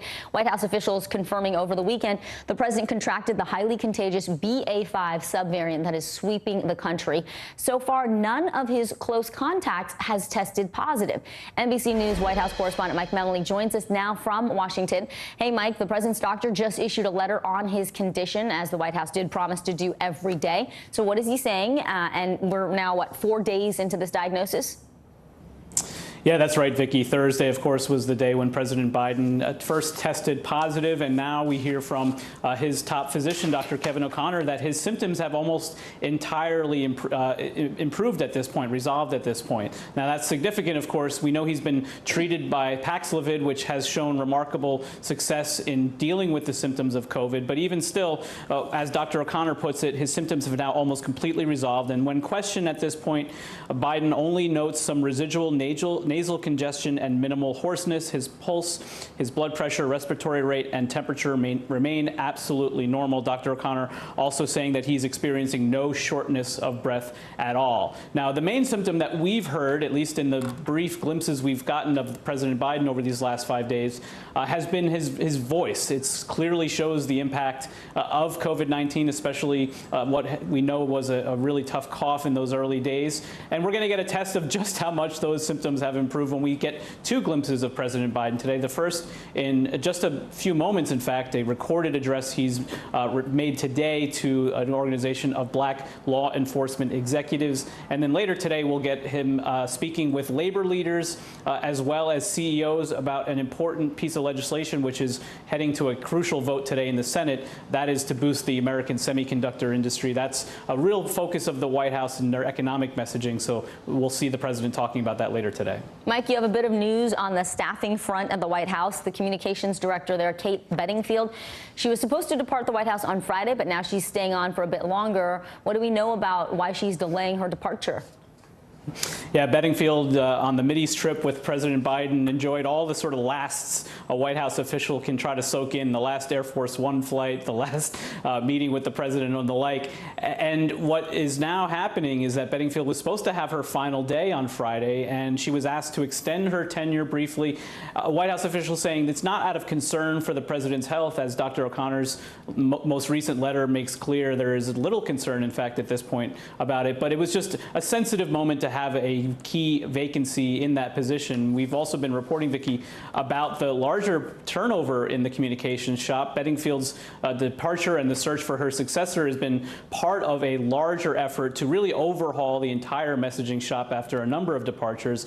And one of the big vacancies at the moment is actually who is the principal deputy press secretary. That would be whoever would step in for Karine Jean-Pierre, the White House press secretary. And we know she was a close contact of the president, so that was not an insignificant moment. And so perhaps Bedingfield's extended stay has to do with maybe her being ready to jump in if needed at the podium. All right, some housekeeping there. Mike Memoli at the White House. Thank you, Mike. Well, millions of tons of grain held hostage at Ukraine's ports are inching closer to reaching the populations that desperately need food. Russia striking a deal on Friday to release Ukraine's grain, but Russian missiles hit the port at Odessa over the weekend, damaging its infrastructure. NBC News correspondent Morgan Chesky joins us now from Odessa, Ukraine. Morgan, Ukrainian grain feeds millions of people around the world. It's a vital source of food for so many countries. So after these attacks on the port, what happens now? Yeah, Vicki, great question. There is a real concern that the longer this grain sits in this port here in Odessa, the greater the problem could become for nations all over the world that rely on this as a humanitarian need. There are nonprofits hoping to get this grain into the hands and mouths of people in Africa and elsewhere that are watching this play out in real time. Now, as it stands right now, leaders say that after this recent attack on Odessa that happened over the weekend, they have little to no faith in Russia. I want you to hear what one of the deputy prime ministers told me her response was in this attack that happened just hours after this agreement for safe passage was signed. Take a listen. I just want to convey a message that no deal, no agreement means anything, that everything is decided by Putin. He himself decides when to shoot, when to launch a strike. Тому Росія є державою-терористом. Вона тероризує весь цивілізований світ, знаючи, що буде голод у Африці. That's why Russia is a terrorist state. They know for sure that their actions will cause famine in Africa. But they do it consciously. They try to destabilize the situation in Ukraine consciously. Now, on Russia's part, they have said that their target in this case, in this recent attack, was not grain-related, but it was a military target. Ukraine has disagreed with that and said that a portion of their port was struck. And so as it stands right now, officials say they do want to expedite the process of getting the grain out of the port and onto the Black Sea as quickly as possible. And they say that grain could be arriving here to ship out as early as tomorrow. Well, we hope so. Morgan, we have also learned today 2 Americans were killed in the Donbass region fighting on the front lines for Ukraine. What do we know about who they are and the circumstances around their deaths? Yeah, these 2 Americans have been identified by Ukrainian military officials as Brian Young and Luke Lucizin. We know both of these individuals had been here in Ukraine for some months. We did have a chance to speak to the Lucizins over the weekend. The mother and father saying that their 31-year-old son, Luke, wanted to come over here and help. He is half Ukrainian, and he said that they tell us that he had found work as a medic. Apparently, the parents tell us that he had been knocked unconscious by artillery blast, and then as other fighters rushed to help him, a Russian tank opened fire, killing several fighters in the process. We know that a Canadian and a Swedish fighter also died in that same attack. Ukraine officials have responded, telling the Lucizins that they will cover funeral expenses. But you can imagine the heartbreaking loss they're facing at this time, especially because the parents tell us they encouraged their son to come home multiple times.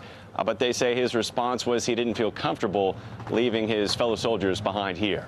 Vicki. Morgan Chesky for us in Odessa. Morgan, thank you.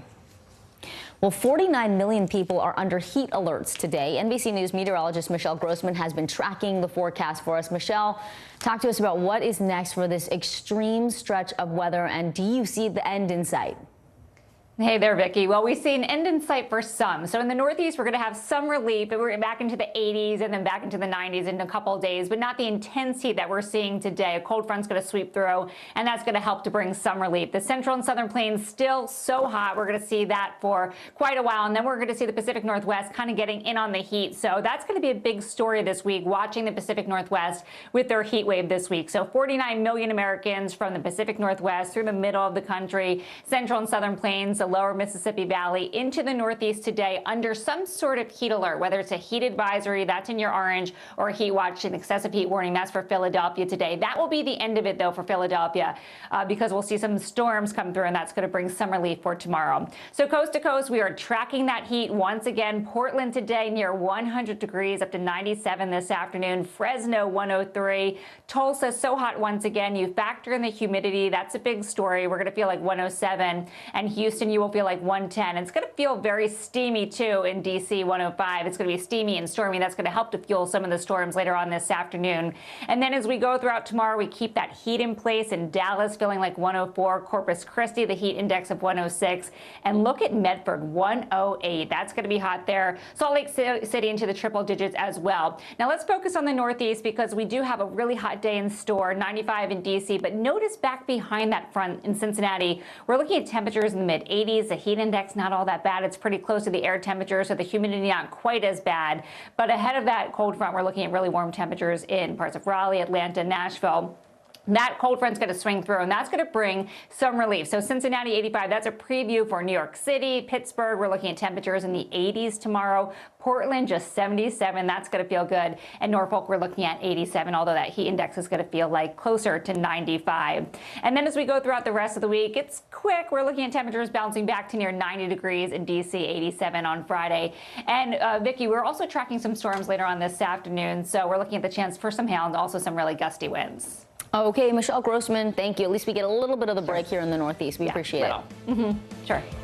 Coming up, Congress is weighing some major bills ahead of this summer recess, including a push for Senate lawmakers to protect same-sex marriage. More on that right after this break.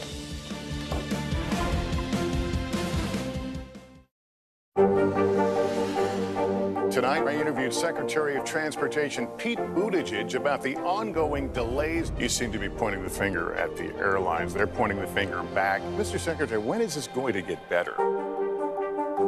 Our show is about sparking conversations around today's biggest issues. The Fed raises interest rates. That controls inflation. Explain how that works. Is part of this that everyone's rethinking their jobs and their relationship to their employers? Could you just remind us why there are 9 justices on the Supreme Court instead of 3 or 20 or 2? It's not my job to tell you what to think. My job is to think about what you tell me. Now Tonight with Joshua Johnson, streaming weeknights at 8 on NBC News Now. The day's biggest political stories with trusted insight now and expert analysis now. A daily look at the politics behind the headlines. Meet the Press Now, streaming weekdays at 4 p.m. on NBC News Now. Live from Ukraine, from Uvalde, Texas, from Mayfield, Kentucky. To cover the news, you have to be in it. This is how so many towns and cities are protecting themselves. You can actually see they're pushing the gates open. Was there a school officer on campus? That's what we've been told. No. Do you remember any tornado as bad as this one? You look at this and you're thinking, we're not going to have power for weeks, if not months. Exactly. Every night, it's your news playlist. Top Story with Tom Yamas, weeknights at 7 on NBC News Now. We're here to start conversations because it's not my job to tell you what to think. My job is to think about what you tell me. Now Tonight with Joshua Johnson, weeknights at 8 on NBC News Now. The Seduction, Dateline's newest podcast. Listen now. It's the best time of the morning. Time for that pop start, baby. I'm feeling the vibe today on the show. Mr. Secretary, when is this going to get better? You came into this job saying you were going to fight crime. Have you been successful? Found a way to put that. Can you update us on the status of negotiations? Mystery in Paradise. There's my sweet little sister on the news. A series of secrets to be discovered. This investigation takes you into the swinger lifestyle. Dateline's hottest July ever. Fridays at 10/9 Central. From Brooklyn, we're next to the subway station. The state's reservoirs are alarmingly low. War will pass them by.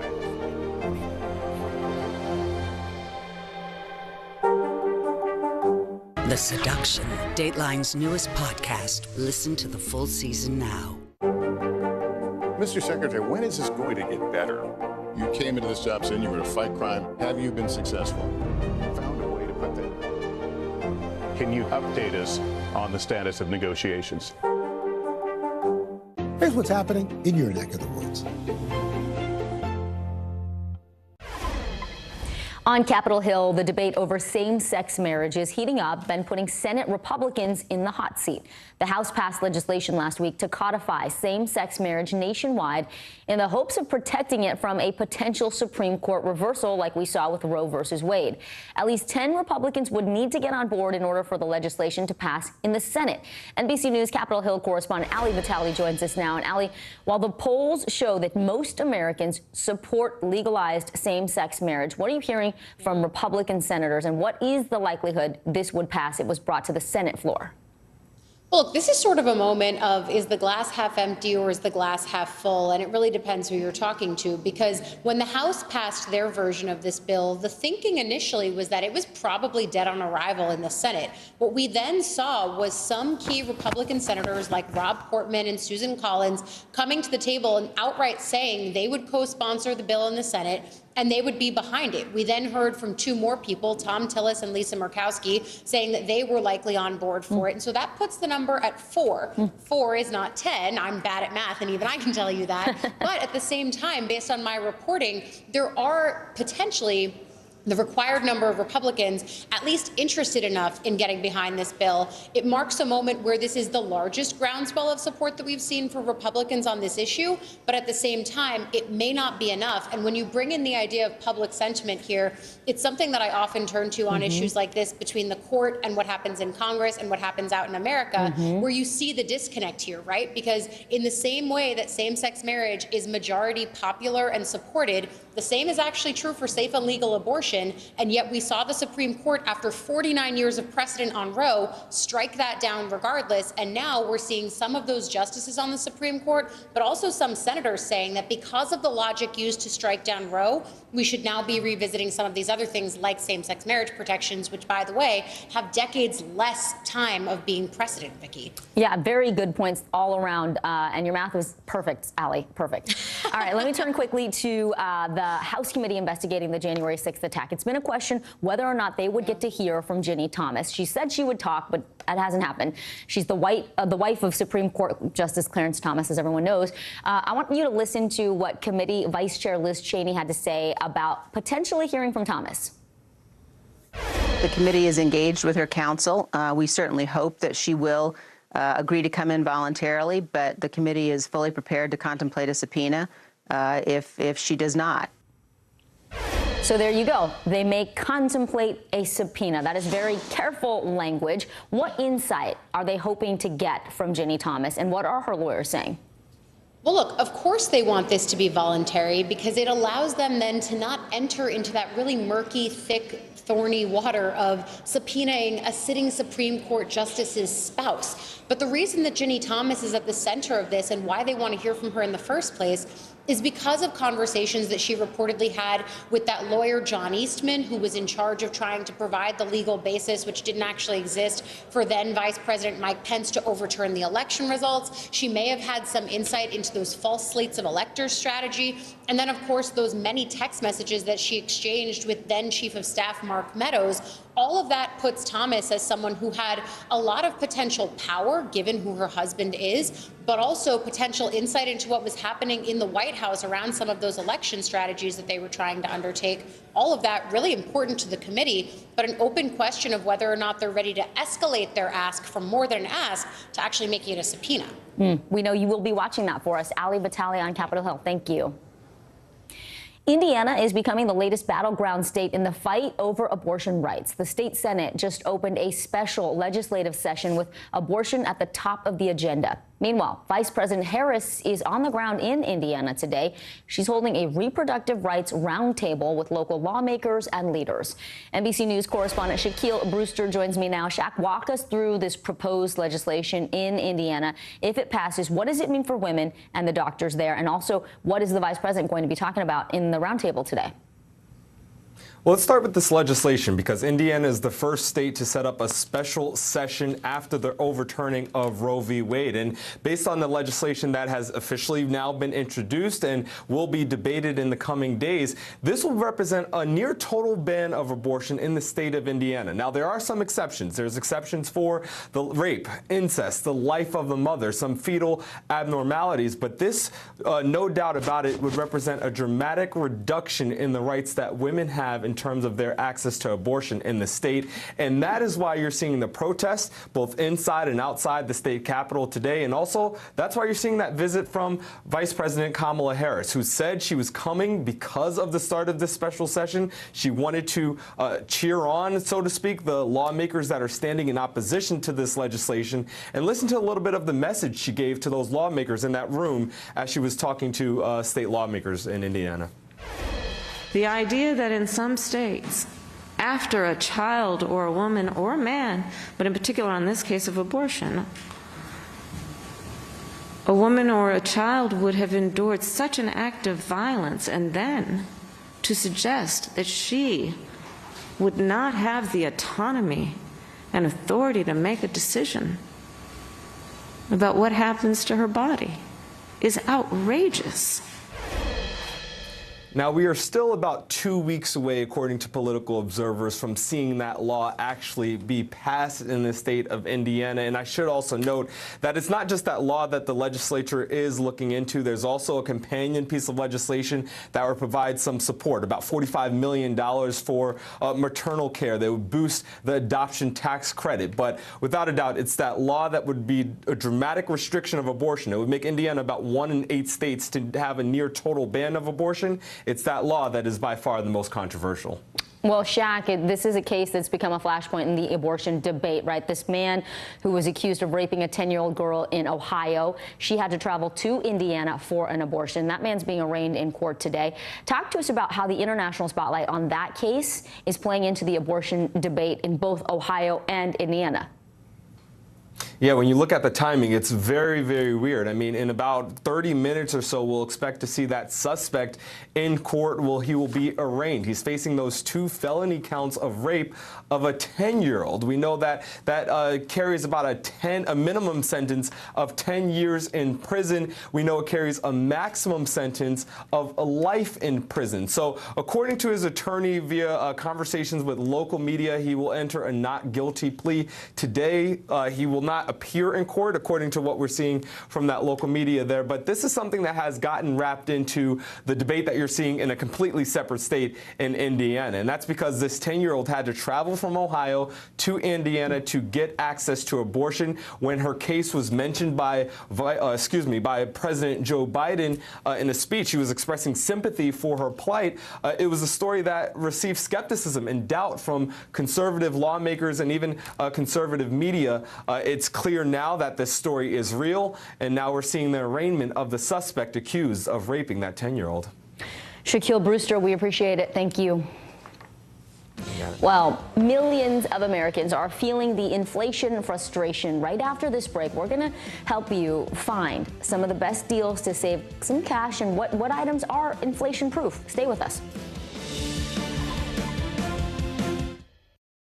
You don't know when your moment's coming, but when it does, you take it.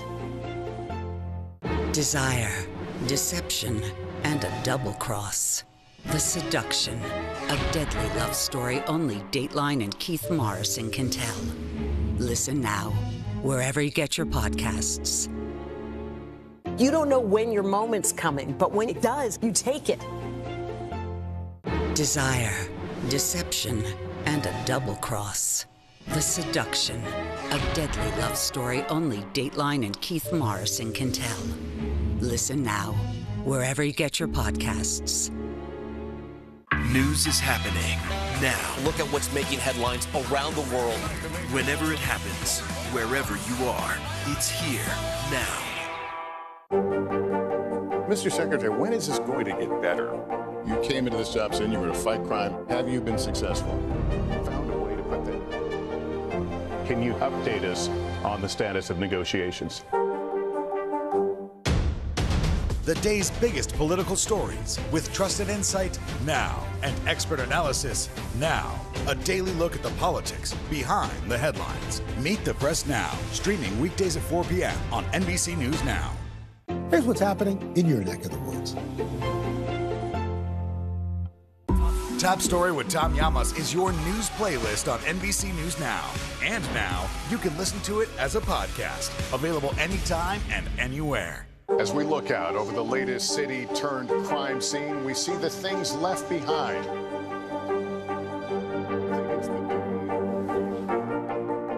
Can you tell us what it was like? Our NBC News exclusive.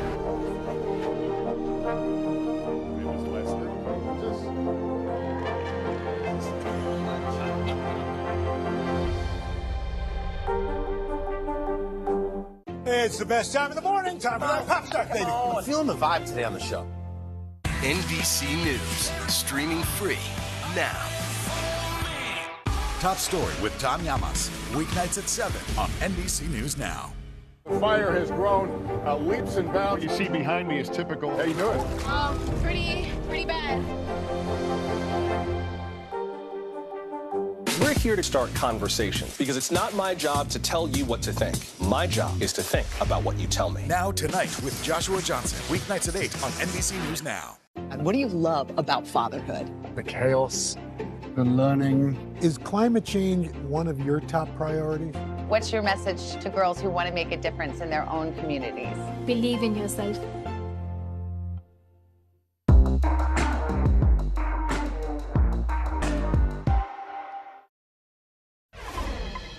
Record inflation is hitting Americans hard. I don't have to tell you. You've seen it at the grocery store, at the gas pump. It feels like almost everything costs more these days. But believe it or not, there are deals to save a few bucks. Those still exist. Just do a little digging. I did it for you. Check it out. From groceries and gas to housing and medical care, ballooning prices have many Americans feeling the pressure. And yet some items have managed to escape the rising prices, like this classic Costco hot dog. It's still $1.50 and comes with a soda. Since its debut in 1985, Costco has never raised the price of this classic combo. And recently, the club CEO telling CNBC it won't. Is there any inflationary environment where you would raise that price? No. Costco views the popular mainstay as a loss leader, a product sold below market cost to attract customers. You can find these at other club stores, but another example at Costco, it's rotisserie chicken, holding steady at $4.99, despite a nearly 16% annual increase in chicken prices. But Costco has hiked prices elsewhere. They have raised the price on the soda by 10 cents and on the chicken bake by $1. So even Costco's not immune to inflation. No, Costco is trying to pick the areas where it can feel like it can pass along certain price increases. The standalone soda and the chicken bake probably are places where consumers may not be as outraged if they see a price hike. While the average American family now spends around $465 on groceries each month, several items can help alleviate some of the sticker shock. Tomatoes, potatoes, cheese, and just in time for summer, ice cream. All relatively unaffected by inflation, according to the U.S. Bureau of Labor. No need to adjust your television set. You might just want to buy a new one instead. In the past year, TV prices have dropped almost 13%, meaning you could find a deal now without having to wait until the holidays or the beginning of the year. Smartphones also experiencing some dialed down prices, a 20% decline from 2021. And don't miss the call to save on jewelry, eyeglasses, and personal care items like cosmetics. Prices remain stable. But for those items not immune to inflation, prices keep going up. Do you have any advice for how to handle it? Build up a certain cash cushion, and when you can become opportunistic about taking advantage of sales that you know you're going to use for products you know you're going to use, that's one way to kind of insulate yourself at least a little bit from price hikes in the future.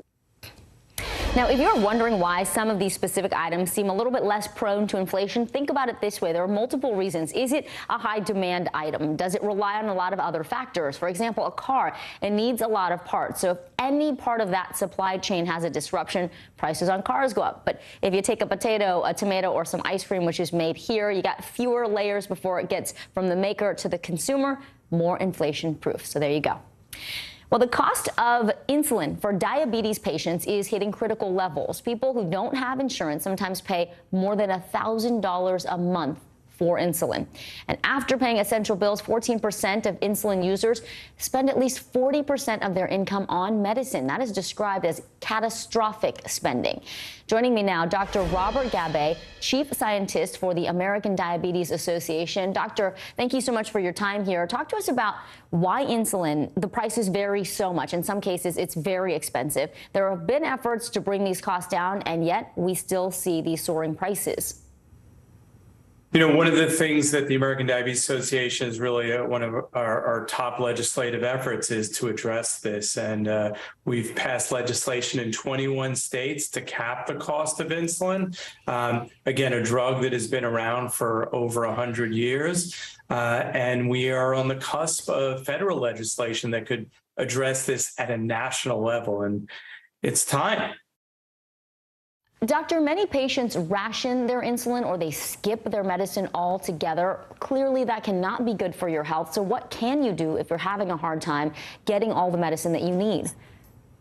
Well, one place to go is insulinhelp.org, our website, or call the American Diabetes Association. We have resources that we can point you to make insulin and other treatments for diabetes more affordable.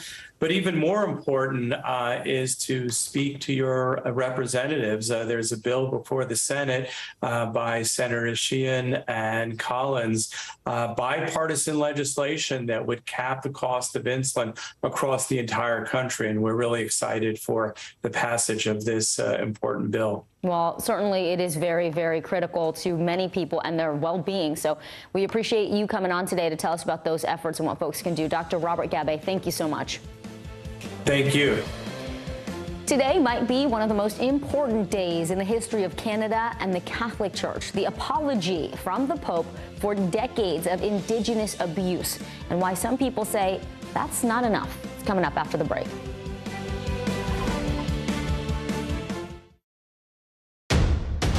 The day's biggest political stories with trusted insight now and expert analysis now. A daily look at the politics behind the headlines. Meet the Press Now, streaming weekdays at 4 p.m. on NBC News Now.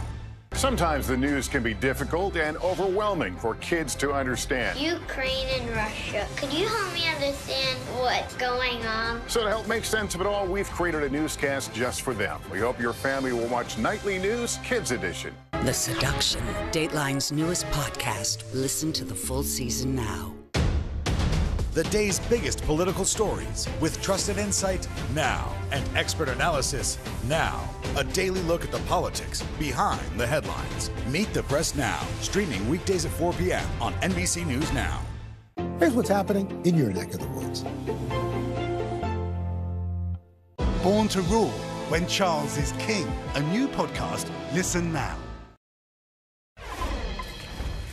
Pope Francis is in Canada today to ask for forgiveness for more than a century of harm done to Indigenous children while they were at Catholic schools. 150,000 children were forced to attend these state-sanctioned schools in Canada. Some 60% of them were run by the Catholic Church. Thousands of children were physically and sexually abused by Catholic missionaries. 6,000 children died. NBC News foreign correspondent Claudio Lavonga joins us now. Claudio, these Indigenous groups, they want more than just words from the Pope and the Catholic Church. What more can you tell us about this first apology?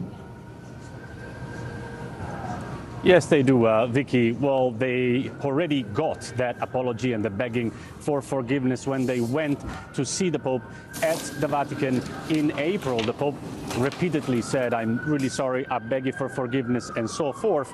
But it is one thing to apologize at the Vatican, and it is another to travel all the way to Canada today in Edmonton, far away as well, especially if you consider that the Pope has serious mobility problems. You've seen him being wheeled in a wheelchair in most occasions, including today and yesterday when he arrived. Right now, he is not too far from Edmonton on the grounds of one of the biggest of those residential schools that you just mentioned, where he is expected to deliver the first speech. Now, he is a bit late because he stopped by before meeting the indigenous community there because he wanted to go and pray and stop in silent prayer at a cemetery where many of those children who attended that school are buried. But what we expect him to say is that he understands that saying sorry and begging for forgiveness is not enough, as the leaders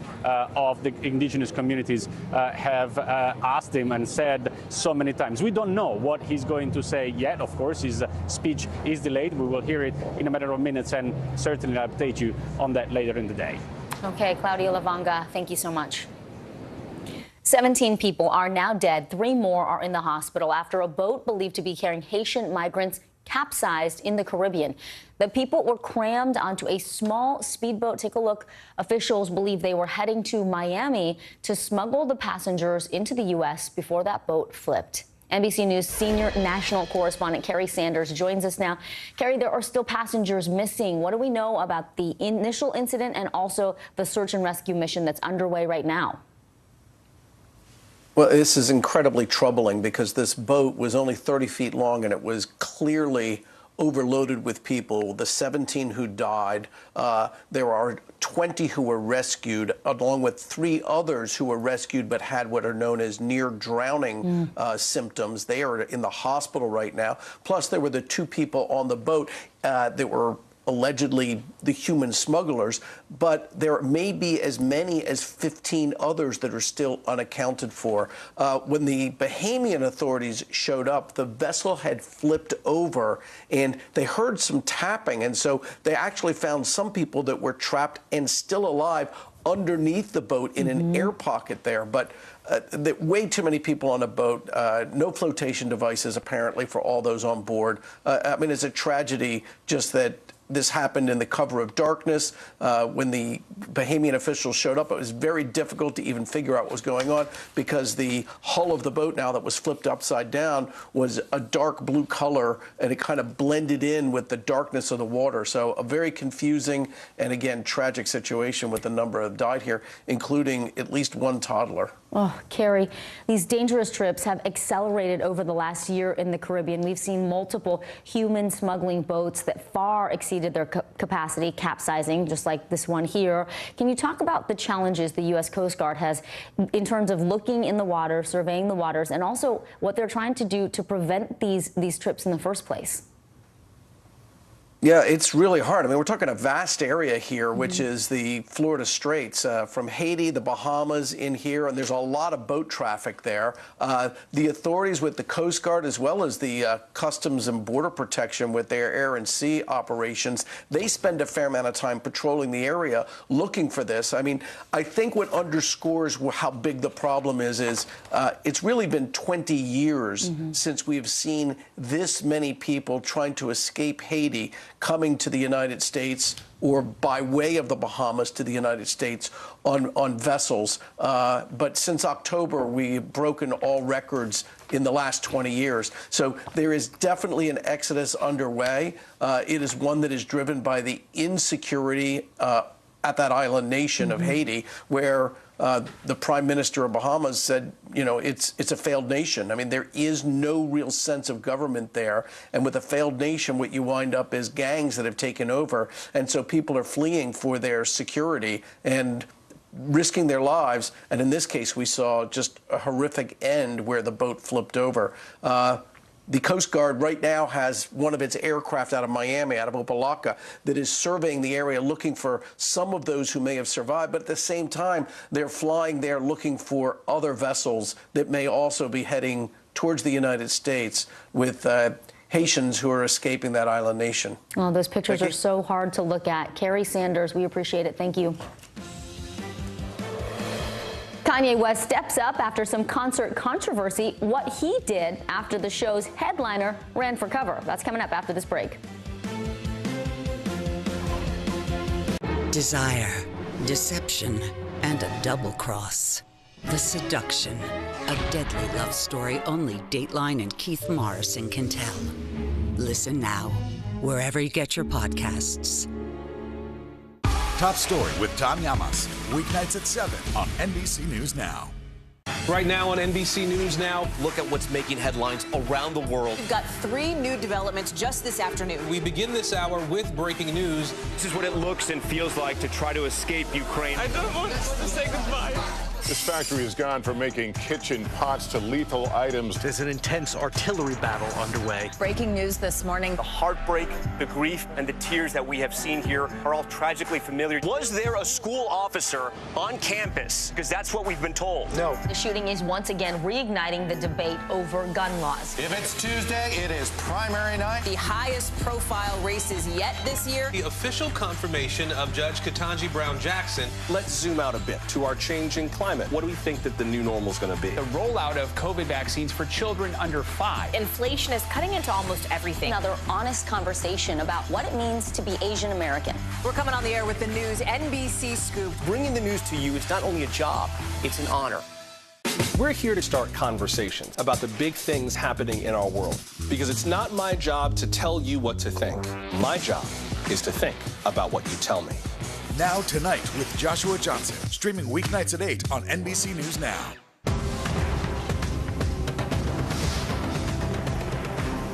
Harry Styles!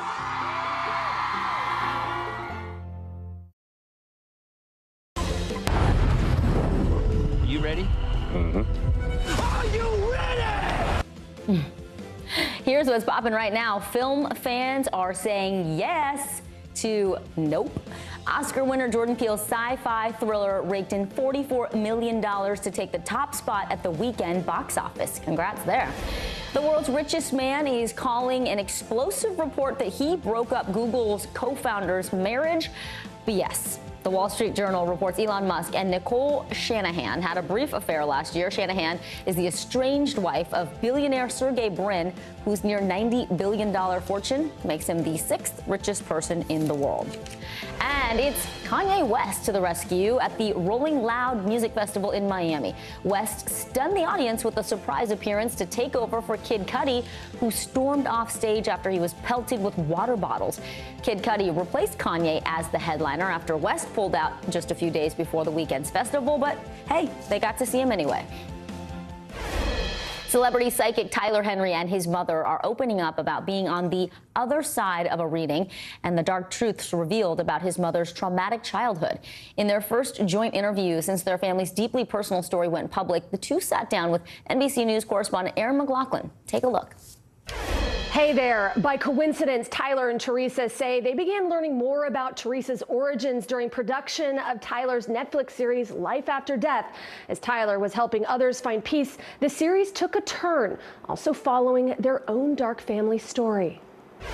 How many R names can you think of in the family? 2. Okay. Because they are referencing the 2 R's. It keeps coming up. As Tyler Henry was finding fame as the star of E's Hollywood medium, helping celebrities communicate with their loved ones from beyond the grave, even helping detectives and investigators solve cold cases. His own mother, Teresa Colwin, was coping with a dark secret of her own. 3 years ago, my mom discovered that she was taken as a baby. Before then, Teresa believed her mother was Stella Guidry Nessel, a career criminal who murdered and tortured 2 people in this Central Valley motel. I still just can't come to terms with that part. I mean, it's one thing to murder someone, but to torture them. I think one of the important things we learned in this is really just the intergenerational effect of trauma. Stella's crimes devastating the lives of not only her victim's family, but Teresa's own family too. This traumatic history revisited in Tyler's Netflix series Life After Death. So your middle name was Weva, but this has you down as Java. So I know my birth certificate has been doctored. Teresa learning Stella was not her birth mother. Her birth mother, now deceased, had been tricked by Stella. The exact circumstances still unknown. and she raised me and used me in a way that she needed to benefit herself. The series capturing Teresa's emotional reunion with her biological family.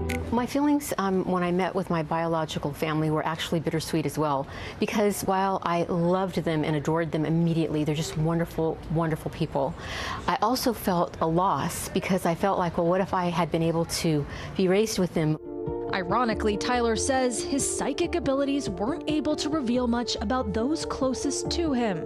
Really, for me, my process has to not be impeded by logic or by information.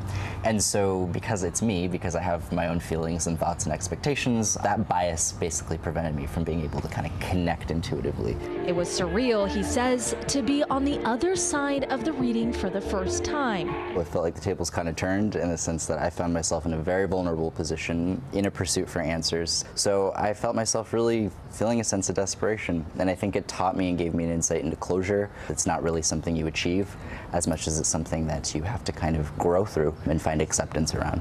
For Teresa, the revelations brought an emotional release. Because I know I'm not related to her and I'm not like her. I know I'm a good person. But also raised new questions about the nature of family. And it made me happy that Tyler doesn't have a grandmother who's a murderer. And the bittersweet part of that is that while it means that she's not my biological mother, it also means that my siblings that I love so much are not my biological siblings, but it doesn't matter because we're always going to be close. We learned in this journey the importance of asking questions. If there's a blind spot, follow up. There's a reason. There's a reason. There are entire generations of silence, and it's important to break that silence and that the truth really can set you free. Teresa and Tyler say they hope the series brings attention to crime victims and their families, especially children. They say Teresa's own story is an example of how one person can cause so much damage, not only to those she physically harmed, but to her own children and their loved ones. Back to you. Erin McLaughlin, thank you. This week marks the 69th anniversary of the end of the Korean War.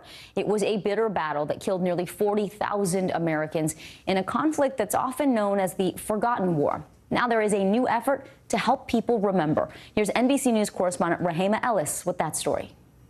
For nearly 30 years on the National Mall, 19 stainless steel soldiers dressed for battle have stood in tribute to Americans who served in the Korean War. That's Thomas McGallan. A new exhibit is opening nearby to honor those who died. I knew so many that were killed.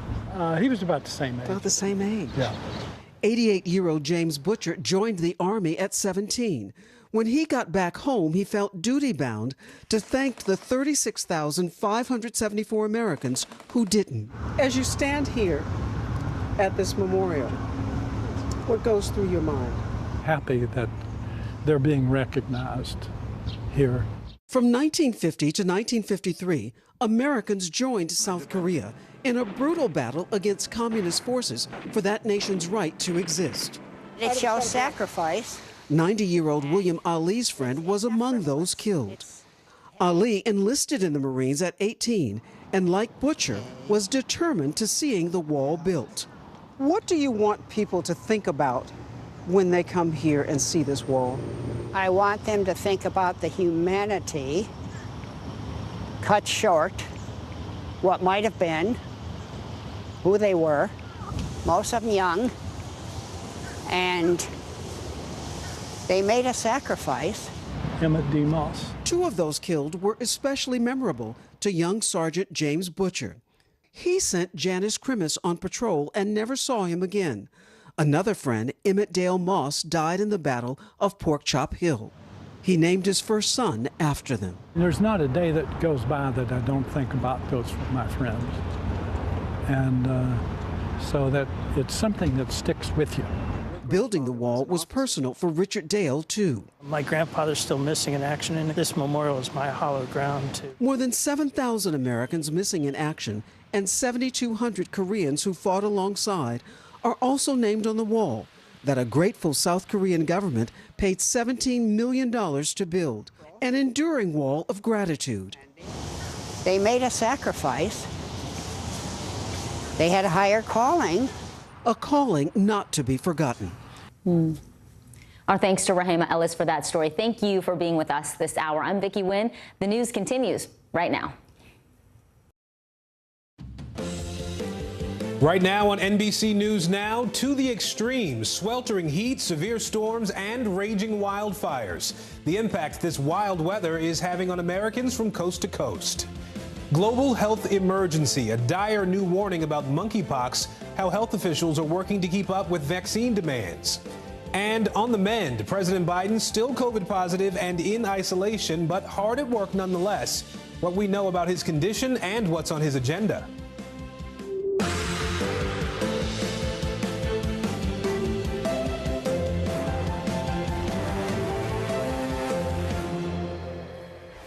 I'm Aaron Gilchrist at NBC News headquarters in New York, 2 p.m. here, 11 a.m. out west, and the dangerous heat wave gripping this country has now turned deadly. Nearly 50 million people are under heat alerts at this hour. Parts of the Northeast feeling the brunt of this sweltering heat now, and to make matters worse, several severe storms are also threatening this afternoon. The extreme heat is also fueling a massive wildfire near Yosemite National Park in California. Nearly 17,000 acres have burned in just the last 48 hours. We have the extreme weather covered coast to coast for you. Let's begin with NBC News reporter Gary Grumbach. He's in Washington, D.C. for us today. So, Gary, how hot is it there, and what are people doing to try to stay cool? Aaron, it is hot, and this is the place to be. A pool and water park here in Northeast D.C. Everyone's enjoying themselves. They're learning about the water displacement theory. They're learning about the slide over here. We're having a great time here because it is a 99-degree real feel right now. Yesterday, we didn't see them get below a 90-degree real feel until after 10 p.m. So we're talking about some serious heat. And it's not just here in D.C., it's really around the country. Up in New York, we are on day 7 of above 90-degree temperatures in Newark, New Jersey. If they hit 100 degrees today, that will be day 5 of the temperatures there. So we're talking some serious heat. Of course, experts are saying the best ways to beat the heat, come to the pools, get some ice cream, stay indoors, get that AC if you can. And if you can't get AC where you are, call 311 because they will find you some air conditioning. Aaron? You know, and Gary, D.C.'s mayor has activated the city's heat emergency plan. This is for the 6th day in a row there. So what exactly does that mean in this case, and what else is the city doing to try to help people stay safe? Yeah, well, they're doing quite a bit, and there are heat emergencies activated from Boston down to St. Louis. And that is about 90 million people at some point this weekend had a heat emergency activation. Here in D.C., what that means is the pools like this, they're open longer. They're open all night. It also means open till about 8 or 9 p.m. It also means that they're putting resources towards helping out the homeless that may not have an easy place to get air conditioning. And they're also making sure they're checking on the elderly in this community to make sure everyone is safe and sound. Aaron? Really important to do. Gary Grumbach for us in Washington today. Gary, thanks. Let's bring in NBC News correspondent George Solis now. He's in Mariposa, California, following the wildfire emergency there. So, George, this wildfire burning near Yosemite National Park is, what, 10% contained at this point. Bring us up to speed on what's happening there on the ground.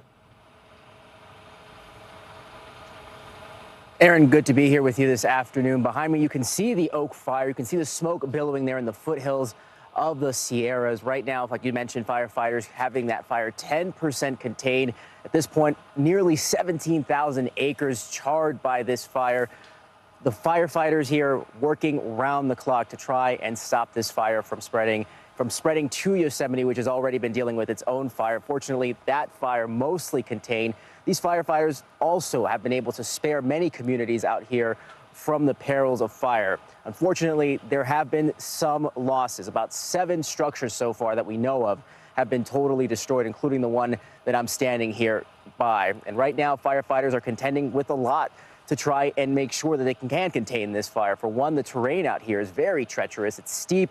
In some areas, it's very hard to get to. Of course, the heat, we cannot stress that enough. Once that fire gets really, really hot, along with these temperatures, creates a big challenge. And then, of course, the low humidity point. It is so dry out here that the slightest wind can spark up a fire, as we have seen. Aaron?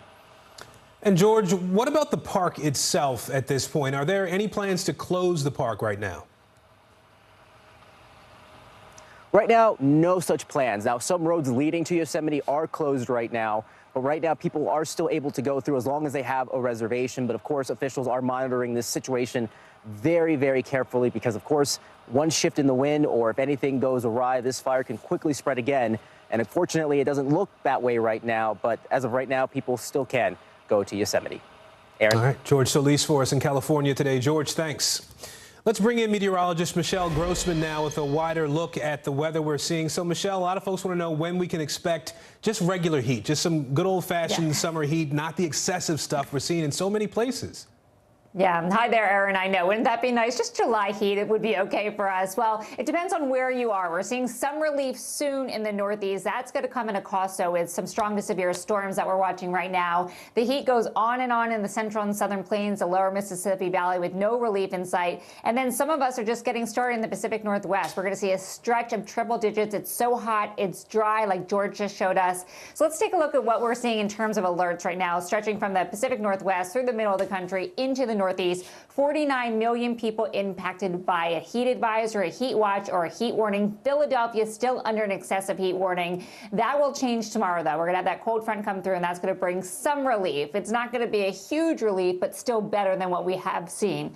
Portland today, 97. Fresno, 103. And then the middle of the country just keeps going on and on with the sweltering heat. It will feel like 107 in Tulsa by later on this afternoon, feeling like 110 in Houston, D.C., where we saw Gary. It's hot. Yeah, we're looking at temperatures in the 90s, but feeling like 105 by this afternoon. He'd mentioned a 99 heat index right now, and it's going to feel like 95 degrees in Savannah. So as we go throughout tomorrow, we're looking at temperatures continuing to swelter in Dallas, also Corpus Christi. Look at Medford, 108 degrees, Salt Lake City, 100.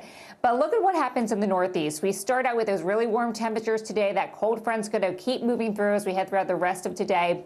So then we do have some relief. Cincinnati, 85 today. That's a preview of what we're going to see in New York, 85. Pittsburgh, 82. That's going to feel really good. We're going to have a little bit of humidity. The cold front's not going to completely sweep that out, but still feeling much better. And then New York City, we're into that usual July heat, upper 80s, low 90s on Thursday. Now, we need to talk about the storms because we are looking at a stretch of storms along this cold front. So we do have severe thunderstorm watches. That is a yellow you're seeing there, stretching from Maine all the way to parts of Virginia. That is through tonight, where we're expecting the chance for some severe storms. You even see little tiny boxes in orange. Those are severe thunderstorm warnings. So we are seeing embedded thunderstorms already at this hour. And then as we go throughout this evening, we are looking at 53 million impacted by the threat of severe weather. We could see winds gusting over 65 miles per hour. That causes damage on its own, bringing down trees, taking out shingles, things like that. Also looking at the chance for some hail and a few tornadoes. And then we can't rule out the chance of some torrential downpours. Aaron, we're looking at locally 4 inches of rain in some spots. All right, meteorologist Michelle Grossman. Thank you, Michelle. Well, the World Health Organization has now declared monkeypox a global health emergency of international concern. Cases worldwide have topped 16,000 in 74 countries. Here in the U.S., there are nearly 3,000 cases across 45 states, and the demand for vaccines now overwhelming some health departments. In just a moment, we'll talk to Will Hutchison, a New York City man who currently has monkeypox. Let's begin, though, with NBC News correspondent Blaine Alexander and what you need to know. This is the highest alert that the World Health Organization can give. It's sending a strong message to global leaders that it's time to coordinate a coordinated response. Now, here at the CDC, officials are tracking the growing number of cases across the country as the Biden administration promises that more vaccines are on the way. With cases rapidly on the rise, the World Health Organization is sounding the alarm on monkeypox, declaring the virus a global health emergency. We have an outbreak that has spread around the world rapidly through new modes of transmission, about which we understand too little. The last time the World Health Organization made this designation was January of 2020 in response to COVID-19. Rarely lethal, but deeply painful, monkeypox is spread through close, direct contact, causing lesions and sores. This is occurring in a population of principally men who have sex with men and bisexual men.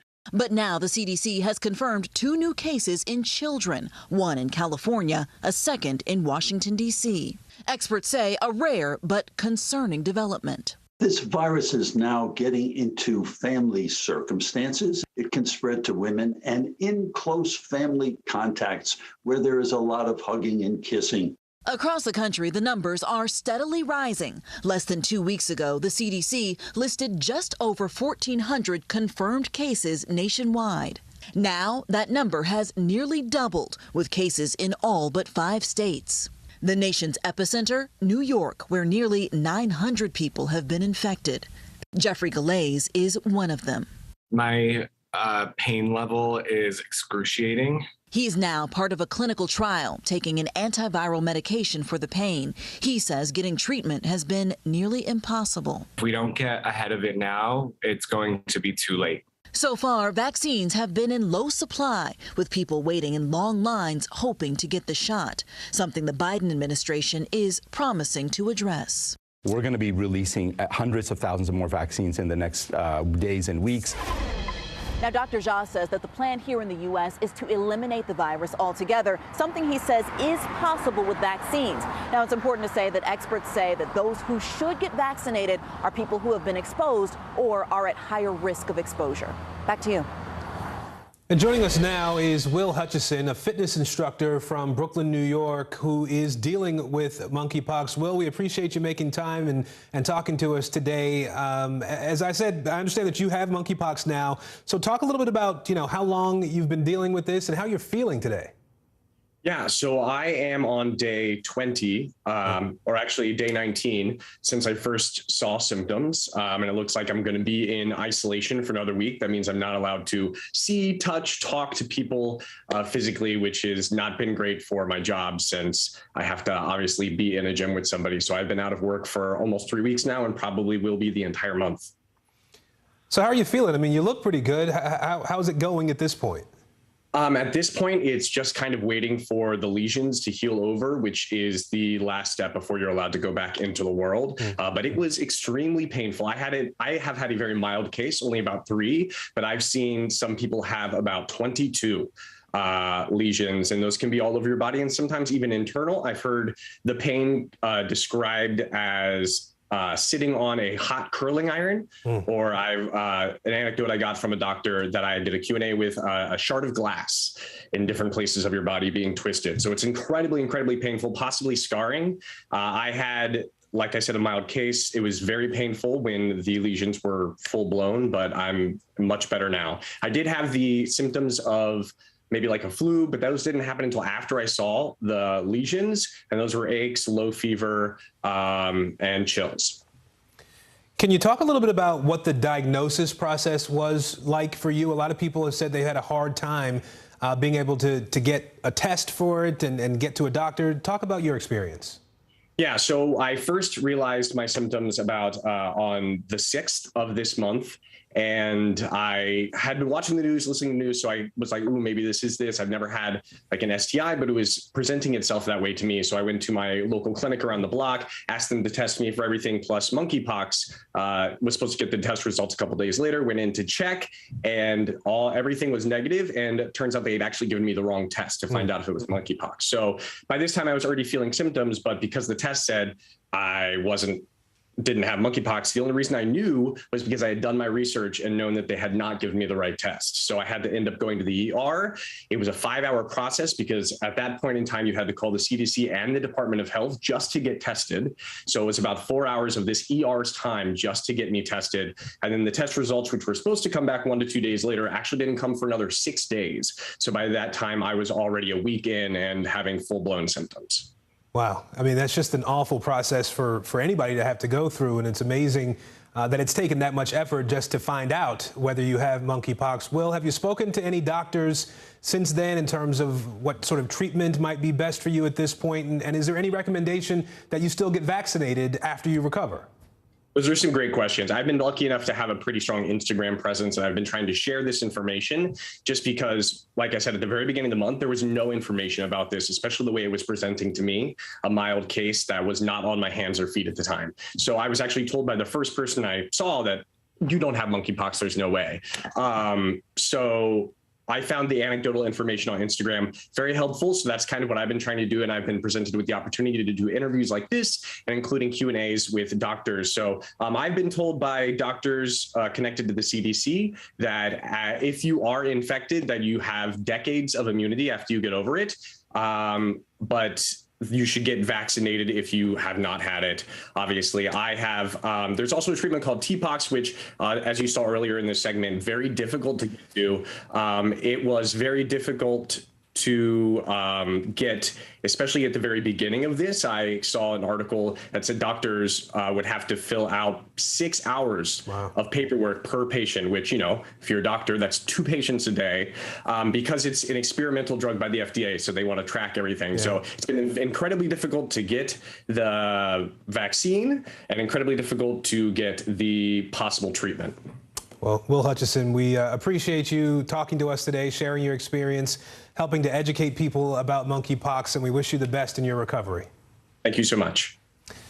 Also happening this hour, President Biden set to hold a virtual meeting with CEOs and labor leaders. The president still has COVID and is isolating and working from the White House. His doctor says his symptoms continue to improve.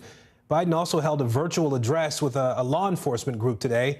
Let's bring in NBC News White House correspondent Mike Memoli in Washington now. Mike, I want to start with the president's condition here. How's he doing today? Well, we just got another update from the White House physician, Dr. Kevin O'Connor, who said that the president's symptoms have almost completely resolved. They said the main symptom over the weekend was sore throat, which they saw as a good sign. It's a sign that the body is really working to expel the virus from the system. We know the president continues to be treated with Paxlovid. He's had now 4 days of treatment with that drug, as well as he's being hydrated regularly.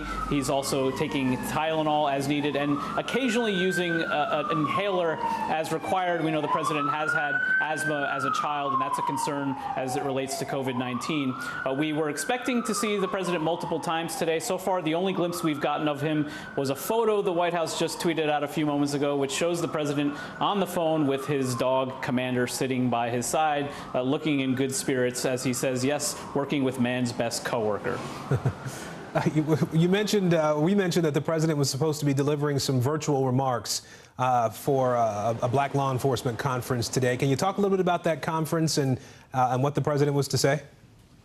Yeah, it's interesting. We know that these remarks were pre-recorded. We were expecting to have seen them already, which shows, I think, either the president is still running behind schedule, even when he's diagnosed with COVID and working from home, but also that the potential complications of trying to do this while also still getting treatment. But what was interesting is not necessarily the fact that he was doing this at all, but what we understand the president's message was going to be. According to Kristen Welker, the White House was telegraphing that the president was going to bring a pretty tough message, especially ahead of the midterm elections, saying that those who profess to be on the side of law enforcement need to act like it. This is certainly a reference and relates to former President Donald Trump and the work of the January 6th committee. We've seen such harrowing accounts of what law enforcement officials went through on that day. But also we're told that this is a message directed at some other Republicans, including other potential rivals in 2024, including Governor Ron DeSantis of Florida or Senator Rick Scott, also of Florida. All right, Mike Memoli in Washington. And Mike, I'm going to ask you to hang with us as we talk about the vice president now. The vice president, Kamala Harris, right now in Indiana. This is the latest battleground state in the fight for abortion rights. The vice president's trip comes as state legislatures are debating a new abortion ban proposal. NBC News correspondent Shaquille Brewster is standing by for us. Mike Memoli with us still as well from Washington. Mike, sort of double duty for you today. And now talk to us about the vice president's visit today and what her message is to people in Indiana.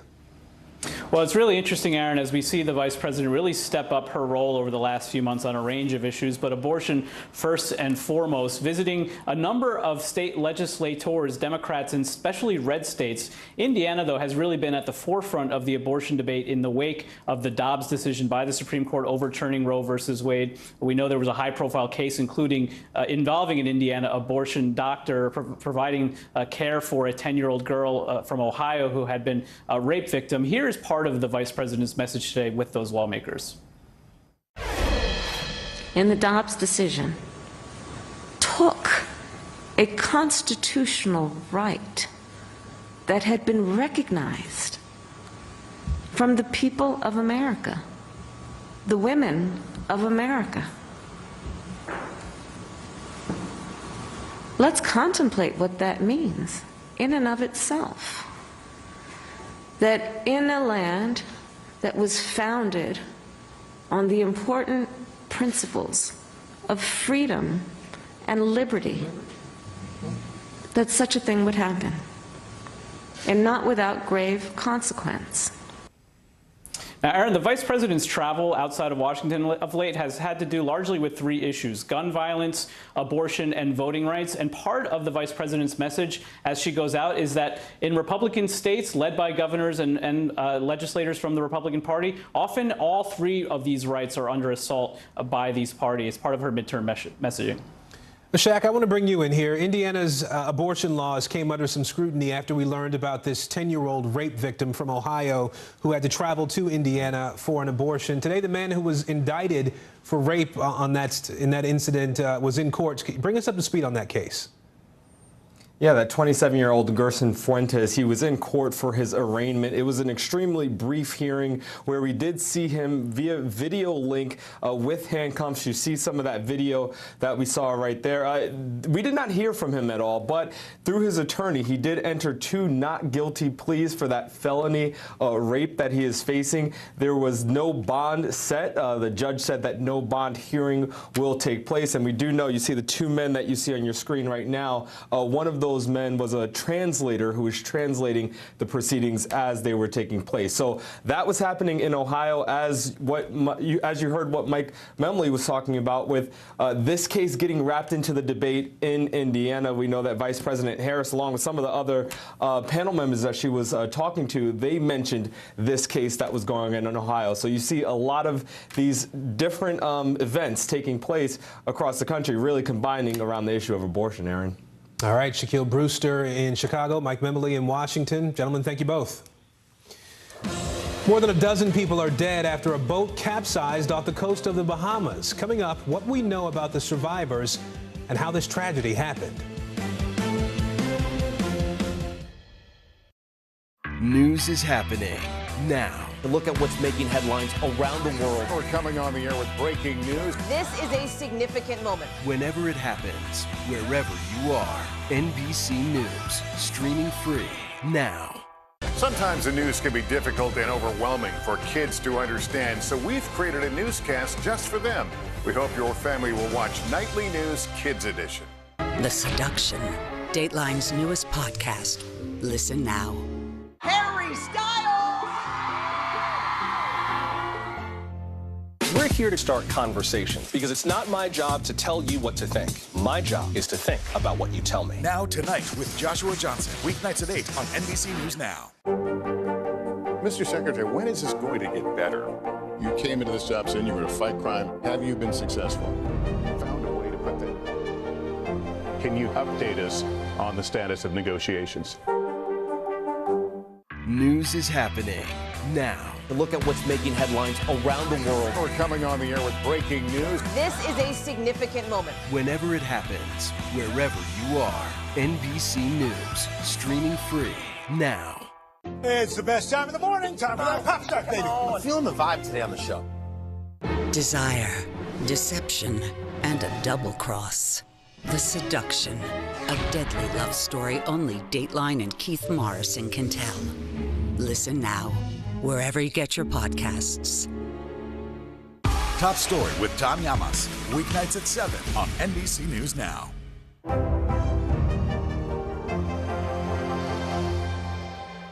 The Seduction, Dateline's newest podcast. Listen now. NBC News, streaming free now. You don't know when your moment's coming, but when it does, you take it. News is happening now. Look at what's making headlines around the world. Right now on Morning News Now. We're coming on the air with breaking news. And this is a significant moment. Whenever it happens, wherever you are, NBC News, streaming free now.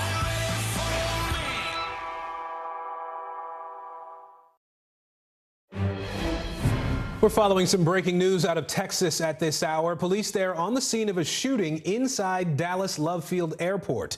A 37-year-old woman apparently fired a gun into the air near the ticket counters there. Dallas police say an officer shot the woman. She is in custody now, recovering at the hospital. An FAA spokesperson says the ground stop at that airport is set to be lifted in the next 10 minutes. A major summer scare for millions of Americans trying to beat the heat during a long stretch of record-breaking extreme temperatures. Shark sightings on both coasts forcing swimmers out of the water, and one popular New York beach to close after multiple sharks were seen just yards away. Here's NBC News correspondent Kathy Park. Terrifying images of sharks this morning after nearly 24 sightings off Cape Cod, some just 30 yards from shore. In Alabama and South Carolina, apparent sharks seen swimming just feet from the beach. And in California, surfers getting uncomfortably close to what appears to be a large shark. It's massive. Oh my God. This following a rash of shark attacks off New York's Long Island. At least 6 people bitten in the last 3 weeks alone. We were joking about sharks, actually, and then it got me. 16-year-old Max Haynes was surfing off Fire Island with a friend when he was attacked. Jaws clamping down on his foot, leaving a nasty gash. I felt on my foot like a bear trap just get me from below, and it's like hard. It felt like it broke my foot. Experts say the Long Island shark attacks may be explained by a nursery of sand tiger sharks just off the coast and a large school of bait fish they feed on. The sharks mistake the people for the food that they're after.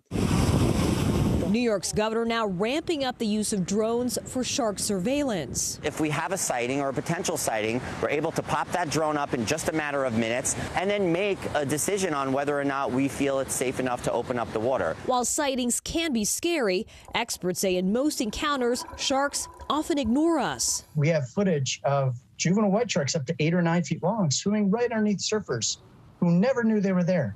But many communities not taking any chances, launching extra measures to make sure it's safe to go in the water. And it's not just sharks shaking things up off the coast this summer. In Plymouth, Massachusetts this weekend, a humpback whale caught on camera, breaching the water and landing on a boat. Authorities reporting there were thankfully no injuries. Kathy Park reporting there. Donald Trump and Mike Pence turned to Arizona and on one another. Still ahead, how dueling rallies could be a sign of what's to come in 2024.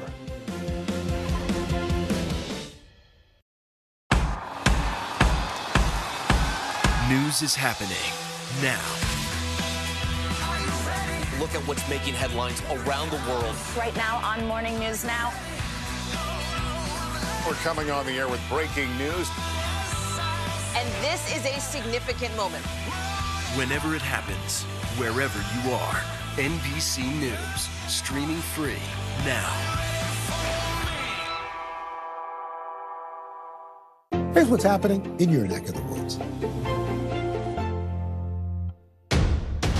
The day's biggest political stories with trusted insight now and expert analysis now. A daily look at the politics behind the headlines. Meet the Press Now, streaming weekdays at 4 p.m. on NBC News Now. We'll meet Ukrainians who are defending their country one block at a time. When you were still in Kiev, could you hear the bombing? My name is Lester. Hey, who's this? It's the best time of the morning. Time for that pop start, baby. I'm feeling the vibe today on the show. These days, it feels like the news never stops. So let's get into it. What's happening right now, what it all means for you for an hour every day. It can be hard to keep up, so let's get started together. Hallie Jackson Now, weekdays at 5 on NBC News Now. To cover the news, you have to be in it. This is how so many towns and cities are protecting themselves. They're pushing the gates open. Was there a school officer on campus? That's what we've been told. No. Top story with Tom Llamas, weeknights at 7 on NBC News Now. You don't know when your moment's coming, but when it does, you take it. Born to Rule, When Charles is King. A new podcast. Listen now.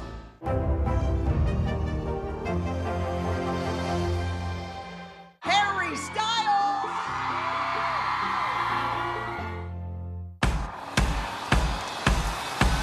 News is happening now.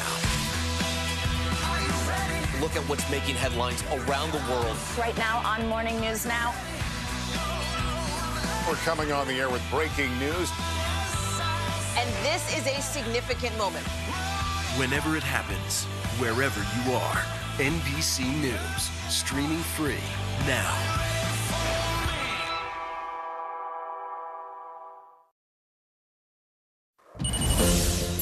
Bottom of the hour now. Here's what we're watching. Police have confirmed there were several victims in this morning's shooting near Vancouver, Canada. Canadian police say most of the shootings happened in downtown Langley, and all of the victims are homeless people. One person believed to be responsible is in custody. Alaska is experiencing more wildfires this year than ever before. More than 530 fires have burned in an area the size of Connecticut, and the worst of the fire season is still to come. Residents in some areas have been forced to evacuate, and one person was killed in the fires. Emmy Award-winning actor David Warner has died at the age of 80. His family released a statement today saying he died in London yesterday after a cancer-related illness. The British film star was best known for his roles in Titanic and The Omen. A busy week on Capitol Hill before the August summer recess. Among the key items on the agenda, a bill to make same-sex and interracial marriage federal law.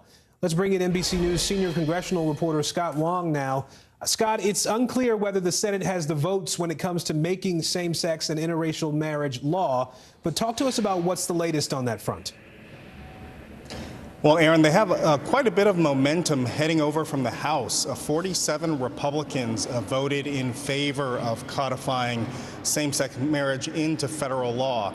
Now it's over in the Senate, and we know at least 4 Republicans are confirmed in supporting this legislation. Those are Rob Portman of Ohio, Susan Collins of Maine, Tom Tillis of North Carolina, as well as Ron Johnson of Wisconsin. He's up for re-election later this year, and he's an interesting one. He's a former Tea Party senator, one of the most conservative guys in the Senate. He also happens to be the seatmate of Senator Tammy Baldwin, who is the first openly gay senator in the United States Senate. And she is the lead sponsor of this legislation. She's been trying to corral Republicans in getting more and more support, but it's unclear. Lisa Murkowski is in favor of same-sex marriage, but she hasn't committed to this particular bill. It's unclear where those other 5 votes are going to come from. Right now, it's still up in the air. You know, there was talk about the Senate possibly taking action on the scaled-back reconciliation package before the summer recess starts. Now we know Senator Joe Manchin and Senator Lisa Murkowski are both out with COVID. What do we know about their conditions at this point, Scott, and how could this impact the Senate's agenda before the recess starts? It's really hard to tell at this point how the agenda will be impacted. Obviously, President Joe Biden is recovering from COVID. We've had an outbreak here on Capitol Hill as well with Joe Manchin and Lisa Murkowski today. That follows other senators who tested positive, Tom Carper and Tina Smith last week. And so we have a number of absences. But, you know, what Manchin has said is that he's staying engaged. He tweeted earlier today, "I am fully vaccinated and boosted. I'm experiencing mild symptoms. I will isolate and follow CDC guidelines as I continue to work remotely to serve West Virginians." Lisa Murkowski of Alaska said she has flu-like symptoms, and she said, "I will be following guidance and advice from doctors and will be quarantining at home in Alaska while continuing my work remotely." And so the work continues. We are expecting, if Chuck Schumer has his way, that this bill could come up, the reconciliation bill dealing with prescription drugs and Affordable Care Act subsidies could come up sometime next week before the Senate leaves for its recess. But there's a lot unknown here. We don't know if other senators, as others recover, other senators will be contracting the virus and if it continues to spread throughout the United States Senate. So we're almost out of time here, Scott, but I do need to ask you before I let you go. The January 6th committee hearings that have been going on, we just heard committee member Elaine Luria tweet about a video that included testimony from the former President Trump's remarks on January 7th. What more can you tell us about that? Well, the most interesting part of that video, and I recommend everyone take a look, they have obtained the actual script from the president on January 7th that he was planning to read to the public, in sort of in a moment of reconciliation for the country. And what he said was that the script says very clearly that he is directing DOJ, the Justice Department, to prosecute all individuals who broke the law that day.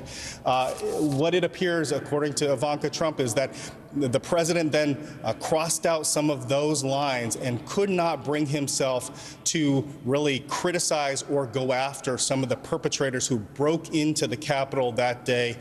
Very significant in terms of understanding the former president's mindset a day after the attack on the Capitol. All right, Scott Wong for us on the Hill today. Scott, thank you. Let's turn now to Decision 2022 and the closely watched race for governor in Arizona. Just days after former President Trump and former Vice President Mike Pence stumped for opposing candidates, the state's Republican future remains up in the air.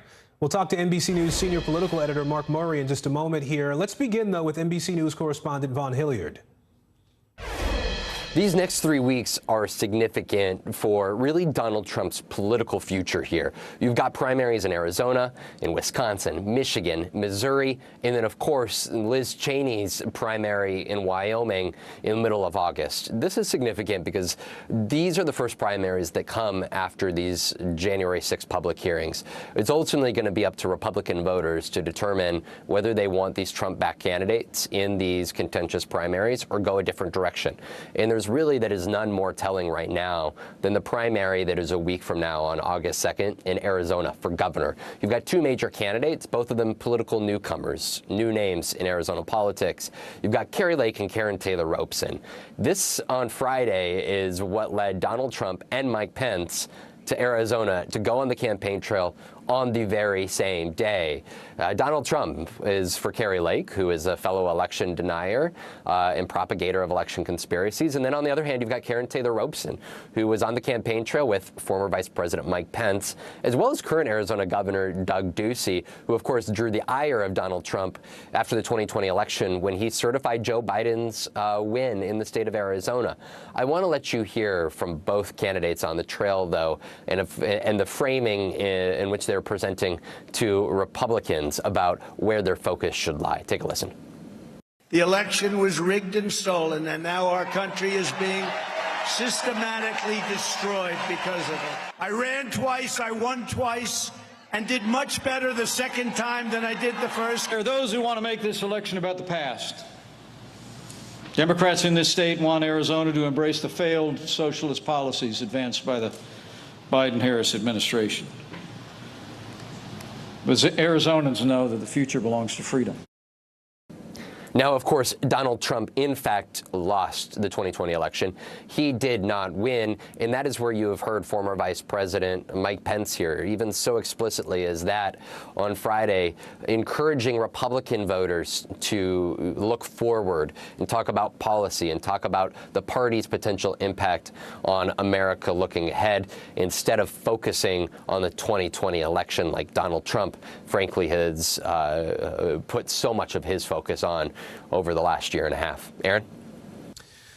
Vaughn Hilliard there for us. I want to bring in NBC News senior political editor Mark Murray now. So, Mark, what are you going to be watching for in next week's primary in Arizona? Yeah, Aaron, and of course, Arizona is a key presidential battleground state, but what I'm going to be watching is whether the Trump endorsement is able to carry Kari Lake across the finish line over Karen Taylor Robeson in that primary. But the other kind of bigger storyline that I think that's more on Donald Trump's one-loss record has to do with just being able to govern. And Kari Lake, as Vaughn reported, has been trying to relitigate the 2020 election, doesn't believe that Joe Biden is the legitimate president of the United States. Karen Taylor Robeson, while casting some doubts about whether the 2020 election was fair, is really trying to kind of run the standard Republican playbook that we've seen from people like Mike Pence, like Doug Ducey, the outgoing Arizona governor. And so the kind of question is, can you end up having a governable state like Arizona and, in fact, have a state that is a presidential battleground run by someone who is an election denier? And I think that's what's up at stake. And we're seeing that Donald Trump is still the favorite in Arizona at this point. Mark, can you talk a little bit about how this primary could influence the upcoming midterm elections, really, and potentially even on into 2024? Yeah, Aaron, and I do think that whether or not, Donald Trump is able to use the midterms to his advantage, we have to actually see what the November results end up coming. And so, for example, if somehow that Donald Trump, by endorsing Kari Lake months ago, and she ends up losing the general election, say, do Republicans end up saying, hey, Donald Trump is somebody we really want to bet on in 2024, even though many people, including myself, think that he is still probably the most influential Republican within the Republican Party. But what happens in November is going to matter for Trump. But also, we just have to kind of continue to wait and see what ends up happening. And, again, Arizona is a state that Donald Trump ended up losing in 2020. And so I'm going to be watching that as well. All right. Mark Murray in our D.C. bureau today. Mark, thank you. Let's turn to Texas now, where Beto O'Rourke is once again raising Democrats' hopes. This time, he's trying to become the state's first Democratic governor in more than 3 decades. And in Georgia, Stacey Abrams is locked in a rematch with Governor Brian Kemp. She recently released an ad responding to allegations that she is anti-police. Let's bring in NBC News Deputy Political Editor Bridget Bowman now, and national reporter Janelle Griffith as well. Bridget, first to you. There's a recent poll out of Texas that found that Beto O'Rourke is trailing Governor Greg Abbott there by 6 points and narrowing a once wide gap there. So talk to us a little bit about what's behind Beto O'Rourke's momentum here. Sure, Aaron. So there could be a few different things going on here. This could be a natural tightening in the race as the election gets closer, as voters start paying more attention to the race. This could also be a result of O'Rourke really working to get his message out there. He's actually spent on campaign ads, while Governor Greg Abbott has largely stayed off the airwaves since the March primary. According to Ad Impact, which is an ad tracking firm, O'Rourke's campaign has spent about $3.7 million on ads since March, while Abbott's campaign has spent just $166,000. That's really a wide gap on the airwaves there. We've also seen O'Rourke really ramping up his campaign, launching a statewide tour last week, going again to rural Republican areas. This is something we saw him do in his Senate race in 2018, really drawing some big crowds and generating some buzz. You mentioned some of the money here, Bridget. O'Rourke's campaign is raking in a lot of cash, as you noted here. He took in close to $28 million from February to June, about $3 million more than Greg Abbott there. So where's all the money coming from?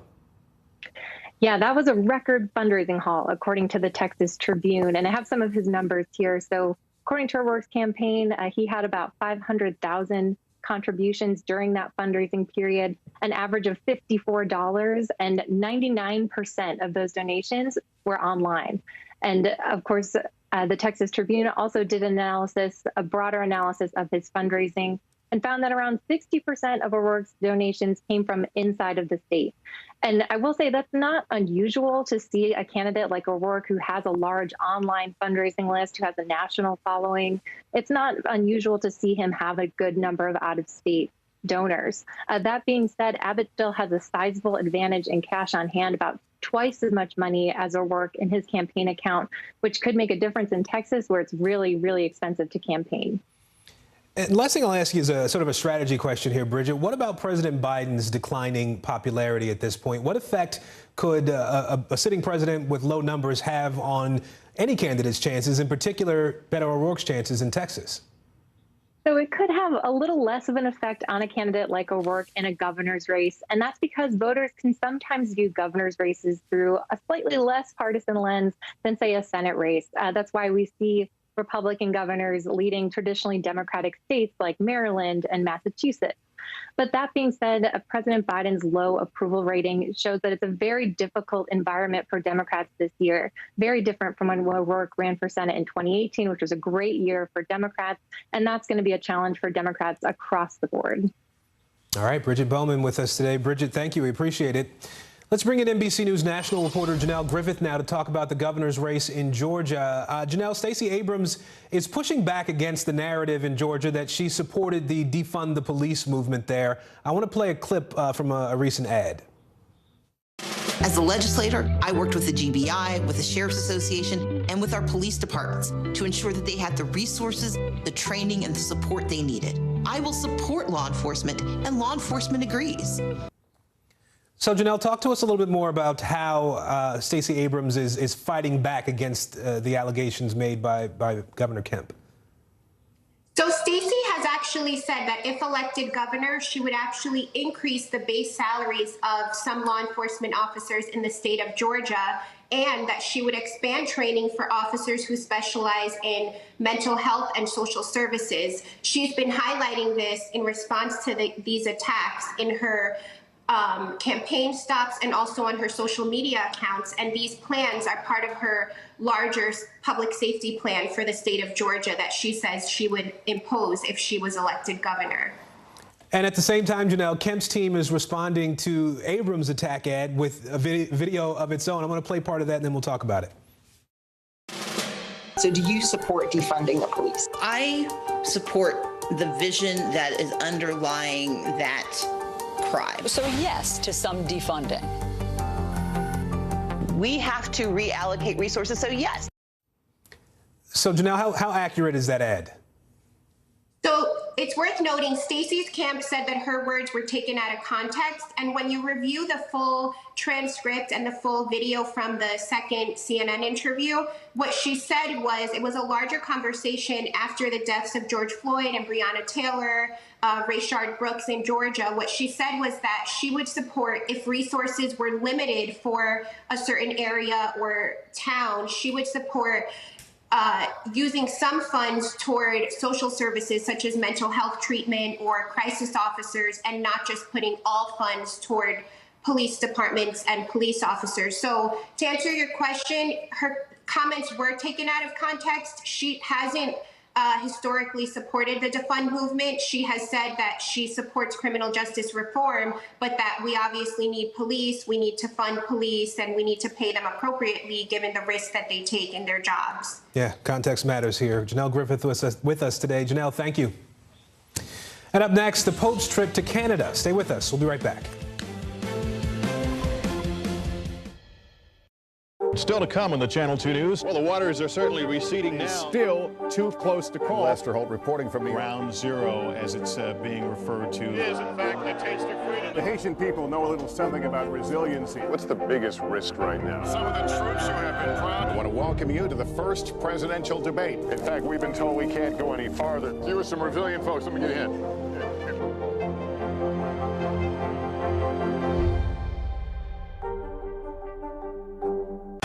Right now on NBC News Now. We've got all the angles covered tonight. Look at what's making headlines around the world. We've got 3 new developments just this afternoon. We begin this hour with breaking news and the growing impact of Russia's assault. This is what it looks and feels like to try to escape Ukraine. I don't want to say goodbye. This factory has gone from making kitchen pots to lethal items. There's an intense artillery battle underway between Ukrainian forces and Russian troops. Breaking news this morning. The heartbreak, the grief, and the tears that we have seen here are all tragically familiar. Was there a school officer on campus? Because that's what we've been told. No. The shooting is once again reigniting the debate over gun laws. If it's Tuesday, it is primary night. The highest profile races yet this year. We are talking elections in a battleground state. The official confirmation of Judge Ketanji Brown Jackson. Let's zoom out a bit to our changing climate. What do we think that the new normal is going to be? We got some promising news this morning about the rollout of COVID vaccines for children under 5. Have you seen a demand for mental health services increase among Latinos? It's time for another honest conversation about what it means to be Asian American. The people of the Chamizal neighborhood aren't the only ones experiencing what they call environmental injustice. We're here to try to start conversation. A lot to talk about as we continue our rolling coverage. We're coming on the air with the news NBC Scoop. Bringing the news to you is not only a job, it's an honor.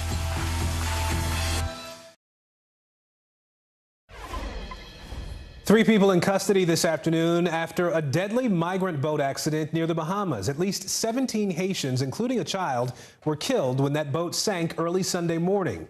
Police believe this was a case of human smuggling. It's not clear what caused the boat to sink. The U.S. Coast Guard also helping with the search for any survivors. 2 Americans have died fighting in the war in Ukraine. They were volunteer soldiers fighting in the Donbas region. This news comes amid new outrage at Russia for striking the port city of Odessa just hours after signing a deal to let critical grain exports resume. Here's NBC News correspondent Morgan Chesky. Yeah, Ukraine's deputy prime minister not wasting any words, saying no agreement, no deal with Russia means anything. And now with this latest strike here in Odessa, there is a real concern that the tons of grain that hungry nations rely on all over the world will rot right here in the port. All part of a war that now leaves 2 American families facing heartbreaking loss.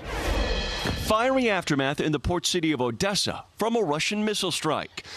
One day after the country signed a UN agreement promising safe passage for ships carrying vital grain, about 20 million tons sitting in port right now. The act Russia claimed targeted a warship condemned worldwide and raised new concerns Ukraine's biggest export may go to waste. Deputy Prime Minister Irina Vereshchuk calling Russia a terrorist state, stressing their actions will cause famine, and yet they do it anyway. 100 million tons of grain that could be shipped all over the world, or if Russia doesn't cooperate, could rot. So they steal our grain, they destroy and they burn our fields. Countries like Egypt and Lebanon are waiting for our grain, so Russia consciously plunges the world into famine. To the east, Ukrainian leadership says new rocket launchers from the U.S. called HIMARS are making a difference. But the death toll only rises, and not just in Russia and Ukraine. He didn't go there to be a hero. He went there because he wanted to help people. Kathy and George lose season, now mourning their son Luke, a 31-year-old father and one of 2 Americans confirmed killed in the Donbas region. I think every time I talked to him, I told him, why don't you just come home? The parents believe Luke, who was working as a medic, was knocked unconscious by an artillery blast. And as other foreign fighters rushed to help, a Russian tank opened fire. He said he couldn't leave until the rest of his friends, the rest of the battalion left with him. A family far from the front line, finding war has no bounds. Back here in Odessa, Ukrainian officials say that preparations are underway to resume those grain exports as soon as possible. But one of their top concerns, naval mines scattered across the Black Sea, one of which killed a man swimming with his family barely 20 yards offshore here in Odessa just 1 month ago. Pope Francis is touring Canada this week. He's apologizing for abuse to Indigenous children at Catholic schools spanning more than a century. The Catholic Church ran a majority of residential schools across that country. The government said physical and sexual abuse by missionaries was rampant. Today, thousands of Indigenous people in Alberta gathered to hear an apology from the Pope. NBC's Jay Gray is joining us now from Edmonton, Canada, where he's been tracking this story. So, Jay, the Pope visited a former residential school today. Talk to us about why this community and what the Pope had to say. Yeah, Aaron, it's just the start of several communities that he will visit during his 6 days in Canada. And it's an apology that's been requested for decades, pushed loudly by Indigenous leaders for some type of apology from the Vatican and for it to be done here on Canadian soil. It was the beginning of what he has called his pilgrimage of penance. Pope Francis speaking directly to those Indigenous leaders and survivors, thousands who gathered at the former school. He was speaking forcefully and repeatedly with plain language, accepting responsibility for abuses by the Catholic Church and missionaries against children separated from their families and culture and placed in those residential schools. I think back on the tragic situations that so many of you, your families and your communities have known, of what you shared with me about the suffering you endured in the residential schools. I am deeply sorry. Yeah, and again, he apologized several times today, begged for forgiveness, and also recognized the need for atonement and reconciliation. What a lot of the survivors have said is that the apology is nice, it's long overdue, but more needs to happen, that there needs to be some help from the Catholic Church in moving forward and reconciling what's happened so long ago. Jay, you mentioned that this was the start of this trip in several parts of Canada there. Can you walk us through what the rest of the Pope's agenda includes? Yeah, it includes, again, stops with survivors and Indigenous leaders. He'll also spend some time with Canadian political leaders, including Prime Minister Trudeau, who was there today. He's going to Winnipeg, to areas of Saskatchewan, Yukon, and the Northwest Territories. Again, 6 days doing all of this, remember, with very limited mobility and with some pretty serious health issues. They forced him just a month ago to cancel a trip, and he's skipped several papal events, but he felt like it was important to be here and to honor the request of those elders made at the Vatican months ago to do so on Canadian soil. All right, Jay Gray for us in Edmonton, Canada today. Jay, thank you. And stay with us. Climate migration. After the break, why extreme weather has more people changing where they live. From Brooklyn, we're next to the subway station. The state's reservoirs are alarmingly low. War will pass them by.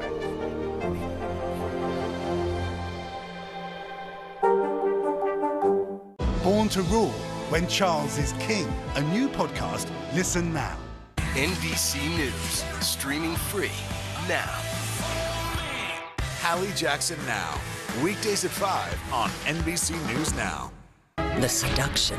Dateline's newest podcast. Listen now. Mr. Secretary, when is this going to get better? You came into this job saying you were going to fight crime. Have you been successful? Found a way to put that. Can you update us on the status of negotiations? It's the best time of the morning. Time for that pop start, baby. I'm feeling the vibe today on the show. Right now on NBC News Now. Look at what's making headlines around the world. We've got 3 new developments just this afternoon. We begin this hour with breaking news. This is what it looks and feels like to try to escape Ukraine. I don't want us to say goodbye.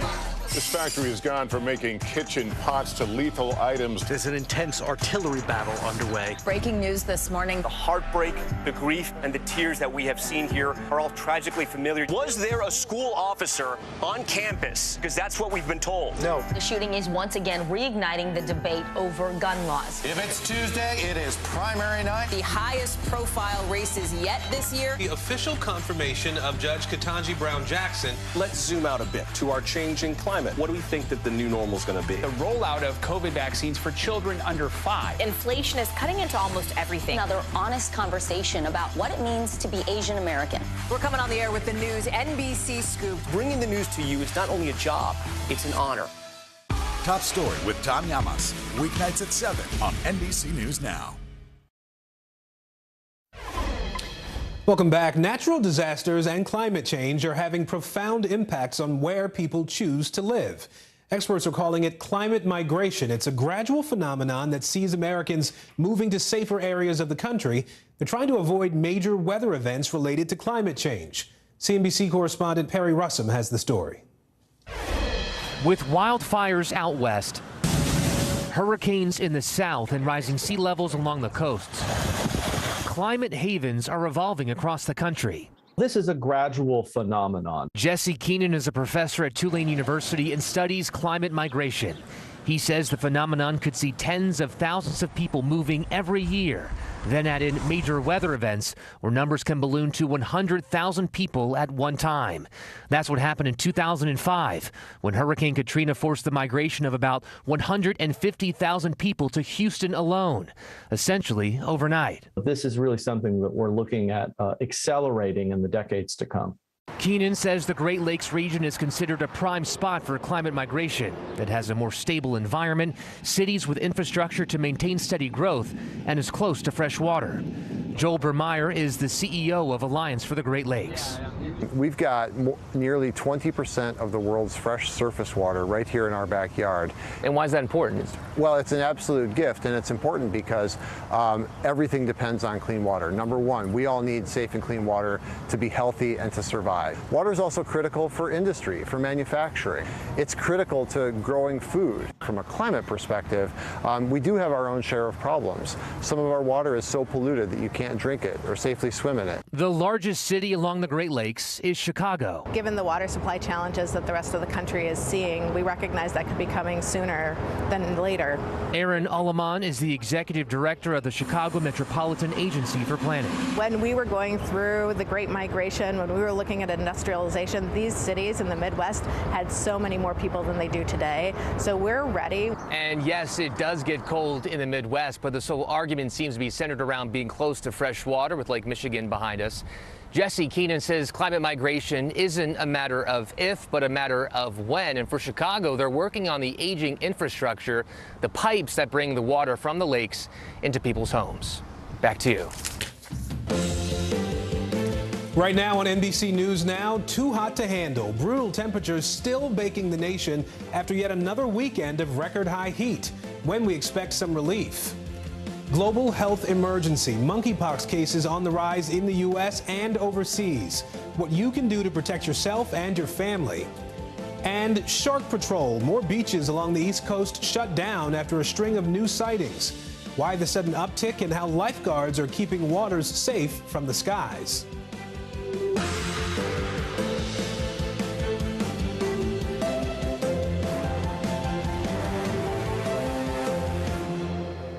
It is noon on the West Coast, 3 p.m. here at NBC News headquarters in New York. I'm Aaron Gilchrist, and we begin with that dangerous heat that has now turned deadly. At least one person died from heat exposure here in New York City over the weekend.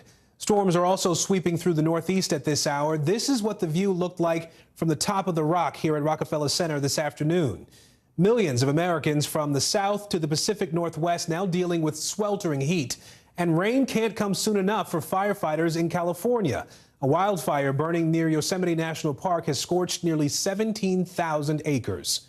NBC News correspondent George Solis will have more on that fire in just a moment. Meteorologist Michelle Grossman standing by with the forecast. Let's begin with Gary Grumbach in Washington, though. Gary, D.C. is coming off of its hottest weekend of the year so far. Talk about how bad it is right there now.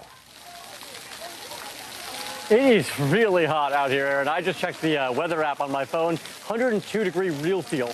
And yesterday, we didn't see a real feel below 90 degrees until after 10 p.m. So we are talking some seriously high temperatures. And it's not just here in D.C. It really is nationwide. If you guys in New York City reach 90 degrees today, it will be the 7th consecutive day that New York City has reached 90 degrees. First time that's happened in more than 6 years. If Newark, New Jersey, just across the river, if Newark, New Jersey reaches 100 degrees today, it will be the 5th day in a row that that happens. So we're talking some seriously hot temperatures, but water parks like this, pools like this here in D.C. are a great way to cool off. And yet somehow you still haven't gotten into the water. Now, I know you're wearing all that gear, so you can't get in the water at this point, Gary. But I do have to ask you, what are families doing? How are folks, other than, sort of a water park like this, trying to beat the heat?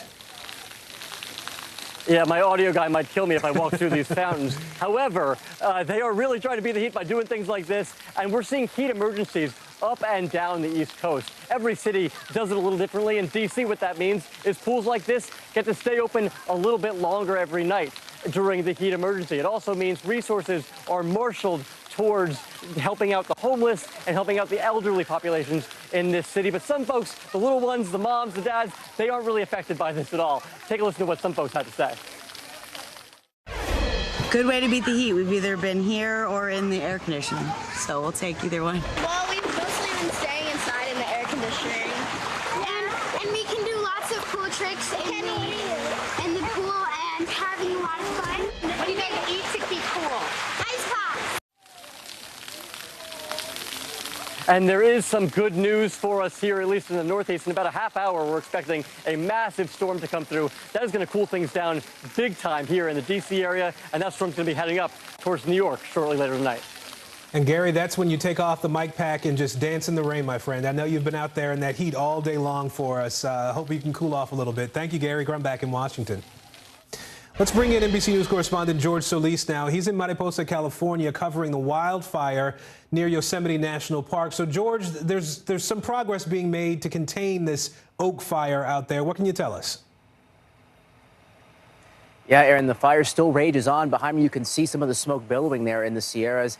Firefighters containing 10% of this fire, nearly 17,000 acres charred by the fire. One of the homes and properties destroyed right here where I'm standing. Take a look, follow me if you can.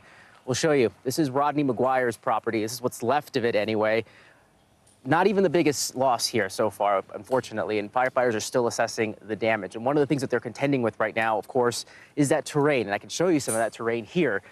This is probably the easiest it gets to, but as you saw in the range over there, they're having to use helicopters to douse some of the heavier fire spots to try and douse this and try to contain it even further. And back here on the ground, as I was mentioning, Rodney's property, this is what the power of that fire does once it runs through, and that's why so many people were asked to evacuate.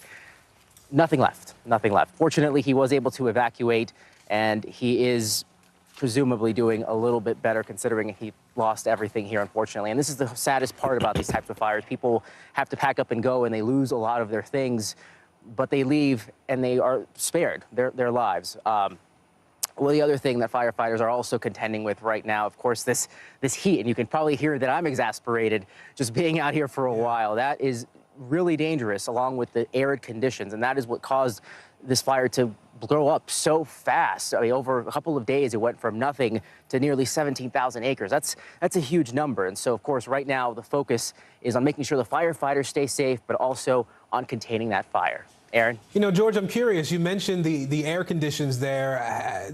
The air quality is usually a big concern from fires when they get to this degree. How are the firefighters and people in that area, how are folks dealing with the air quality? Yeah, right now, just being out here, even though this area, as you can see, is no longer touched by fire, you can still get that sense of that smoke that's still out here. And the smoke actually is being reported to be seen in the Bay Area, just to give you a sense of how far it's traveling. The firefighters, of course, have the equipment to be able to kind of get through this, but they do take breaks and they do drink a lot of water and they take rest when needed because, again, they are out there in the thick of this and they are exposed to a lot of it. So, unfortunately, you know, it is a tough job, and so we commend them for the work that they do. But, yeah, this smoke is definitely no joke. And right now, Yosemite is also blanketed with that. So even though that park is not closed because of this fire, anyone out there right now is contending with that smoke. So serious conditions, serious stuff out here. Aaron? All right. George Solis for us in California today. George, thank you.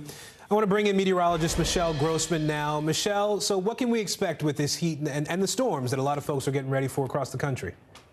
Yeah, hi there, Aaron. Yeah, the storms are right on this doorstep of Gary where he was outside. So we're looking at storms all up and down the East Coast, and we're going to be watching these severe storms as they stretch from parts of Maine into Virginia. Let's take a look at what we're dealing with right now in terms of the storms because it's steamy, it's stormy, and then we'll look at the temperatures as well. We do have severe thunderstorm watches. Those are the kind of crazy yellow lines that are outlining some of the cities. That is until later on tonight. And then you have those smaller boxes. Those are severe thunderstorm warnings, and that's where we're seeing embedded thunderstorms already. So Gary was out at that pool, and he will see a storm shortly. So we're looking at severe weather into this evening from Maine all the way to Virginia. 53 million at risk with winds gusting up to 65 miles per hour. Could see some damaging hail. Also the chance of a few tornadoes. This is a cold front moving through really warm and humid air. So we have the dynamics there for pretty strong storms. Also some heavy downpours. We're looking locally up to 4 inches. That could cause some localized flooding. So just something to be aware of as you head out today. Now that dangerous heat does continue coast to coast from the Pacific Northwest, just getting started there, but we're going to see triple digits throughout the week. 49 million Americans impacted through the middle of the country as well into parts of the Northeast. That is the last day there before we see some relief tomorrow, and then we kind of bump back up into the 80s and 90s. Today, another hot day in D.C. as we just saw 94 feeling like 100. But as we go throughout tomorrow, that cold front sweeps through. We're looking at temperatures in the mid-80s. That's going to feel good. We haven't felt that in a long time. But the south is still sizzling. We're looking at temperatures in the 100s in Dallas, feeling like 105. It feels like 107 in Houston. Same story in the west. We're looking at temperatures 108 by tomorrow in Medford, triple digits also in Salt Lake City. And these hot temperatures are going to stay in place as we head towards the week, towards Friday. And this is really dangerous because we're looking at hot weather, dry weather, lots of sunshine. So this is going to be a major story in the Pacific Northwest. Aaron? All right, meteorologist Michelle Grossman for us today. Michelle, thank you. Sure. A special legislative session today in Indiana as lawmakers there talk about banning abortions. Vice President Kamala Harris also in Indiana today. She's meeting with Democratic state leaders to discuss the fight to protect abortion rights. In the Dobbs decision, took a constitutional right that had been recognized from the people of America, the women of America. Let's contemplate what that means in and of itself. That in a land that was founded on the important principles of freedom and liberty, that such a thing would happen, and not without grave consequence. Let's bring in NBC News investigative reporter Chloe Atkins and political reporter Adam Edelman. Chloe, first to you on this. This is Indiana's first legislative session on abortion since the U.S. Supreme Court overturned Roe v. Wade. We know that happened last month. Walk us through what would be in this proposed bill. That's right, Aaron. Indiana is the first state to hold a special session in hopes of rolling back abortion rights after the overturning of Roe v. Wade. Right now, state lawmakers are looking at a near total ban on all abortions, except in the cases of rape, incest, or if someone's life is in danger. Senate Republicans hope to have a final vote on it by this Friday, which it would then go to the state house. And if it's passed, it would actually take effect this September 1st. You know, last week, a man in Ohio, Chloe, was indicted for the rape of a 10-year-old girl who was then forced to seek an abortion in Indiana. That case, we know, got a lot of attention really all around the world. Is that case at all being considered in the Republican-backed bill here? Indiana has definitely been in the spotlight over the past couple of weeks, Aaron. Like you just said, after a 10-year-old rape victim from the state of Ohio traveled to Indiana in order to obtain abortion care. While we have yet to hear if the case has been brought up in debate, I think it's very important to note that rape is an exception if this bill is passed and put into place. All right, Chloe Atkins with us today. Chloe, thank you. I want to bring in NBC News Digital reporter Adam Edelman now. Adam, Mexico decriminalized abortion last year. I know you've been following some progressive lawmakers from this country who went to Mexico looking for some guidance from activists there after they won back certain abortion rights. What lessons did these Democrats pick up in Mexico? So the biggest takeaway they told me was the ability by their Mexican counterparts to effectively convince others in the country that abortion is equal to health care. In predominantly Catholic Mexico, the opposition to abortion is basically and essentially grounded in religious conservatism. But the U.S. state lawmakers I spoke with say that the campaign there in Mexico really revolved around an ability to break through to people and politicians by explaining to them that abortion really is, simply put, health care that women need and deserve. From a policy perspective, lawmakers said the other important lesson they took away was extensive and inexpensive access to medication abortion. So in Mexico, even though abortion in 9 of their 32 states is now legal through the first 12 weeks of pregnancy, it still remains unclear whether doctors have so far been more willing to administer abortion care. So with that being the landscape, medication abortion really is becoming more so than clinical care is becoming the most popular form of care administered. And the lawmakers who visited said it really was a crucial fact that they knew they'd have to work hard to make sure it was accessible in the U.S.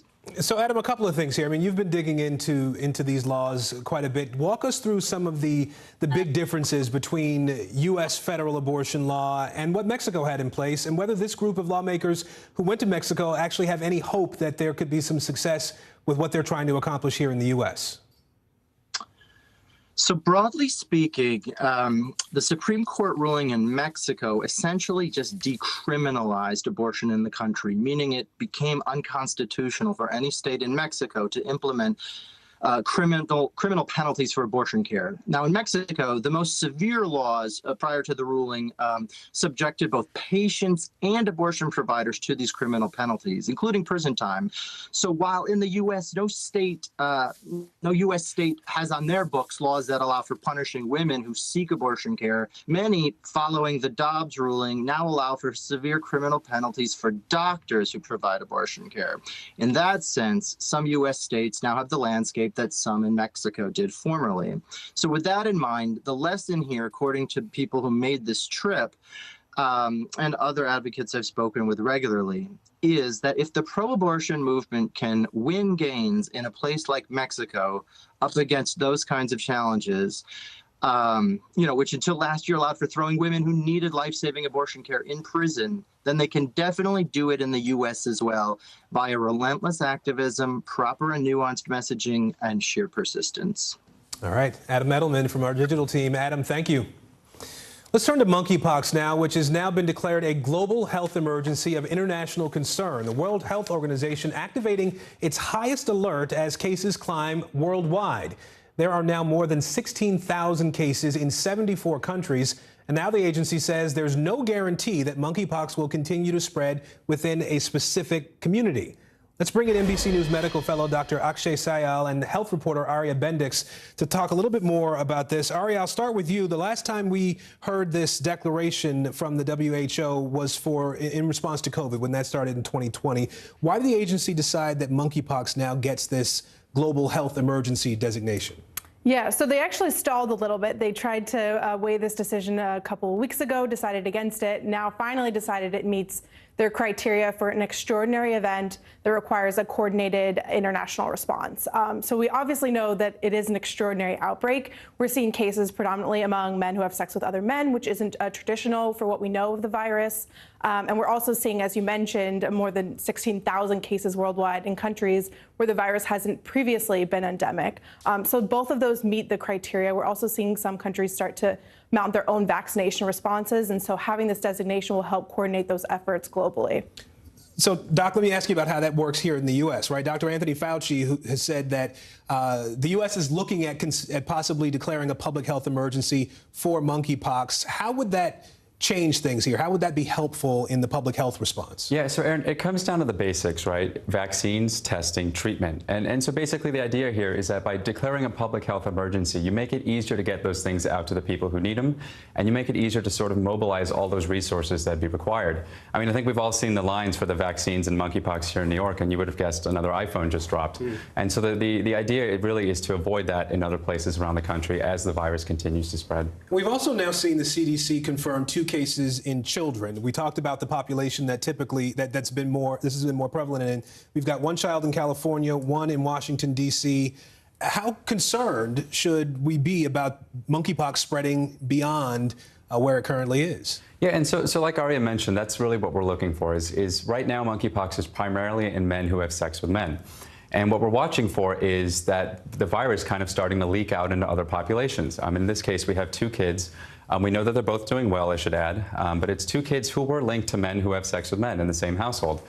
So they could have gotten it by sharing utensils, by hugging or whatever it is.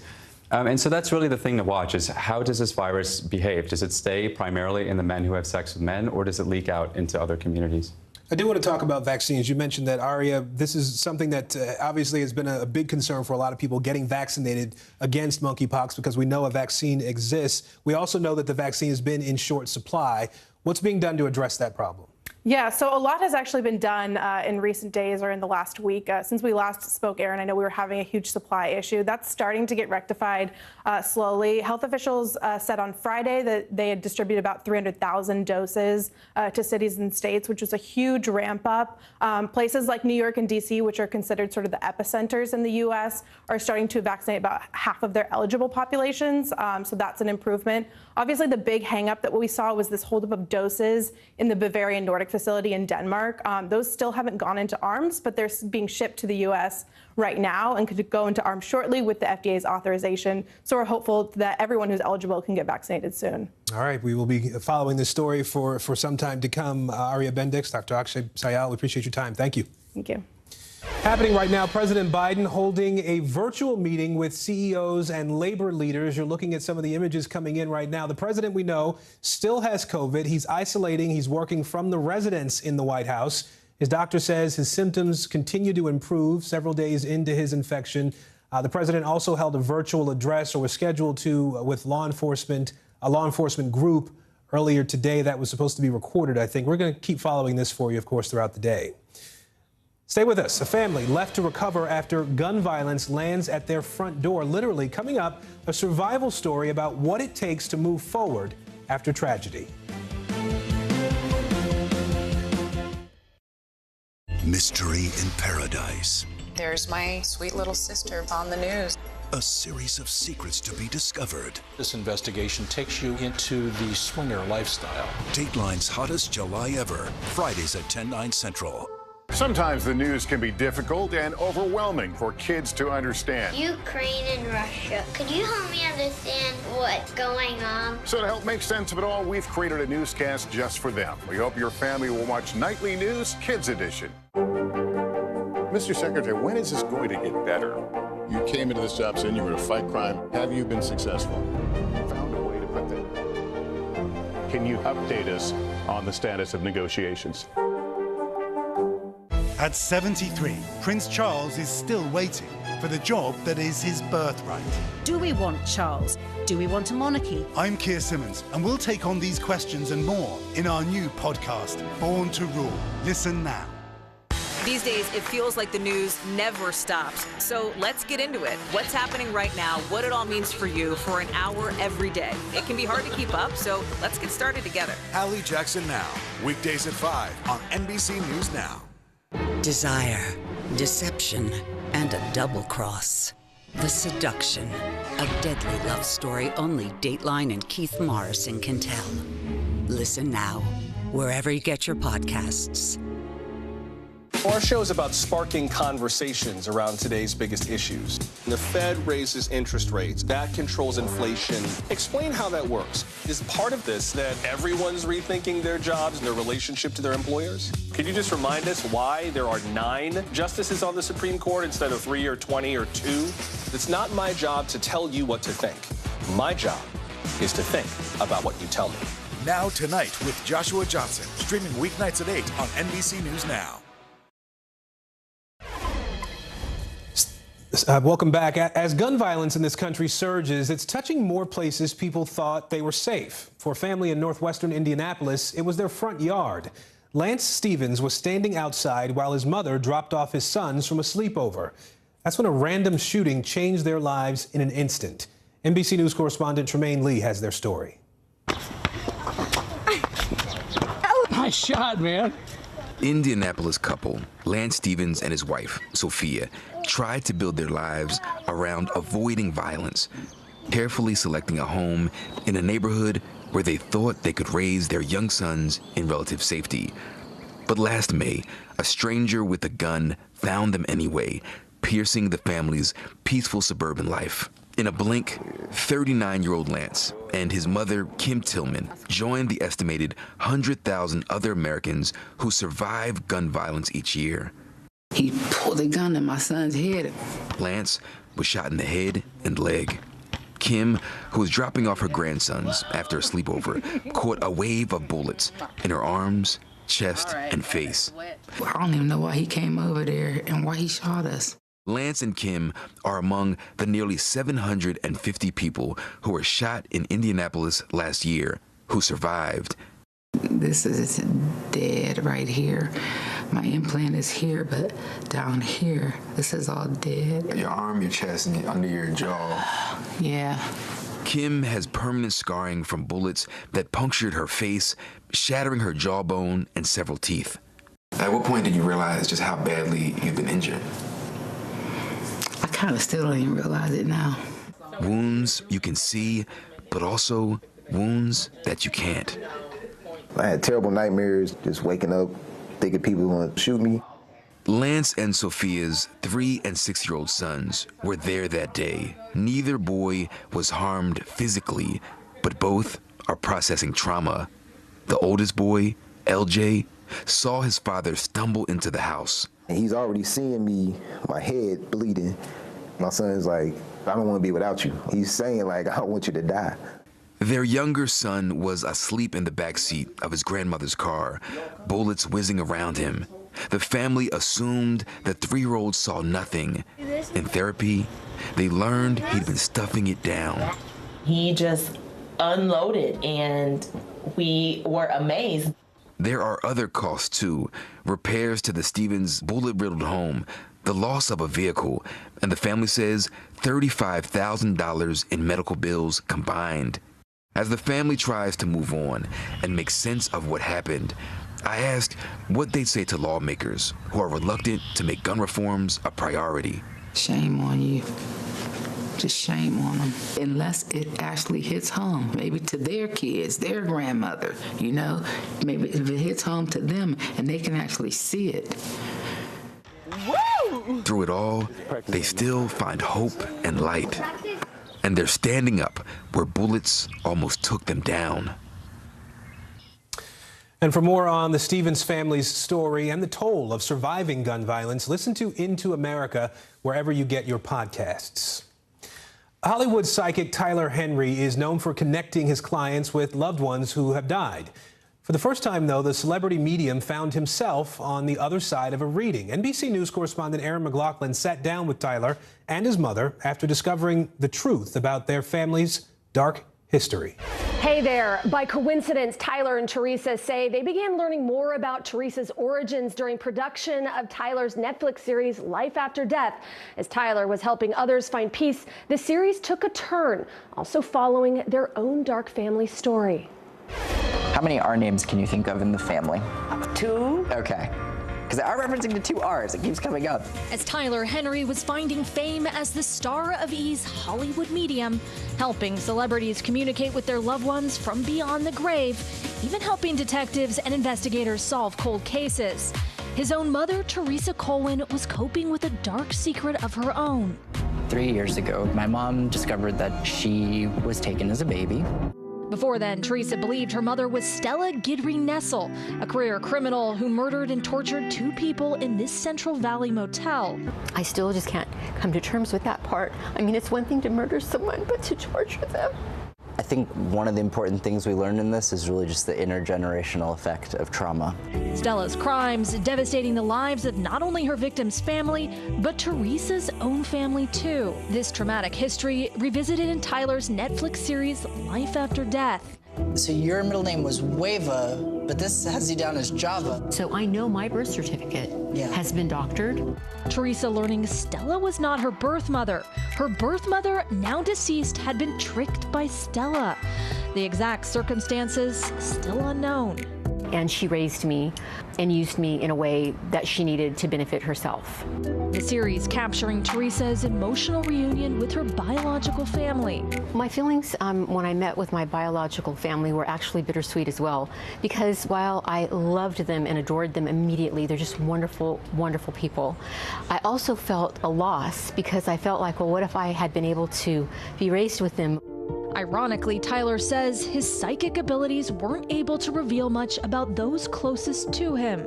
Really, for me, my process has to not be impeded by logic or by information.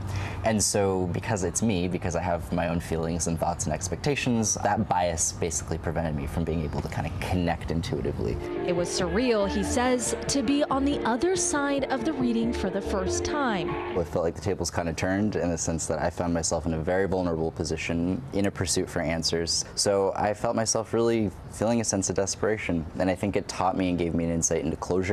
It's not really something you achieve as much as it's something that you have to kind of grow through and find acceptance around. For Teresa, the revelations brought an emotional release. Because I know I'm not related to her and I'm not like her. I know I'm a good person. But also raised new questions about the nature of family. And it made me happy that Tyler doesn't have a grandmother who's a murderer. And the bittersweet part of that is that while it means that she's not my biological mother, it also means that my siblings that I love so much are not my biological siblings, but it doesn't matter because we're always going to be close. We learned in this journey the importance of asking questions. If there's a blind spot, follow up. There's a reason. There's a reason. There are entire generations of silence, and it's important to break that silence, and that the truth really can set you free. Teresa and Tyler say they hope the series brings attention to crime victims and their families, especially children. They say Teresa's own story is an example of how one person can cause so much damage, not only to those she physically harmed, but to her own children and their loved ones. Back to you. Our thanks to Aaron there. After months of delay, the defamation suit against Alex Jones is finally getting started. Still ahead, what's next for the InfoWars host and what it could mean for the families of Sandy Hook victims. NBC News, streaming free now. At 73, Prince Charles is still waiting for the job that is his birthright. Do we want Charles? Do we want a monarchy? I'm Keir Simmons, and we'll take on these questions and more in our new podcast, Born to Rule. Listen now. As we look out over the latest city-turned-crime scene, we see the things left behind. Back now with our NBC News exclusive.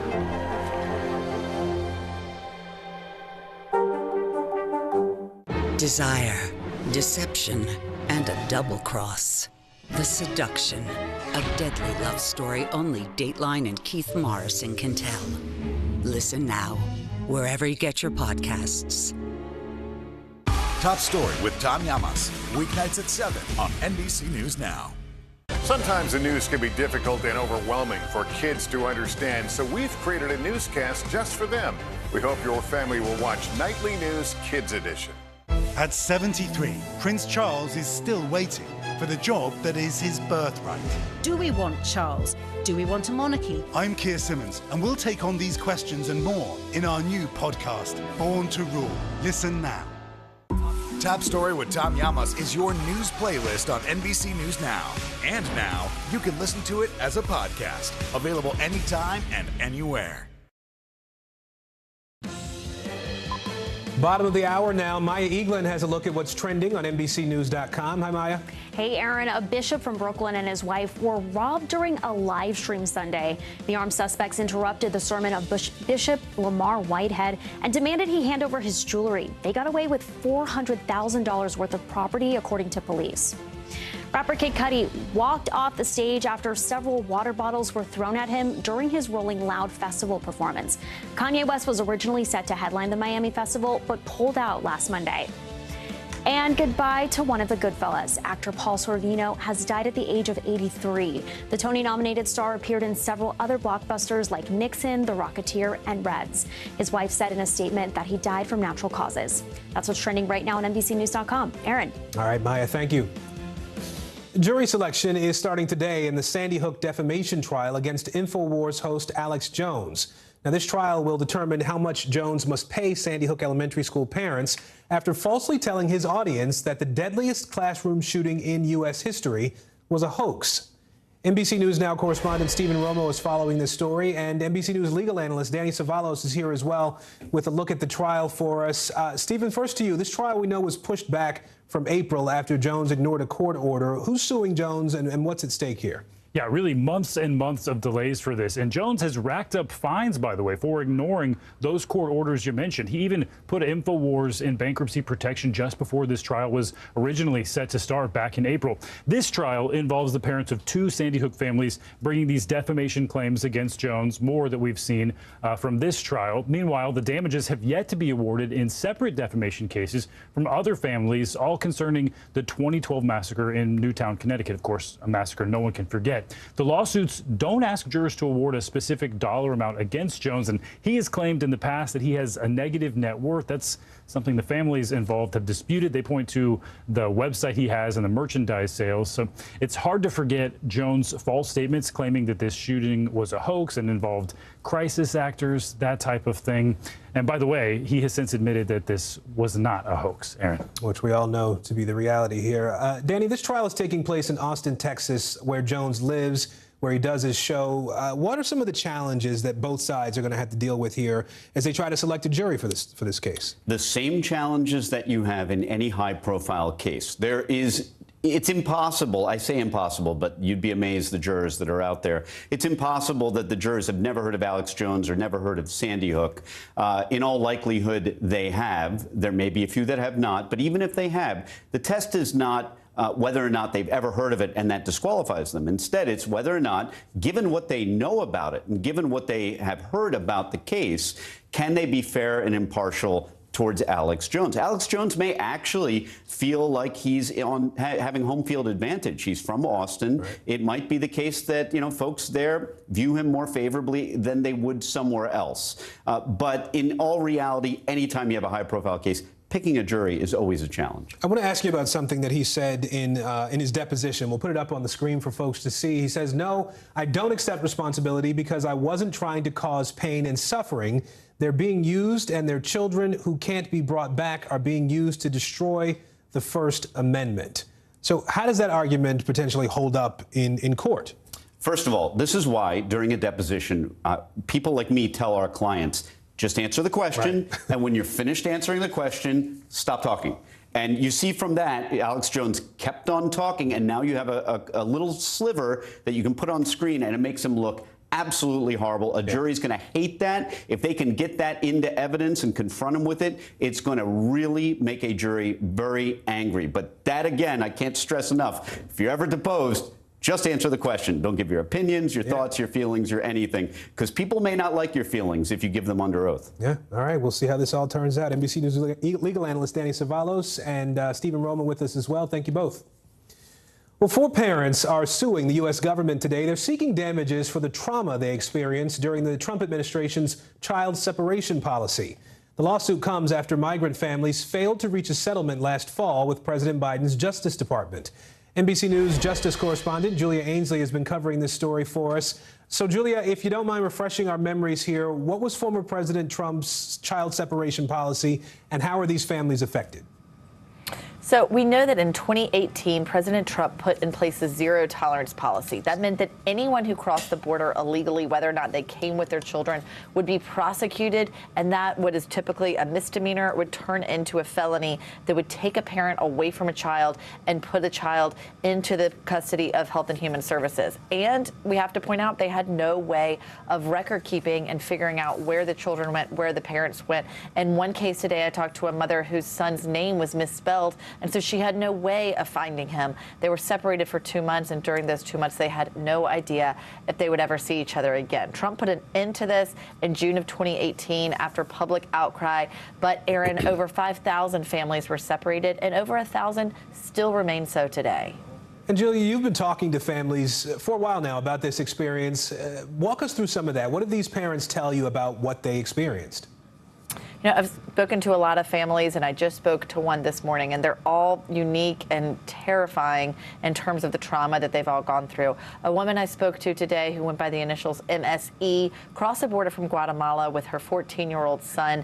They were put into a cell, and then they were called out. He was called out. She was not allowed to follow, and she had to watch through the cell as he was driven away. She says that afterwards, he was not okay psychologically and mentally, and that there was a time where she found out he was actually cutting himself. Real trauma manifesting itself in her son because he had been apart from his mother for so long, and put in conditions where he says in this lawsuit that he was told that if he just stayed quiet, he might have a chance of seeing her again. In other words, if you complain, if you do anything, even sometimes if you stand up, you might not ever see your parent again. They were using this as a form of punishment. I'm learning about that in this case. She was also told that there was the plan to put her son up for adoption, that border agents told her, look, there's so many families here in the United States who can't have children, your child will go to them. In the end, they were reunited after 2 months, and they say they had a tearful reunion. Very happy to be together after that, Aaron. Yeah, you have to be glad about that. But boy, what a tough ordeal for these kids and these families to have to go through. Very quickly, I do want to ask you, it's been some years now since this policy was in effect. Why is this lawsuit being filed now? Well, because it's taken so long not only to find those affected and bring them back together and get their legal representation, but also there were talks with the Biden Justice Department that fell apart last December.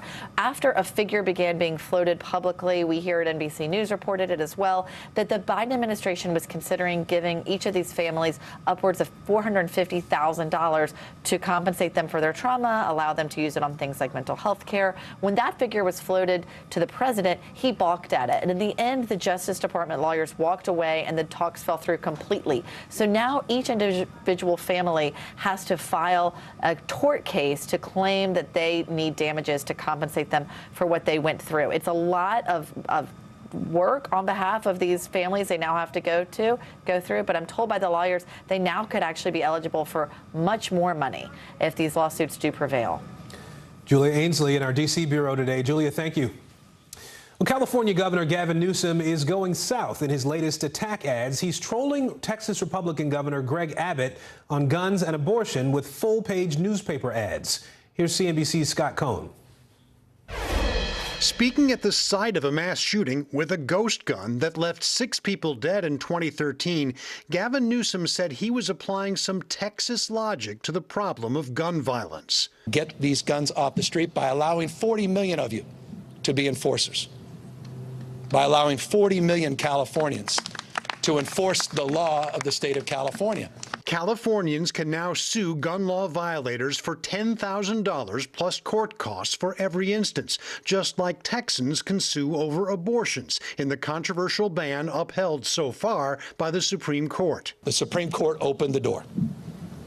The Supreme Court said this was okay. Newsom even took out print ads in Texas, crossing out Governor Greg Abbott's words on the abortion law, replaced by Newsom's on guns. California gun rights advocates say it's all politics. To me, this feels like the governor is playing a negotiating tool on the abortion issue and using firearms to do it. It's not just the gun lobby. The ACLU says just like the Texas abortion law, the gun law is an assault on the Constitution, unsound and invalid, and undermines due process of law. Indeed, if the Supreme Court strikes down the Texas abortion law, the California gun law would automatically go away too. But Newsom says these are desperate times. We're sick and tired of being on the defense. These are also political times. Newsom is favored to win a second term this fall, now raising his national profile with ads like this one in Florida. Join us in California, where we still believe in freedom. Scott Cohn reporting there. The House committee investigating the Capitol riot wants to speak with Jenny Thomas, the wife of Supreme Court Justice Clarence Thomas. It's considering whether to subpoena her if she does not agree to a voluntary interview. I want to bring in NBC News Capitol Hill correspondent Ali Vitale now. So, Ali, what exactly does the committee want to discuss with Jenny Thomas? Well, look, they want to talk about all of the conversations that she had over text with Mark Meadows, conversations that she had with John Eastman, one of the chief architects of the flawed legal philosophy that said the former Vice President Mike Pence had the power to just unilaterally overturn election results. We know that's something that the former Vice President did not do, but she was in touch with John Eastman. And then, of course, the conversations that she was reportedly having in places like Arizona around those false slates of electors. These are conversations, Aaron, that have been going on for weeks now between the committee and her lawyer. What we're hearing from multiple committee members over the weekend is that they want her to come forward voluntarily, but that they are open to elevating that to a subpoena if necessary. And Ali, we're also getting some new video from January 6th committee member Elaine Luria today. We know we saw her last week lead most of the questioning during the last hearing that we had. She tweeted some video that had not been seen before, testimony about former President Trump's remarks the day after the attack on the Capitol. Talk to us about what's in that video. Yeah, it gives us a sense of what's on the cutting room floor or things that we haven't seen yet but could see going forward. I'll give you this as an example. Watch. Do you recognize what this is? It looks like a copy of a draft of the remarks for that day. Okay. And as you can see throughout the document, there are lines crossed out. There are some words added in. Do you recognize the handwriting? It looks like my father's handwriting. The things this makes me think about, Aaron, are the fact that the 8 hearings that we've seen so far from the committee sort of leave us off in the timeline right after January 6th. We saw the outtakes, for example, of the remarks that Trump gave on January 7th. These notes that they have and the questions they're asking Ivanka Trump and later in that video, Jared Kushner and others, are about the remarks and the edits that Trump made to those remarks. Things striking out things like saying that the DOJ should leverage its full prosecutorial force against the insurrectionists. Another line that was crossed out included Trump supposedly having to say that these people were not indicative of his movement. He crossed that out. So this could give us a clue as to where this ends up going when they come back in September. Maybe there's more that they have to say about what happened after January 6th. They clearly have the goods on what that looks like in terms of what they've been able to tease out in their investigation. All right, Ali Vitale on the Hill for us again today. Ali, thank you. Well, the debate over same-sex marriage is putting Senate Republicans in the hot seat. The House passed legislation last week to codify same-sex marriage nationwide in hopes of protecting it from a potential Supreme Court reversal like we saw with Roe v. Wade. But in the Senate, it still faces an uphill battle. NBC News senior national reporter Sahil Kapoor joins us now from the Hill. Sahil, this measure passed in the House with 47 Republican votes. We know. What does support look like in the Senate for this measure? Still uncertain right now, Aaron. So far, we can only count to 4 Republican senators who have officially said they would vote for this bill should it come up for a vote in the Senate. That is Susan Collins, Rob Portman, Tom Tillis, and Ron Johnson, with a 5th, Lisa Murkowski, sounding inclined but not officially in favor of the bill. It is not clear where those other 5 come from, and that kind of puts a lot of the onus on Mitch McConnell, the Senate Minority Leader, who has said he's going to defer, going to delay taking a position on this issue, on this bill, until if and when Chuck Schumer, the Democratic Majority Leader, announces he's going to put it on the floor for a vote. Uncertain prospect still.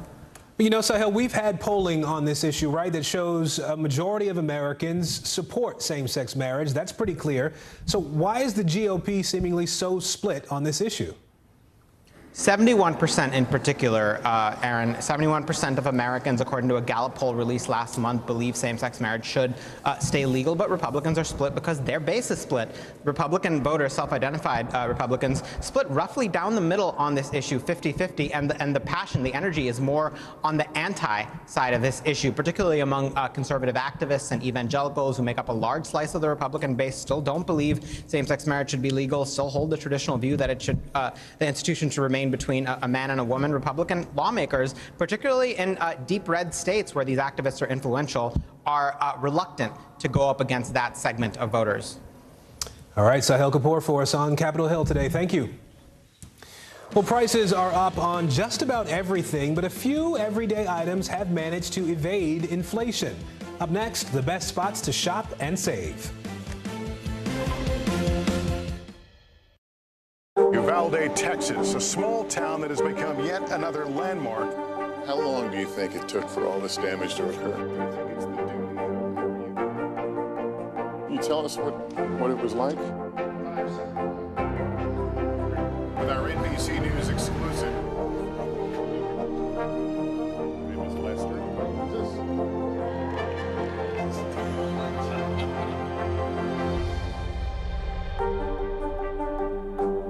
Right now on NBC News Now, look at what's making headlines around the world. We've got 3 new developments just this afternoon. We begin this hour with breaking news. This is what it looks and feels like to try to escape Ukraine. I don't want to say goodbye.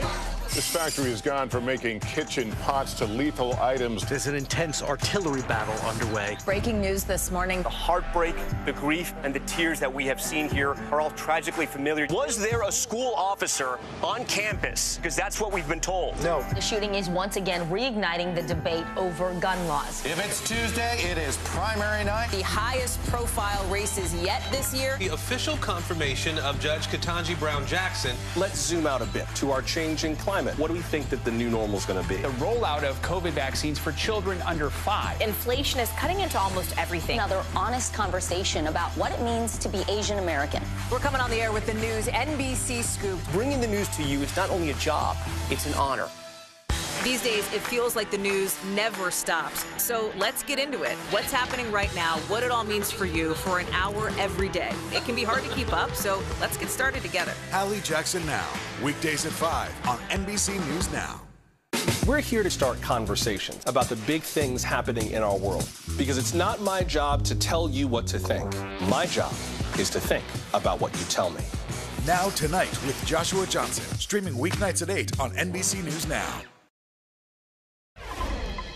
And welcome back. Less than 15 minutes away now from the closing bell on Wall Street today. Let's check in on the day's top business headlines with CNBC's Kate Rogers in San Francisco for us. So, Kate, we know this is a busy week of earnings. The Fed is also meeting this week. How are the markets looking right now to start the week? Hey there, Aaron. Well, it's the busiest week of corporate earnings, and we're going to hear from a slew of major companies from McDonald's to Google to Visa tomorrow. The markets have been mixed, but mostly lower today ahead of those corporate earnings, and also a Fed meeting and GDP data later this week. Investors really focusing in on how much the Fed will hike rates and the looming probability of a recession that we all keep talking about. The expectation for the Fed right now is a 75 basis point hike at the Wednesday meeting, but there have been some signals that a full point hike could be possible. A lot is also riding on how quickly the Fed moves to raise rates and really what that does to the economy, the chances of recession, and more. You know, Kate, there are 2,500 Boeing workers who are expected to go on strike at some of the plants in the St. Louis area. What can you tell us about that? What are they asking for? Sure, that strike is expected to start on August 1st after union workers voted down a contract from Boeing, according to the St. Louis Post-Dispatch. The workers said that the contract was not fair and equitable as Boeing makes, quote, billions each year off of their backs, also adding that a pension, they say, had been taken from members that puts their retirements in jeopardy. And Boeing said in response that the company's contract offer did include competitive raises and a generous retirement plan that included Boeing matching employee contributions to their retirement plan up to 10% of their pay, and it was putting in place its contingency operations so that it can continue production in the event of a strike. But it seems that the pension was the sticking point for some of those workers who are ready to strike over it. And Kate, the last thing we'll ask you about is Tesla, which I understand is under some scrutiny by the agency that enforces civil rights laws in the workplace. Walk us through that. Yeah, so this all started in February. The California Department of Fair Employment and Housing, revealed that it had engaged in a 3-year investigation of Tesla and received hundreds of complaints from black workers there and found evidence that the company routinely engaged in racist discrimination that harmed those workers. Tesla's moved to dismiss that agency's lawsuit, but now the EEOC issued a cause finding against Tesla, according to a financial filing, and that finding is similar to the California state's finding. So now Tesla will engage in a mandatory conciliation process with the EEOC, and if a resolution can't be reached between the two parties, the agency can then move to sue over this alleged violation in federal court. So that'll be another back and forth to watch for sure. Yeah, you know, you'll be watching it for CNBC's Kate Rogers in San Francisco today. Kate, thank you.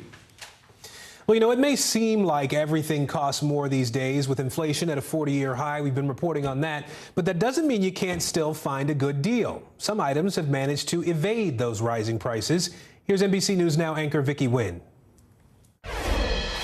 Hey there, as we see rising prices all around us, is there such a thing as inflation proof? We went on the hunt to find the items that have held their pricing. Here are some options to help your wallet. From groceries and gas to housing and medical care, ballooning prices have many Americans feeling the pressure. And yet some items have managed to escape the rising prices, like this classic Costco hot dog. It's still $1.50 and comes with a soda. Since its debut in 1985, Costco has never raised the price of this classic combo. And recently, the club CEO telling CNBC it won't. Is there any inflationary environment where you would raise that price? No. Costco views the popular mainstay as a loss leader, a product sold below market cost to attract customers. You can find these at other club stores, but another example at Costco, it's rotisserie chicken, holding steady at $4.99, despite a nearly 16% annual increase in chicken prices. But Costco has hiked prices elsewhere. They have raised the price on the soda by 10 cents and on the chicken bake by $1. So even Costco's not immune to inflation.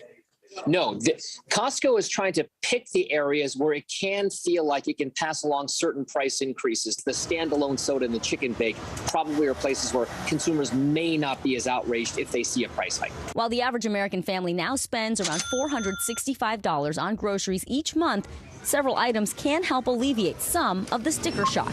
tomatoes, potatoes, cheese, and just in time for summer, ice cream. All relatively unaffected by inflation, according to the U.S. Bureau of Labor. No need to adjust your television set. You might just want to buy a new one instead. In the past year, TV prices have dropped almost 13%, meaning you could find a deal now without having to wait until the holidays or the beginning of the year. Smartphones also experiencing some dialed-down prices, a 20% decline from 2021. And don't miss the call to save on jewelry, eyeglasses, and personal care items like cosmetics. Prices remain stable. But for those items not immune to inflation, prices keep going up. Do you have any advice for how to handle it? Build up a certain cash cushion, and when you can become opportunistic about taking advantage of sales that you know you're going to use for products you know you're going to use, that's one way to kind of insulate yourself at least a little bit from price hikes in the future. And remember, you can find deals by shopping local. For example, Rabble Rise Donuts in Montclair, New Jersey recently began offering an inflation special where you can buy a small coffee and a glazed donut for just $2. And also think about your drugstores and convenience stores. They've expanded their variety of fresh food. They may offer lower prices than traditional stores. That's according to Consumer Reports. Back to you. Vicki Wynn reporting there. Shark sightings are up this summer, shutting down some beaches. After the break, how lifeguards are keeping the water safe from the sky. But first, this photo could win an award. Take a look at that. An awesome capture of our natural world on full display there. It was actually a little scarier, though. Check this out. A humpback whale breaching the water and slamming down onto a boat. That's a 19-foot boat there. Now, this happened yesterday off the coast of Plymouth, Massachusetts. Actually looked like the boat might go under for a second. You kind of see it under the water there, but it bounced right back up. You see it? Now, we think that massive mammal went on about its day. Nobody hurt on the boat. That's a good thing. Only a little minor damage there, apparently. But somebody is going to have a whale of a tale because, yes, that really happened.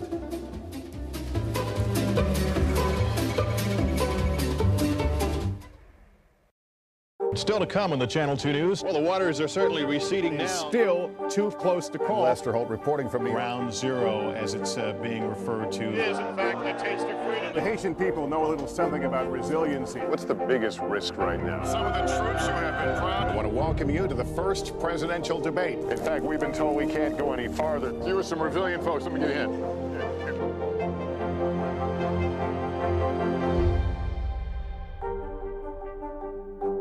Sometimes the news can be difficult and overwhelming for kids to understand, so we've created a newscast just for them. We hope your family will watch Nightly News Kids Edition. Let's go. This is a critical choke point for this fire.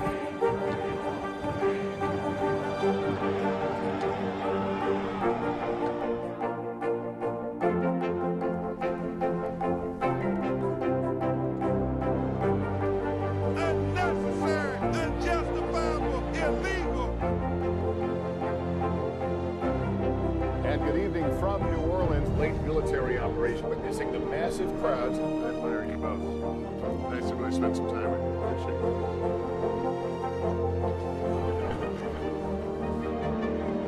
At any moment now.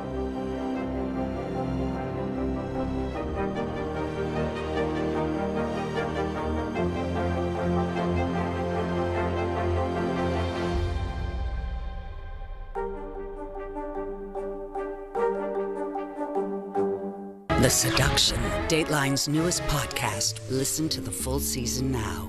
News is happening now. Look at what's making headlines around the world. Whenever it happens, wherever you are, it's here now. Top Story with Tom Llamas. Weeknights at 7 on NBC News Now. New York City beaches back open today after shark sightings closed a popular beach again over the weekend. There have been more than 24 bites across the country this summer, and it's why some beaches are now turning to a high-tech solution to spot sharks before they get too close. Drones. Take off. They are the eyes above, looking for dangers below. You know, it really is a game changer. A fleet of drones over New York's Jones Beach on Long Island, searching for sharks. Lifeguard Carrie Epstein is also a drone pilot. To be able to put an unmanned aircraft like a drone up in the sky, 75, 100, 125 feet, and look directly down was a point of view that we've never had before. The drones launch 3 times a day and are not only looking for sharks, but also large schools of fish that may attract sharks. If we have a sighting or a potential sighting, we're able to pop that drone up in just a matter of minutes and then make a decision on whether or not we feel it's safe enough to open up the water. So far this year, there have been at least 25 shark attacks in the U.S., 6 of those off New York beaches. The most recent one just last week, making some people afraid to go into the water. Dun, dun, dun, dun, dun, dun. Jaws, sharks, not interested. After seeing that little great white that they got out east, that picture I can't get out of my mind. New York's governor is now ramping up the use of drones. What you are seeing, is there anything in this picture just yet that would be alarming or? As far as marine life goes, still scanning the shoreline. Nothing of concern, no large schools of fish, no sharks. While lifeguards are using drones to help keep people safer at the beach, scientists are also using drones to better understand how people and sharks do and don't interact. Drones have become a really common tool in science, and we use them basically every single day. Chris Lowe runs Shark Lab at California State University, flying drones over shark hotspots in Southern California. Sharks and people are together on a daily basis, and sharks have kind of learned to ignore people. Where are they? Exactly where lots of people love to swim. We have footage of juvenile white sharks up to 8 or 9 feet long swimming right underneath surfers who never knew they were there. What we rarely see are people being consumed. And that clearly tells us humans are not on sharks' menu at all, but they do occasionally make mistakes. Lowe's research showing sharks may be more drawn to swimmers over surfers and paddleboarders because swimmers slap and kick the water. We're using the best available science, educating the lifeguards, who then in turn use that to better manage a beach to keep people safe. Science and safety soaring above swimmers, trying to ensure it's safe to go into the water. And finally this hour, your NBC News Now Quickcast, the stories you need to know before we go. Nearly 50 million Americans under excessive heat warnings today. Scorching temperatures also fueling wildfires like the ones you see here near Yosemite National Park in California. The World Health Organization has declared monkeypox a global health emergency. There's been a surge in demand for vaccines here in the U.S. in particular, and health departments here are struggling with the rollout. And lawmakers in Indiana are meeting in a special legislative session today. The agenda includes banning all abortions in that state. I'm Aaron Gilchrist. Thank you for making us a part of your day. Meet the Press Now is coming up next.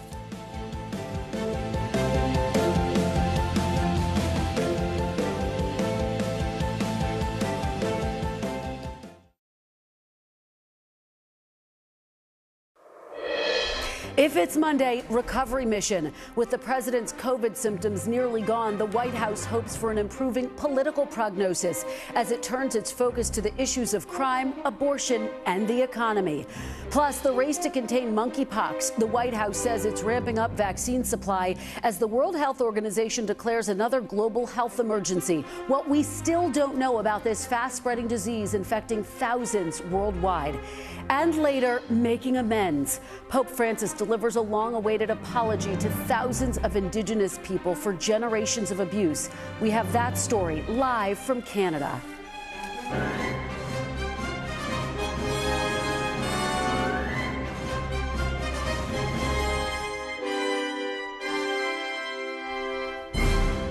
Welcome to Meet the Press Now. I'm Kristen Welker. With just over 100 days until the midterm elections, the president and his party right now are putting the focus on 3 of the biggest midterm issues for voters in America: the economy, abortion, and crime.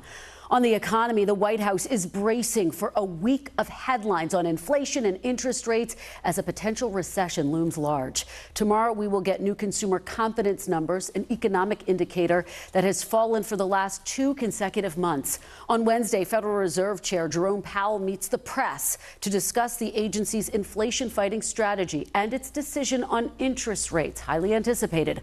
On Thursday, we'll get second quarter GDP numbers, which are expected to show a second straight quarter of decline, a common indicator of a recession. And on Friday, we'll get a new round of inflation data. Treasury Secretary Janet Yellen tried to downplay the prospects of a sustained downturn when she spoke with Chuck on Meet the Press yesterday. Take a look. I do want to emphasize What a recession really means is a broad-based contraction in the economy. And even if that number is negative, we are not in a recession now. We've got a very strong labor market. When you're creating almost 400,000 jobs a month, that is not a recession.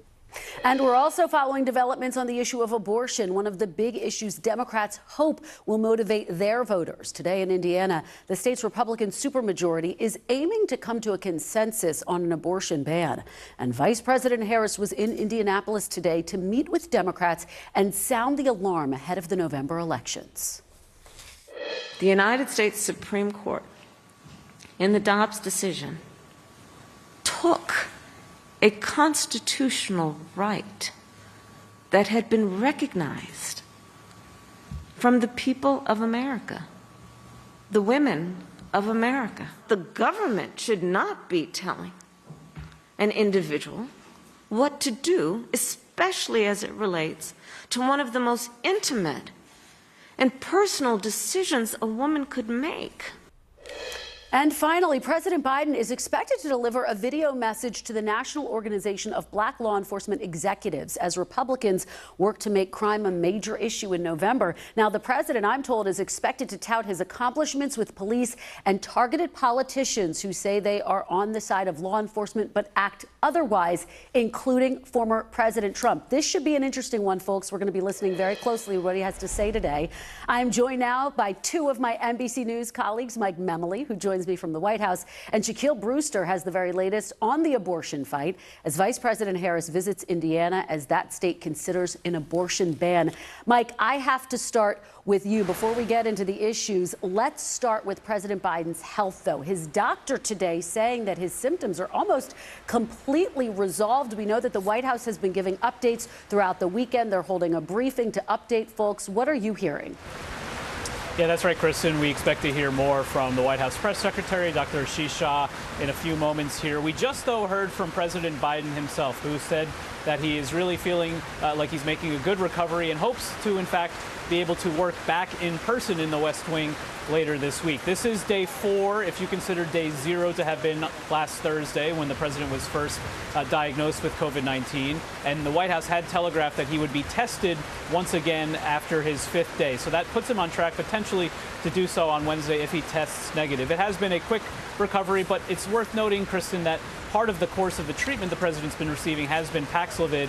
We know that there have been cases of a rebound case of COVID-19, so this is something the White House will be monitoring very carefully and easing the president back into a full schedule. And Mike, so often we have to soldier through live shots with background noise at the White House. In this case right now, it is heavy rain that we are hearing behind you as the skies open up here in Washington. Let me turn to something that you and I have been reporting on throughout this morning, which is that the president, as we have said, is going to be addressing the law enforcement organization, and we expect him to give a pretty fired up, feisty speech. It's going to be pre-recorded, but he's likely to take aim at the former president on the issue of law enforcement. Mike, what are you expecting to hear from President Biden on this?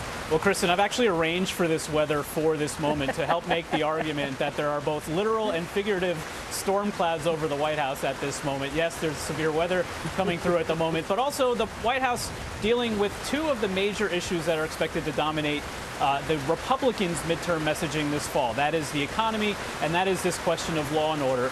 Today, President Biden is going to be trying to really flip the script on Republicans to make the argument, as he has so often in the past few months, that he is not for defunding the police, but funding police, and reiterating what he was supposed to discuss last Thursday with that canceled trip to Pennsylvania, increased funding for law enforcement, but also to really turn the focus on President Trump, former President Trump, and also some of the other would-be potential rivals in 2024, because there's been a lot of rhetoric in the view of the White House in support of law enforcement from Republicans. But as we have seen so often in the course of the January 6th Select Committee, the idea of President Trump standing by while some of those frontline officers at the Capitol were under siege by, as Liz Cheney has put it, the president's own supporters is something they want to really flip the script on. As it relates to the economic messaging, it's notable that we just heard from the president, and he was speaking about what they expect to be a real accomplishment at a time when he's struggling to move his agenda forward. That is the CHIPS bill, legislation that would try to revive the semiconductor industry here in the U.S. This at a time when we expect potential negative data on the economy coming later this week. Janet Yellen, among those White House officials, trying to make the argument that because we still can see strong job growth at the moment, it's not technically going to be, in their view, a recession. They're putting this on a rather obscure agency, the National Bureau of Economic Research, as the final arbiter of what is and is not a recession. But clearly the White House trying to get ahead of what is likely to be bad news. And there's the thunder right on cue. Right on cue. Very nice analogy there, Mike. Nicely done, and way to push on despite those heavy showers behind you. Shaq, I want to turn to you. There are thunderclouds where you are right now, not in the literal sense, but in the figurative sense, over this issue of abortion. And that is what brings Vice President Harris to Indiana today. She's talking to Democratic lawmakers. As Republicans, as we talked about at the top, they have control in the state, and they're starting a special session to talk about a potential abortion ban. And the debate that they're having internally is really just how far to go with this ban. What is Vice President Harris's message today? And more broadly speaking, Shaq, are we going to see a lot more of her on this issue? This seems to be an area where she is comfortable. This is not the first time we've heard from her on it, certainly, and not the last.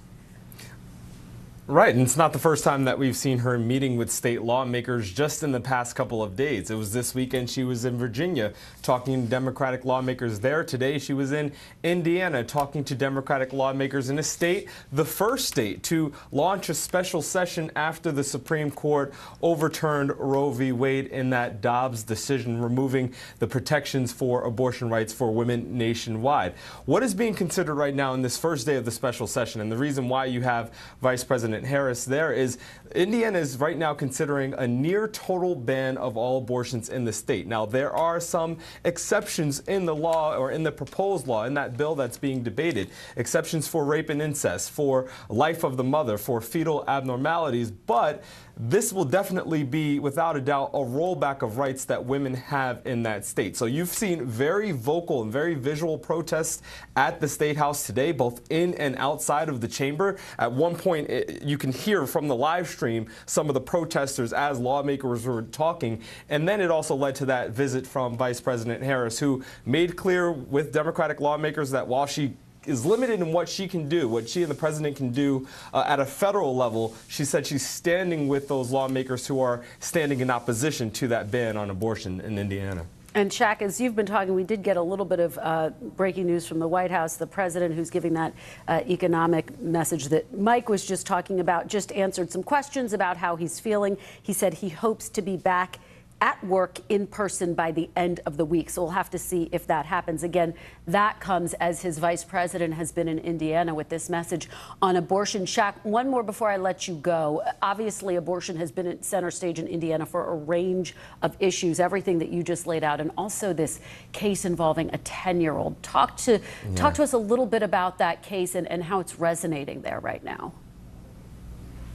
Well, this was a case that caused national firestorm after President Biden mentioned it in a speech, expressed sympathy for this 10-year-old. It was met by conservatives with a lot of doubt and disbelief that it was a real story. And then that 27-year-old suspect was indicted. Well, today we actually saw him in court. He was arraigned. He pled not guilty to 2 counts of rape, felony rape of a child under the age of 13. We didn't hear from him, but we did see him via video link. He had handcuffs on. There was a Spanish translator there. It was a very quick hearing, Kristen, but it's the timing is pretty striking. The fact that you have this arraignment, you're seeing the suspect in court. This is a case that was in Ohio, but was tied and specifically mentioned by lawmakers in Indiana as they were considering the legislation and how to pull back and restrict some of the abortion rules and regulations there in Indiana. So you're seeing all of these different stories connected all at once in one day, Kristen. Yeah, we certainly are. It is a case that has captured the attention of the nation. Shaq and Mike Memoli, thank you so much. And joining me now is Arizona Democratic Congressman Tom O'Halloran. He's a former police officer and a Democrat running in a frontline district this November. Congressman, thank you so much for joining me. Really appreciate it. I know it's a busy Monday. Thank you, Kristen. I appreciate being here. And talking on these issues. So let me talk to you, because we are waiting for President Biden to give this speech on crime today. We expect that we're going to see that taped speech any moment now. You're a former police officer, and I wonder what you make of his strategy. We expect him to take aim at former President Trump and also tout his own record on policing. He passed that executive order back in May. Has the president done enough on the issue of policing? Well, you know, I think it's moving in the right direction. I helped the administration develop some of those issues and working with police organizations across the country. I think the underlying issue here is, under the American Rescue Plan, there was enough flexibility put in there that today we have $10 billion that has gone through that program out to police departments across the nation. The president just has announced, or will be announcing, $32 billion over 5 years to go to retention of our officers, hiring of new officers, helping officers with their health care, mental health care, and helping the rest of society also develop processes to improve the quality of life for citizens in areas of poverty and help with the crime issue. And yet, Congressman, as you know, executive orders only go so far. Are you disappointed by the fact that the president and the Congress writ large have not been able to get legislation passed as it relates to policing? And is it one of the issues that's hurting you as you head into your reelection battle? And I know you're facing an uphill battle. Well, I know the messaging so far from the Republican side has been one of not funding police, and that just the opposite has really occurred over the last 2 years. The other message has been one of not getting things done for the police. And we have a number of bills before Congress right now. They're moving through the process as we speak, and they will go to addressing that ability to retain our officers, to pay them well, to make sure that they have the appropriate health care and benefits, and training. Yeah. And we don't want anything to stop the training process so that officers know exactly what how to work on de-escalation and other issues out there. And it has to be continual training.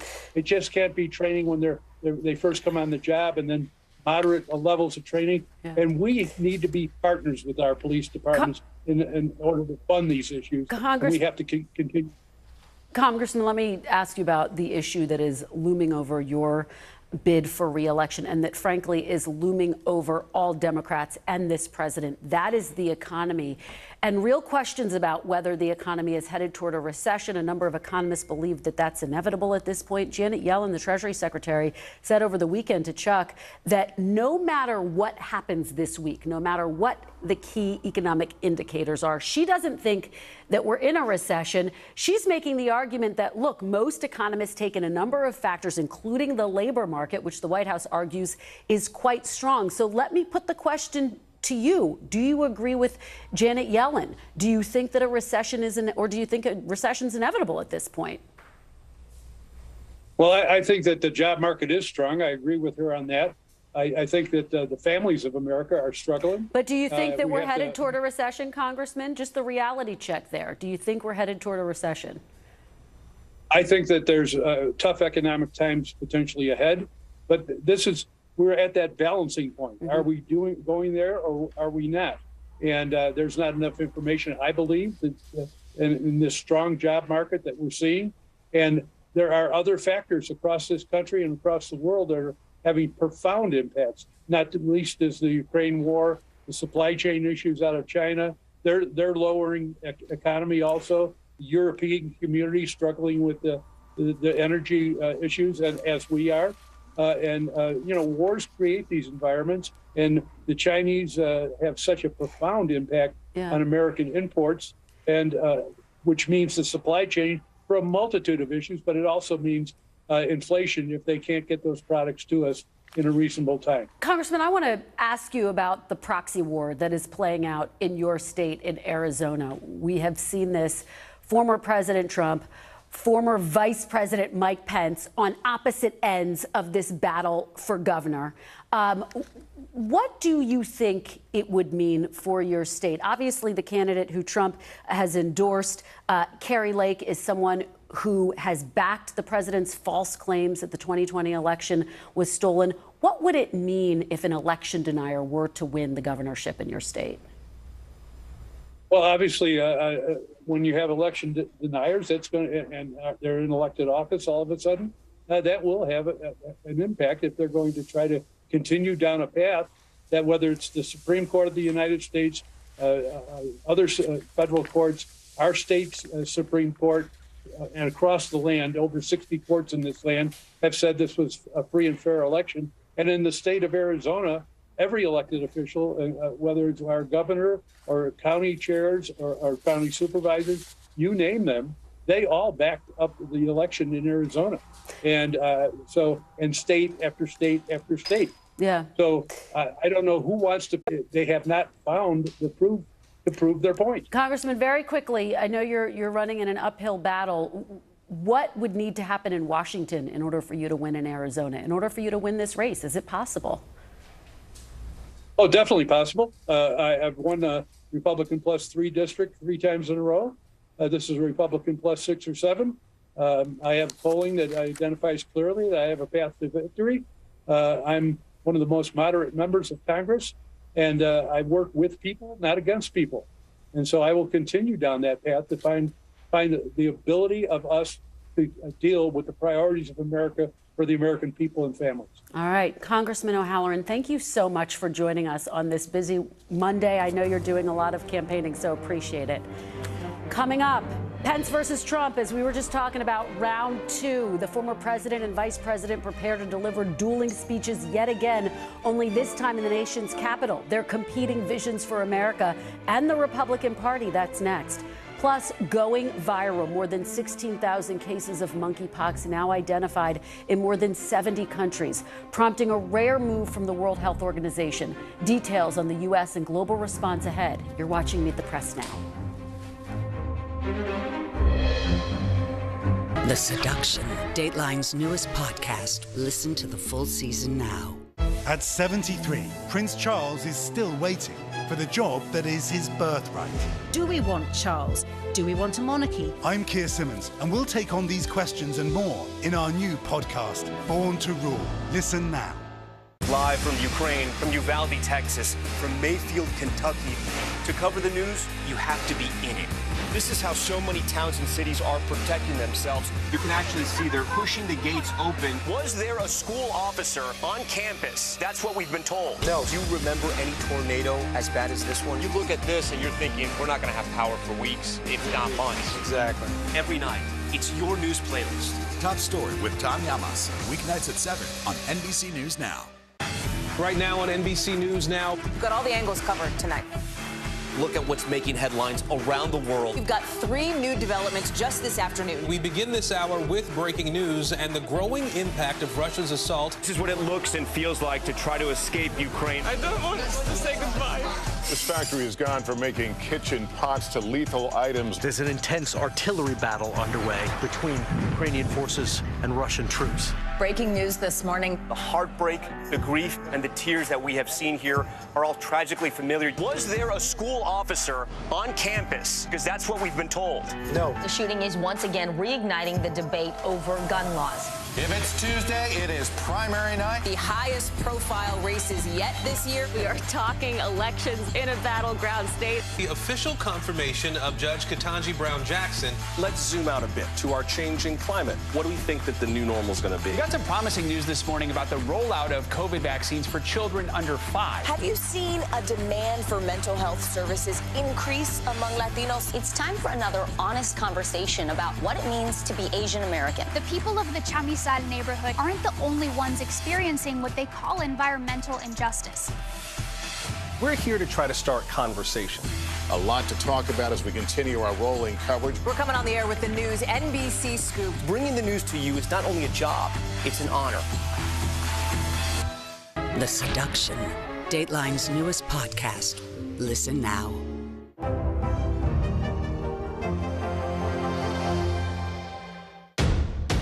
The day's biggest political stories with trusted insight now and expert analysis now. A daily look at the politics behind the headlines. Meet the Press Now, streaming weekdays at 4 p.m. on NBC News Now. At 73, Prince Charles is still waiting for the job that is his birthright. Do we want Charles? Do we want a monarchy? I'm Keir Simmons, and we'll take on these questions and more in our new podcast, Born to Rule. Listen now.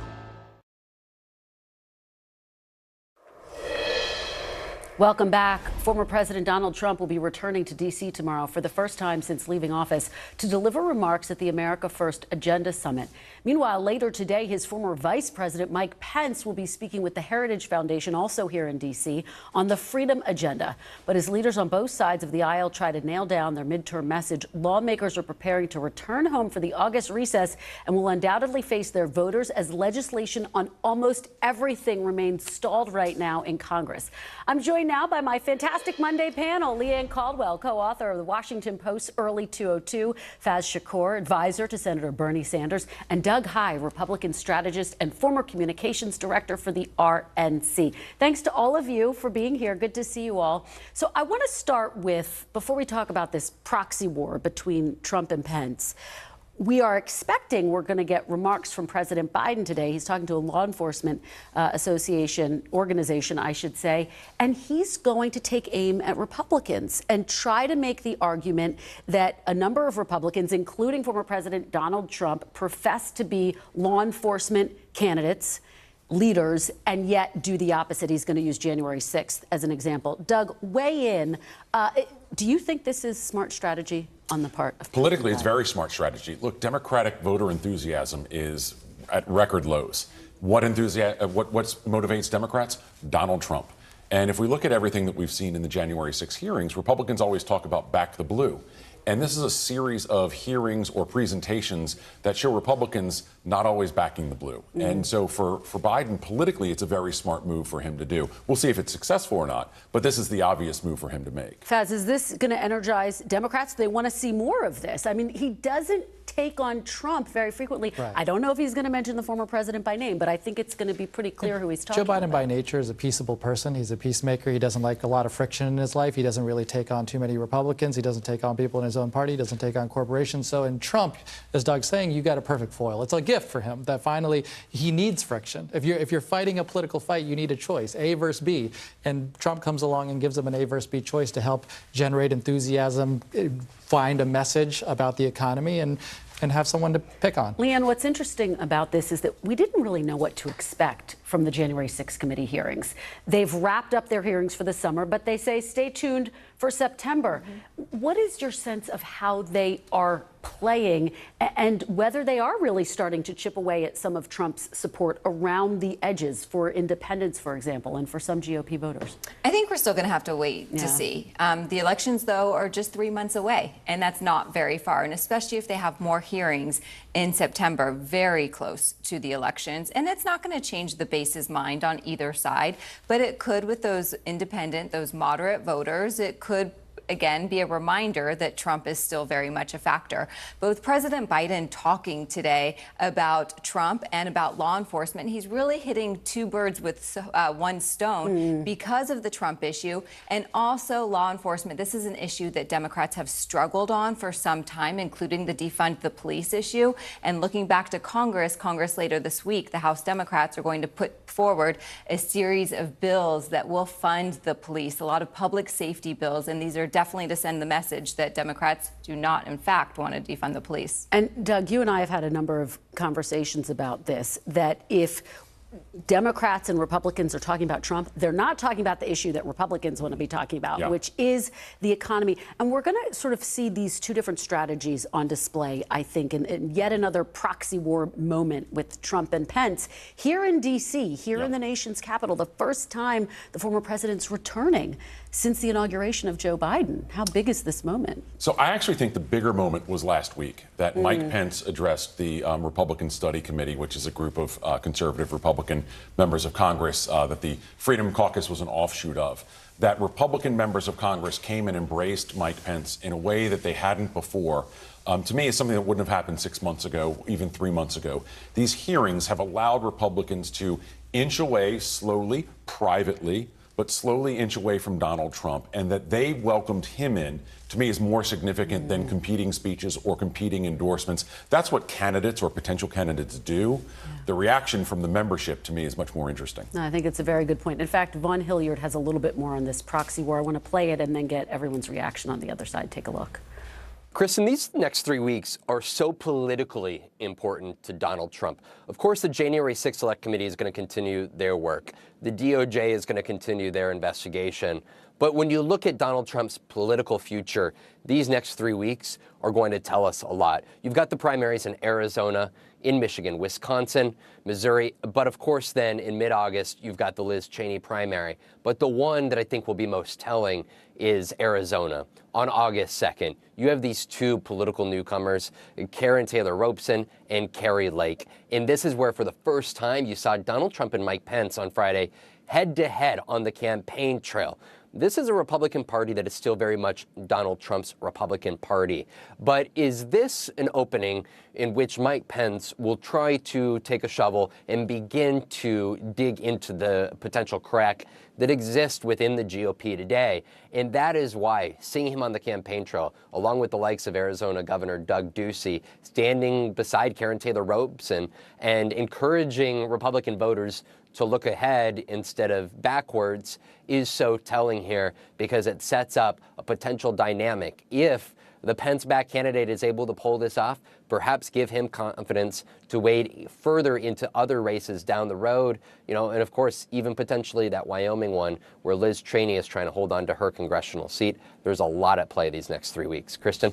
There certainly is. Vaughn broke it down so well. Leah, and I love how Vaughn put it, the potential crack in support for Trump that Pence is really trying to get in on with these events and by, frankly, these endorsements that he's making. How much, and Doug kind of laid out the case, but how much headway do you think he's making? Is it realistic at all? Because some people say that his candidacy would be DOA. Yeah, a lot of people say that, and a lot of people still believe that. But the fact that Mike Pence is taking this stage and inserting himself, something that was a huge question months ago, if Mike Pence was going to embrace this role within the Republican Party, and he's decided to do it.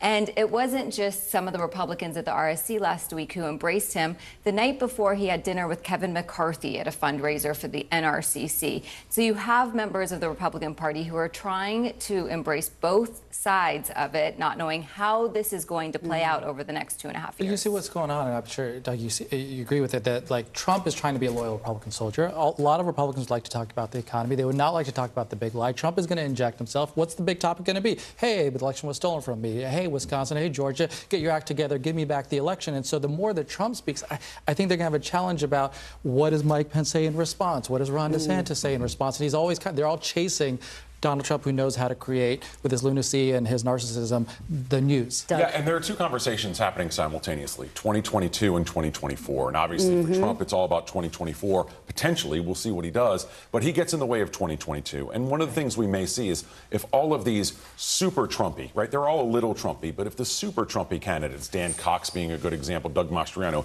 if they lose, there's going to be blame laid at Donald Trump's feet. And that's really important for the party if they're going to move forward. If they win, there's going to be blame laid all over the place, including at Democrats. Yeah, I think that's such a significant point. I mean, Faz, do Democrats run the risk of underestimating some of these candidates? You think about a Doug Mastriano, who, a couple of months ago, a lot of people didn't think had a real chance at winning. And now he's coming up in the polls. Kristen, the issue is turnout. It's just, it's a fundamental turnout question. If you look at the Democratic base, if people showed up, we'd be fine. However, you see the collapse of young people within the Democratic Party. You even see some moderates moving in a different direction, independents. So I think if you had the regular turnout, even of a midterm in 2018 when Trump was obviously president, that was a very high turnout. Democrats would be fine. Yeah. However, you look at even the primaries thus far, there's been low turnout across the board, and that should be concerning to all Democrats. Let me ask you guys about the economy, because you had these fascinating comments from Janet Yellen with Chuck on Sunday, basically saying, look, even if we see 2 straight quarters of contraction. It's not a recession because economists, real economists, take in a range of different factors, including and especially the labor market. But Leanne, how challenging is that argument to make, especially when you have Americans, bottom line, going to the grocery store who are paying more every month for basic things? Yeah, and it's not just the Americans who are going to the grocery store and paying more. People's stock market portfolios are also way down, and that there's a story in the Wall Street Journal today that it's not just impacting lower middle income Americans, but it's impacting upper middle class Americans too. A lot of people are starting to feel this, and so this is absolutely a huge issue for Democrats. It's bad messaging to say if there is a recession, but it's also bad messaging if you are debating on if we are in a recession or not. We're just getting very quickly some news. The president's remarks are just out. Let me read them, and then we can go back to the economy. Let me read a little bit about what he says. President Biden says, for 3 hours, the defeated former president, United States, watched it all happen, meaning January 6th, as he sat in the comfort of the private dining room next to the Oval Office while he was doing that. Brave law enforcement officers are subjected to the medieval hell for 3 hours. Now, this is a rough log. So he also says the police were heroes that day. Donald Trump lacked the courage to act. The brave women and men in blue all across this nation should never forget that. You can't be pro-insurrection and pro-cop. You can't be pro-insurrection and pro-democracy. You can't be pro-insurrection and pro-America. Faz, how compelling are those? It's facts from the January 6th Commission. And so now what does Trump say in response? He's dragged Trump into a Biden versus Trump debate about, are you for the cops? Well, how are you for the cops? Why did you let your people just storm the Capitol without saying anything, without even coming out in defense of the brave men and women who were trying to defend that Capitol? Go ahead. Your turn, Donald Trump. When this conversation started, we knew that he was going to say something. But, Doug, now we have the substance of what he is saying. He's going after Trump directly. We looked at our files. The last time he talked specifically about January 6th was on the anniversary of this year. This is significant that he's talking about January 6th and Trump again. It is. And everything you laid out that Joe Biden said is objective fact. But it's not where voters are. It's not what their focus is on. Even if the ratings have been good, and Donald Trump cares about ratings, obviously, have been strong for these hearings. Voters are waking up every day. They're paying more for everything. And so this is the challenge of the Biden administration. They want to change the conversation. And they still want to talk about the economy. So if they're saying gas prices are down 50 cents over the last 6-8 weeks, okay, that's sort of good news, but they're still $1.30 higher than they were when Biden came in. And that is a very difficult place to message. It's a smart point, Leanne. But Biden could also be anticipating a potential Trump announcement before the midterms. And so the more he starts talking about Trump now, he's actually setting Trump up for entering the race. Yeah, and I think that the question is, how do you walk that fine line? Because, Faz, as Doug is saying, you know, Democrats' strongest point may be the economy. You have former Vice President Mike Pence saying, if we're talking about the past, we're losing. Yeah. Well, they need an economic message going into this midterm. The Democrats And you do. still don't think they have one? No, it's clear they don't. I mean, and you look at the approval ratings of Biden on the economy, they're really difficult right now. And so I look at the working class agenda issues that were before Congress. It's shrunk because of Joe Manchin, right? The reconciliation package has moved this way. Why wouldn't it be going this way? Why wouldn't you be talking about windfall profits tax? Why wouldn't you be talking about another stimulus if you were a Democrat? I don't quite understand it. Why wouldn't you be saying, hey, working class people need our help. Let's get out there and provide something. We have the bite. I'm going to play it, and then we'll get more reaction. Here's the bite from the president. Police were heroes that day. Donald Trump lacked the courage to act. The brave women and men in blue all across this nation should never forget that. You can't be pro-insurrection and pro-cop. You can't be pro-insurrection and pro-democracy. You can't be pro-insurrection and pro-American. Guys, we're basically out of time, but just one line each reaction. I mean, Biden is trying to set the comparison between him and Trump. Not just set the comparison, but bait him into it. The best thing that can happen for Democrats is a Donald Trump announcement. Nothing drags more passion out of the president than Trump, and you kind of see it there. That's a good thing for Joe Biden. You guys were an awesome panel. Thank you for rolling with all the punches. Leanne, Faz, and Doug. Really appreciate it. Great conversation. Coming up next, the World Health Organization declares monkeypox a global health emergency, what it means for public health, and what it could mean for you amid an ongoing pandemic. That's next. You're watching Meet the Press Now. welcome back to you today. We got a lot to celebrate on this Wednesday morning. It's good to have you along with us. You don't know when your moment's coming, but when it does, you take it. Everybody good, and that's it. News is happening now. Look at what's making headlines around the world. We're coming on the air with breaking news. This is a significant moment. Whenever it happens, wherever you are, NBC News, streaming free now. The fire has grown leaps and bounds. You see behind me is typical. How you doing? Pretty bad.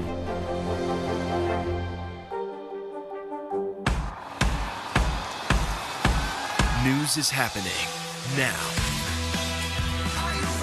Look at what's making headlines around the world. Right now on Morning News Now.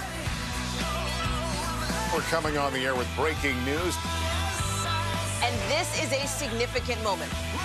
Whenever it happens, wherever you are, NBC News, streaming free now. Uvalde, Texas, a small town that has become yet another landmark. How long do you think it took for all this damage to occur?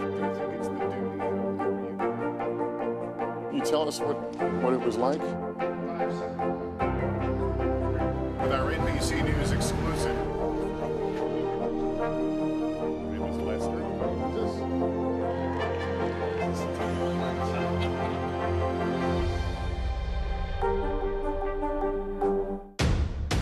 The day's biggest political stories with trusted insight now and expert analysis now. A daily look at the politics behind the headlines. Meet the Press Now, streaming weekdays at 4 p.m. on NBC News Now. Harry Styles!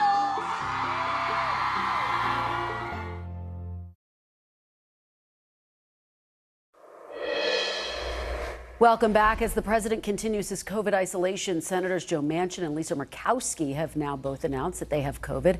That makes 3 senators currently absent from Congress with COVID, as the highly transmissible BA.5 variant now accounts for nearly 80% of all cases in the country.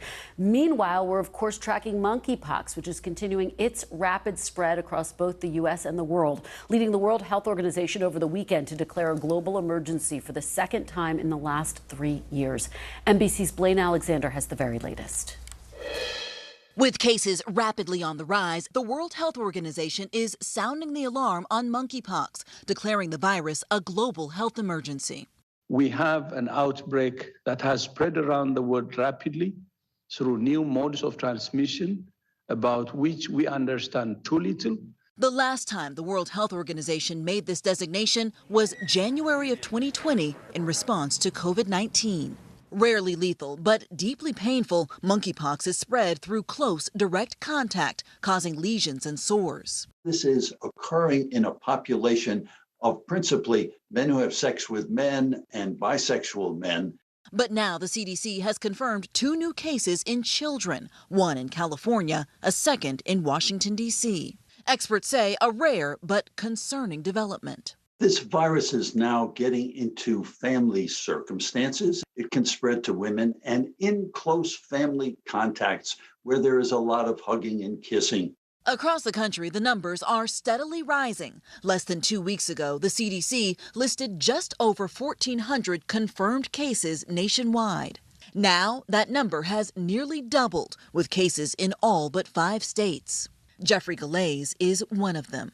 My pain level is excruciating. He is now part of a clinical trial, taking an antiviral medication for the pain. He says getting treatment has been nearly impossible. If we don't get ahead of it now, it's going to be too late. So far, vaccines have been in low supply, with people waiting in long lines hoping to get the shot, something the Biden administration is promising to address. We're going to be releasing hundreds of thousands of more vaccines in the next days and weeks. Blaine, thank you for that report. Joining me now is Dr. Amish Adalja, senior scholar at Johns Hopkins Center for Health Security and an infectious disease physician. Dr. Adalja, thank you so much for joining me. Really appreciate it. You see those long lines for vaccines, and I think a lot of people are wondering why. Monkeypox is not a new virus. Why has there not been a more robust rollout when it comes to vaccines? It's just that there's not enough of the Jynneos second-generation smallpox vaccine. You have to remember that that vaccine was procured as an alternative smallpox vaccine. So it wasn't something that was intended to be used during a large monkeypox outbreak. So there wasn't that much of it around. We have lots of the first-generation smallpox vaccine, but it's too reactogenic to really use widely on a monkeypox outbreak, which is not as lethal as smallpox. So it's just literally not enough doses. And we're starting to get more, but it's going to be some time before we're able to catch up with the actual need for this vaccine. Yeah, the administration is vowing to roll out, as you just heard Dr. Jha say, more doses. But it doesn't seem like it's getting to those who need it fast enough. Should the medical community be prioritizing first doses as a way to at least start to distribute the vaccine to try to contain the outbreak? That's the position I have, that first doses should be prioritized, that we shouldn't be holding back second doses. We should get as many people vaccinated that are in that high-risk category with their first dose, and then we can catch up with that second dose. Because what we want is immunity now to stop the spread of this infection. And I think a lot of people are surprised to hear that there aren't more treatments readily available. And I heard a doctor earlier today say that at this point in time, the antivirals are really reserved for the people who are suffering most. How can that be in the United States? Why aren't we better equipped to deal with this? We have a lot of antiviral available. The bottleneck is actually the over 100 pages of paperwork that individuals who want to prescribe it have to fill out. That's a surefire way to get people not to prescribe it. I think what we want to understand is who benefits from this antiviral. Clearly, those in severe pain, those that get hospitalized too. But I think we could start thinking about using it more broadly to see if it gets people better. But there's so much bureaucratic paperwork in the way. They're starting to lessen it, but it's still too much if you want to use this drug. Many doctors don't have the time to fill out 120 pages of forms. It's just not conducive to a response to an emergency. Dr. Dalja, I think there's still a lot of confusion about how this is spread. So can you be specific? How do you get monkeypox? Does there need to be prolonged contact with someone who's infected?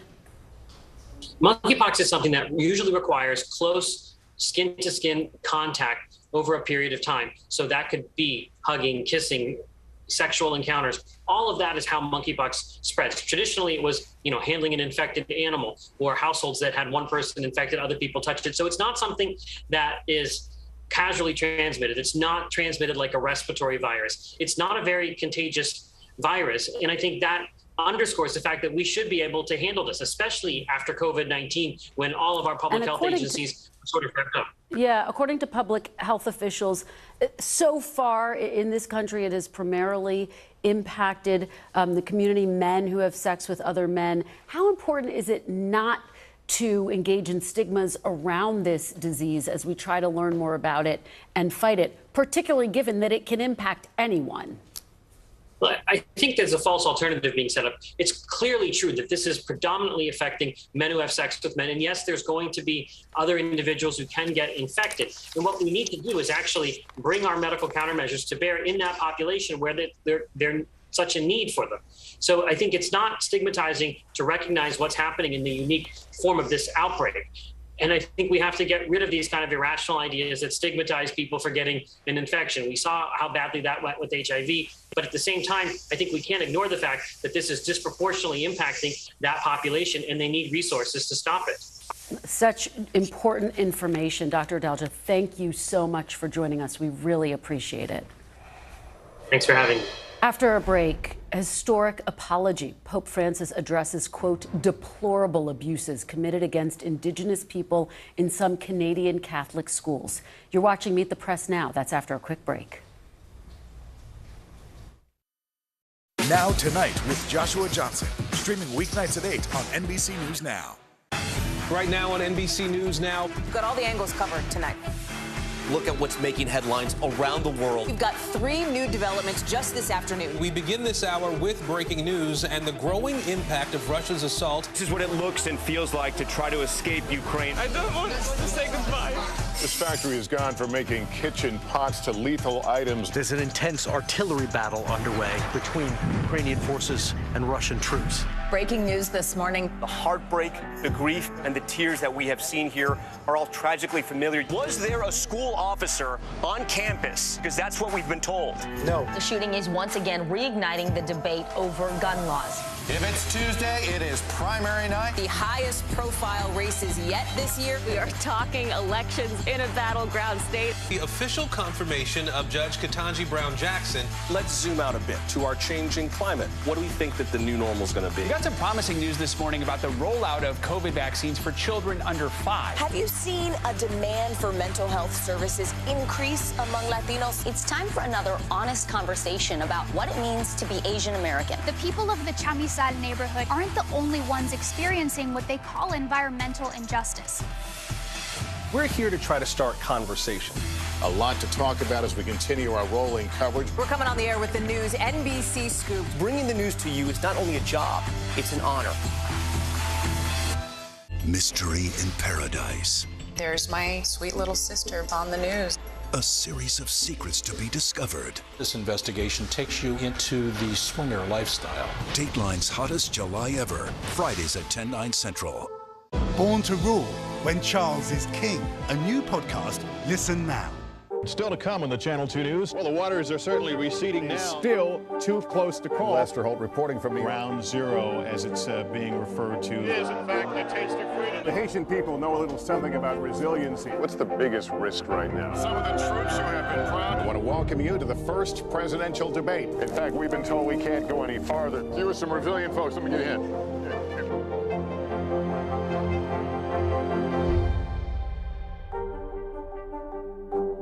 Hallie Jackson Now. Weekdays at 5 on NBC News Now. We'll meet Ukrainians who are defending their country one block at a time.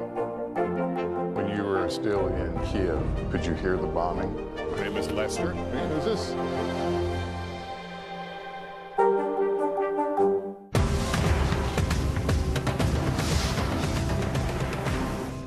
Born to Rule, When Charles is King. A new podcast. Listen now. The Seduction, Dateline's newest podcast. Listen now.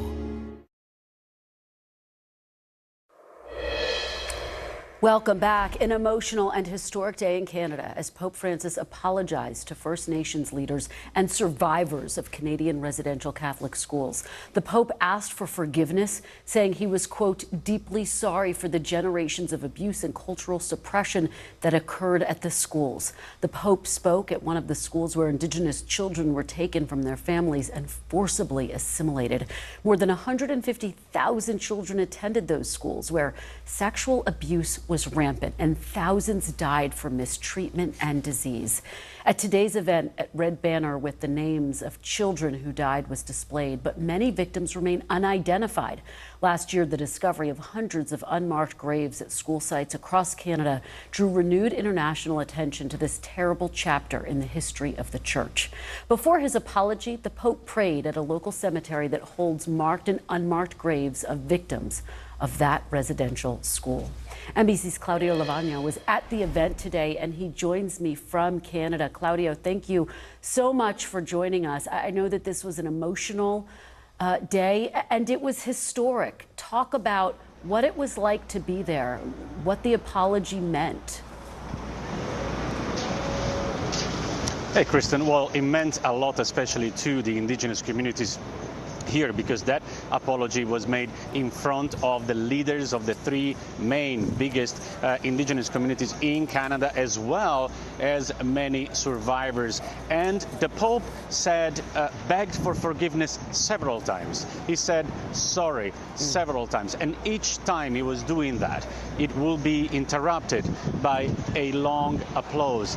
He already said sorry about those crimes that were committed in those residential schools in the past, run by the Catholic Church, when these leaders of the Indigenous communities went to see him at the Vatican. But it just assumes a whole different dimension, that he has traveled all the way to Edmonton, to Canada, and then he's going to travel to other places to say sorry on their soil, on the place where these crimes took place. And that's why this is very, very significant. There's another thing that was very very significant in that speech. And it was the fact that he acknowledged the fact that saying sorry is just the first step. It's just not enough. And he said that apart from doing that, he also wants to have in the church a culture that will foresee a respect for indigenous people, not only in Canada but also abroad. And also he announced the start of a serious investigation, as he called it, into those facts in the past, Kristen. And I'm so glad you raised that point, that he is making it clear it is only a first step, but still a significant and historic one. Claudio, thank you so much for all of your great reporting. Great to see you. We really appreciate it. And we'll be right back. News is happening now. Look at what's making headlines around the world. We're coming on the air with breaking news. This is a significant moment. Whenever it happens, wherever you are, NBC News, streaming free now. It's the best time of the morning. Time for that pop start, baby. I'm feeling the vibe today on the show. Tonight, I interviewed Secretary of Transportation Pete Buttigieg about the ongoing delays. You seem to be pointing the finger at the airlines. They're pointing the finger back. Mr. Secretary, when is this going to get better? The Seduction, Dateline's newest podcast. Listen now. Welcome back to Today. We got a lot to celebrate on this Wednesday morning. It's good to have you along with us. You don't know when your moment's coming, but when it does, you take it. Everybody's good, and that's it. As we look out over the latest city-turned-crime scene, we see the things left behind. Back now with our NBC News exclusive.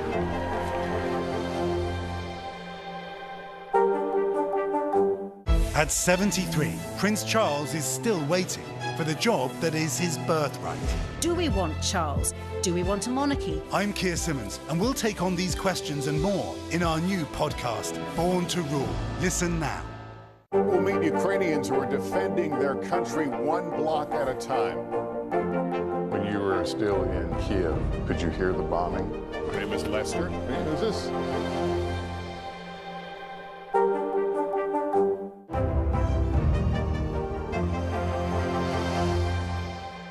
Now Tonight with Joshua Johnson, streaming weeknights at 8 on NBC News Now.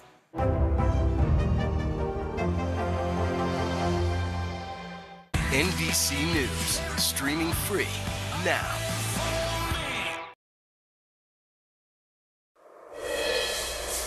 Welcome back. Ukraine is moving forward with plans to resume exporting grain, even after a Russian attack on the port city of Odessa. The missile strike on Saturday came a day after an agreement was reached that allows Ukraine to export millions of tons of grain. More than 20 million tons of grain have been struck in Ukraine's Black Sea ports since the war there began, contributing to a global food shortage. Meanwhile, Russia's top diplomat Sergei Lavrov is blaming the West for the global food shortage. Lavrov made the comments during a trip to Africa, a continent that has borne the brunt of that food shortage. He also stated in no uncertain terms that Russia's goal from this war is to oust President Zelensky and what he calls Ukraine's unacceptable regime. Joining me now to discuss this further, Bill Taylor, who served as U.S. ambassador to Ukraine during George W. Bush's administration. He's now vice president of Russia and Europe at the U.S. Institute of Peace. Thank you, Ambassador, for joining me. Really appreciate it. Let's start right there. Your reaction to Sergei Lavrov, his admission that Moscow wants to oust President Zelensky. What does that mean? What are the implications? Kristen, that means that what we've suspected all along, President Putin wants to totally dominate, totally absorb, indeed wipe Ukraine off the map as a nation. This is what he has said. This is what President Putin has said. And now Minister Lavrov has reinforced that. It's so interesting, Kristen, that this is different, of course, from what Minister Lavrov said several months ago. He said, no, we're not intending to have regime change. No, now it is regime change. That's clearly what he's after. This is what they've been doing. This is what they're doing with their military, and this is what they're trying to do politically. What does this mean in terms of how this ends? Because there had been some hope that perhaps there could be some talks to end this conflict. And now, when Ukraine hears that, you have to think that they're less inclined to actually engage in any type of diplomacy at this point. Well, you're exactly right. This just reinforces that skepticism on the part of the Ukrainians. As you pointed out, just 2 days ago, they come to an agreement with the United Nations and with Turkey, and a parallel agreement that the Russians had signed with the United Nations and Turkey to allow the grain to go out, to allow the grain to go to Egypt, to go to Africa, to go to these places where they need this grain. They need the Ukrainian grain that has been blocked by the Russians. And so to go against that right away, the implications are you cannot deal with the Russians. There's probably going to have to be a strong military push on the part of the Ukrainians to get to the eventual negotiations that will come when the Russians realize that they're losing. And the backdrop to all of this is yet another announcement with Russia saying that it plans to reduce its natural gas flow to Germany. What do you make of that announcement as a sign that Russia is actually getting desperate? Or are they trying to pressure Western nations? Or both. They are clearly getting desperate. Their measure of their desperation is they're running out of weapons. They're having to go to the Iranians, Kristen, to get weapons. And they are putting pressure, trying to put pressure on the Europeans by cutting the gas flows. They know that winter comes, and at that time, the gas is going to be very needy, very precious, very important for all these Europeans and indeed around the world. So they're trying to exert that pressure right now. The Ukrainians know that, and that's why they're mounting this counteroffensive. The White House and obviously its partners and allies around the world have imposed a number of rounds of sanctions against Russia. We know that it is having an impact on the Russian economy, but it doesn't seem to be impacting Vladimir Putin. You're right, because Vladimir Putin doesn't appear to care about the effects on the Russian people. He doesn't appear to care about the number of Russian soldiers who have died. The estimates are 15,000. Some estimates from the Ukrainian side go up to 38,000 Russian soldiers that have been killed in these 5 months of fighting. But President Putin doesn't seem to be bothered by this. So it is going to take pressure from the Ukrainian military on the Russian military in order to end this fighting. And you still have President Zelensky, the First Lady of Ukraine, who sat down with my colleague Peter Alexander last week saying that they still want more from the U.S., even though the U.S., other countries have given several rounds of military, humanitarian aid, economic aid. Why isn't help getting to the front lines fast enough, Ambassador? Kristen, it is getting to the front line, but you're right, not fast enough. They have seen the benefits. They've seen the effectiveness of these long-range weapons and these very accurate weapons that is able to put a real crimp in the Russians' ability to fight them. So they know the value of these things, and they just need more of them. They need them more quickly. Of course, there are constraints on just the logistics of getting these weapons to the front line. But that's coming, and the United States is pushing real hard. Other nations, other NATO nations are doing the same. All right. Well, you always make us smarter on this issue as we continue to track this war. Ambassador Bill Taylor, thank you so much. And thank you for being with us this hour. I'll be back tomorrow with more Meet the Press Now. NBC News Now coverage continues with my friend Hallie Jackson right now.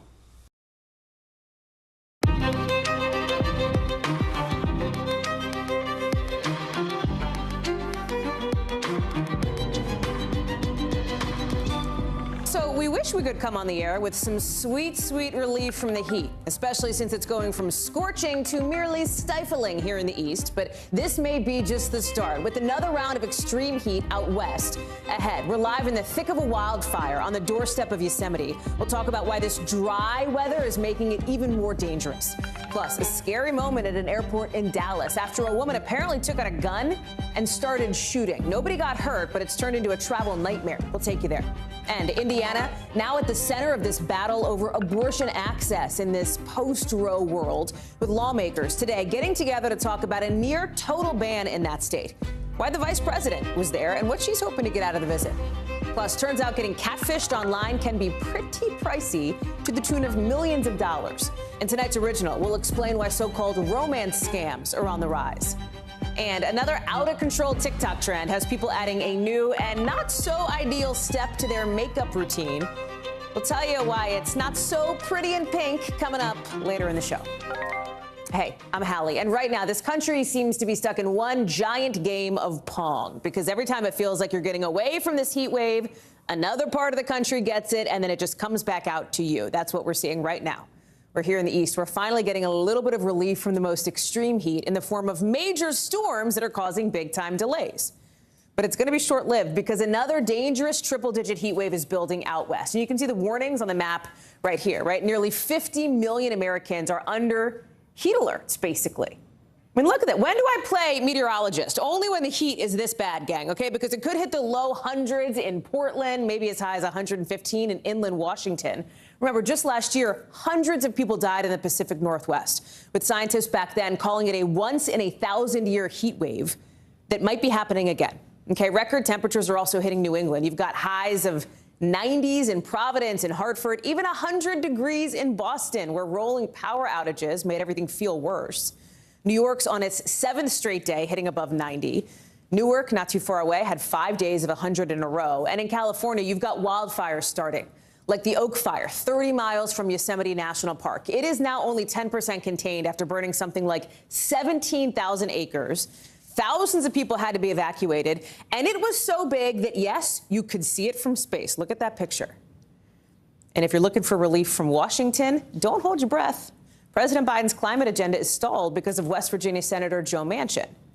And some on Capitol Hill are pretty ticked off about that. 6 House aides actually got arrested for protesting outside the top Senate Democrats' office, Chuck Schumer, demanding that he pick up again on climate negotiations. We're going to talk about this heat with Jesse Kirsch in just a minute, but I want to start with George Solis, who is in the thick of this fire right near Yosemite out in Mariposa, California. And George, you know, part of the problem is it's hot, part of the problem is it's dry, and part of the problem is that it's super steep.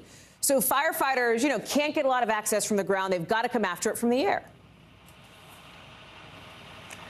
That's right, Hallie. It's kind of a perfect storm for a really bad scenario. And behind me, you can still see that smoke billowing from the Oak Fire right there. You could just pluming everywhere. Now here, the damage still significant, and we still don't have a full scope as this fire is still burning. But I want to show you really quick.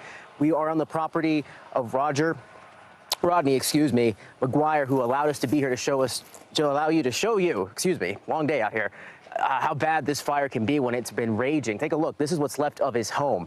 Right there, some fitness equipment completely gone. There's a wall there. Looks like that was his stove area. Totally just disheveled.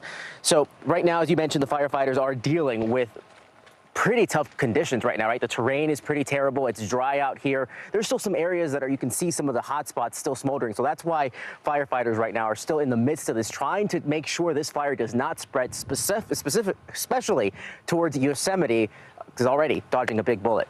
Hallie? George, listen, I totally get it. Long day, long night. It's going to be a long couple of days for you, too, and for these firefighters. How much of a threat is it to Yosemite? Because it feels like we were just talking about a national park for a different climate reason, and that was Yellowstone with all of that flooding that happened, right? Now here we are talking about Yosemite. What's the expectation for trying to get this fire under control and the potential threat to that very popular national park? Yeah, well, the good news is firefighters say they believe they can get this fire under control by this weekend. So they are working pretty diligently around the clock to make sure that fire doesn't spread. And you also had, the Washburn fire that threatened those sequoias around the park. So they really can't take another hit. And right now, the wind is also another factor. Right now, it's starting to pick up again, and that is a big concern for firefighters. The air quality, a big concern.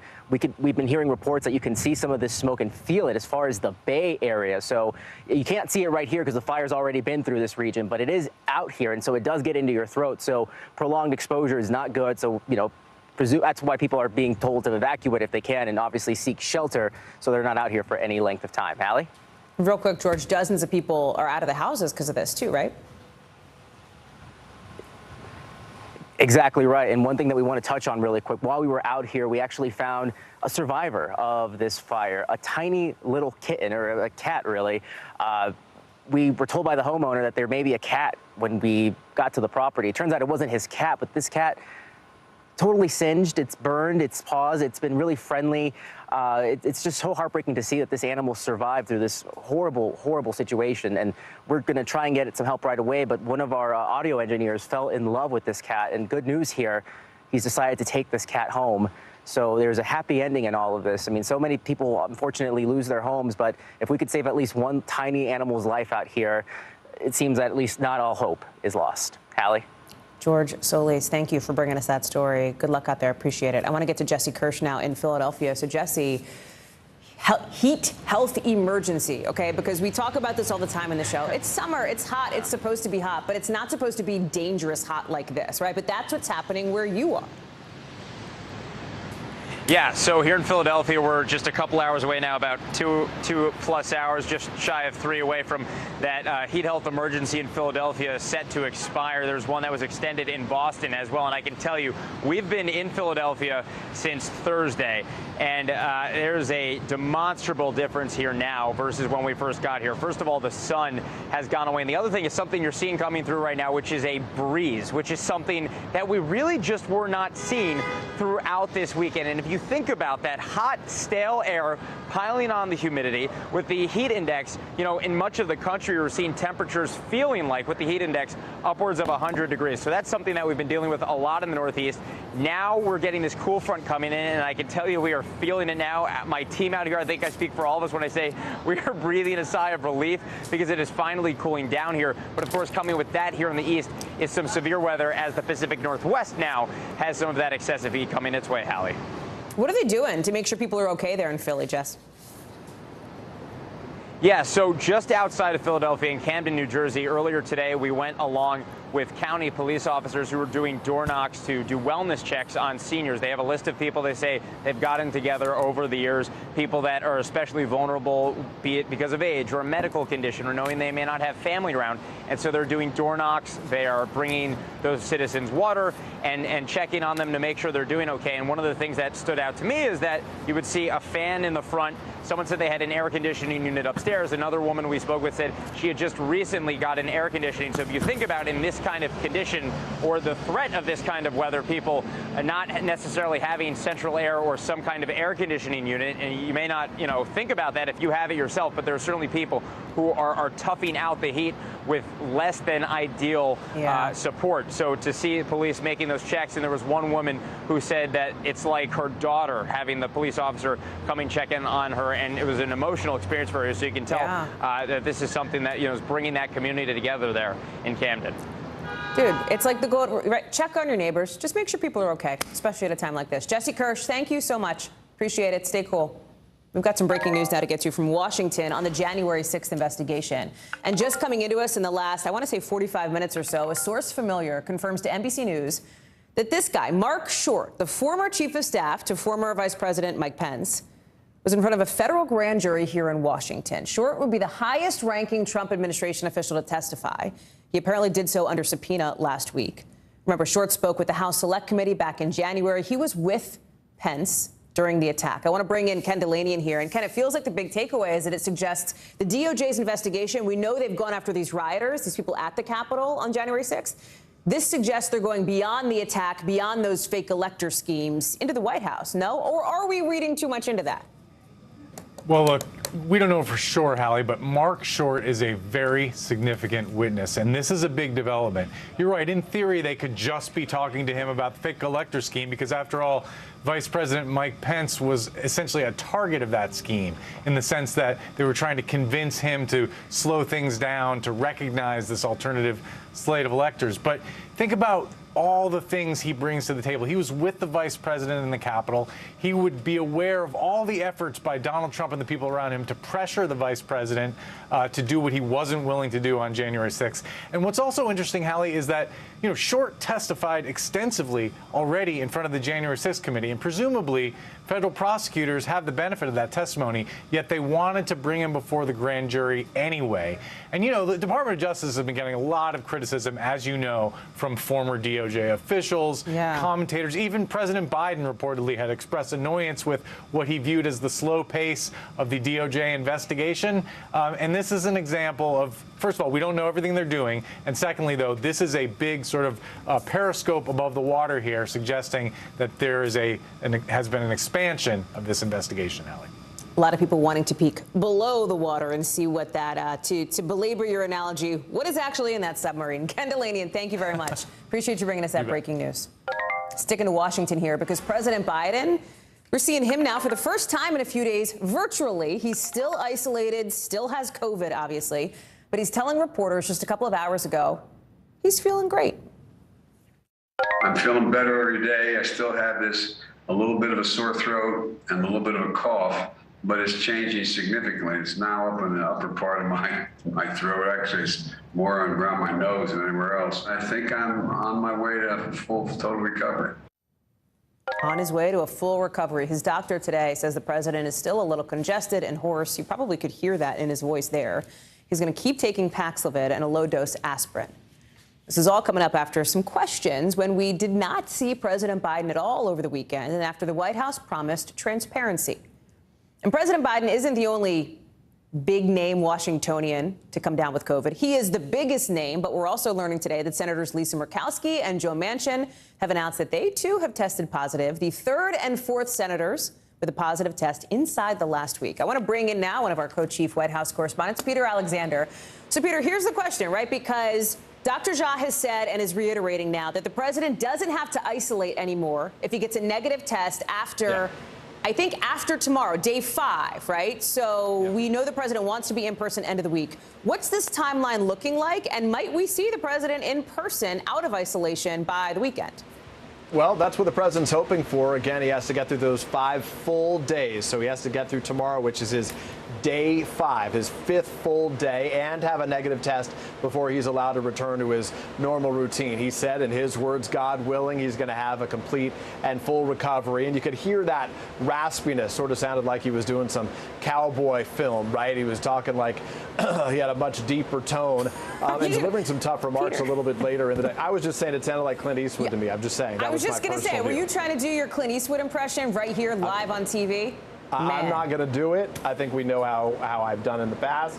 Nobody's disputed it. All I will say is the president had a little deep tone and he was delivering some tough remarks a little bit earlier today as well. But as for his circumstances, he is hoping to be back at it again in person by the end of the week. He released a picture earlier today when he was in full suit and tie, had his aviators on, his dog Commander sitting beside him on one of the balconies to the residents here at the White House. The president saying this morning he was woken up by his dog because his wife, the First Lady, she remains at the couple's home in Wilmington, Delaware. We are told that she has tested negative so far to this point. She and the vice president were both identified as close contacts among 17 individuals identified as close contacts. The vice president testing negative to this point as well, Hallie. Can you give us a gut check, Peter, as you're talking with aides and advisors and sources there in your role covering the White House as to the transparency factor here? Because over the weekend, we really didn't see much. Now you've got this, the president taking questions. He's showing up virtually. They're streaming it live on the White House website, et cetera, putting out the picture of him and Commander, et cetera. Well, it's a priority to the White House to show the president, frankly, looking like he's in charge. They say he's keeping a full schedule. Karine Jean-Pierre, his press secretary, said last week that he's doing 8+ hours a day, that he's doing conference calls and zooming into conversations with economic teams, with his economic advisors. They were talking gas prices last week. He was talking about the need for more microchips to be produced in the U.S. today. He delivered a virtual set of remarks to a group of black law enforcement executives a little bit earlier when he slammed his predecessor, former President Trump. Clips I know you'll be speaking about over the course of these hours here. I think there was some frustration among some that we weren't hearing directly from the president's doctor. We have heard from the COVID response coordinator, Dr. Ashish Jha, but each day, as per its effort to be transparent, the White House has put out a note from the president's doctor detailing his symptoms, and they do say that at this point they appear to be almost completely resolved. Hallie? Peter Alexander, thank you very much. Good to see you, friend. So let's press pause on the COVID discussion for a second, because there's another public health discussion that a lot of people are having, and that is about this monkeypox outbreak, with experts saying we are running out of time to contain it here in the U.S. This comes after the World Health Organization sounded its highest possible alarm about monkeypox, calling it an international public health emergency. But you know who is not calling it that yet? The U.S. government. And some health officials think we are losing some critical time on all fronts. We're talking vaccines, testing, contact tracing. So far, a lot of cases are primarily within gay and bisexual communities, but the WHO is warning today this disease could spread to everybody. I want to bring in Dr. Natalie Azar. And Dr. Azar, it feels like what happens in the next few, let's say, days and weeks is going to determine where we are a few months from now, right? Talk about the administration's response so far and why there has been a hesitancy to declare a public health emergency. How do we understand that? You know, I think what a lot of experts have been saying, Hallie, is that we're kind of stuck in this individualized view of public health, meaning, you know, what's going on with monkeypox now? Who is it affecting now, as opposed to thinking about who it's going to affect in the future? And clearly, we know that if it is allowed to go unchecked, meaning we're not intervening with vaccines for the people who need them, we are not, you know, increasing our access to testing, we're going to see spillover. We're going to see spillover into people in whom monkeypox can be a very serious illness. Obviously, we now know if you're healthy, it can be, you know, very uncomfortable and maybe disfiguring, but if you're immunocompromised or pregnant or very young, it can actually be lethal. So obviously, I can't get into the heads of the Biden administration, but, you know, experts have essentially said, look, we need to be really, really aggressive about, you know, active surveillance. That means going out and partnering with LGBTQ plus communities and, you know, mapping something that's called mapping sexual networks, which is a very interesting thing. You know, it's like you're following individuals not just on social media apps, but, you know, where individuals at risk are frequenting and following cases. Like it's a lot of work, you know, but this is what public health is technically supposed to be doing. Let me ask you about, I think, the question that at least people that I know, I think people we all know are asking, which is, you know, we know that 2 kids, for example, in the U.S. have been diagnosed with monkeypox. In my parent network, the question has come up, like, wait, should we be trying to go get a monkeypox vaccine? Should we not? It's not really in our community right now. Right.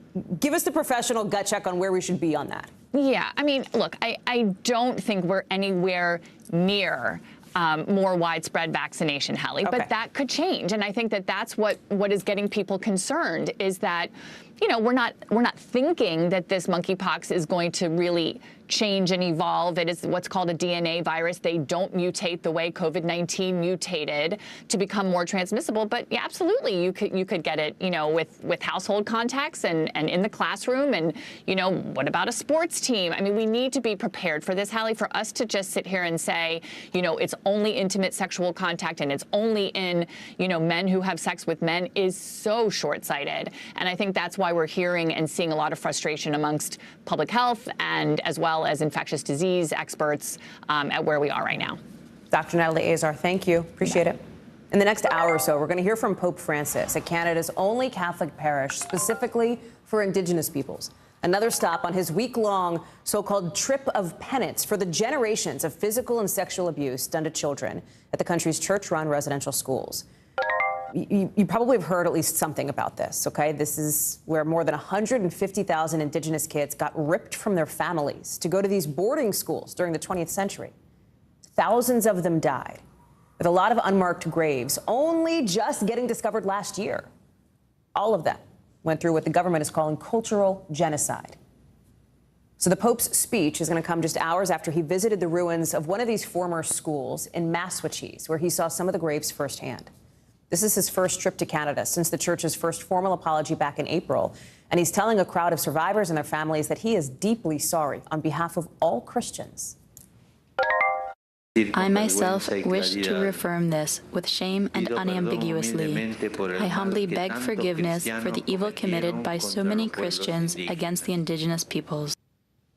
NBC's Claudio Lavagna is traveling with the Pope in Edmonton, Alberta. Claudio, you know, what is so striking here is this is a trip explicitly for penance. It's not a byproduct of some other stop. It's not an add-on, etc. This mission is for forgiveness. You've covered the church in Rome. You're based in Italy for a long time. Help us understand the significance of the Pope here today. Hey, Holly. Well, I've followed the Pope around the world, and I've seen many of similar meetings around the world as well. It's not the first time he meets indigenous people, but this is the first time, as you mentioned, that the whole trip is concentrated around that. Usually, you know, it's kind of half and half. He meets the religious, he meets the Catholic, he meets the government, and then he meets also the indigenous, or he meets the survivors of sexual abuse. This is not one of those cases. I've never been in a trip like this, where, as you called it, he called it himself a pilgrimage of penance, and he can actually, you can feel it, that it is a pilgrimage of penance. Since this morning, where he's made his first appearance there on the grounds of that former residential school, but from the time that he stopped there in silent prayer in that cemetery on unmarked graves, to the times where he really felt it, when he said sorry so many times, when he said that he begged for forgiveness for so many times. And it's not the first time he says that to the indigenous people, the indigenous communities of Canada. He said sorry at the Vatican, but it's a whole different dimension, and it assumes a whole different meaning when he travels all the way here, especially in his conditions. He has mobility problems. You can see that. He needs to be wheeled around on a wheelchair because of his knee problems. So it is very, very significant that he is here and that he's doing what he's doing. It's just the first time this morning that he met with the leaders of the community, of the indigenous communities and the survivors. He will do that over and over again in several parts of Canada, Holly. The Pope is thinking about more than forgiveness, Claudio. He's saying that begging pardon, in his words, is not the end of the matter. That's a quote. We've been hearing from people from the First Nations. You've talked a little bit about the response from the indigenous peoples. What are we hearing from them, and what do we expect the church to actually do as it relates to reparations here? Well, that's perhaps the most significant part of his speech this morning. Yes, we were expecting him to say sorry and beg for forgiveness, but he said, as you mentioned, that asking for forgiveness and saying sorry is only the first step. So what steps are next? He said that he will develop or foster a culture in the Catholic Church that will look after and respect indigenous populations, not only in Canada, but also around the world. But at the same time, he also announced some sort of serious investigation, he called it, into what happened in these residential schools from the end of the 19th century all the way to the end of the 1970s, in order to also help those who were affected by that trauma, Holly. Claudio Lavagna live for us there in Edmonton. Good to see you. Thank you. We'll look for more reporting from the Pope's speech later tonight. Appreciate it. Coming up, a conspiracy theorist on trial today in Texas, beginning now, that'll determine how much Alex Jones has to pay Sandy Hook Elementary School parents for lying that the mass shooting there was a hoax. We'll talk about what we've learned in court, plus what scientists are saying about a link between napping a lot and high blood pressure. We'll be right back.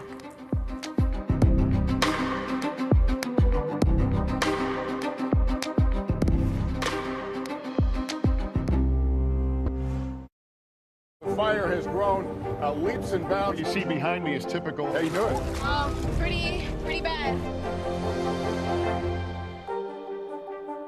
It's the best time of the morning. Time for that pop start, baby. I'm feeling the vibe today on the show. Hallie Jackson Now, weekdays at 5 on NBC News Now. At 73, Prince Charles is still waiting for the job that is his birthright. Do we want Charles? Do we want a monarchy? I'm Keir Simmons, and we'll take on these questions and more in our new podcast, Born to Rule. Listen now. No stress, no mess, just yum. That's it. Now Tonight with Joshua Johnson, streaming weeknights at 8 on NBC News Now. Top Story with Tom Llamas, weeknights at 7 on NBC News Now. The Seduction, Dateline's newest podcast. Listen now. Top Story with Tom Llamas, weeknights at 7 on NBC News Now. So jury selection is starting today in the defamation trial against Alex Jones, InfoWars host and noted conspiracy theorist. And once this jury is picked, they're going to decide just how much he has to pay Sandy Hook families after he lied and said the shooting there was a hoax. He's being sued by some of the families of these victims you see on screen. These 20 children, these 20 little kids, and the 6 adults killed in the 2012 Sandy Hook shooting. for saying that the massacre involved actors, Jones said, who just tried to basically boost support for gun control in this country. Jones has since acknowledged the shooting did happen, but for some of the families, his lies have affected them in serious and deep ways. The trauma that he imposes, the pain and suffering with the lies he peddles. You know, to say that Sandy Hook was a hoax and it never happened, it's an outright lie.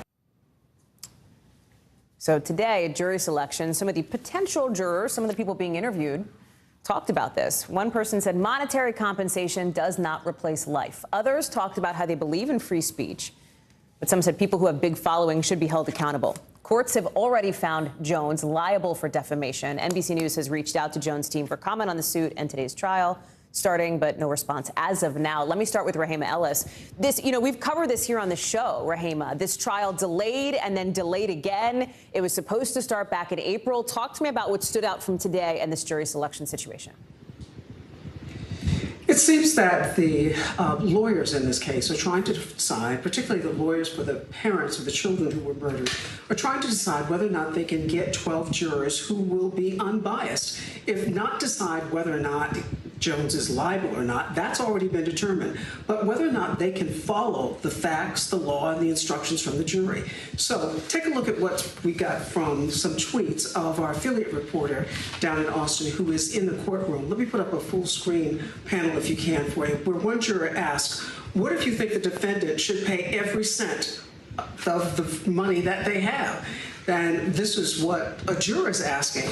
And so whether or not that person is allowed on the jury is questionable. Another full screen when our reporter inside the courtroom says many jurors are asking for more context on how the amounts would be calculated. One juror says, if you're asking someone to pay $200 million, you better have a good reason. So they've got a pool of 100 potential jurors, and they're trying to whittle that down to 12 people who can be unbiased, and instead just, again, follow the letter of the law, the facts, and the instructions from the jury. They're finding that a lot of people that they spoke to today said they couldn't be unbiased, that they were biased about whether they should award someone, this family, a lot of money. So, but they've got a lot of people to pull from to get 12, Hallie. They're confident they can do it. That's for sure. That's going to take a minute. Rahima, I know we can't get into sort of specific money figures because we just don't know what they are right now. That's not something that we can get into. But we do know that even though Jones is off of YouTube, off of Facebook, off of Spotify because he violated their policies on hate speech, he used to be pretty popular back in 2015, 2018. That's when the InfoWars store made more than $165 million that period. I wonder about the impact of this trial on this business that Jones built, in part based on some of the conspiracy theories that he pushed. Well, he's wondering about that, too, and that's why before this trial began, he put his assets into what's called, InfoWars, into bankruptcy protection.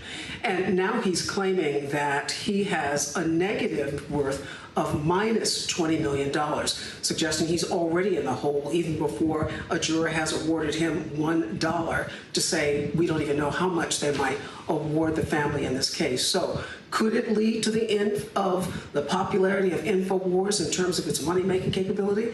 That's yet to be determined, Hallie.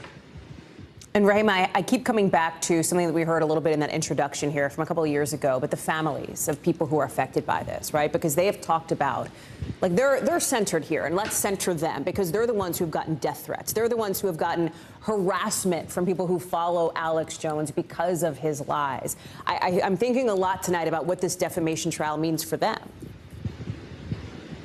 Well, you make an excellent point, and that's the point that the families make, and that is that this is not a victimless allegation for them to say, for Alex Jones to have alleged that the massacre that happened at Sandy Hook was all a hoax. They say that the families say that they feel pain and real threats from harassments and from death threats that they've gotten from Alex Jones's followers who believed this hoax that he was peddling on InfoWars. So for them, if they have any vindication at all, it is first and foremost, there has been a trial where the judge said that Alex Jones is liable.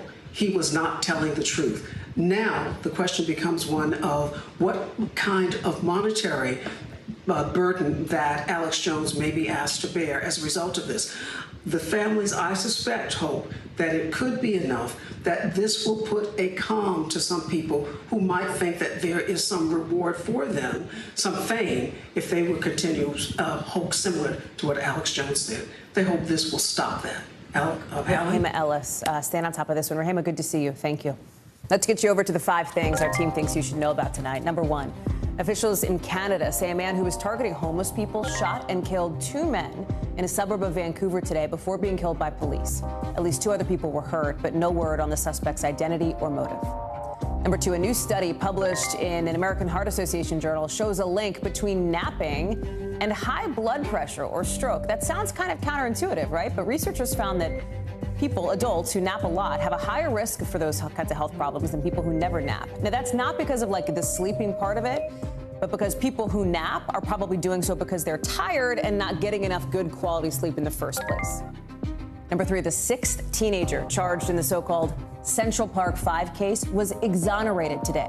In 1989, Stephen Lopez, along with 5 other Latino and Black teens, was arrested in a woman's rape and assault. Lopez reached a deal with prosecutors to plead guilty to a lesser charge and served 3 years in prison.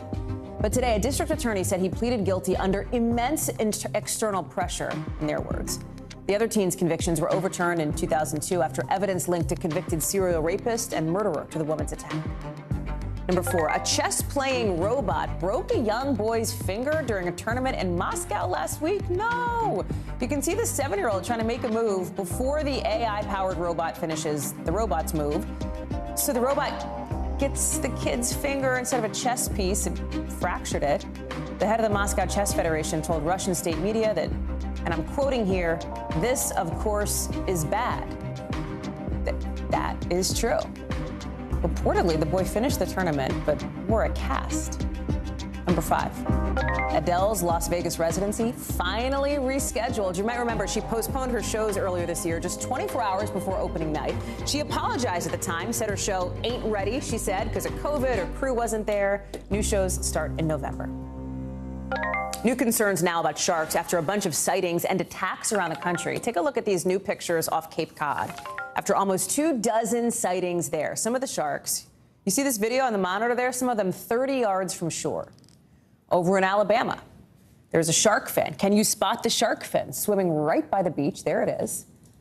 It's not just the sightings. People are getting bitten, too. In New York, at least 6 people ended up with shark bites in just the last few weeks. The governor there has even called in drones to try to keep an eye on things. But some experts are saying this might not be so bad, that it might be a sign that nature is healing, they say. Proof that shark conservation efforts are actually working and that the oceans are getting their balance back after so much overfishing and pollution. Here's Kathy Park. The beach has certainly been a great place to cool off during the hot summer months, but a lot of folks have been on edge recently because of a rise in shark sightings on both coasts. Here at Rockaway Beach this weekend, the beach was closed off for swimming for several hours because of another shark sighting.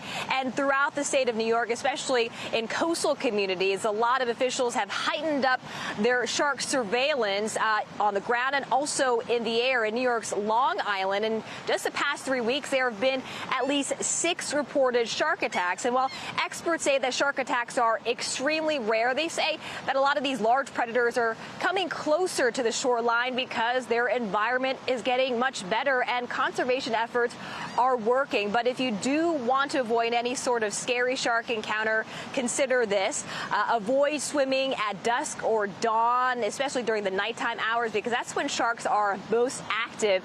And also remember to take off the jewelry when you jump into the water, because the shine and the reflection off that jewelry could mimic fish scales.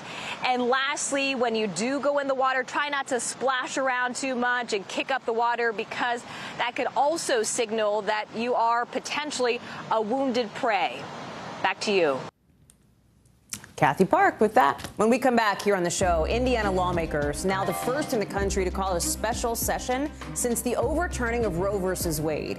They're looking at a bill that would ban most abortions there. We'll talk about the protesters, the vice president, and who else showed up in Indiana today after the break.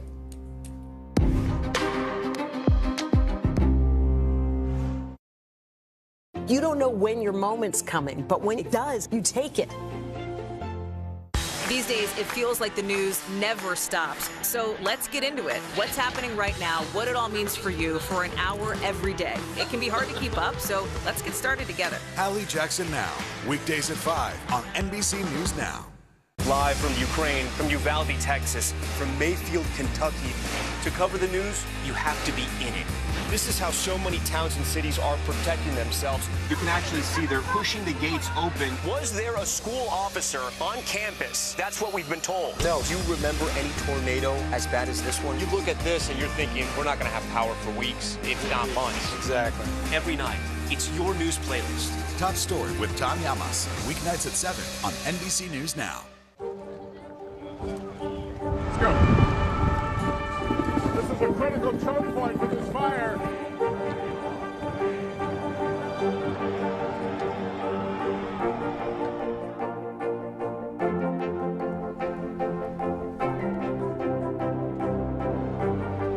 Unnecessary, unjustifiable, illegal.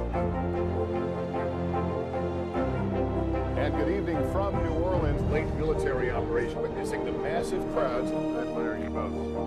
Nice to really spend some time with you. Appreciate it.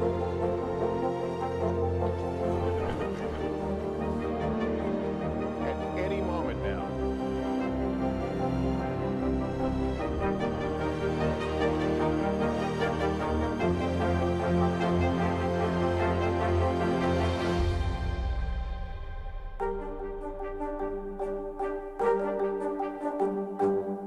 News is happening now. Look at what's making headlines around the world.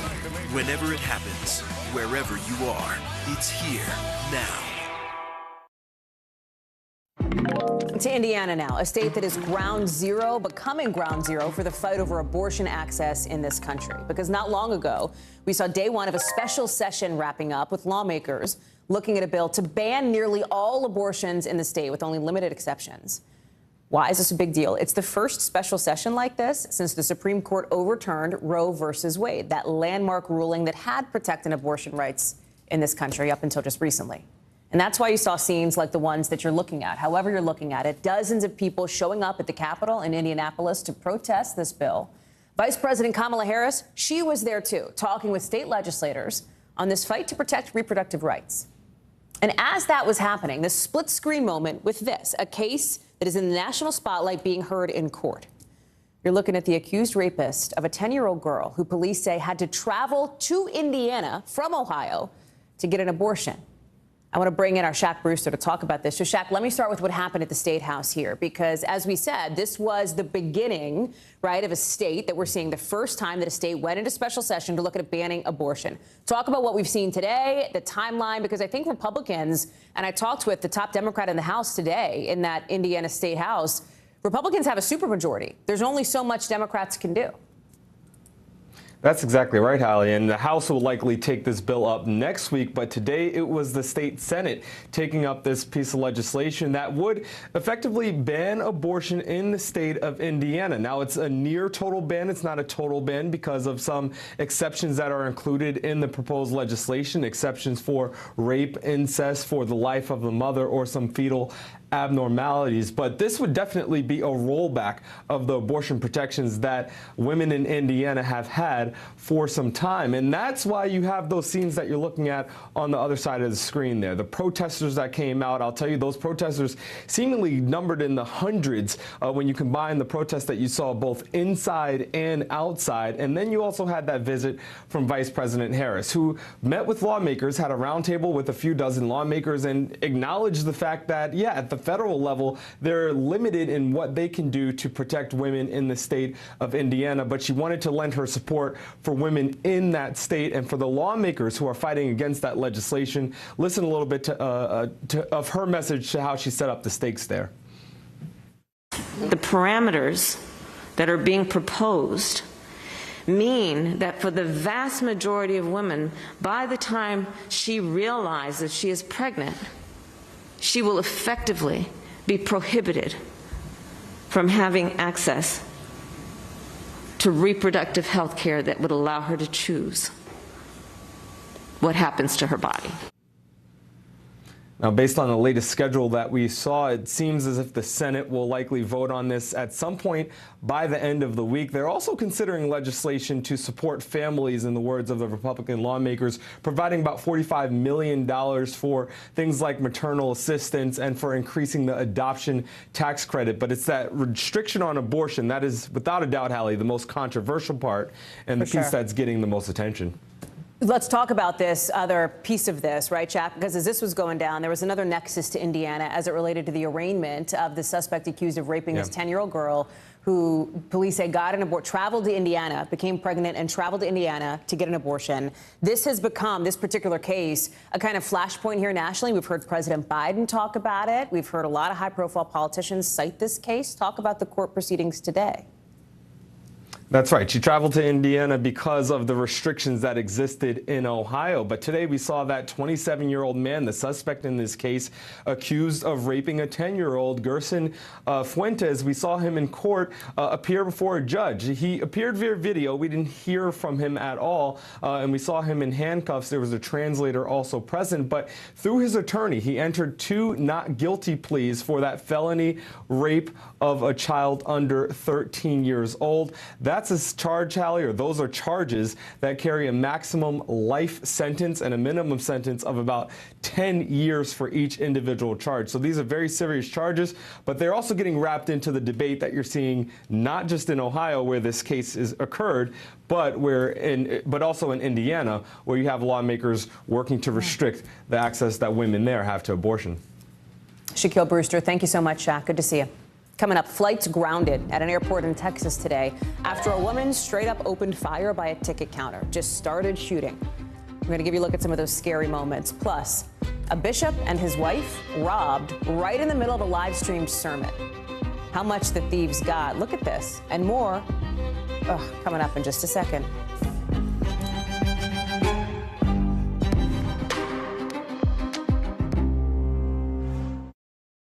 Mystery in Paradise. There's my sweet little sister on the news. A series of secrets to be discovered. This investigation takes you into the swinger lifestyle. Dateline's hottest July ever. Fridays at 10/9 Central. At 73, Prince Charles is still waiting for the job that is his birthright. Do we want Charles? Do we want a monarchy? I'm Keir Simmons, and we'll take on these questions and more in our new podcast, Born to Rule. Listen now. Right now on NBC News Now. We've got all the angles covered tonight. Look at what's making headlines around the world. We've got 3 new developments just this afternoon. We begin this hour with breaking news and the growing impact of Russia's assault. This is what it looks and feels like to try to escape Ukraine. I don't want to say goodbye. This factory has gone from making kitchen pots to lethal items. There's an intense artillery battle underway between Ukrainian forces and Russian troops. Breaking news this morning. The heartbreak, the grief, and the tears that we have seen here are all tragically familiar. Was there a school officer on campus? Because that's what we've been told. No. The shooting is once again reigniting the debate over gun laws. If it's Tuesday, it is primary night. The highest profile races yet this year. We are talking elections in a battleground state. The official confirmation of Judge Ketanji Brown Jackson. Let's zoom out a bit to our changing climate. What do we think that the new normal is going to be? We got some promising news this morning about the rollout of COVID vaccines for children under 5. Have you seen a demand for mental health services increase among Latinos? It's time for another honest conversation about what it means to be Asian American. The people of the Chamizal neighborhood aren't the only ones experiencing what they call environmental injustice. We're here to try to start conversation. A lot to talk about as we continue our rolling coverage. We're coming on the air with the news NBC Scoop. Bringing the news to you is not only a job, it's an honor.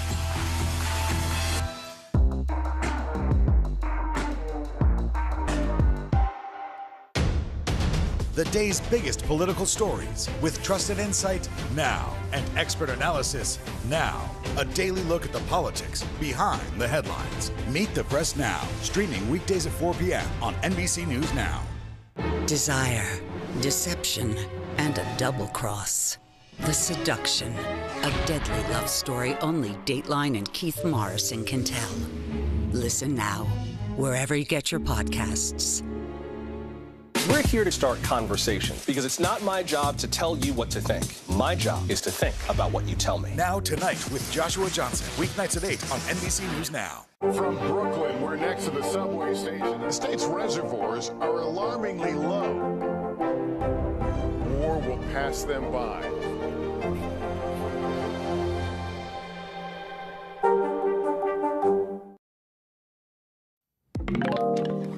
NBC News covers hundreds of stories every day, and because you couldn't possibly read or watch or listen to them all, our bureau teams have done it for you. This is what they tell us is going down in their regions in a segment we call The Local.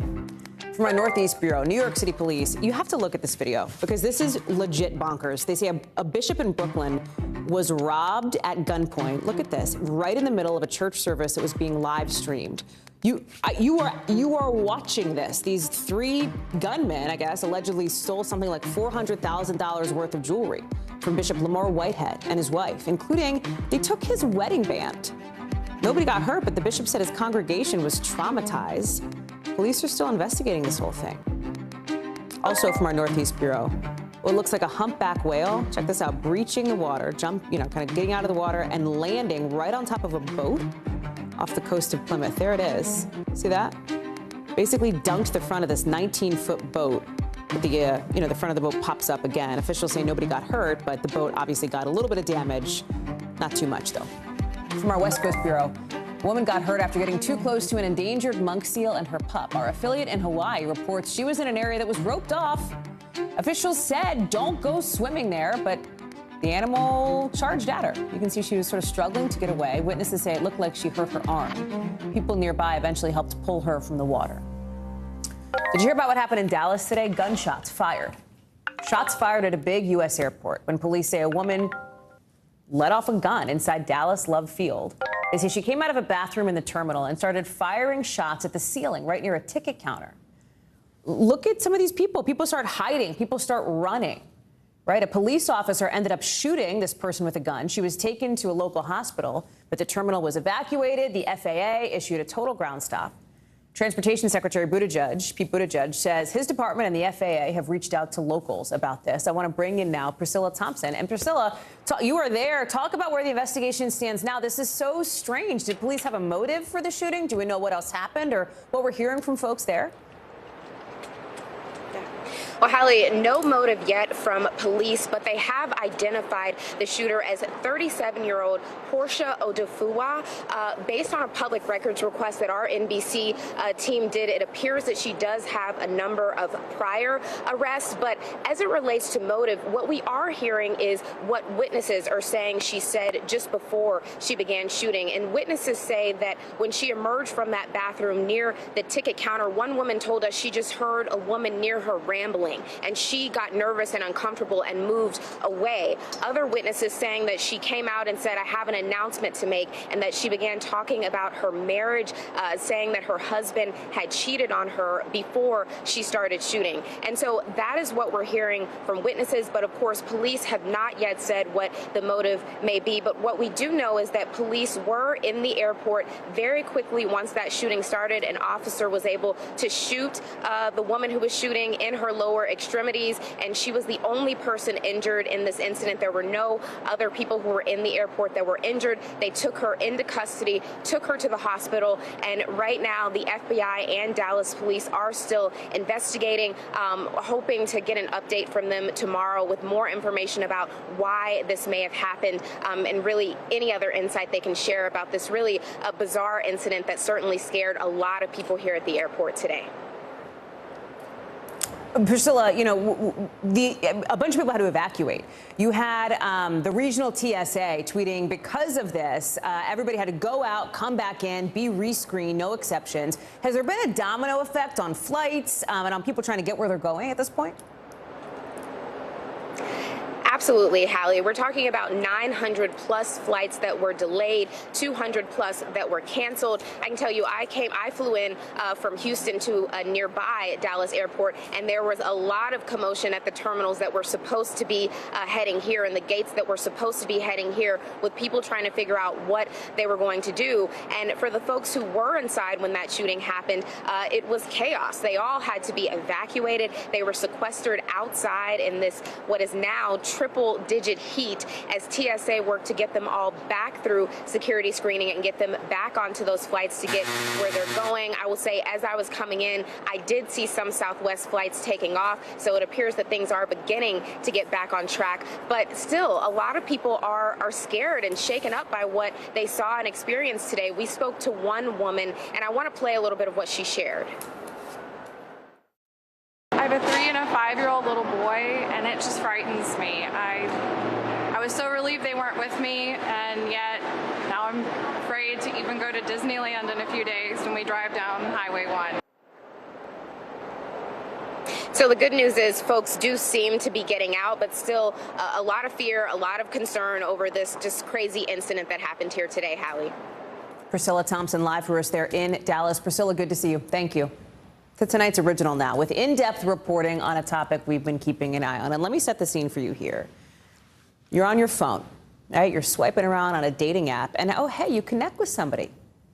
You are vibing. This conversation is going well. You are into this person, so you don't even think twice when they ask you for some cash. Maybe you fork over a couple bucks and a couple bucks more, and then pretty soon, guess what? You've been scammed. There's a name for it, a romance scam, where these people use fake identities to try to win over your trust. They try to get the affection of potential partners.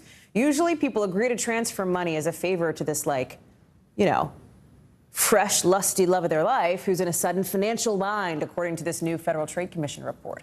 Romance scams surged in the pandemic. They hit a record high in 2021, with people losing something like $550 million, up nearly 80% from the year before. NBC's Jake Ward is taking a look at these new numbers. He has more.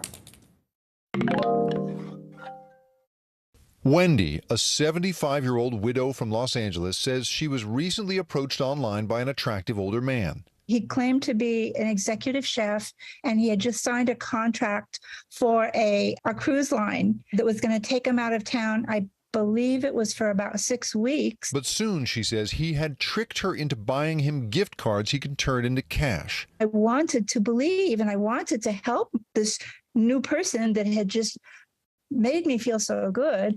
Jane Lee, a cybersecurity investigator, knows this story well. They initially shower their victims with compliments. They quickly move the conversation over to an encrypted messaging platform. He wanted to transfer our dialogue onto Google Chat. Experts say it is always headed the same place. I think all scams in general lead to money. He claimed that he had an account with a company similar to Dropbox, and that he had forgotten to pay his annual premium. Wendy spent about $1,000 before she figured things out, and that's pretty good compared to other victims. The FBI estimates that in 2021, more than 24,000 people, women and men, lost an average of more than $40